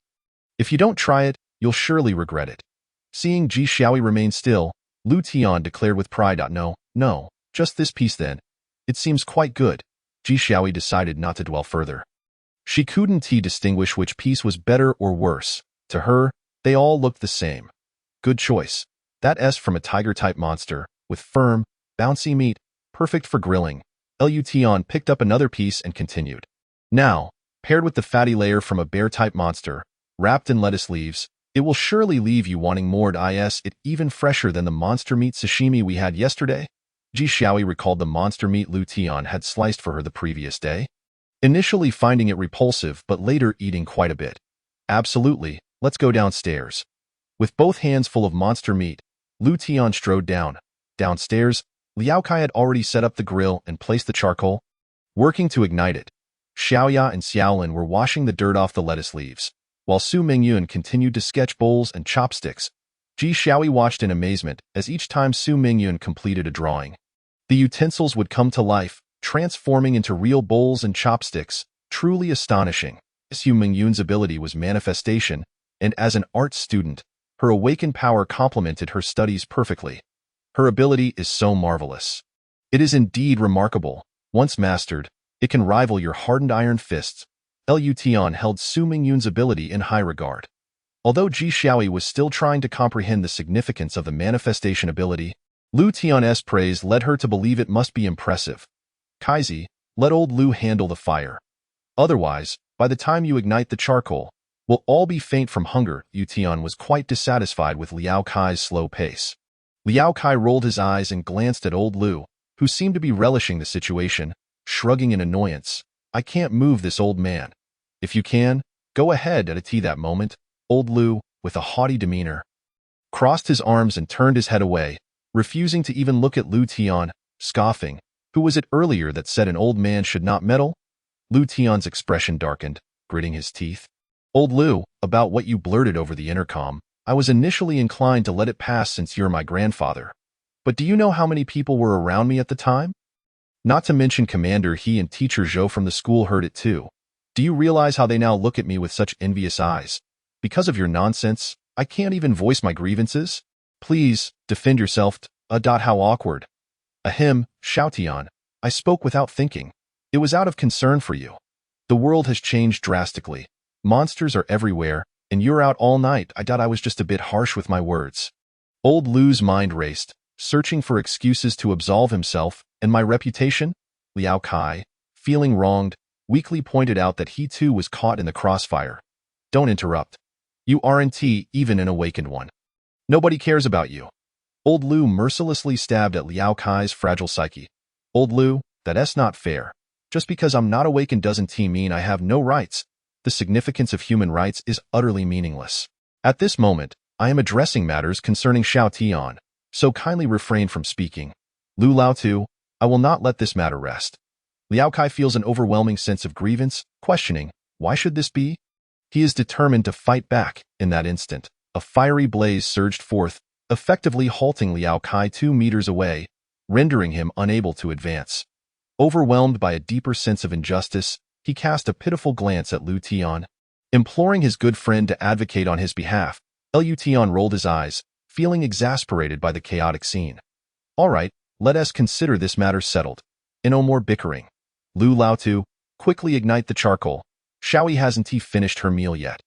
Ji Xiaoyi, witnessing the commotion created by this family, felt a warm sense of comfort. Though the school had temporarily ensured everyone's safety, the overarching atmosphere remained one of fear, leaving no one untroubled about the future. The current scene was so relaxed and serene that it evoked a nostalgia for the days before the calamity when friends gathered together. It felt pleasant. Fei Fei has awakened. Xiaoya noticed at the entrance of the main hall that Ning Fei Fei had just descended the staircase. Joyfully sprinting towards Xiao Lin, Fei Fei, you've slept for a whole day. It's the perfect time to wake up. Brother Xiao Tian is preparing barbecue for us to enjoy together. Machem, Ning Fei Fei nodded. Gazing at the unfamiliar faces before her, feeling somewhat timid. With a smile on his face, Lu Tian waved her over, saying, Fei Fei, come sit over here. Okay. Brother Xiao Tian. Ning Fei Fei settled beside Lu Tian and politely greeted Ji Xiaoyi. Sister Ji. With Lu Laotu's flames igniting the charcoal, it transformed into a vibrant red within mere seconds. Lu Tian intended to present Ning Fei Fei with a Swiss Army knife, first searing it over the flames, then skillfully slicing the monstrous meat into thin strips. The array of seasonings, prepared beforehand, was sprinkled generously over the sizzling meat, releasing an intoxicating aroma. Ning Fei Fei and Ji Xiaoyi inhaled the delicious scent, their mouths watering uncontrollably. It was simply too fragrant. Thus commenced their meal, which lasted an hour and a half, with even those who had already eaten partaking again. Suddenly, as Ji Xiaoyi savored the grilled meat, tears welled in her eyes, prompting Lu Tian to gaze at her in confusion. Xiaoyi, you thought I'm fine. It's just that I remembered how just a few days ago, we were living our normal lives. And now, everything has changed. Ji Xiaoyi's words enveloped the group in silence. Lu Tian offered no words of comfort, instead sitting quietly beside them, gently patting the shoulders of the two girls, letting out a silent sigh. Who could argue otherwise? In his previous life, Lu Tian had also experienced the swift loss of all loved ones, enduring the struggle of survival alone in a post-apocalyptic world. This time, he felt fortunate. Lu Laotu, Xiaoya, and Xiao Lin were all still alive, and even his close friend Liao Kai remained unscathed. Yet, while he counted himself lucky, many others were not so fortunate. This was a tragic and chaotic era. But those who survived must continue to live. Alas, a damned world. A cursed monster. Lu Laotu pondered deeply, vehemently shaking his fist point one day. I shall eradicate all monsters. Lu Tian retrieved a bottle of high-proof liquor he had procured, initially intending it for both drinking and disinfecting wounds. A toast. One for each of us. This cup, we dedicate to those who have perished. Lu Tian poured some liquor onto the ground and then filled another cup. This cup, we dedicate to those still living, and this cup, we raise in honor of our damned future. Regardless, since we are alive, we must live well. Let us vanquish all monsters. With that, Lu Tian downed the last cup in one swift motion. To the damned future. Cheers. Liao Kai was the second to finish his drink, and the others followed suit, the atmosphere gradually lightening. Ji Xiaoyi rose to take her leave. Let me escort you, Lu Tian offered without hesitation. No need, please rest well at home. You know my capabilities. As long as I don't encounter more than 10 monsters or a second-tier beast soldier, I can easily make my escape. Ji Xiaoyi declined Lu Tian's kindness. wishing to immerse herself in the darkness of the night for some peace. Just as they were conversing, a low, rumbling beast roar echoed from outside. The sound was immense, and simultaneously, the ground quaked slightly. The tremors intensifying, signaling an approaching threat toward the orphanage. Such a display could only be caused by a formidable creature, a second-tier beast soldier. Lu Tian's expression darkened, and without delay, he dashed to the eaves. Seizing a steel spear he had prepared earlier. This was a brand-new level 1 steel spear, one of several he had kept at home for emergencies. In his line of sight, a massive figure gradually emerged. Standing 7 to 8 meters tall and stretching 15 to 16 meters long, the monstrous entity came into view. Heavens! What kind of monster is this? It's enormous, larger than a house. Liao Kai trembled. Having spent days at the orphanage, encountering numerous ordinary first-tier beast soldiers, all easily dealt with by Lu Tian or Lu Laotu. The sight before him shattered his previous understanding of monsters, instilling a profound fear. Shouldn't he such a creature be left to Ultraman? Xiaoya and Xiao Lin turned pale, trembling as they whispered, "Brother Xiao Tian, that giant is heading straight for us. Its mouth is so large it could swallow all of us in one bite. I am so scared." Though Su Mingyun felt a surge of terror, having witnessed Lu Tian battle giant serpentine monsters before, she managed to maintain a semblance of composure. Lu Laotu swallowed hard, wondering how much fire it would take to engulf such a colossal creature. Ning Fei Fei silently grasped the Swiss Army knife she had used to slice the monster meat earlier. Although frightened, she resolved to act decisively should the monster charge. Lu Tian, the monster seems to be coming for the orphanage. Ji Shaoyi said, her face grave, her fists clenched tightly as if forged from metal, bracing for battle. Chapter 54. The first battle of such ease I know. Xiao Yi, you'll be responsible for support. Just be careful, a second-tier beast soldier is beyond your capacity to contend with. Lu Tian's tone turned serious. Understood. Ji Shaoyi nodded cautiously. She had witnessed firsthand the terror of second-tier beast soldiers and understood that they were not merely larger or tougher. Lu Laotu, you have no experience facing such a creature, so stay back and observe. If an opportunity arises, act. If not, do not recklessly intervene. Su Mingyun, you can manifest obstacles to hinder the second-tier beast soldier's movements. Fei Fei, just watch and do not act recklessly. Lu Tian instructed Lu Laotu and the two girls. All three nodded, clearly understanding. Lu Tian, are we charging directly at it, or what should we do? Ji Shaoyi inquired. Observing Lu Tian's hesitation, if the second-tier beast soldier reached them, the small building behind them would surely be at risk. Lu Tian pondered briefly, conflicted. Given the orphanage's fortified barriers, it should possess some defensive capabilities against a second-tier beast soldier. However, upon glancing back at the others, he abandoned that thought. We shall take the initiative. All right, Lu Tian declared, gripping the steel spear and charging swiftly toward the beast soldier. Ji Shaoyi, not to be outdone, followed closely behind. The two of them, in stark contrast to the immense size of the second-tier beast soldier, resembled moths drawn to a flame, seemingly courting death. Lu Laotu and the others felt their hearts race. Flames flickering, ready to provide support at a moment's notice. Su Mingyun's heart raced, her grip on the paintbrush trembling. Ning Fei Fei's expression was resolute. For reasons unknown, in this tense moment, her heart felt unnaturally calm. In a 100-meter dash of nearly 10 seconds, Lu Tian found himself mere moments away from the second-tier beast soldier. 4 days after the disaster, this marked his third encounter with such a creature. And this time, slaying it would pose no challenge. Beast, you shall perish, Lu Tian bellowed, launching himself into the air with a powerful leap, reaching a height of nearly 10 meters. With no frills, only the most straightforward brutality, he aimed the sharp steel spear at the creature's vulnerable spot. However, facing a second-tier beast soldier was a matter of crossing tiers, and the rules of engagement were hardly in his favor. As the spear neared the beast's eye, an unexpected event occurred.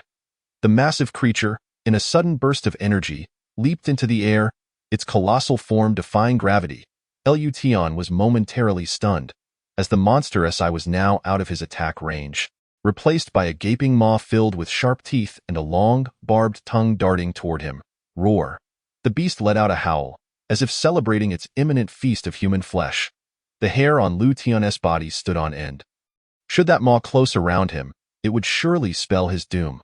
With a swift motion, he hurled the rebar spear towards the gaping maw of the beast, the sharp tip piercing effortlessly into the creature's crimson tongue, simultaneously pinning it against its lower jaw. At that moment, Lu Tian executed a sideways pivot, altering his forward momentum and, leveraging the recoil from the thrown spear, adjusted his trajectory towards the ground.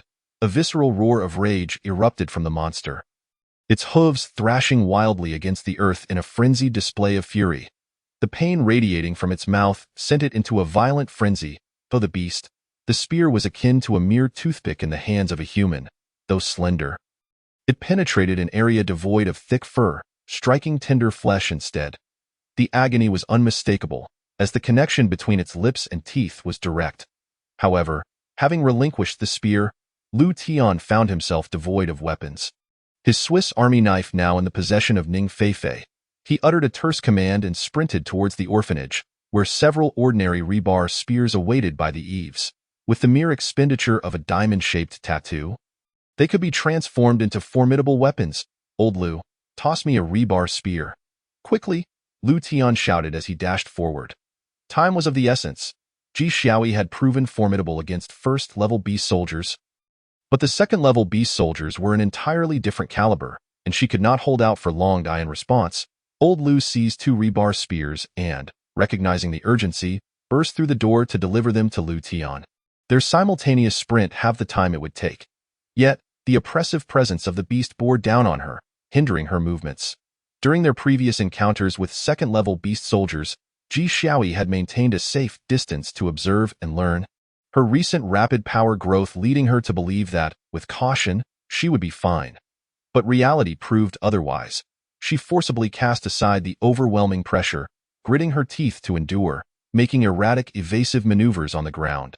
As for proactively attacking the second-level beast soldier, that notion was quickly abandoned upon sensing the terrifying pressure.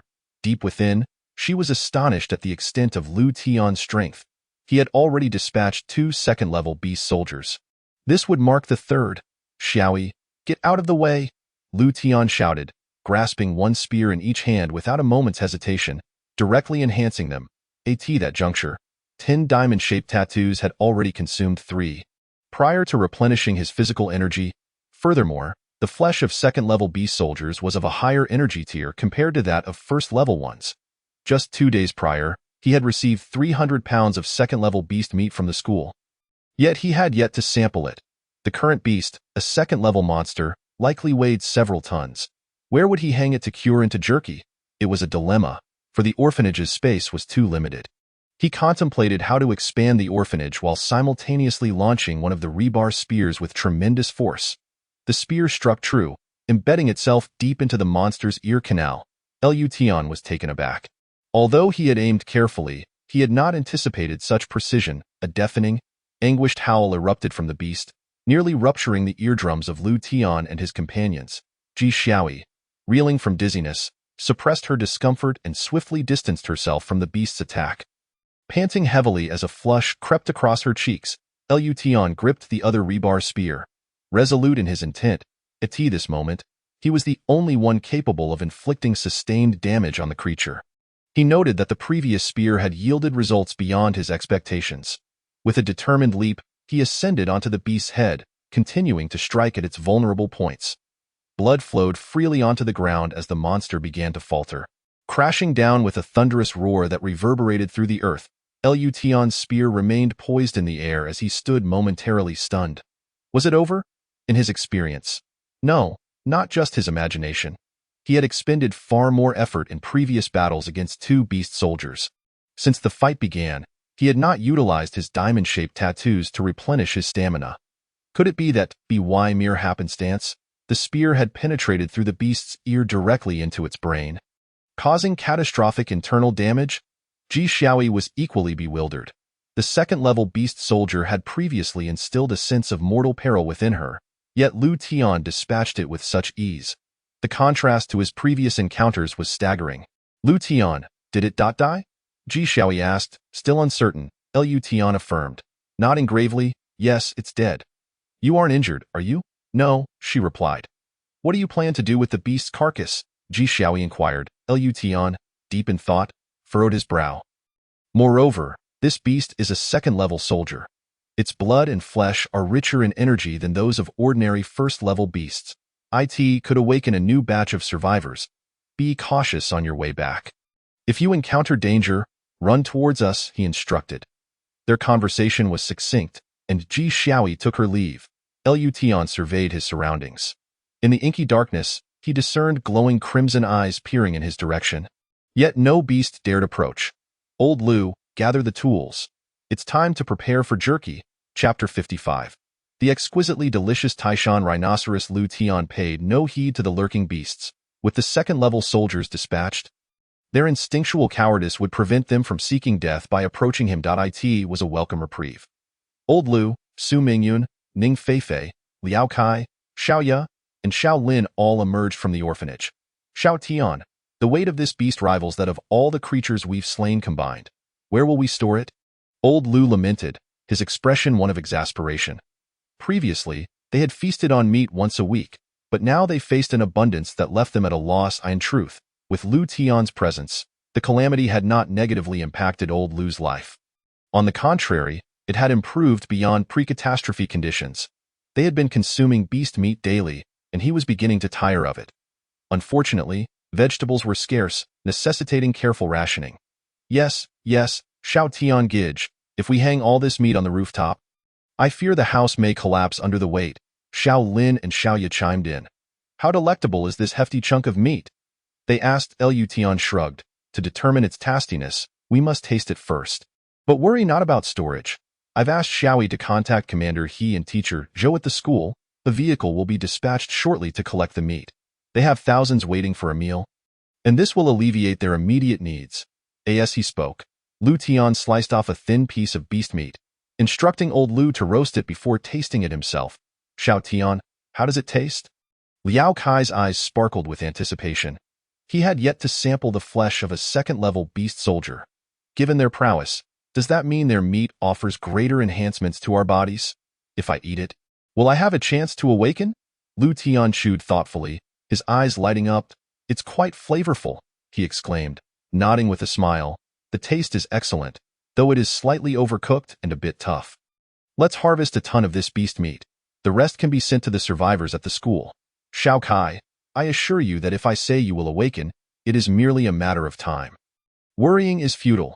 Although there is a difference in energy density between first-level and second-level beast meat, fundamentally, they are both still monster flesh, providing the same basic attributes to our bodies.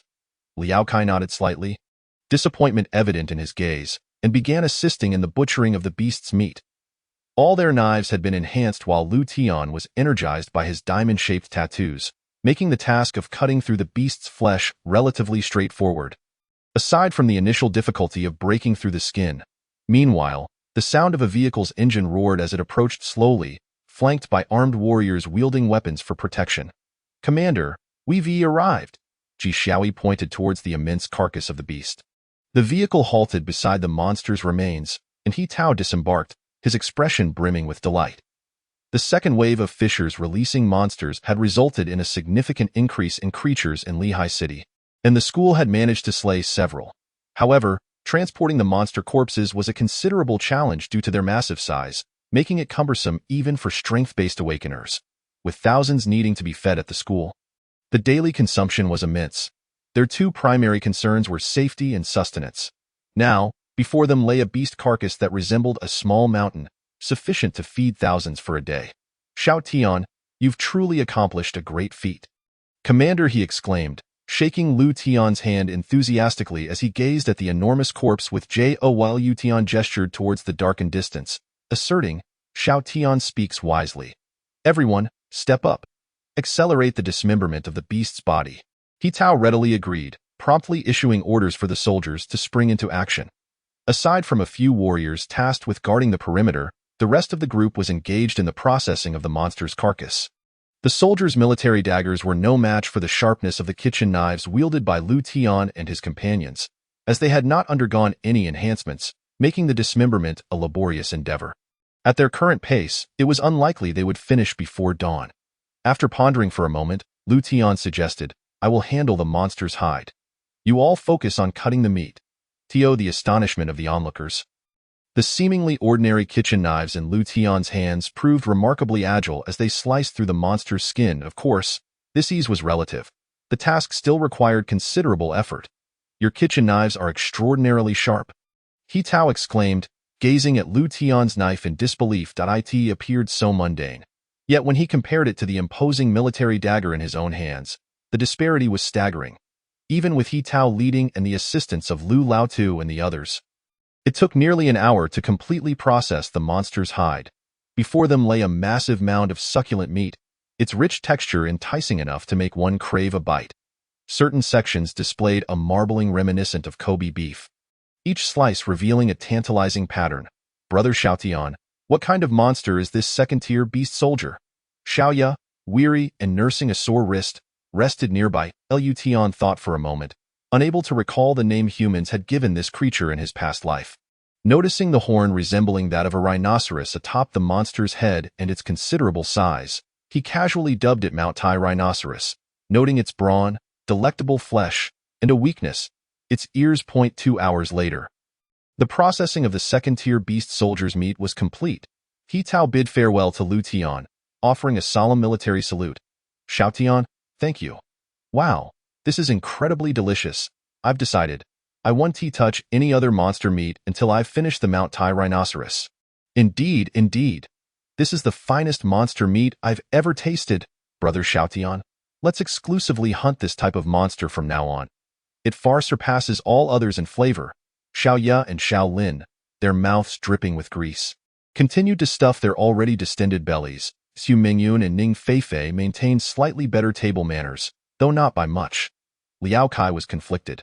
He longed to indulge further, yet after several instances of overeating, he knew all too well the discomfort that followed. Faced with the dilemma of whether to eat or refrain, he felt even more distressed. Lu Tian, unabashed, showed no signs of stopping. The earlier battle had not depleted his reserves of energy, and he had successfully reinforced 3 steel spears. In addition, to expedite the division of the Mount Tai Rhinoceros's hide, he had expended a significant amount of energy, depleting 2 of his energy reserves. This meant that until he replenished all 5 reserves, he could continue without pause. Goodness, Xiaotian, have you transformed into a glutton? How can you eat so much? I recall you had at least 20 pounds of meat before. And now there's barely a handful left? Liao Kai suddenly noticed Lu Tian's unusual demeanor and quickly recalled the reason for his astonishment. He truly felt intimidated. Was it normal for someone to consume this much? Lu Laotu and Su Mingyun, both awakened, probably hadn't even managed to eat 2 or 3 pounds each, making the difference stark, tenfold, perhaps. What was even more alarming was that Lu Tian showed no signs of stopping. Feeling the intense gazes from those around him, Lu Tian coughed lightly. I am a strength-type awakener. The recent battle and the dismemberment of the corpse consumed a considerable amount of my energy. Hence the need for ample replenishment. There's no need to make a fuss. Typically, even a strength-type awakener would only consume about 5 pounds at most. However, Lu Tian had 5 energy reserves to recharge, which accounted for his prodigious appetite. Thankfully, he hadn't depleted all 10 reserves, or else, at this rate, he would have to consume 50 pounds of meat in one sitting. The thought made him break into a sweat. Until now, he hadn't realized just how insatiable his appetite had become. If this were before the apocalypse, Lu Laotu would certainly struggle to support him even if he sold blood daily. Xiaotian, I believe your awakening is not of strength but of appetite. In the future, when you encounter monsters, perhaps you should consider swallowing them whole. It would certainly save time, Lu Laotu remarked, somewhat exasperated. Thankfully, in this apocalyptic world, no one could afford to support such a gluttonous child. Lu Tian shot Lu Laotu an irritated glance. Though he spoke a harsh truth, it did not sit well with him. I am still growing. Enough of this nonsense. Let us eat a bit more and then rest. We have an early start tomorrow. I'm so satisfied, Brother Xiaotian. I want to eat this meat every day from now on. Yes, it's so delightful, but I wonder, if I eat so much meat daily, will I gain weight? Xiao Ya and Xiao Lin rubbed their bulging bellies, their brows slightly furrowed in concern. The importance of maintaining a good figure is paramount for any young woman. Su Mingyun and Ning Feifei suddenly turned their gaze toward Lu Tian, sharing the same worry. Lu Tian chuckled, Mingyun and Feifei, you two are awakened beings. Your bodily functions differ from ordinary people. There's no need to worry too much. Even if you gain a little weight, the vigorous activities you engage in will burn off any excess energy quickly. However, Xiao Ye and Xiao Lin, you both should be cautious. Take a good look at your brother Kai. Hasn't he noticeably gained some weight over the past few days? Liao Kai, initially oblivious, hadn't he considered this until now. However, upon reflection, he realized he did feel a bit rounder. Huh. How could I have gained weight? Panic surged through him. It had only been a few days, yet his cheeks and fingers felt plumper. Xiao Tian, is it possible that monster meat inherently contains hormones? Otherwise, how could I have suddenly gained so much weight? Lu Tian observed Liao Kai with a mixture of amusement and exasperation. What do you expect? You, a non-awakened, are trying to eat monster meat like we do. You can't consume as much as we do without facing the consequences. All those calories have nowhere to go but to accumulate in your body. Don't fret. You won't die from it. But my current state. Liao Kai hadn't noticed until now, but once he did, he felt as if he had ballooned into a ball. Lu Tian patted him on the shoulder, choosing not to elaborate further. All right, everyone seems to have eaten their fill. Let us rest early. We need our energy to survive better in this apocalypse. Lu Tian stood up, letting out a satisfied burp. This late-night feast had been quite enjoyable, however. He felt no inclination to sleep.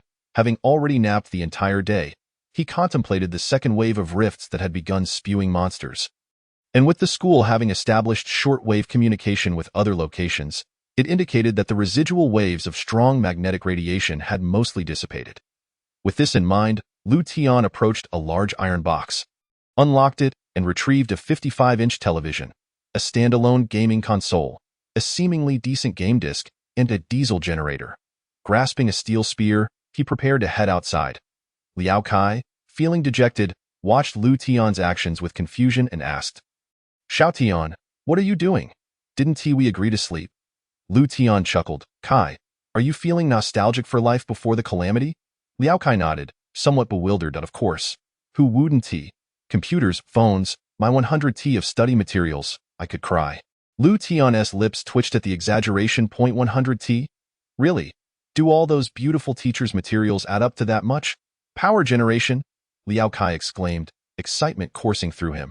Xiao Tian, you're a genius. Now I understand why you bought a generator. A TV, a computer, and a gaming console along with the necessities. Come on, give me a kiss.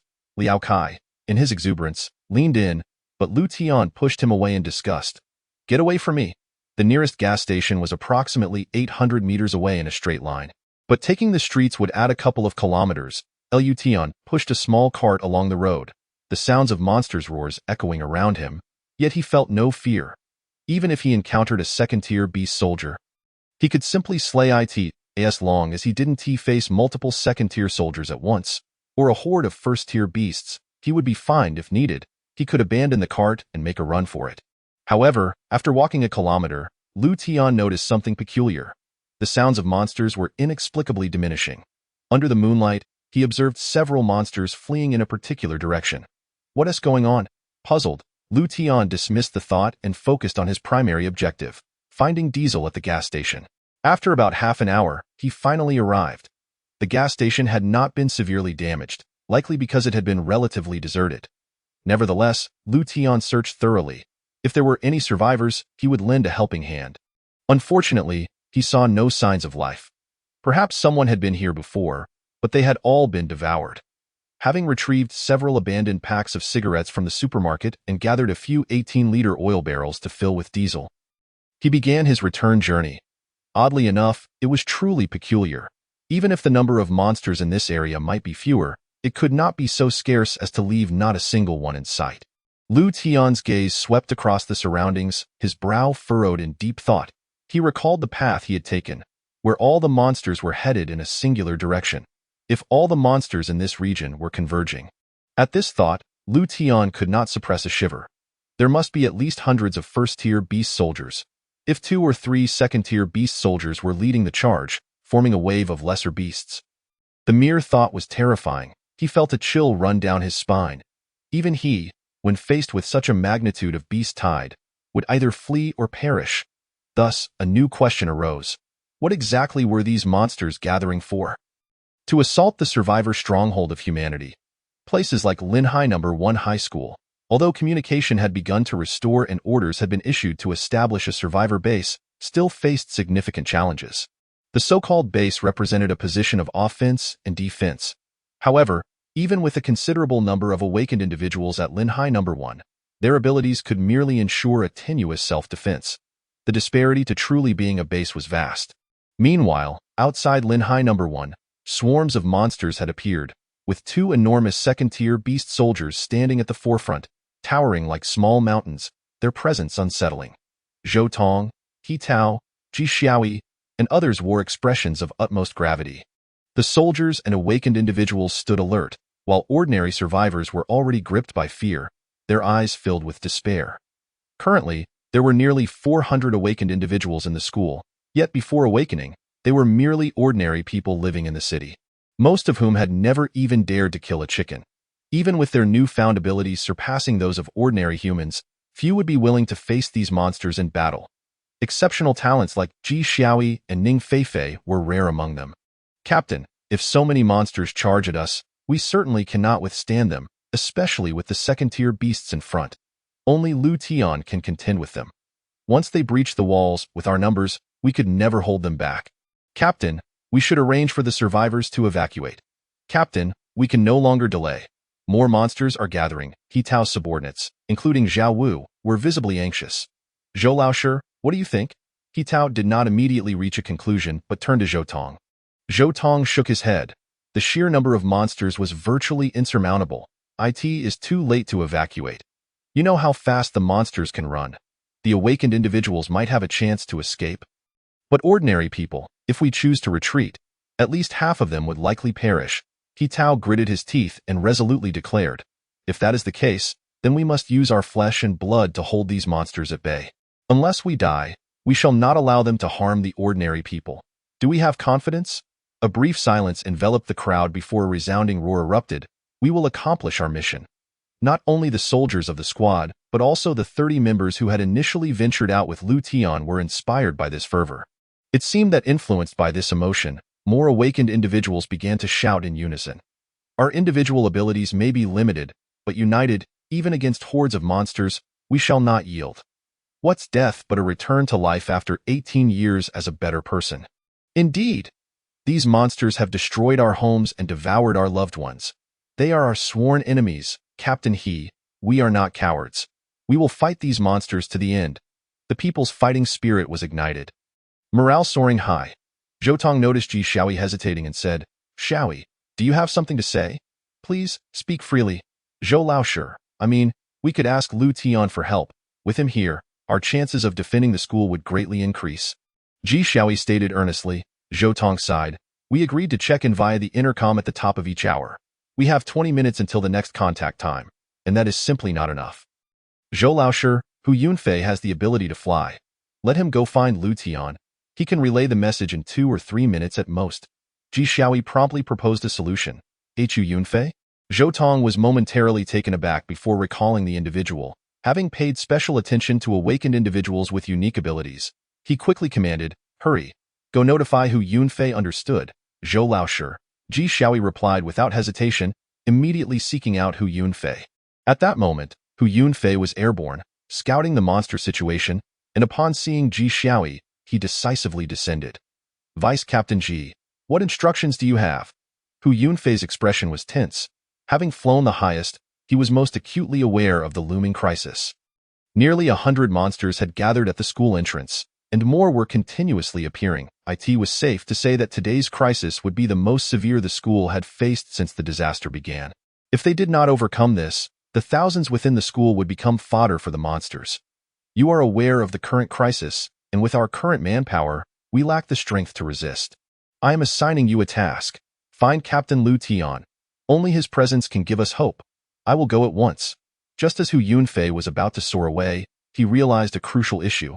He did not know where Lu Tian resided. Ji Xiaoyi quickly instructed, head straight along the large road to the right of the school gate for 2 kilometers. Stop at the T-junction, and you will see a 3-story building with a wall and iron gate. That's the place. Understood. Hu Yunfei wasted no time and shot into the sky. Be careful. Hu Yunfei's speed was remarkable, and within 2 to 3 minutes, he located the orphanage described by Ji Xiaoyi under the moonlight. Due to the urgency of the situation, he did not knock but intended to fly right in. Unexpectedly, he was suddenly halted by an invisible barrier, nearly causing him to free fall. Thankfully, he managed to stabilize himself. Though his head spun dizzily, aerial beast, Liao Kai's heart dropped, and he hurried to awaken old Lu. Old Lu's expression was grave. In recent days, he had been most concerned about aerial beasts. To his surprise, they had not come during the day but had now appeared at night. He readied himself to unleash his fire abilities, cautiously peering outside. Simultaneously, Su Mingyun, Ning Feifei, Xiaoya, and Xiao Lin were also roused from their slumber.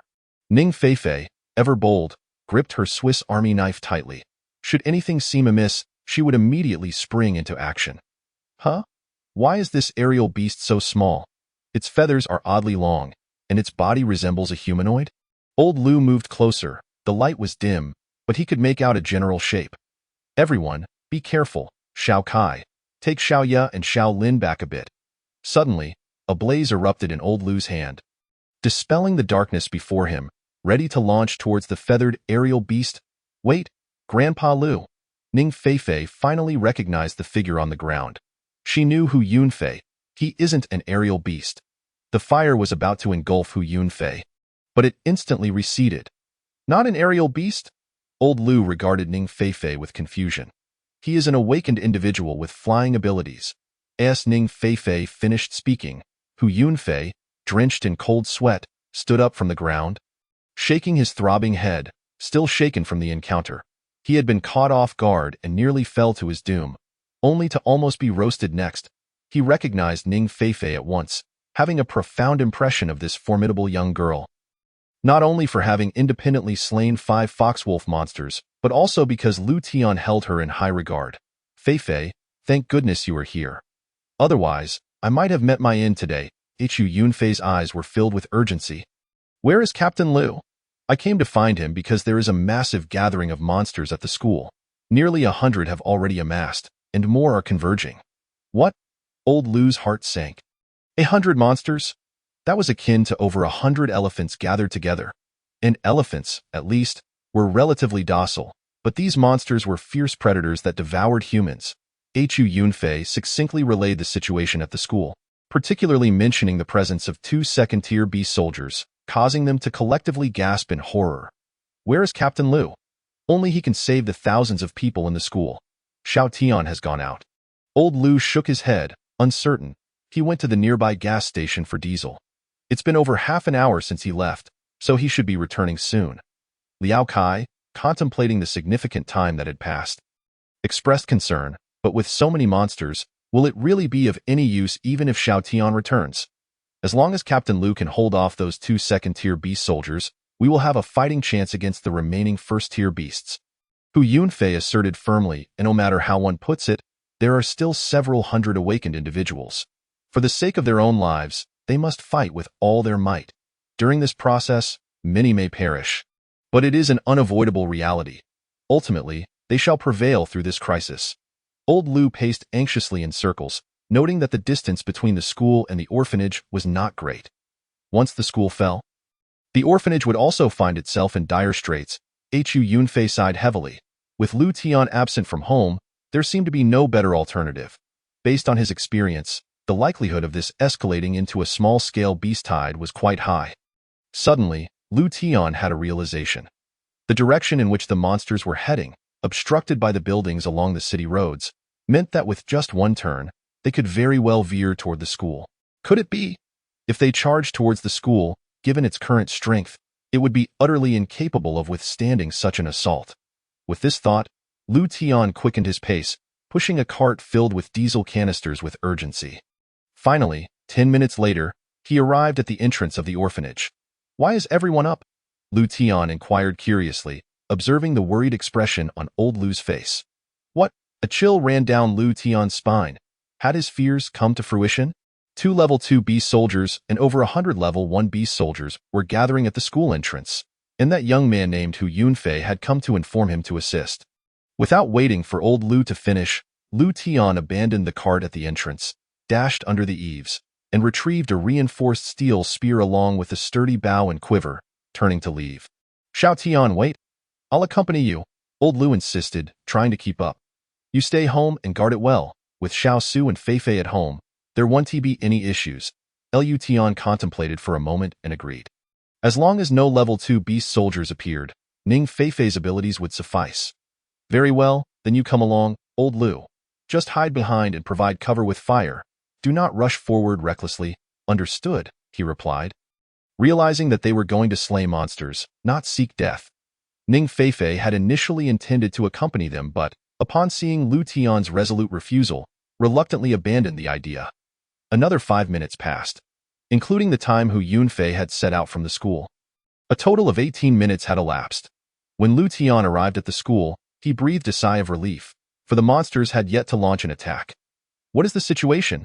Lu Tian hurriedly approached He Tao and Zhou Tong, his gaze scanning the vast swarm of monsters, a shiver running down his spine, particularly at the sight of the two extraordinarily large level 2 beast soldiers. These were indeed the most formidable adversaries. He Tao and Zhou Tong visibly relaxed upon Lu Tian's timely arrival, their anxious hearts easing significantly. It seemed that, at some point, everyone had come to regard Lu Tian as a talisman of reassurance. As long as he was present, even the most perilous situations felt less daunting. Xiao Tian, you've finally arrived. You see the 2 level 2 beast soldiers? The level 1 beast soldiers appear to have gathered around 150. But these monsters have yet to attack. They may still be congregating. How many? Lu Tian murmured, gritting his teeth. We cannot delay any longer. We must take the initiative to attack. Otherwise, the monsters will continue to amass. And the consequences will be dire. He Tao and Zhou Tong exchanged glances.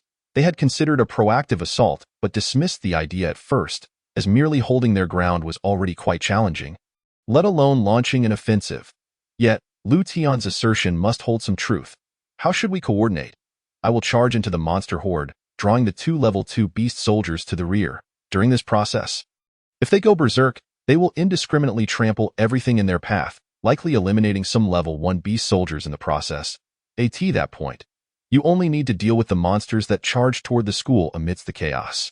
Xiao Tian, that's too dangerous. This is the only option available. Time is of the essence, and I must act now. Lu Tian was decisive, leaping into action as he knocked an arrow. Whoosh, whoosh, whoosh. The steel arrows flew forth in rapid succession. 10 arrows released in the blink of an eye. The reinforced bow had considerable power, and from a relatively short distance, the arrows struck firmly into the flesh of the 2 level 2 beast soldiers. Although they did not hit vital spots, the objective had been achieved. The pain provoked the level 2 beast soldiers into a furious glare at their assailant, and with a deafening roar, they charged toward Lu Tian. However, Lu Tian was far too agile to allow the monsters to reach him. He deftly plunged into the throng of beasts. Chapter 58. Blood Battle. No retreat. The monsters immediately altered their course. Having initially faced the school, they now saw Lu Tian darting into their midst, leaping from the backs of beasts to evade capture. The 2 level 2 beast soldiers could not idly watch as the human who had wounded them attempted to escape. In a fit of rage, they roared with fury, trampling through the level 1 beast soldiers that stood in their way. Utilizing their massive size and the force of their charge, they barreled through like a tempest, intent on slaughtering the human who had dared to harm them. Though the ensuing actions would be perilous, the initial aim had already been achieved. Quickly, eliminate all the monsters charging forth. We must not allow them to breach our defenses. He Tao commanded loudly. The beast horde had descended into chaos, with the previously disorganized monsters now scattering in all directions. Some of them charged toward the school, but this was a far cry from the hundreds that might have surged forward at once. Significantly easing the pressure, the remaining backup forces at the school could easily handle such an onslaught. However, Lu Tian's current predicament left them deeply concerned. It was far too dangerous. Yet, they found themselves powerless to assist. All they could do was guard the school gates, silently praying for Lu Tian's safety while they worked swiftly to eliminate the monsters that reached the school entrance. Once cleared, they proactively surged out to eliminate the rampaging beasts, striving to reduce the number of level 1 beast soldiers, thus allowing Lu Tian to handle the level 2 beast soldiers with greater ease. Even when only the level 2 beast soldiers remained, they could provide tangible assistance to Lu Tian. Lu Tian continued to leap, refraining from directly confronting the level 2 beast soldiers. It appeared as though he were merely fleeing. It was an unavoidable reality. If he were to halt, the repercussions would be catastrophic. These formidable level 2 beast soldiers, even a mere jab from their sharp horns or a bump could spell disaster for him. Unbeknownst to him, Lu Tian had reached the outermost fringes, where the level 1 beast soldiers grew sparse, leaving no suitable targets for him to land upon. Yet, he did not cease his flight. The sheer number of monsters congregating at the school gates was highly unusual. Based on his past experiences, it took a level 4 beast general to exhibit any significant rallying ability. However, the gathering of monsters at the school gates today signaled something ominous. Still, Lu Tian considered a possibility. Among the 2 level 2 beast soldiers behind him was one he had previously dispatched, a Taishan rhinoceros. Its massive frame, furious bellow, and the thunderous pounding of its hooves proclaimed its wrath. Could it be that the Taishan rhinoceros he had slain before was the mate of this one? Lu Tian pondered quietly. He wondered which tasted better, the male or the female Taishan rhinoceros. Zhou Tong, noticing that Lu Tian had sprinted several hundred meters, realized that the monster horde had entirely dispersed during this time. At the school gates lay the bodies of 2 or 3 dozen level 1 beast soldiers. Several awakened individuals had sustained injuries, but none had perished. Such a feat was undoubtedly commendable for this batch of newly awakened individuals. Teacher Zhou, I'm going to help Lu Tian. Without awaiting Zhou Tong's reply, her figure darted out. Old Lu also wished to assist but was forcibly restrained by Zhou Tong. Old Lu, don't act rashly. Xiao Yi is quite powerful. With her helping Lu Tian, there should be no issues. But, just moments ago, his fire abilities had proven invaluable. The monsters had howled in agony under the searing heat of his flames, which were far more potent than Zhao Wu's ordinary flames. However, this had also led to significant depletion of old Lu's stamina. Remaining at the school gates and coordinating with the other awakened individuals was manageable. But should he find himself isolated, the consequences could be dire. Boom! Ji Xiaoyi struck out with her fists, sending a level 1 beast soldier flying. Lu Tian, I'm here to support you. What are you doing here? Ji Xiaoyi had a fair understanding of Lu Tian's combat prowess. He could handle any single level 2 beast soldier without issue. But now, facing 2 simultaneously, he appeared to be struggling. I'll hold one back. You deal with the other, and then come to assist me. As she spoke, Ji Xiaoyi launched her fists at one of the level 2 beast soldiers. Her small fists, glistening with a metallic sheen, struck out like cannonballs, delivering a powerful blow. The creature's flesh crumpled under the impact, though it did not inflict significant damage. Yet, this was more than enough. Before him stood a monstrous creature resembling a hippopotamus. The searing pain radiated from his waist. Despite being a second-tier beast soldier, immune to the vast majority of assaults, the sensation of agony remained acutely vivid. Suddenly, the enraged hippopotamus monster fixed its furious gaze upon Ji Xiaoyi. Abandoning its pursuit of Lu Tian, Xiaoyi, stay safe. Give me 5 minutes. Lu Tian executed an agile somersault in midair, narrowly evading the horned charge of the female Titan rhino, and then ceased his retreat. Brandishing a steel spear to confront it head-on, he recalled how he had previously vanquished a Titan rhino, the steel spear having pierced its ear fortuitously, leading to its demise. Although this approach had proven effective, he dared not risk it again. After all, while the female Titan rhino may not possess great intelligence, its instincts were formidable enough not to foolishly present its ear for him to strike. Such a stroke of luck was nearly impossible to replicate. Lu Tian did not entertain the notion of easily dispatching this beast as he had before. He would give it his all. Ah, he bellowed, propelling himself forward with great force, not leaping into the air, but charging directly beneath the monster's belly. The creature's hide was remarkably tough, presenting a formidable defense. However, its underbelly was significantly softer in comparison. This time, Lu Tian resolved to exploit the monster's abdomen as his point of entry. He deftly maneuvered, each time glancing at the massive hoof descending like a pillar of heaven, a chill coursing through him. Yet, he had no alternative but to persist. Previously, when hunting other second-tier beast soldiers, he had faced only one at a time, allowing him to expend his full strength without concern for the toll taken on his resources. Clearly, in the current chaotic scenario, such a strategy was utterly impractical. He needed to conserve enough energy for the next encounter with the hippopotamus monster that Ji Xiaoyi was restraining.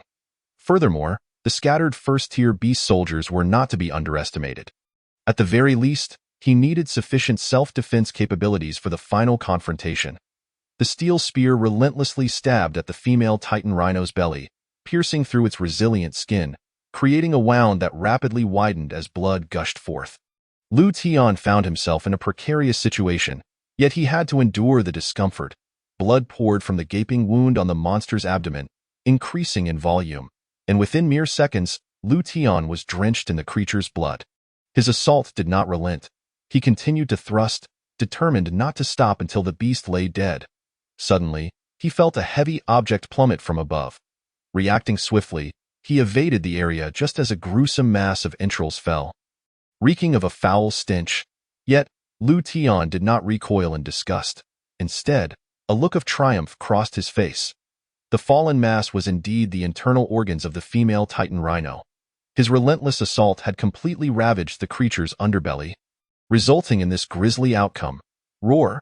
The female Titan rhino howled in agony, its eyes now a blood-red hue, embodying pure rage as it spotted the human who had wounded it, preparing to charge once more with the intent to trample him into oblivion.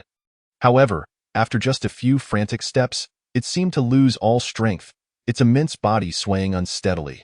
With a thunderous crash, it collapsed to the ground. Victory! Lu Tian rejoiced inwardly, not pausing to check if the Titan rhino was truly dead.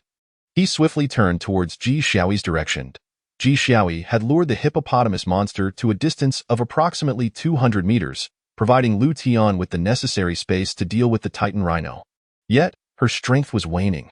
Her flushed face had turned pale, and she was gasping for breath. The situation was exceedingly perilous. Xiaoyi, I'm coming, Lu Tian shouted ahead, urgency lacing his voice as he noticed Ji Xiaoyi teetering on the brink of exhaustion. A flicker of relief washed over Ji Xiaoyi's face. She felt a surge of hope. Perhaps she would not perish after all. A profound fatigue enveloped her body, and in the next moment, she felt a powerful embrace. It was Lu Tian, Chapter 59. The battle with the hippopotamus monster. Ji Xiaoyi felt the warmth radiating from the man holding her, an unprecedented sense of safety flooding her heart. She had persevered until Lu Tian had dispatched one of the second-tier beast soldiers. This crisis had been averted. Lu Tian leapt nimbly, dodging the hippopotamus monster's assault and crashing through the second-floor window of a nearby building. Xiaoyi, stay here, he instructed before charging out. He could not afford to linger. The immense size of the hippopotamus monster meant that a single charge could obliterate the entire building or at least cause significant damage. Come on, big hippopotamus. I'm right here, Lu Tian roared, his voice echoing as he agilely leaped onto the creature's back, plunging the steel spear into its thick hide. The immense pain from the new wound elicited a painful cry from the hippopotamus monster, prompting it to change direction. After his strike, Lu Tian did not press his attack but instead turned and sprinted towards an area populated by first-tier beast soldiers. He intended to utilize the hippopotamus monster to clear out these lower-tier foes. The massive form of the second-tier beast soldier once again showcased its might, trampling first-tier beast soldiers beneath its colossal hooves, reducing them to mere pulp. The cacophony of monstrous cries echoed through the battlefield, where carnage reigned. Blood, flesh, and shattered bones littered the ground, while the air was thick with the metallic scent of blood. Lu Tian continued his battle, leveraging the hippopotamus monster's rampage to slay more first-tier beasts while ultimately aiming to bring down the creature itself. Though the hippopotamus monster was endowed with tremendous strength due to its size, it also suffered from a relative lack of speed. Moreover, having sustained injuries, the prospect of catching Lu Tian was utterly ludicrous. The fight at the school entrance persisted, with soldiers led by He Tao and survivors under Zhou Tong's command relentlessly pushing the front lines outward. They were all consumed by a fervor. This battle was both a crisis and an opportunity for them. The hides, flesh, and bones of the beasts held immense value for the survivors' base, serving as food, armor, and weaponry. Particularly, the bones and teeth of the monsters were sturdier than many steels, and the hides could even provide bulletproof protection. If they could harvest this batch of beasts, the combat capabilities of the awakened individuals at the survivors' base would see a significant enhancement. Charge with me! Kill! We are soldiers. How can we let the civilians lead the charge? He Tao's eyes burned with determination. Zhou Tong remained stoic, launching a barrage of heavy needles that flew from his hands. Any beast he focused on would suffer fatal injuries to its vulnerable spots. Gradually, nearly half of the 100-strong beast horde had been slain. Monsters, being living creatures, began to flee upon witnessing their potential prey fight back with such ferocity. Before long, only the hippopotamus monster remained at the entrance of Linhai No. 1 High School. Ji Xiaoyi is in that building, Lu Tian shouted, pointing in a direction before fully committing himself to the battle against the hippopotamus monster. Quick, everyone follow me. We need to rescue classmate Ji Xiaoyi, He Tao commanded without hesitation. He lacked the strength to confront a second-tier beast soldier, but assisting Ji Xiaoyi was a trivial task. Squad leader. Should we not help classmate Lu Tian? Some soldiers, witnessing Lu Tian being relentlessly pursued by the hippopotamus monster, assumed he was exhausted from battling the Titan Rhino and felt anxious for him. No need.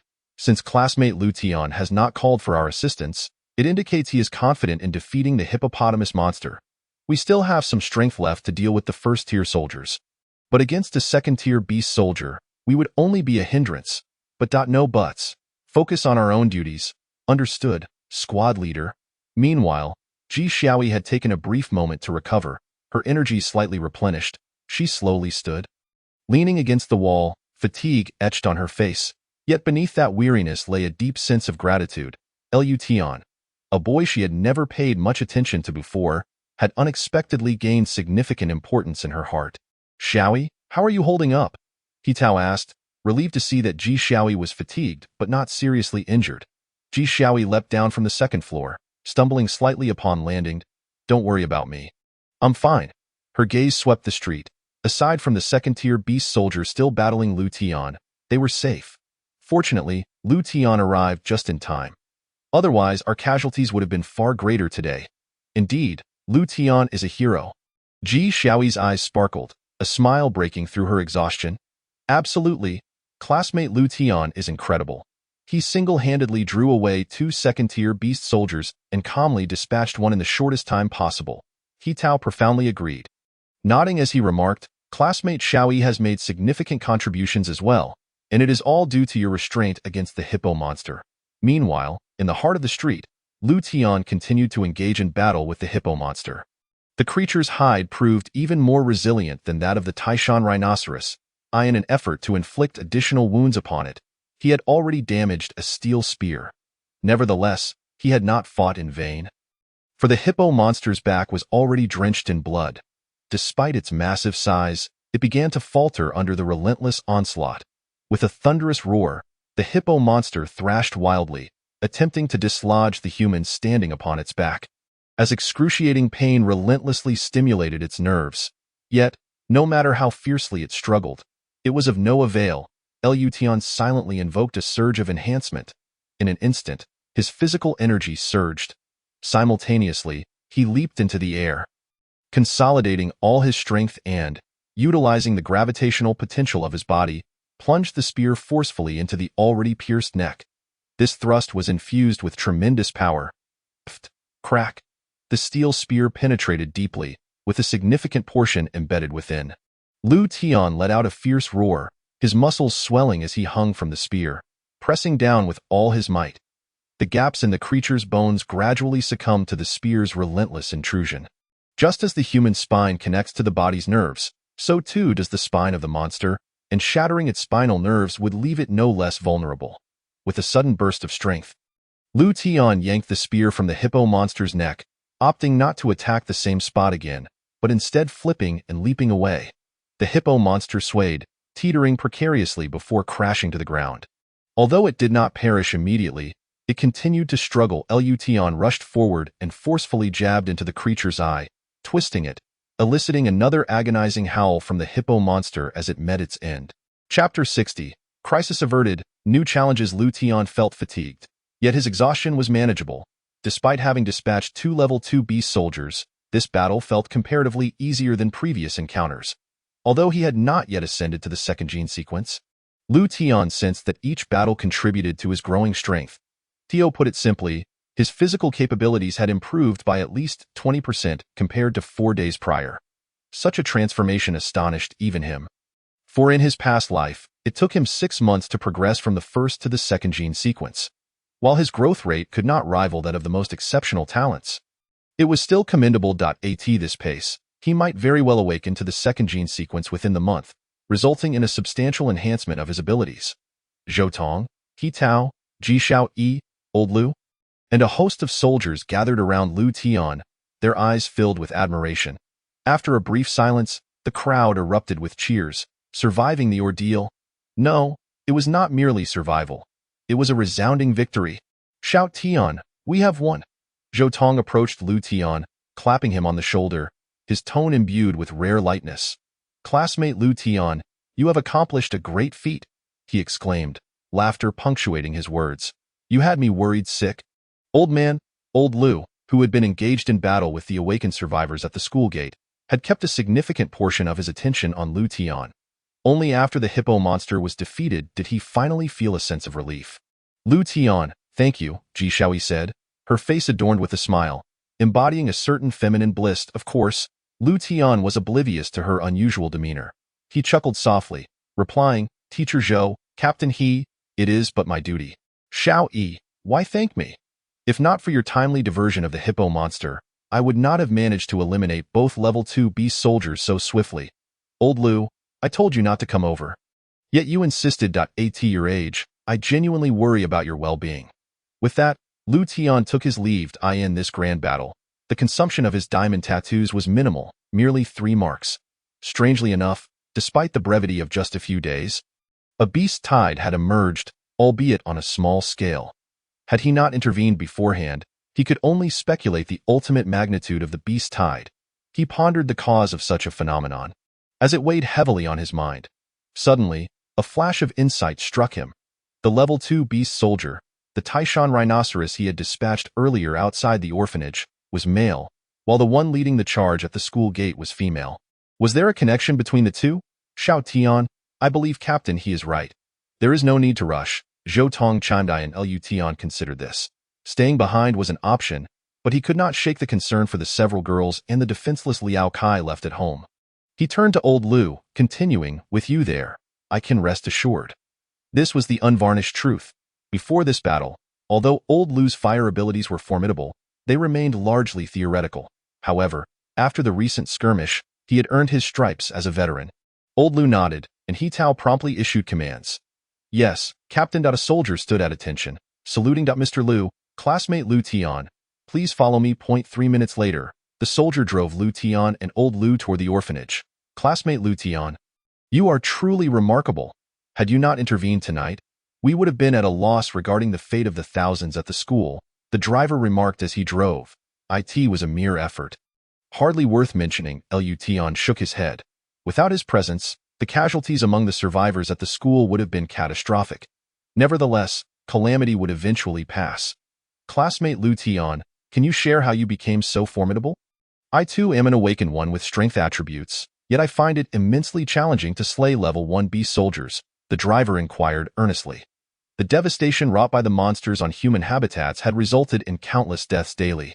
Anyone would yearn for immense power, for it is only with such strength that one can survive and thrive in this world. The driver's words evoked memories of Lu Tian's past life, filled with battles and narrow escapes. Without the foundation of his previous life, he would never have achieved his current prowess. Constantly clashing with monsters, as long as one survives, one can continue to grow stronger. Lu Tian spoke contemplatively, a hint of melancholy in his tone. If given a choice, he would never wish to relive the experiences of his past life. However, in just 4 or 5 days, the trajectory of the monsters in this world had diverged significantly from his past life, as evidenced by the emergence of level 2 beast soldiers on the 3rd day. Despite his prior knowledge, how long would such experience remain relevant in the face of these changes? His growth rate was far outpaced by the appearance of higher-level monsters. Presently, his strength at the first gene sequence, bolstered by the diamond tattoos, allowed him to withstand level 2 beast soldiers. Yet, this did not guarantee that he could continue to battle beyond his current level. As the monsters' levels escalated, even a single level's disparity would lead to an ever-widening gap in power. Enough. What good is it to dwell on these futile thoughts? One must take each step as it comes. Solutions will present themselves in due course. At worst, he thought, he could die once more. Lu Tian's mood began to darken. Old Lu, well acquainted with Lu Tian's character, having raised him, could discern the turmoil etched on his face. Xiao Tian, things will improve. Old Lu reassured him, patting Lu Tian's shoulder. The notion that continuous combat would lead to perpetual growth was easier said than done. The tales of invincibility exist only within the pages of novels. In reality, such a state is nearly unattainable. Yes, things will improve. Lu Tian replied with a faint smile, nodding resolutely. Hope must always remain. The driver, unperturbed by the somber sentiments of Lu Tian and old Lu, declared with enthusiasm, I understand now. Only through practical experience can we progress more swiftly. I will strive to survive. A few minutes later, the vehicle arrived at the orphanage's entrance. Nearly an hour had elapsed since their departure. Yet Liao Kai and the others had not succumbed to slumber. Upon hearing the engine's roar, they rushed out from the building. Relieved to see Lu Tian and old Lu safe and sound, they expressed their relief. Xiao Tian, old Lu, how wonderful that you are unharmed. Indeed, we were worried sick. The school is so far away, yet we could hear the gunfire. Brother Xiao Tian, did you kill all the monsters at the school? Liao Kai, Xiao Ya, and Xiao Lin eagerly inquired. Lu Tian raised his hand, signaling for silence, and then addressed old Lu, saying, I leave the house in your capable hands. Take care and stay safe. He Tao, noticing Lu Tian approaching, quickly greeted him. Lu Tian nodded. Everything is well at home. Captain He, Teacher Zhou, Xiao Yi, I saw you all engaged in a lively discussion earlier. What were you talking about? As we deliberated on the inexplicable gathering of so many monsters. Despite having personnel stationed around to keep watch without any sign of their approach, they suddenly converged. He Tao furrowed his brow, having already reported the recent events to the camp headquarters. The reason behind this sudden congregation of monsters is a matter that warrants investigation. Understanding this cause could enable us to preemptively guard against future waves of beasts. I do have a notion. Lu Tian subsequently articulated the sudden inspiration he experienced during the battle against the Taishan rhinoceros. Yes, that is indeed the implication. The one I dispatched was a male Taishan rhinoceros, while the one appearing at the school gate was a female. However, there remain questions that I have yet to clarify, such as the presence of a hippopotamus monster and the multitude of first-tier beast soldiers. If the mere scent of the deceased male Taishan rhinoceros lured the female, then the existence of the others becomes inexplicable. Furthermore, even though they are second-tier beast soldiers, their cognitive development is limited, rendering them incapable of understanding the summons of first-tier beasts to gather. This perplexity left the trio in contemplative silence, acknowledging the lack of a more reasonable explanation thus far. Chapter 61. In the apocalypse, nothing is taken for granted. Lu Tian, given your assertions, is there any possibility of further monster waves in the future? He Tao expressed his deep concern. While the current battle had been victorious, the monsters remained omnipresent. Although the immediate crisis was averted, what of the future? Would it be possible to achieve minimal casualties again? He was not merely contemplating the present gains and losses, but rather the subsequent developments, bearing the responsibility for thousands of lives. Zhou Tong's expression was grave. He Tao's worries mirrored his own. Unbeknownst to them, Lu Tian had become the backbone of their group, with a survivor base of over 200,000 and more than 20,000 awakened individuals. Alongside countless firearms, they still paled in comparison to the throngs of monsters threatening their existence. In that battle, fewer than 10,000 had managed to escape. Waves of beasts would undoubtedly arise again. But there was no need for excessive worry. The number of awakened humans was steadily increasing, and large-caliber firearms and artillery could inflict lethal damage upon the monsters. Having withstood this challenge, they would surely prevail in the future. Lu Tian cast aside the haunting images in his mind. Even if destruction loomed, the current circumstances were still promising. Morale must not be undermined. Humanity craved hope. With a resolute tone, he continued, I firmly believe that one day, these monsters will be vanquished and become protected species. I believe so too, Ji Xiaoyi exclaimed, raising her fist in agreement. Zhou Tong nodded, sharing in this optimism. Lu Tian was correct. Regardless of what the future held, they must exert their utmost efforts. After all, they were merely monsters. Their ancestors had endured the days of subsisting on roots and tree bark. This generation, faced with such calamity, would surely persevere. Indeed, with this batch of monster corpses, our gathering place can develop into a survivor base, providing abundant resources for our survival. He Tao clenched his fist. Observing the uplifted spirits of those around him, Lu Tian smiled genuinely and shifted the conversation to matters at hand. Commander He, regarding the designation of Linhai No. 1 High School as the primary survivor base, do you have any feasible plans? Additionally, what is the situation in other locations? Linhai City boasted a population exceeding 3 million. Even amidst the calamity, nearly half had perished, leaving around 1.5 million survivors. Yet, only a few thousand had gathered at the school. Countless others remained isolated, awaiting rescue. It was imperative to save more lives. The establishment of a survivor base should be prioritized based on a standard of 10,000 individuals per base. Currently, the school could barely accommodate its population. However, due to Lu Tian's presence, this location held a distinct advantage, and conditions elsewhere were likely far less favorable. Thus, if Linhai No. 1 High School were to be developed as the main survivor base, considerations for accommodating a larger population must be made. He Tao's expression grew somber again as he spoke. The situation in other areas is dire and perilous. But the higher-ups have instructed us to prioritize our own development and not overly concern ourselves with rescue missions for now. We must solidify our foundations here to better withstand monster assaults. Should other survivor bases fall, they can retreat to our location, ensuring at least one escape route. Zhou Tong added. Lu Tian grasped the implications. In fact, the largest survivor base in his previous life had not been Linhai No. 1 High School but rather the industrial area in the western suburbs. Its vast expanse and numerous existing factories allowed for defensive fortifications to be constructed outside the buildings, enabling both offense and defense.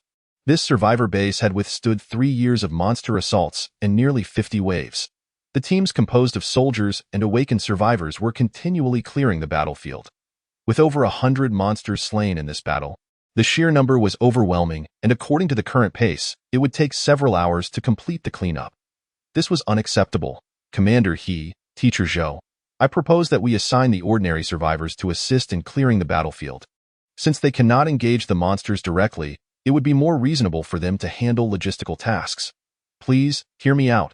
The times have changed. The previous order must inevitably be altered. The weak may accept protection from the strong, but it cannot be without condition. They must learn to be self-reliant. Moreover, have you considered how much energy it would consume for our soldiers to clean up these monster corpses? If another monster invasion were to occur at this moment, and our soldiers lack the energy to respond, what would the consequences be? Lu Tian articulated his thoughts. Lu Tian, we had previously contemplated this idea, but He Tao's words trailed off, his expression one of embarrassment. But what? Old Zhou, perhaps you should explain this to Lu Tian. We had entertained this plan, but the ordinary people become paralyzed with fear at the sight of the monsters. It would be quite challenging to have them clear the battlefield. Zhou Tong could only express his helplessness in this regard. Lu Tian furrowed his brow. Casting his gaze back to the crowd behind him, it appeared that many were peering anxiously toward the street outside the school gate, engaged in lively discussions. How terrifying! When so many monsters appeared, I thought for sure we were doomed today. Indeed. Thank goodness for our little hero Lu Tian, the soldiers, and Teacher Zhou. Without them, we might have been devoured by the monsters. Exactly. It's a pity I'm not an awakened power user. Otherwise, I could have battled the monsters too. Haha, with your timid nature, battling monsters is a far-fetched notion. Let us not forget who was trembling earlier. Sigh, I wonder when this will end. After 3 days of meat, I'm feeling unwell. I crave fruits and vegetables. I need a balanced diet. Lu Tian's hearing was quite sharp, and as he focused intently, he caught snippets of the louder conversations among the nearer individuals. The bravest among the ordinary people seemed to be the ones he could enlist for help. Subsequently, he voiced his thoughts. Commander He, Teacher Zhou, what do you think? If we let these individuals assist us, as long as someone takes the lead, more will likely follow suit. This way, our soldiers and awakened individuals can maintain their strength. Commander He and Teacher Zhou exchanged glances, nodding in agreement. It was worth a try. Zhao Wu, Zheng Song, yes, I hereby command both of you to immediately recruit 200 ordinary survivors from the crowd to assist in clearing the battlefield. Ensure the task is completed. Just minutes after Zhao Wu and Zheng Song departed, a cacophony erupted within the school. Humph! You are the people as soldiers. It is your duty to protect us and provide us with food. Haven't we been eating monster meat for 3 to 4 days? Can't we have something else? Are you prepared to take responsibility for our malnutrition? Ha! How naive. You expect us to work. Dream on, kid. Do you even know who you're talking to? Are you sure you've thought this through? Everyone, ignore them. They are overestimating themselves. I refuse to work. Let's see if you dare to punish me. It seemed that Lu Tian had underestimated human nature. He had assumed that those bold, ordinary individuals would possess some awareness. However, they were entirely unaware of the gravity of the situation. In this apocalypse, no matter one's status, it could not withstand the ruthless forces of life and death. The times had changed. Those without awakened abilities would be the first to be eliminated. Yet they remained arrogantly self-important, courting disaster. He Tao's expression darkened. The orders he had given were already facing such resistance, a blow to his authority, and he felt a chill in his heart. The warriors risked their lives in fierce battles against the monsters, all in a bid to protect this group of individuals. It would have sufficed if they had refrained from expressing gratitude, yet instead, they uttered such words. Everyone quiet down, listen to me, hear me out. Zhao Wu and Zhang Tsong earnestly advised, discussing the pros and cons. Their fear was palpable. Even with the demise of the monsters, dread lingered. Only when the monsters were sliced into pieces and brought to their mouths did they consider it a matter of course. In the apocalypse, nothing is taken for granted. Chapter 62. Those seeking death cannot be stopped in the unforgiving environment of survival during the apocalypse. As time progressed, the nature of human beings would become increasingly evident, revealing the malevolence within.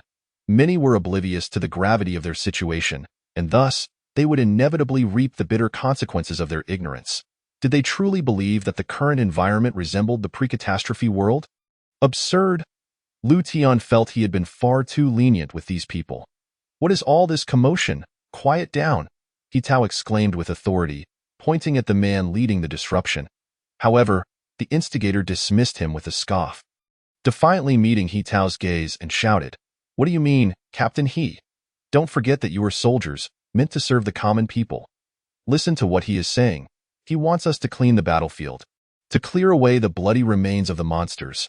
Humph! These tasks should fall upon you, not us." Immediately, several voices echoed in agreement. Exactly. Why should we be the ones to do it? What's in it for us? We're already pitiful enough, and now you want us to work. We Haven Tea complained about eating monster meat every day, even lacking vegetables. We have shown you enough respect by not causing a ruckus. Working is out of the question, Captain He. You might as well give up on that idea, right? Since you're here, we strongly demand better rations. What kind of dreadful slop are we eating every day? Listening to these remarks, He Tao clenched his fists tightly, filled with indignation. Was this the kind of people they were risking their lives to protect? Zhou Tong's expression turned icy, his gaze fixed on those speaking. A tempest of anger brewing within him, ready to erupt. Liu Tian had anticipated this scenario long ago. In his previous life, there had been a similar purge, reminiscent of today's scene, where some oblivious survivors had gathered in rebellion, ultimately leading to a brutal crackdown that expelled many from the survivor base. Only after that incident did the base stabilize. You people are going too far. We're out there fighting for our lives. And instead of gratitude, you make such disrespectful demands. Do you not see the current situation? Monsters are rampant. Not only you, but even the warriors battling the monsters have not had vegetables. Little girl, what nonsense are you spouting? What do you mean by fighting for our lives? Are we not doing the same? Do you have any idea how uncomfortable it is for so many of us crammed into this school? Day in and day out, we live in fear. You only think of yourselves. Have you ever considered our feelings? We merely ask for a bit of vegetables, just the most basic of living requirements. Not only can you not meet even this minimal demand, but you also want us to go outside and clear the monster corpses. Do you not find that ridiculous? And we are not awakened ability users. What if a monster suddenly appears? What then? Will you take responsibility if we are devoured by monsters? Their aggressive words seemed to carry some semblance of logic at first glance, yet they failed to realize that this was no longer a time of peace. It was the environment of the apocalypse. The rules that once governed society no longer applied in this new reality. Simply surviving was a stroke of luck, and their audacity was laughable. Ji Xiaoyi had never encountered such unreasonable behavior and was momentarily rendered speechless by anger. Who do you think you are, girl? What gives you the right to speak here? The man disdainfully shot Ji Xiaoyi a glance before turning back to He Tao, continuing his tirade. Captain He, look at the people surrounding you. In any case, if you do not provide us with some answers today, this matter will not rest. Indeed, we must be given an explanation. We are the common people, and you have an obligation to ensure our livelihood. We can no longer endure this life of constant fear. Captain He, being a soldier within the system, held the belief that the needs of the people were paramount. Even though he was furious at this moment, he found it difficult to take action against these unruly citizens. Moreover, his mindset had not shifted. Although the tone of their demands was intolerable, they were not entirely unreasonable, just as He Tao was about to appease them. Intending to quell the situation, Lu Tian interjected before He Tao could speak. With a glint of menace in his eyes, Lu Tian pulled Ji Xiaoyi to his side and, with a straight posture, approached the leading man directly. Without uttering a single word, he seized the man by the throat, lifting his hefty frame effortlessly into the air. The man struggled, emitting muffled sounds, his face contorted in agony. The surrounding crowd instinctively stepped back, creating a wide space around Lu Tian. Lu Tian's cold gaze swept over the onlookers as he spoke in a chilling tone. Go on. What is stopping you from causing a ruckus now? Silence enveloped the crowd. Zhou Tong's eyes sparkled with understanding. He realized Lu Tian intended to make an example of the man. He Tao felt a surge of anxiety.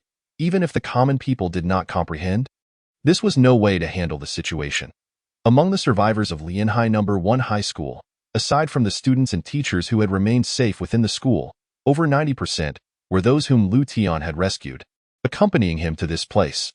They had witnessed firsthand Lu Tian's formidable combat prowess, especially now, with the ferocity etched on Lu Tian's face and the man struggling helplessly in his grasp. The raucous crowd felt a tremor of fear. Is it not uncomfortable for you to refrain from stirring up trouble? Do you have any idea how many have perished at the hands of the monsters? Do you understand the sacrifices made to ensure you have enough to eat? You refuse to help and instead create chaos. I'll state this clearly. If anyone is dissatisfied with life here, they are free to leave, get out. Furthermore, from this moment on, Lianhai No. 1 High School's survivor base will not harbor idlers. Anyone who disobeys orders will face merciless consequences. The last 3 words were punctuated with a fierce intensity. Lu Tian was genuinely furious. Even though he had anticipated such a scene, he could not contain his rage. With a forceful toss, Lu Tian flung the nearly breathless man onto the ground. The man gasped for air, his flushed face gradually easing. Do you have anything to say? Lu Tian glared coldly at the man. Through gritted teeth, the man stood up in anger, glaring defiantly at Lu Tian. When he had been choked earlier, he truly felt he was on the brink of death, an overwhelming fear coursing through him. However, he ultimately dared not believe that Lu Tian would kill him in front of so many witnesses. Before the disaster, he had been a small-time tyrant with a modicum of power. He had never endured such humiliation. The man roared, "If you have the guts, kill me. Otherwise, I won't let this go. You think being an awakened one makes you invincible? Come on, kill me."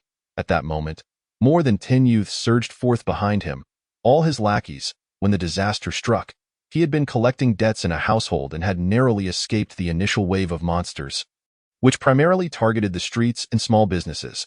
However, with Lu Tian's arrival, he had come to Lianhai No. 1 High School. Initially, he thought the days of living in fear would soon pass, but after several days, not only had the situation not improved, it had worsened, with resources at the school dwindling. Even basic necessities like toilet paper were scarce, and while the meat was plentiful, it lacked flavor. His inherently unruly nature, combined with the knowledge that the soldiers would not dare lay a hand on them, only fueled his arrogance. In just a few days, he had gathered nearly 10 more individuals from among the survivors. Individuals known for their penchant for brawling, forming a significant force among the survivor base, aside from the awakened ability users. With his leadership and incitement, the recent events unfolded. Your demands are quite reasonable, and I shall fulfill them. Lu Tian's voice remained calm, his gaze icy as he stepped closer to the man. Lu Tian, don't do anything reckless. He Tao's heart raced with panic, sensing Lu Tian's murderous intent. Xiao Tian, no. Zhou Tong felt a tightening in his chest, realizing Lu Tian was not jesting. Teacher Zhou, there's no need for further persuasion. This era is different. I'll be blunt. Only those humans who have awakened their genetic sequences possess a true future. They can be deemed the new humanity. Lu Tiandun paused for a moment before continuing. Without the awakened talent gene sequence, it would be wise to behave, for death could occur at any moment. In just a few days, many have perished. I believe that losing another 100 or 80 would not pose a problem. Chapter 63. Meeting your demands, the leader of the troublemakers displayed a hint of anxiety. Even onlookers could sense the murderous aura emanating from Lu Tian. It was even more palpable for him, being directly involved. Lu Tian's sudden attack had left him utterly defenseless, and it was impossible not to feel fear. However, at this juncture, if he were to back down, his authority in the eyes of his subordinates would vanish, and he would be dispatched to clear the monster corpses. Weighing the two options, the troublemaker gritted his teeth, adopting a reckless demeanor as he loudly incited the survivors. Come, everyone. They intend to kill. They want to kill me. If we do not resist now, they claim only those with awakened gene sequences are human, implying we are not. They seek to abuse their power, disregarding our humanity. Daily, they feed us that disgusting monster meat. All we did was voice a minor request, and this is how they treat us. Will we have any right to live after this? We cannot allow them to succeed. We are the common people. Water can both carry a boat and capsize it. I demand punishment for Lu Tian. Lock him up. Kill him. Someone in the crowd shouted, kill him, and more individuals' eyes turned bloodshot. These past few days had been filled with dread. In moments of calm, the flicker of their inner flames remained suppressed. But once someone began to incite, their pent-up fears ignited into a raging inferno. At this moment, He Tao's expression turned anxious as the situation began to deviate from his expectations. Even with armed suppression, the available personnel were insufficient. Moreover, these were all ordinary citizens. Any misstep could lead to casualties, something he wished to avoid. Zhou Tong's brows furrowed deeply. He realized Lu Tian intended to make an example of someone. Yet, even in making an example, the number of participants was excessive, and in his mind, the legal framework from before the catastrophe still constrained his thoughts, making true killing impossible. As for driving these people away? That seemed even less feasible. Even if they were expelled from the school, what would happen if they congregated outside the walls? Furthermore, if they attracted a horde of monsters, would that not complicate matters further? The current situation was exceedingly troublesome. You are going too far. Do you even have a conscience? How can you utter such words? If Lu Tian had not just killed those 2 level 2 beast soldiers, the school would likely have been invaded by monsters. Too far? Ha! Young lady, you are an awakened ability user. You cannot understand the feelings of us ordinary people. It is typical of someone to speak without experiencing the pain. What qualifications do you have to say we are being unreasonable? The troublemaker interjected again. His words were shrewd, swiftly altering the nature of the conflict to pit awakened ability users against ordinary people. That is not what I meant. Ji Xiaoyi's face flushed with anger. The troublemaker was clearly distorting her words. What is not what I meant imply? Does he not understand that with great power comes great responsibility? You should protect us. We cannot even voice a small request without being treated this way. Are we to become your slaves in the future? The troublemaker relentlessly pressed on, seizing the opportunity to escalate the confrontation. Observing Lu Tian, He Tao, Zhou Tong, and the awakened individuals behind them displaying discomfort, he could not help but feel a surge of triumph. He thought to himself, you are out of your league, young lady. Furthermore, he firmly believed that the greater the commotion, the less Lu Tian and the others would dare to act against him, and his demands would ultimately be met. However, the troublemaker was only partially correct. He Tao and Zhou Tong indeed could not shift their mindset, but Lu Tian was different. Armed with the survival experience from his past life, he understood the malevolence inherent in human nature. If he did not quell this momentum now, even if the situation resolved peacefully this time, it would not signify a true resolution. It would merely be a temporary concealment. When the next explosion occurred, they would either continue to compromise or end up killing even more people, and the truth would likely lean towards the latter. Xiaoyi, do not speak further, Lu Tian said, pulling Ji Xiaoyi closer and shaking his head before stepping forward to confront the troublemaker. The troublemaker instinctively recoiled, recalling the moment Lu Tian had seized him by the throat and cautiously asked, What do you want? Lu Tian's voice turned frigid. Did you not just say that if you had the guts, you would let me kill you? I find such a request entirely reasonable. As his words fell, the steel rebar spear in his hand lunged forward, instantly piercing through the troublemaker's chest. The troublemaker stared in disbelief at the steel rebar protruding from his torso. His mind blank as he instinctively pointed at Lu Tian to utter something. Lu Tian offered no opportunity for a rebuttal, swiftly withdrawing the spear, blood immediately staining the troublemaker's garments, and he collapsed to the ground. The words on his lips forever unspoken. Silence enveloped the scene. One anticipated Lu Tian would suddenly execute the troublemaker. He scanned the crowd again. Those who had been clamoring just moments ago now dared not utter a word. His icy gaze radiated lethal intent, and they felt that to continue locking eyes with Lu Tian could result in their own demise. He Tao, Zhou Tong, and Ji Xiaoyi were all taken aback. Lu Tian's actions had completely blindsided them. Before He Tao could speak, Lu Tian interjected, "Listen closely. What is the current situation? The apocalypse. Monsters are rampant. Do you really think this is pre-catastrophe? Every day, countless individuals perish. And I am indifferent to whether you too shall die. Compared to killing monsters, it is far easier to eliminate you. I now offer you a choice. Those who do not wish to remain in the school, leave immediately. Whether you live or die outside is of no concern to us.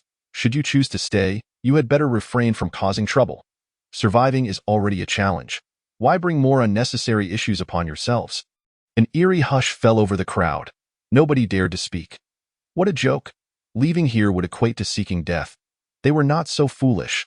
Very well, since no one wishes to leave, from now on, I declare that the task of clearing the battlefield will be your responsibility. This place will not harbor idleness. Those who work will receive ample rations daily, while those who do not will have their food portions halved. To prevent them from becoming burdensome troublemakers, Captain He, you may commence your duties now. He Tao stood in a daze. The troublemaker deserved death, and Lu Tian's words held merit, yet, regardless of deserving punishment, it should not be Lu Tian who executed it, but rather the law. Should they detain Lu Tian? He shook his head inwardly. Lu Tian's strength was formidable. Even if he mobilized his entire team, it would be difficult to restrain Lu Tian should he choose to flee. But doing nothing would imply acquiescence to Lu Tian's methods, placing He Tao in a dilemma. At this moment, he had no better course of action. Zhao Wu, Zheng Song, continue with the personnel selection. Yes, Captain, we will ensure the task is completed. Zhao Wu and Zheng Song responded in unison. Lu Tian, I wish to discuss something with you. At this point, He Tao refrained from confronting Lu Tian in front of so many people. Zhou Tong nodded at Lu Tian, grappling with the sudden execution of the troublemaker and hoping for a rational explanation from Lu Tian. The times had changed. It was the apocalypse, that much was true. However, killing someone so casually was something they found hard to digest. Before long, the three arrived at the office. Zhou Tong and Ji Xiaoyi remained silent. He Tao spoke with a serious expression. Lu Tian, I desire a reasonable explanation. He refrained from directly blaming Lu Tian, knowing that his actions were in service of maintaining stability within the survivor base. Moreover, Lu Tian's extraordinary combat prowess was undoubtedly a significant safeguard for their safety. Lu Tian shrugged nonchalantly and replied, Captain He, I have but one question for you. Have you considered the dire consequences if that troublemaker had truly incited the ordinary citizens? Or should we merely continue to compromise and await an eruption of even greater harm? At that point, would we be forced to employ more force to quell the chaos, resulting in even more deaths? And throughout this process, our soldiers would tirelessly protect a group of ungrateful individuals? In the face of calamity, true feelings emerge. However, I must assert that only those who show us respect deserve our respect in return. Therefore, I have nothing to say. Damn him. This utterance once again plunged the surroundings into silence. He Tao understood the reasoning behind it, yet reason was one thing, and his heart continued to grapple with turmoil. Lu Tian had committed murder. How was he to handle this situation? Chapter 64. Thank you. May good people enjoy a lifetime of peace. He Tao found himself in a predicament. Lu Tian's actions were, to a large extent, aimed at preserving the stability of the survivor base at Lin Haino, one high school. His decisive act of killing had effectively mitigated a potential crisis. However, once the door to indiscriminate killing was opened, the ensuing consequences could be unfathomable. Observing He Tao's troubled expression, Lu Tian, with the experience of 2 lifetimes, could almost discern his inner thoughts. That rigid mindset had yet to turn a corner. Yet it was precisely because of such steadfast thinking that the soldiers of the people remained beloved figures. They were indeed the most admirable of individuals. Lution had no intention of correcting their way of thinking, for they were not at fault. The true villain was the damned apocalypse. It had transformed all that was beautiful into raw violence, bloodshed, and the darkness and sorrow of human nature. Commander, I will not put you in a difficult position. From this day forth, I shall no longer return to the survivor base at Linhai No. 1 High School.as for how you choose to explain this to others. That is your concern. I bid you farewell. Lution shook his head, turned, and left without a flicker of expression. He could empathize with He Tao's thoughts, but could not suppress a sense of displeasure. Lution, I didn't mean it that way. He Tao called out hastily. Commander there's no need to say more. I understand. At least for the time being. It is best I do not appear here again. He Tao watched as Lution gradually disappeared from view, and for reasons unknown, felt a sudden heaviness in his heart. In truth, Lution was not in the wrong. Were it not for their identities, he would also have wished to swiftly deal with those troublemakers. Let him go. Don't pursue him, Zhou Tong sighed, shaking his head at He Tao. What Lution did is entirely justifiable. He is far more suited to take action than either of us. Teacher Zhou, Commander it is clearly not Lution's fault. Is it not unfair to treat him this way? Ji Xiaoi, a clever girl, quickly grasped that Lution's actions were ultimately for the greater good of the settlement. Fairness, Zhou Tong could not deny. When the heavens darken, fairness ceases to exist in this world. After a moment's thought, Zhou Tong turned to Ji Xiaoi and said, Xiaoi, there's nothing pressing here at the school. Why not go to Lution for a while and comfort him? He handled today's incident correctly. Neither Commander nor I hold any blame against him. Let him not feel burdened. Ji Xiaoi's gaze fell upon He Tao, who nodded in response. I will go at once. With that, Ji Xiaoi hurried after Lution, while He Tao and Zhou Tong began their cleanup efforts. The body of the troublemaker was hastily buried, and once all the monster carcasses were collected, He Tao and Zhou Tong, the actual leaders of the settlement, convened all the survivors for a meeting. Times were changing, and their mindset, along with that of the survivors, had to evolve accordingly. Otherwise, what awaited them was not a prosperous reconstruction but a bottomless abyss devoid of burial grounds. As for Lution's act of killing, the two men chose to gloss over it, for everything Lution had done was for the sake of the settlement. How the survivors would perceive this mattered little now. Why did you come after me?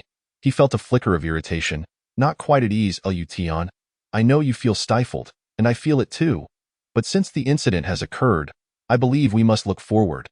Among the ordinary survivors, there are indeed some who are unworthy, but the majority are reasonable. I understand. Lution, Commander and Teacher Zhou asked me to convey that you did nothing wrong.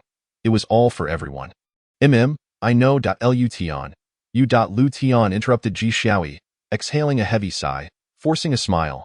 After a pause, he continued, based on the level 2 beast soldiers that appeared yesterday, the next wave may very well bring even more. What?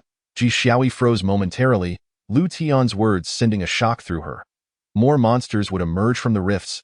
She had initially thought that the number of monsters would not increase for a while, only to realize that in a few days it could surge again. More level 2 beast soldiers. Ji Xiaoi felt a shiver run down her spine. Even if they constructed defensive fortifications, would they be able to withstand an onslaught from level 2 beast soldiers? And there was not a shred of doubt in Ji Xiaoi's mind regarding the truth of Lution's words. If he said it, it was undoubtedly true. Lution patted Ji Xiaoi's shoulder. The information he provided was of utmost importance, and time was of the essence. After consuming some monster meat to replenish his hexagonal tattoos, Lution lay on his bed, a candle flickering on the bedside table. Casting his shadow in ghostly shapes, contemplating the future, he couldn't help but feel a surge of agitation. The events of the past few days had diverged drastically from his expectations, making survival feel even more arduous than in his previous life. In his past life, he had been a weakling, sheltered by the strong. Though it was challenging, he at least didn't have to worry about so many matters. However, now it was different. He was the strong one. At least from what he understood, he was the most powerful human, and with that came an invisible weight of pressure upon his shoulders. Sometimes, Lution contemplated escape, but the environment was such that there was no avenue for retreat. Not to mention the survivors in the school, even the ties he had to the orphanage made it impossible to flee. He did not consider himself heroic, nor did he wish to become a great hero. Heroes often met untimely ends. In contrast, survival was more important than anything else. Just as Lu Tian was lost in thought, a soft knock echoed from the door. Lu Tian, it's Su Mingyun. I noticed your light is still on. I wanted to talk to you. Sitting up straight, Lu Tian's instincts kicked in as he eyed the door with a furrowed brow, puzzled as to why Su Mingyun would seek him out at such a late hour. Then, a memory of her alluring figure without clothes flashed through his mind, stirring something within him. However, he forcibly suppressed that surge of desire. While the pressure on him was immense, it was not so overwhelming as to seek release in such a manner. Su Mingyun, persistent and unwilling to leave, slightly irked Lu Tian. Yet, having seen her physique and the fact that she had fortuitously awakened her first gene sequence with a rare manifestation ability, Lu Tian realized her potential. Though her direct combat capabilities might not match Ning Feifei, with proper training, she could become a formidable asset, especially if positioned strategically at the rear. Lu Tian had already devised a plan to maximize Su Mingyun's abilities. For instance, he could have her create more artworks, which could then be strategically placed, akin to tower defense cards. In the event of an enemy incursion, Su Mingyun could unleash her manifestations from a distance.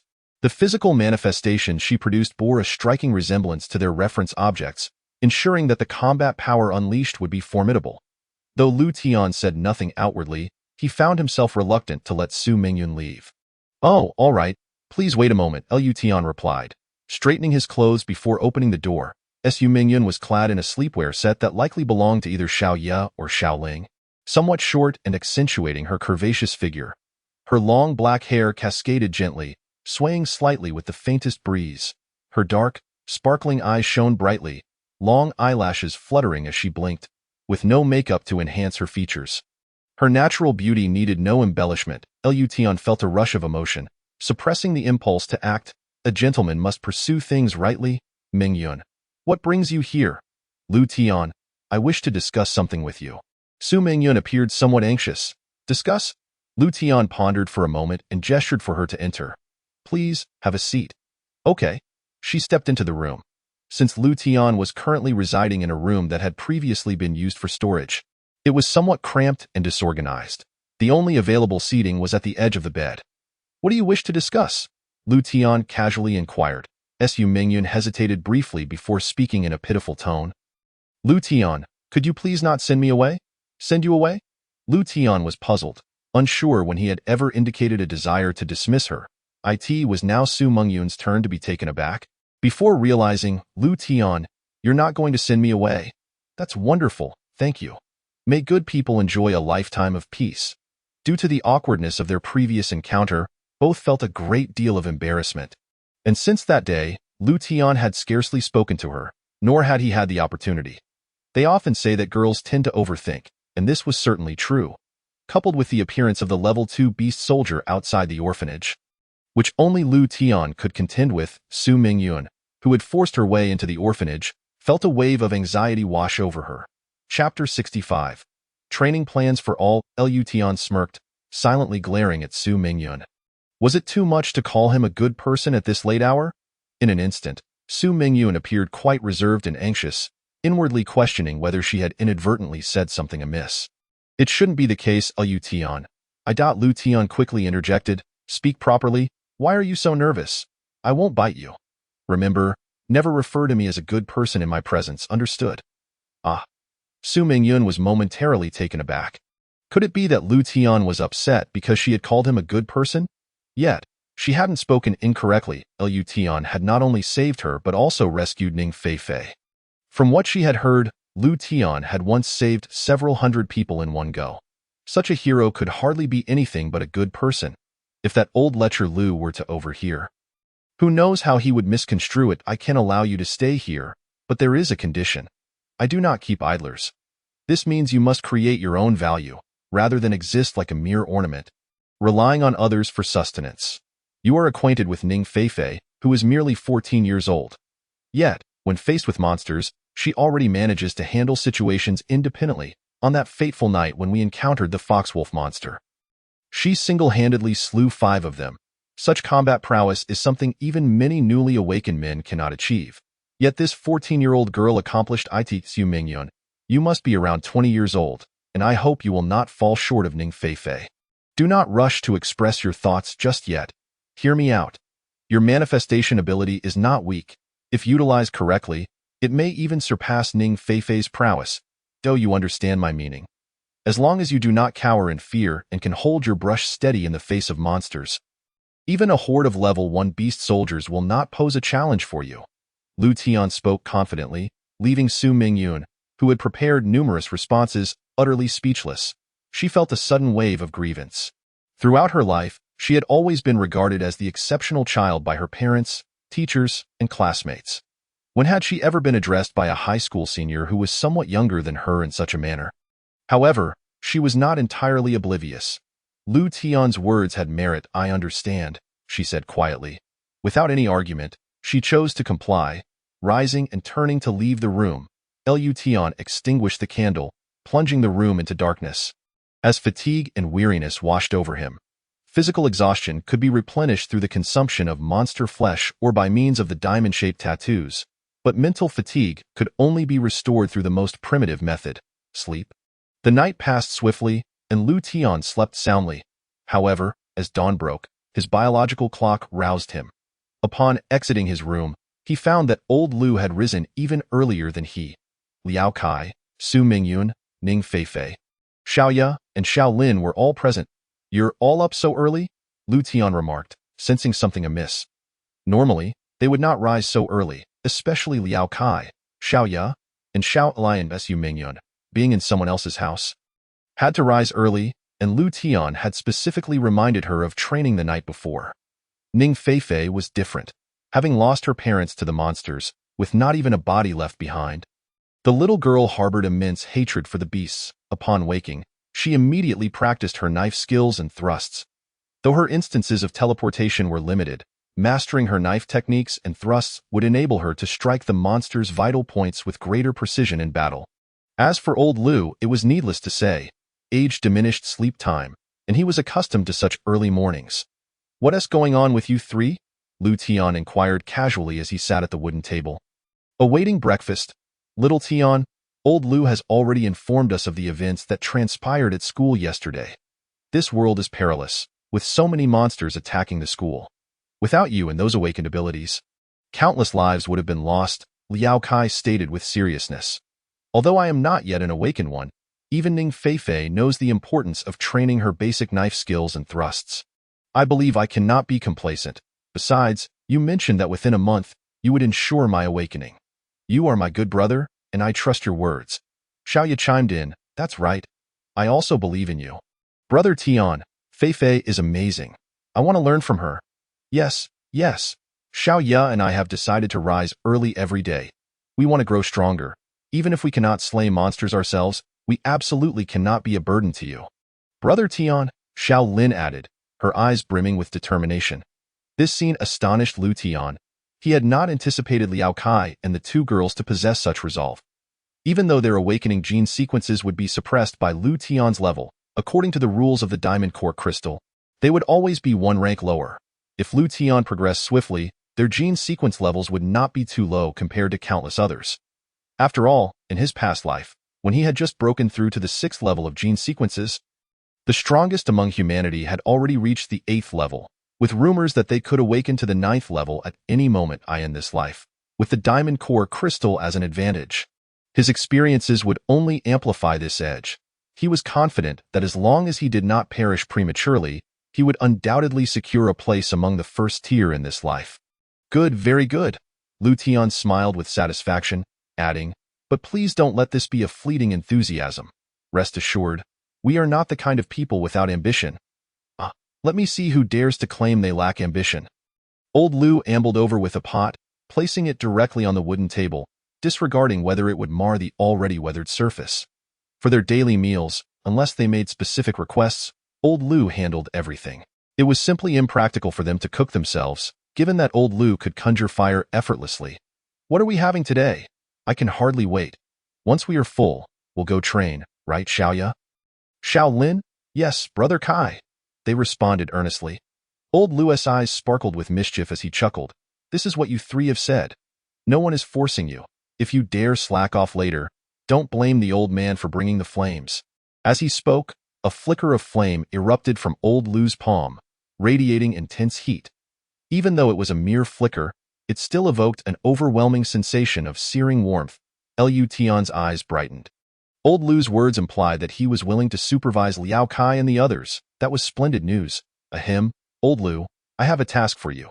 Starting today, Liao Kai, Xiaoya, and Xiao Lin's daily training will be in your hands.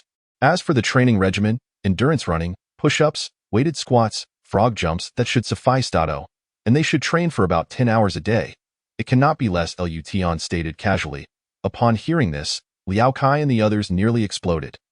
With only 24 hours in a day, to train for 10 hours meant they would be engaged in relentless training. They had intended to train to become stronger, but this did not mean subjecting themselves to such torment. However, Lu Tian had already discerned Liao Kai's thoughts. They were far too familiar with one another. The moment Liao Kai moved, Lu Tian could predict his intentions.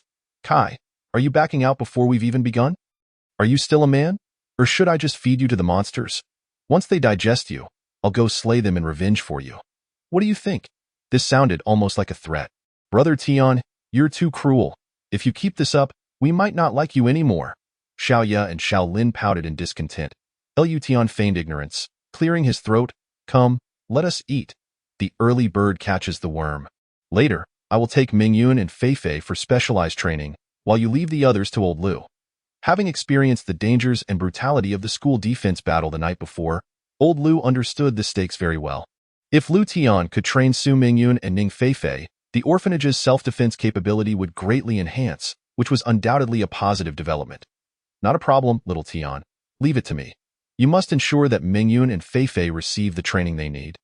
They are both good girls, old Lu said with a cheerful demeanor while serving everyone. However, Lu Tian felt something was amiss in his words, sensing a double entendre. Surely, old Lu is not suggesting anything untoward? Letting him take Su Mingyun is one thing, but Ning Feifei is only 14. Is he implying he could make a move on her too? Though times have changed and the rules of 3 years and 10 years no longer apply. Is it truly right? Chapter 66. Ning Feifei's exceptional talent. After breakfast, Lu Tian's training focused on practical combat, leaving no room for idleness. Following the fierce battle the previous night, not a trace of monsters was found in the nearby 2 blocks, forcing them to venture further. Finally, in the 3rd block, they encountered signs of monster activity. Within the confines of the household, Lu Laotu exhibits an undeniable fierceness. Prior to his departure, Lu Tian meticulously laid down arrangements that were exceptionally well thought out. In particular, with regards to the male Liao Kai, the training is relentless, almost to the point of being merciless. Conversely, the 2 young girls, Xiaoya and Xiao Lin, should be treated with a gentler hand. As they are still quite young, at Lin High No. 1 High School, the central tenet is unmistakable. Although Lu Tian's words were not overtly explicit, it is not difficult to glean the underlying message. Go ensure the survival of the Lin High No. 1 High School survivor base, and to prevent the ordinary survivors, as well as the slightly more capable awakened individuals, from perishing too quickly. The most effective strategy would be to implement a policy of stringent control. This entails that all actions must be directed and that a state of military governance is established. Any acts of insubordination or unrest must be dealt with swiftly and decisively, in the week following the disaster. Which is to say, 3 days hence, even more monstrous creatures are expected to emerge from the fissures, gazing up at the gaping rift in the sky, even with the sun having risen. The abyss of darkness within the crack continues to exert a palpable sense of oppression. He Tao and Zhou Tong are beset with anxiety. They cannot help but trust Lu Tian's words. Moreover, they believe that he would not fabricate nonsensical tales to deceive them. Thus, everything must be true. The second outbreak of the fissures heralded a tide of beasts, a perilous ordeal that they barely survived. Should a third outbreak occur, based on the escalating numbers of monsters from the first and second events, one can only anticipate a far greater onslaught. Without a strategic response, can they endure? Commander I believe Lu Tian is correct. That fellow may act with a certain rashness, yet it is evident that he possesses remarkable capability. Zhou Tong's assertion serves primarily to provide Commander He with a means to soften his stance.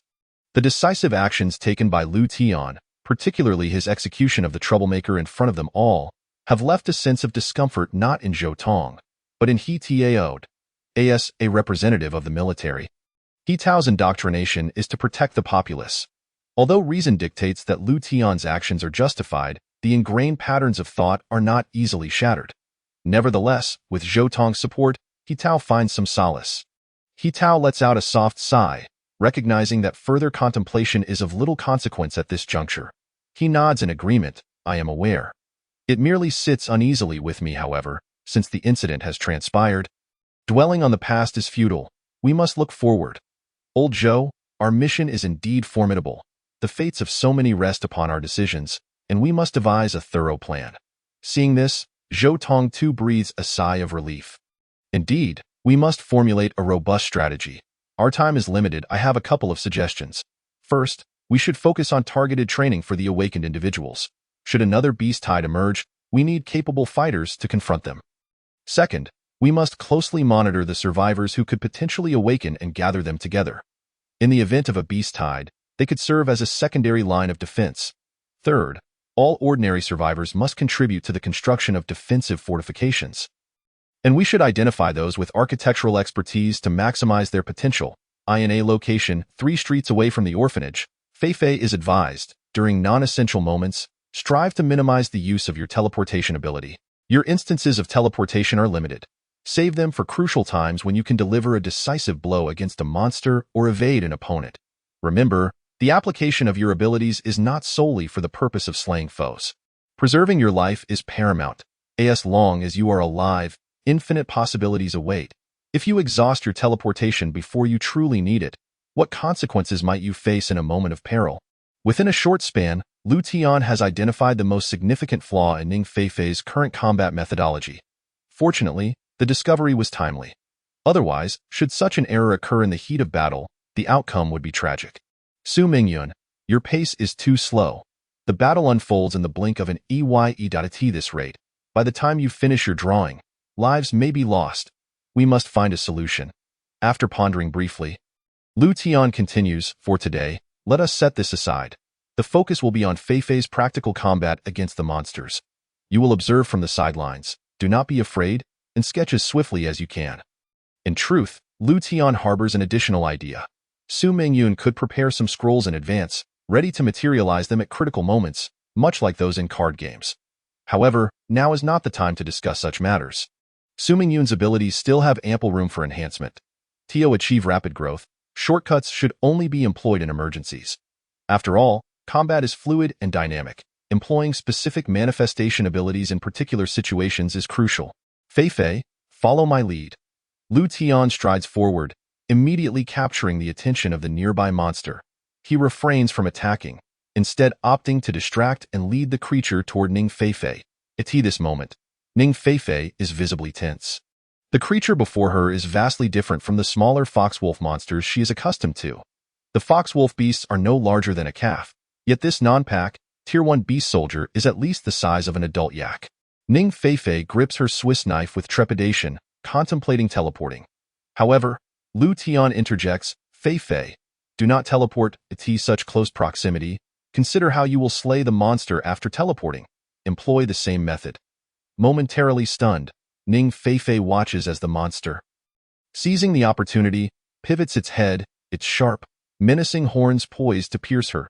Lu Tian, in a flurry of urgency, leaps forward, tackling Ning Feifei to the ground, narrowly avoiding the impending stomp of the beast's hoof. Once distance is established, Lu Tian pulls Ning Feifei up, exclaiming, in a clash with monsters, any distraction could lead to death. Ning Feifei, do not squander your talent. Remember my earlier words.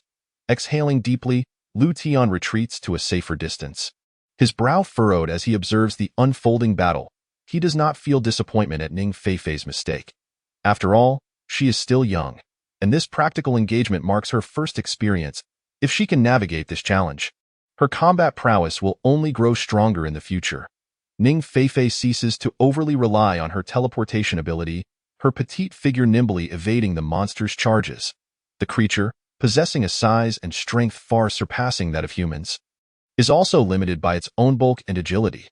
These lower-tier monsters, ranging from level 1 to 3, share this common flaw, as long as the timing is right and the weapon is sufficiently sharp.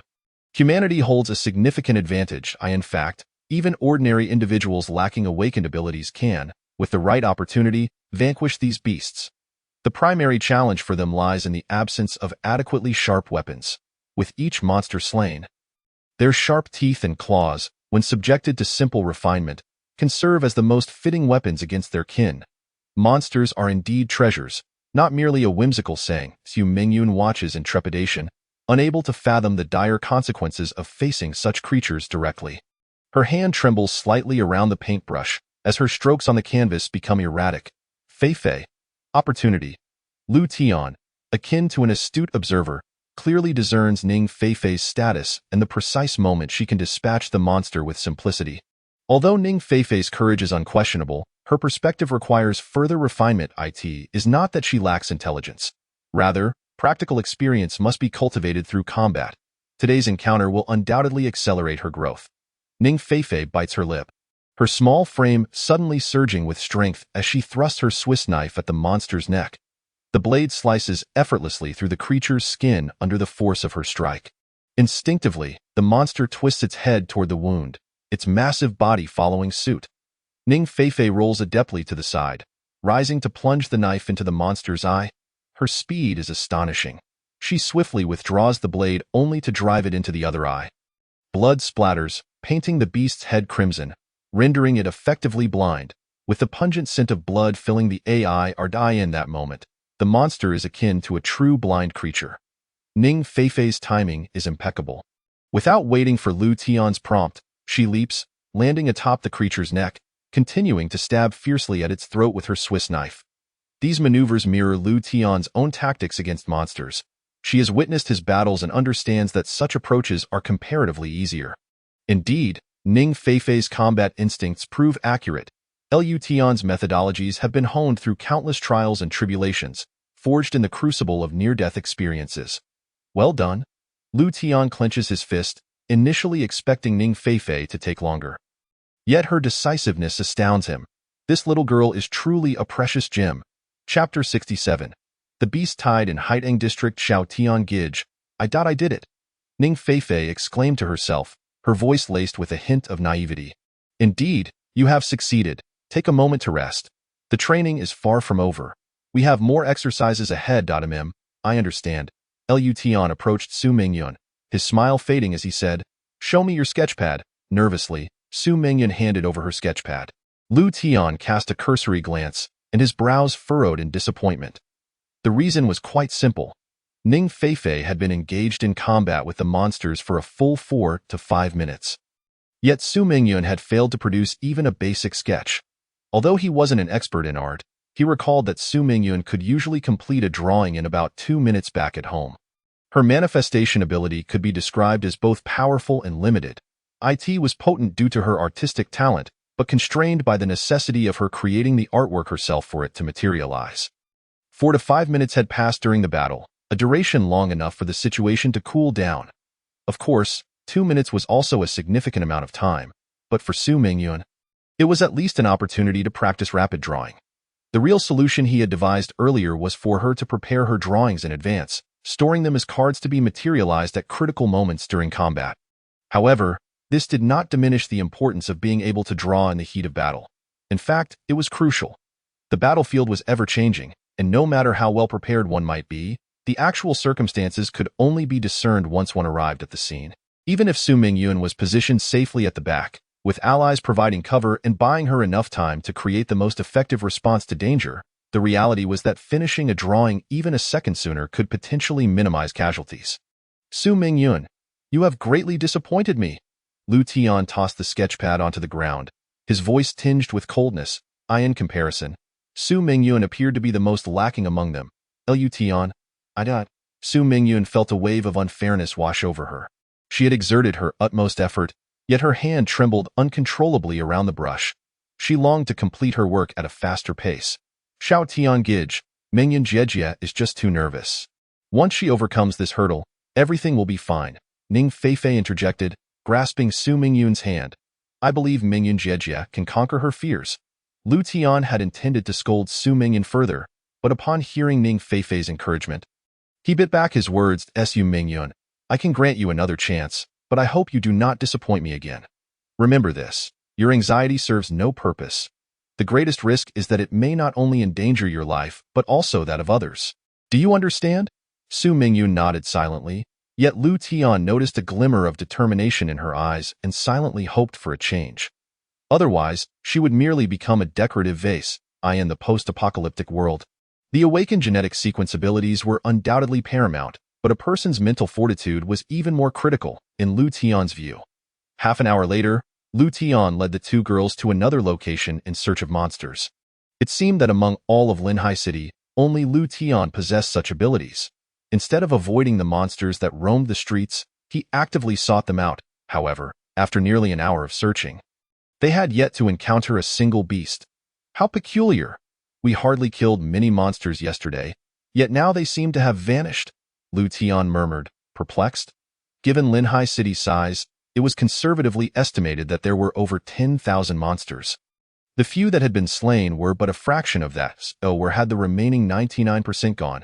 Xiao Tian-Gij, why haven't we seen a single monster? Ning Feifei tilted her head, her eyes brimming with curiosity. Having adjusted her state of mind, Su Mingyun resolved that when Ning Feifei battled the monster, she would draw the manifestation as swiftly as possible to impress Lu Tian. However, the continued absence of monsters was truly baffling. Based on Lu Tian's previous insights about monsters, they should have appeared within 300 to 500 meters. This had indeed been the case before. Lu Tian shook his head. I don't know. When things seem amiss, something must be afoot. Let us proceed with caution. The pace of the three slowed significantly. It was wise to remain vigilant until they understood the situation. Unbeknownst to them, they had traversed several kilometers. Stop. Lu Tian surveyed the surrounding environment and realized they had arrived at Haiteng District. Linhai City's main area was divided into 5 districts: Jiuzhong District, where Linhai No. 1 Middle School was located, as well as Haiteng District, Gaoxin District, Jianya District, and Binhai District, with Haiteng District being closest to Jiuzhong District. Xiao Tian-Gij, over there. It seems there are many low, rumbling roars from the monsters. They sound as if they are being controlled, deliberately suppressing their growls, Ning Feifei remarked, demonstrating her understanding of monsters. Despite the obstructing buildings, she could glean some insights from the sounds. Lu Tian's expression darkened considerably. This kind of deep, dense growling could only signify one thing: a beast tide. No wonder they had seen so few monsters on their journey. They had all congregated here. Could it be that a sudden chill coursed through Lu Tian as he contemplated a very grim possibility? The emergence of a beast tide indicated a gathering of humans, with the scene that had unfolded at Linhai No. 1 Middle School repeat itself? Lu Tian felt a deep sense of worry. Every living human was an invaluable resource. However, taking these two individuals to provide support was utterly unrealistic. It would be tantamount to courting death. Without hesitation, Lu Tian made the decision to retreat. If anyone were to be blamed, it would be the survivors at Linhai No. 1 Middle School, who were simply too far away, and their capabilities were limited. Xiao Tian-Gij, may I go take a look at what the beast tide looks like? Ning Feifei suddenly spoke up. I promise I won't act recklessly. I just want to observe from a distance. At that moment, Su Mingyun, feeling increasingly anxious, tightly clasped her fingers. She admired Ning Feifei's bravery but was also exasperated.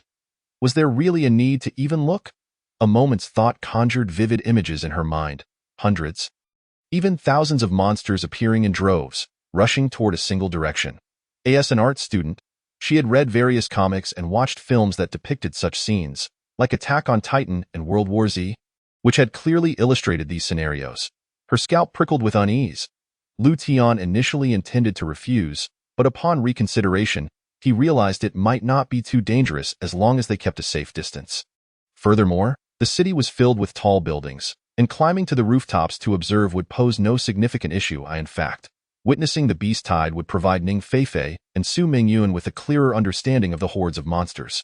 He scanned the surroundings and soon found a seemingly safe high-rise. They quickly entered the residential complex and made their way up the fire escape to the rooftop.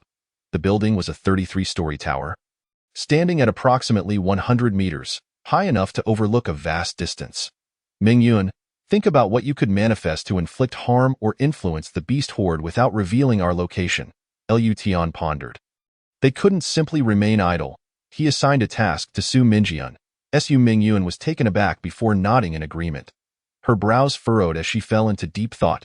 Tio cause harm to the beast horde without exposing their position. Immediately, fire came to her mind. She recalled how the old man Lu used flames to roast meat and burn monsters, which was quite impressive. She sketched a flame in her notebook, but when it materialized, it flickered into existence for just an instant before dissipating into the air due to the lack of fuel. Next, Su Mingyun sketched some firewood beneath the flame, hoping to extend its burning duration. However, a new problem arose. She was unable to throw the burning firewood, and thus, it couldn't harm the monsters. A distance of over 200 meters was not easily crossed. Lu Tian observed this scene and silently nodded. It seemed Su Mingyun had made some progress, at the very least. Her drawing speed had improved significantly compared to before. Why not try sketching a gasoline bottle or something similar as a makeshift incendiary device? And then create a catapult? Lu Tian suggested. Su Mingyun's eyes lit up. Of course. Why didn't I think of that? Yet, another issue surfaced.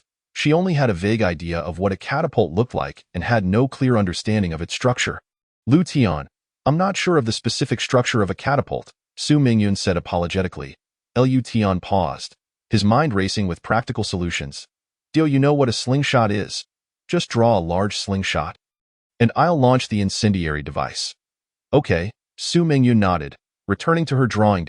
As he had surmised, ahead of where the monsters congregated lay a vast survivor base, teeming with people.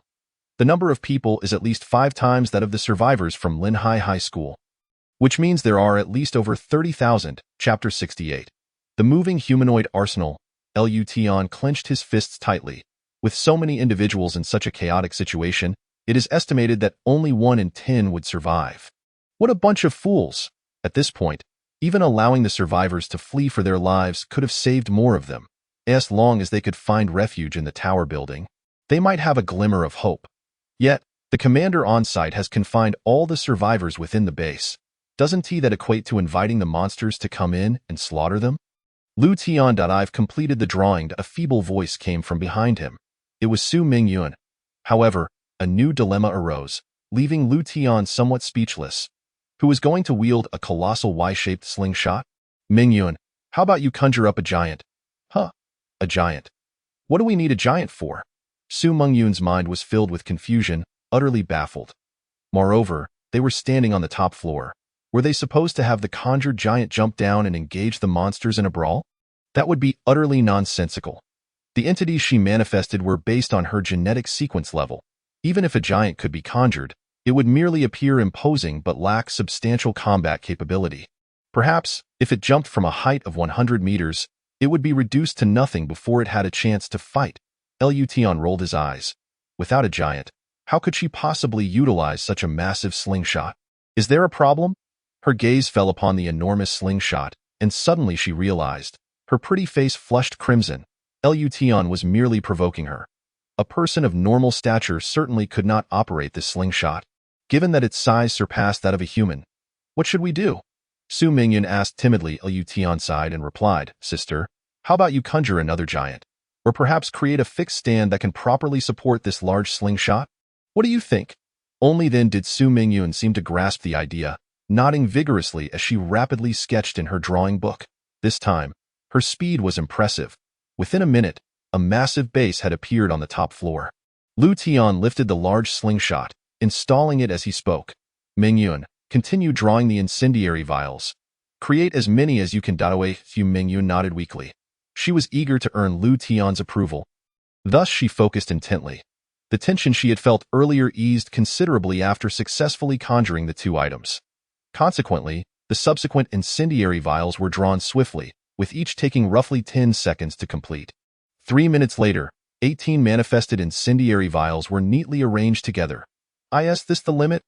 Lu Tian observed a hint of fatigue flickering across Su Mingyun's delicate face. Yes, this is the limit, Su Mingyun nodded. You should take a good rest. Don't forget to genuinely assess your current state. I will handle the rest. Lu Tian's gaze returned to the survivor base in Haiteng district, and he sighed inwardly. Realizing that this was all he could do, 18 incendiary vials would hardly suffice, but it was better than nothing. At least they could draw some attention from the monsters. Lu Tian tested the pull of the massive slingshot. It was extraordinarily powerful, easily capable of launching projectiles 200 to 300 meters away. Moreover, they were situated on a floor that stood 100 meters high. Given the properties of parabolic motion, they could launch even further. He glanced at the distant horde of beasts, refraining from immediate action. The survivor base was too chaotic. He hoped to afford them a bit more preparation time, believing it might prove useful. "Brother Xiaotian, is this the beast tide?" Ning Feifei asked, her expression dazed, clearly shocked by the scene before her. Lu Tian had been focused on Su Mingyun and the beast tide, inadvertently neglecting Ning Feifei. "Yes, this is indeed the beast tide," Lu Tian affirmed solemnly. "Was the beast tide at Linhai High School equally terrifying?" Ning Feifei inquired again. When the beast tide had struck Linhai High School, Ji Xiaoyi had come seeking help, but Lu Tian had not allowed her to go. He had only heard about the general situation from old Lu. Witnessing it firsthand now, he understood just how frightening a true beast tide could be. Dense and overwhelming. Could humanity truly contend with this? "Brother Xiaotian, can they withstand it?" Ning Feifei's complexion paled as she swallowed hard. Lu Tian shook his head and pondered. "They cannot withstand it. Won't that mean many will perish?" "Indeed, many will perish, but there is little we can do about it. Our abilities are limited, and we cannot offer them more help. Feifei, do you see? This is the post-apocalyptic world after the disaster, where human life is valued less than that of a dog. Only those with sufficiently strong fists have the right to survive." Lu Tian paused before adding, "Apart from having a strong fist, one must also possess wisdom. Knowing that something is impossible yet still insisting on attempting it will only lead to a quicker demise." Although Ning Feifei was merely 14, she was a second-year middle school student and could naturally grasp Lu Tian's implications. She fell silent, gripping the Swiss Army knife tightly in her hand. Humans possess empathy. Witnessing such a scene where so many lives would be extinguished by monsters, few could remain unaffected. Inside the survivor base, chaos reigned. "For heaven's sake, everyone stay calm. Maintain order and take cover behind the barricades. Is the mortar ready? Those with awakened genetic abilities, prepare for battle in the second row. Don't be afraid. Death is the worst that can happen. If we cower, how will the ordinary civilians behind us survive?" A man in military attire, presumably a leader, bellowed hoarsely. "Captain, most of our soldiers are busy setting up defenses, and we lack enough personnel to maintain order, and no matter how much we shout, they are all too terrified to listen. Completely paralyzed with fear, if this continues, when the monsters launch their attack, it will descend into utter chaos." The soldier spoke urgently. "Captain, what should we do now?" The captain surveyed the beast horde, then glanced back at the personnel. Gritting his teeth in resignation, "Do your utmost to maintain order. We must not disrupt the frontline fighters. Whatever the outcome, we can only leave it to fate." The sudden beast tide at Linhai High School had spread rapidly after communication was restored, and lessons learned from it were somewhat applicable here. However, the survivor base had only just been established, the population was far too great, and they lacked the favorable conditions of Linhai High School. To put it bluntly, very few people here had even had enough to eat, and with such chaos, it was no surprise they faced a horde of monsters of this magnitude. The soldier saluted solemnly and turned to run. Even knowing their efforts might not yield significant results, they remained committed to their duty. This state of affairs persisted for half an hour before the beast tide finally exhibited new movements. Led by 3 second-tier beast soldiers, nearly 200 monstrous creatures surged forth, roaring. The sounds of various beasts echoed, disjointed yet powerful. Lu Tian narrowed his eyes, inwardly acknowledging that the offensive was about to commence. "Brother Xiaotian, those monsters are all facing the survivor gathering place." Ning Feifei exclaimed in shock, watching the scene unfold below. An incendiary vial was suspended in midair, pulled back forcefully until it reached its limit. Lu Tian suddenly released his grip. Whoosh! The vial sliced through the air, creating a piercing sound as it was propelled outward in a parabolic arc more than 10 seconds later, amidst the horde of monsters. The vial descended, it shattered. Flames erupted from the bottle, immediately igniting the remaining fuel within. With a whoosh, sparks erupted. The vial contained oil. Once it splattered onto the skin, it would not evaporate easily in a short time, and flames would ignite instantly. Fortuitously, the previous incendiary vial had landed on the head of a monster, shattering upon impact. The surrounding creatures were engulfed in flames. The fire clung to them like a malignant growth. The scorching flames and the pain they inflicted incited chaos among the beasts. The few ignited monsters charged madly at their companions or attempted to roll on the ground to extinguish the flames. However, it was far from simple. Instead, it caused the other monsters, who had been prepared to assault the survivor base, to descend into utter disarray. Lution's eyes narrowed slightly, a flicker of surprise evident within. He had merely approached this with a mindset of experimentation. Any assistance was welcome, especially given the lives of so many compatriots. He could hardly bear to stand idly by. He expected to achieve such unexpected results. Without hesitation, Lution instructed Ning Feifei to pass him more incendiary vials, while he focused on launching the slingshot. The second vial, the third, until the 18th. All the incendiary vials were launched into the air. Below, the horde of monsters had transformed into a blazing inferno. The beast's fur was remarkably resilient, impervious to ordinary blades and firearms. Yet, the flames from the incendiary vials, classified as magical damage, proved to be exceptionally effective against these creatures. Indeed, it is precisely this reason that the awakened individuals of the 5 elements possess the ability to unleash attacks that are inherently magical in nature, exerting overwhelming attribute suppression against numerous monstrous foes. After all, Su Mingyun is akin to a moving armory. If wielded adeptly, she undoubtedly qualifies as a trump card, rivaling even Ning Feifei in prowess. Chapter 69. Doing one's utmost facing Lution's piercing gaze. Su Mingyun felt a wave of shyness wash over her, instinctively lowering her head, afraid to meet his eyes. A sense of trepidation gnawed at her as she pondered whether she had erred in some way that might provoke Lution's reproach. However, what awaited her was not admonishment, but rather a word of encouragement.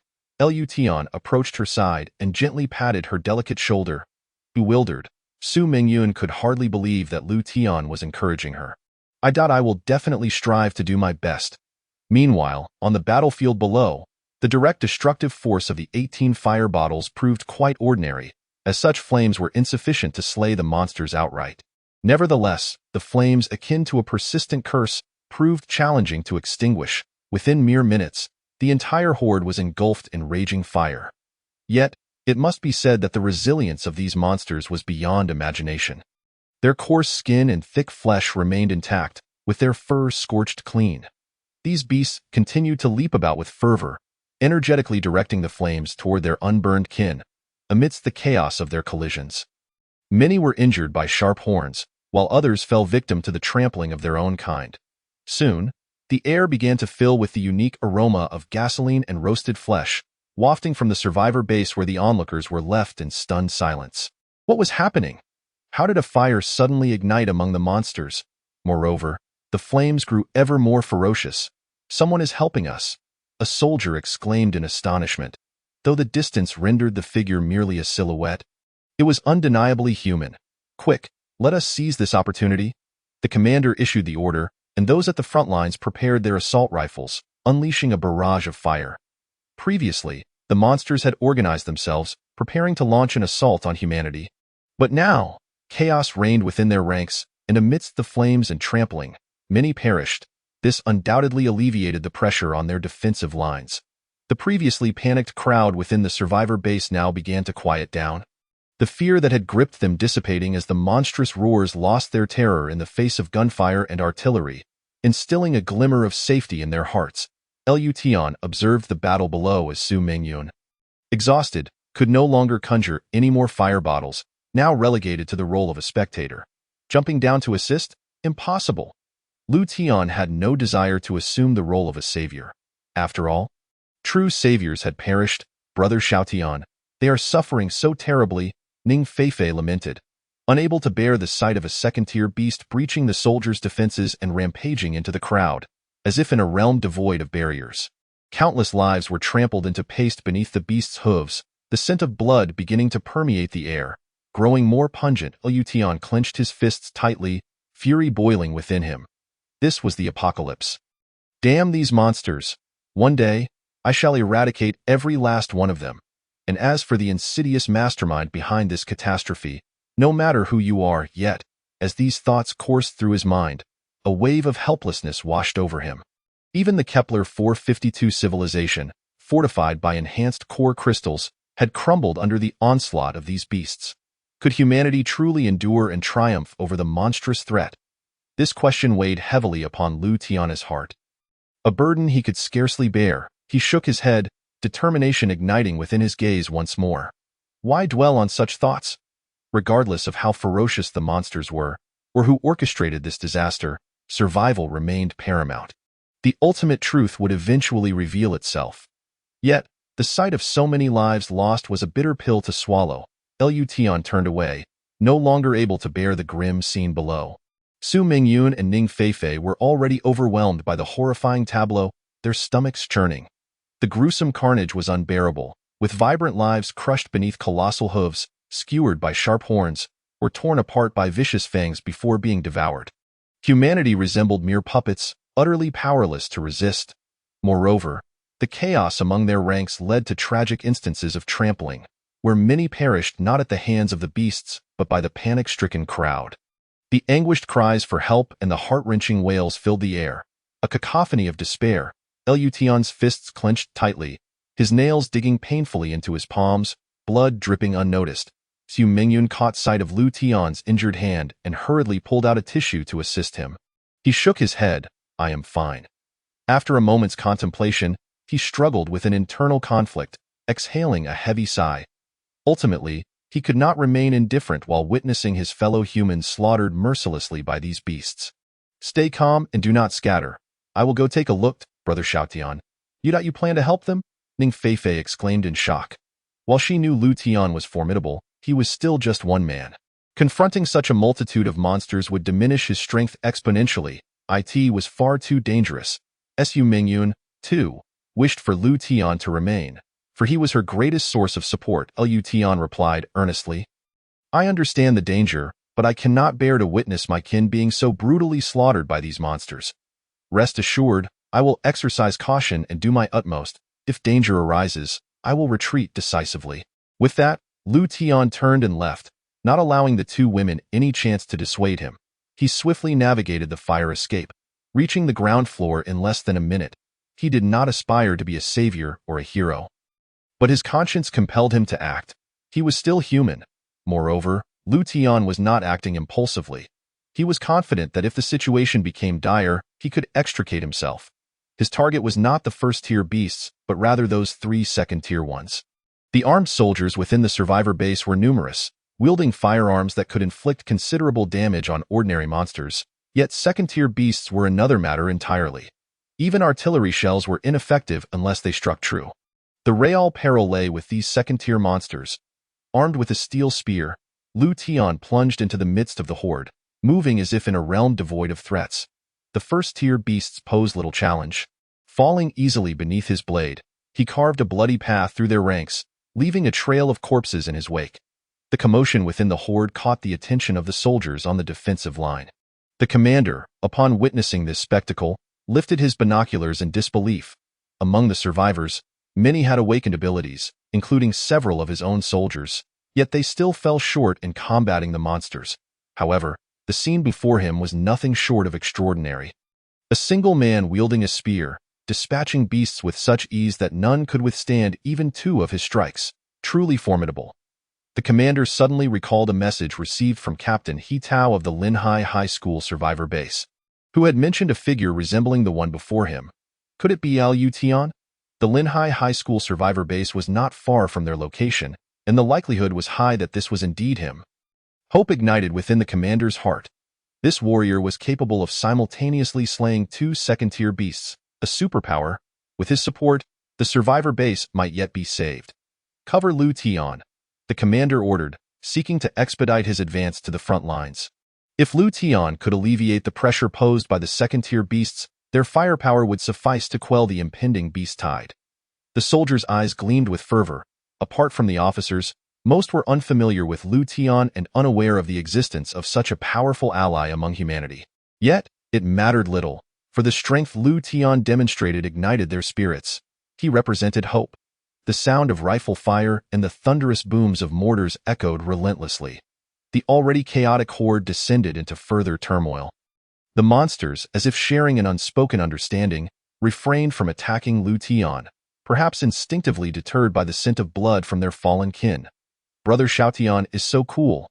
On high, Ning Feifei gazed at him with admiration. She had witnessed Lu Tian battle monsters before, but never had she seen him take on so many at once. It made her wish to leap down and contribute with her Swiss army knife. Su Mingyun stood entranced, fully aware of Lu Tian's might, yet utterly astonished by his extraordinary strength.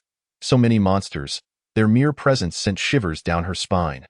Yet, under Lu Tian's steel spear, they fell like mere chickens.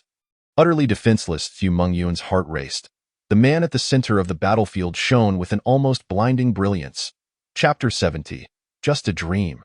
The battle raged on, fierce and brutal. Lu Tian was like a tiger among sheep. Single-handedly charging with his spear, slaughtering his way in and out, maintaining an astonishing ferocity. He had rushed into the fray, initially unable to bear the sight of it, fully prepared to retreat if the situation turned dire. However, the monsters here seemed far easier to dispatch than anticipated. The energy from his diamond-shaped tattoos continuously unleashed and surged into his body, enhancing his combat prowess. If a typical awakened individual could sustain a fight for 3 minutes, Lu Tian could fight for half an hour, the war god. In the eyes of the onlookers, Lu Tian was akin to a divine warrior. We're saved. We are truly saved. How remarkable. How does he do it? Why bother questioning? As long as he is formidable, we won't have to perish. Such reasoning, the crowd of survivors in the base, witnessing victory within reach, gradually regained their composure. The chaotic disorder transformed into a semblance of order under these circumstances. The gravest threat of this wave of monsters, aside from the beasts themselves, was the chaos among the people. Should a stampede occur among the humans, the consequences could be as devastating as being devoured by the monsters. Lu Tian had not anticipated that his presence would instill such immense confidence in the panicking crowd. This was a good thing. Lu Tian grew increasingly valiant in battle, seemingly oblivious to fatigue. The few second-tier beast soldiers faced him did not last long, falling as easily as cutting through vegetables. However, being second-tier beasts, they were indeed formidable and had drained a considerable amount of his strength. Yet, once these second-tier beasts were vanquished, the remaining first-tier beasts proved to be utterly inferior, falling with a single strike each. Coupled with the relentless bombardment from the camp, soon, the vicinity closest to the camp's defenses was devoid of any standing first-tier beasts. Victory was within sight. Morale is a mysterious force, especially when one perceives a significant advantage. The combat power unleashed becomes overwhelmingly fierce. For hope had been glimpsed, the saying, "Defeated soldiers are bound to win," rang true. As artillery rained down, shells and bullets from rifles poured forth, bent on annihilating every visible monster. Morale surged, time trickled by, and Lu Tian's strength waned amidst the relentless fighting. The diamond-shaped tattoo on his hand reduced to but a single line. He knew his time was up. It was time to leave the remaining battles to the soldiers of the camp. He was no savior. Having reached this point was already sufficient. Before long, the beast tide began to falter. In such circumstances, monsters and humans bore little distinction. Witnessing their kin perish, with blood and severed limbs strewn across the ground, even the beasts would feel fear, for their instincts too bore trepidation. The crowd erupted in jubilant roars. Cries of unbounded happiness, a rebirth after calamity. Minutes later, the battlefield before the camp returned to tranquility. Those enormous monsters lay fallen, none remaining upright, all sprawled in pools of blood, either pierced through by Lu Tian's spear or felled by shells and bullets. The air was thick with the stench of blood, the ground soaked in the monster's lifeblood, gradually congealing into dark clots. This odor was repugnant, yet the surviving individuals paid it no heed. They only knew they were truly spared from death, genuinely reborn after the calamity. However, this battle still claimed a significant toll among humans. Initially, a few swift first-tier beasts had surged into the crowd, while the monsters themselves had not claimed many lives. The panic among humans led to a stampede, resulting in a chain reaction of chaos. It was only after the camp's warriors risked their lives and fought valiantly that they managed to eliminate the monsters. Yet, this level of casualties, compared to the initial expectations of potentially losing half the population, could be deemed negligible. "Are you Lu Tian, Lu classmate?" The camp commander, flanked by several individuals, hurried to Lu Tian's side. Overwhelmed with gratitude, "Lu classmate, Thank you. If you hadn't been here today, many of us might have perished at the hands of the monsters. Lution offered a faint smile, waving his hand dismissively, and no need for thanks. As a human, it is my duty to act. The monsters are our common enemy. By the way, what is the casualty count? The number of casualties is still being tallied. It's unclear at the moment, but it shouldn't be substantial. That's good to hear. Lution nodded, gesturing towards the monster corpses scattered around. These carcasses are invaluable resources for us. The flesh can serve as sustenance, and the bones can be fashioned into weapons. We must not waste them. Understood. We have analyzed the information from Captain He's side, and in the current situation, especially with advanced weaponry rendered ineffective, weapons made from these monster bones could prove immensely useful. Very well, you all carry on with your tasks. If there is nothing else, I shall take my leave. Lution had no desire to linger. Having said his piece, he prepared to depart. Wait. The camp commander hadn't anticipated Lution's swift exit. He was their benefactor, and it was imperative to observe proper etiquette. Moreover, with Lution present, a sense of security enveloped them. Additionally, his profound understanding of the monsters could provide invaluable insights for establishing future defensive lines. The number of individuals at Linhai No. 1 High School was merely in the thousands. The previous wave of beasts had not been significantly weaker than today's yet. Linhai No. 1 had maintained order, without a single incident of stampede. Furthermore, the warriors at Linhai No. 1 consisted of merely a single company. The undeniable reason behind such achievements was undoubtedly Lution's contribution. Though they were curious about how Lution possessed such extensive knowledge and such formidable combat prowess, it was ultimately a boon. The more powerful individuals among humanity, the easier it would be for the species to endure. Curse this world. How inexplicably has it become what it is now? Is there something else? Lution furrowed his brow slightly to Lu classmate. Please don't misunderstand. I have no ulterior motives. I merely wish to invite you to a gathering so that we may properly express our gratitude. The camp commander spoke delicately, avoiding direct mention of his true intentions. Lution shook his head. There's no need for that. Your primary task now is to secure the battlefield. Furthermore, after the collapse of the beast horde, there should be no monsters within a certain radius. This presents an opportunity for you to gather resources and survivors. Lution paused before continuing. However, remain vigilant. One must never let their guard down. Nothing is absolute. I merely speak of a significant possibility. Understood. I will make the necessary arrangements. Lu classmate, you truly don't.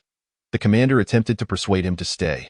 Yet, Lution had no interest. Su Mengyu and Ning Feifei awaited him, and he wished not to delay further, as Lution had anticipated. No mishaps occurred on his journey. However, monsters occasionally appeared along the way, likely remnants of the fleeing first-tier beasts. But for Lution and his companions, they posed no threat whatsoever. Subsequently, Lution made a brief visit to Linhai No. 1 High School to recount the events that had transpired at the camp. It was not out of a desire for recognition. There was no need for that. Rather, the abnormal gathering of monsters forming into a horde was a significant concern. At that time, He Tao, Zhou Tong, and Ji Xiaoyi were present, all taken aback by Lution's account of such a large-scale monster tide, which was indeed fearsome. Fortunately, Lution's timely intervention had turned the tide, saving countless lives and, most importantly, restoring the confidence of the camp's inhabitants. Furthermore, the multitude of monster corpses could awaken many humans' genetic sequences. Without a doubt, Lution's actions had solidified his legendary status. That was the gist of the situation. Once Lution had finished recounting the events, he awaited their responses. Zhou Tong nodded, furrowing his brow. The situation is worse than we anticipated. Given the condition of Linhai City, other cities are unlikely to fare any better.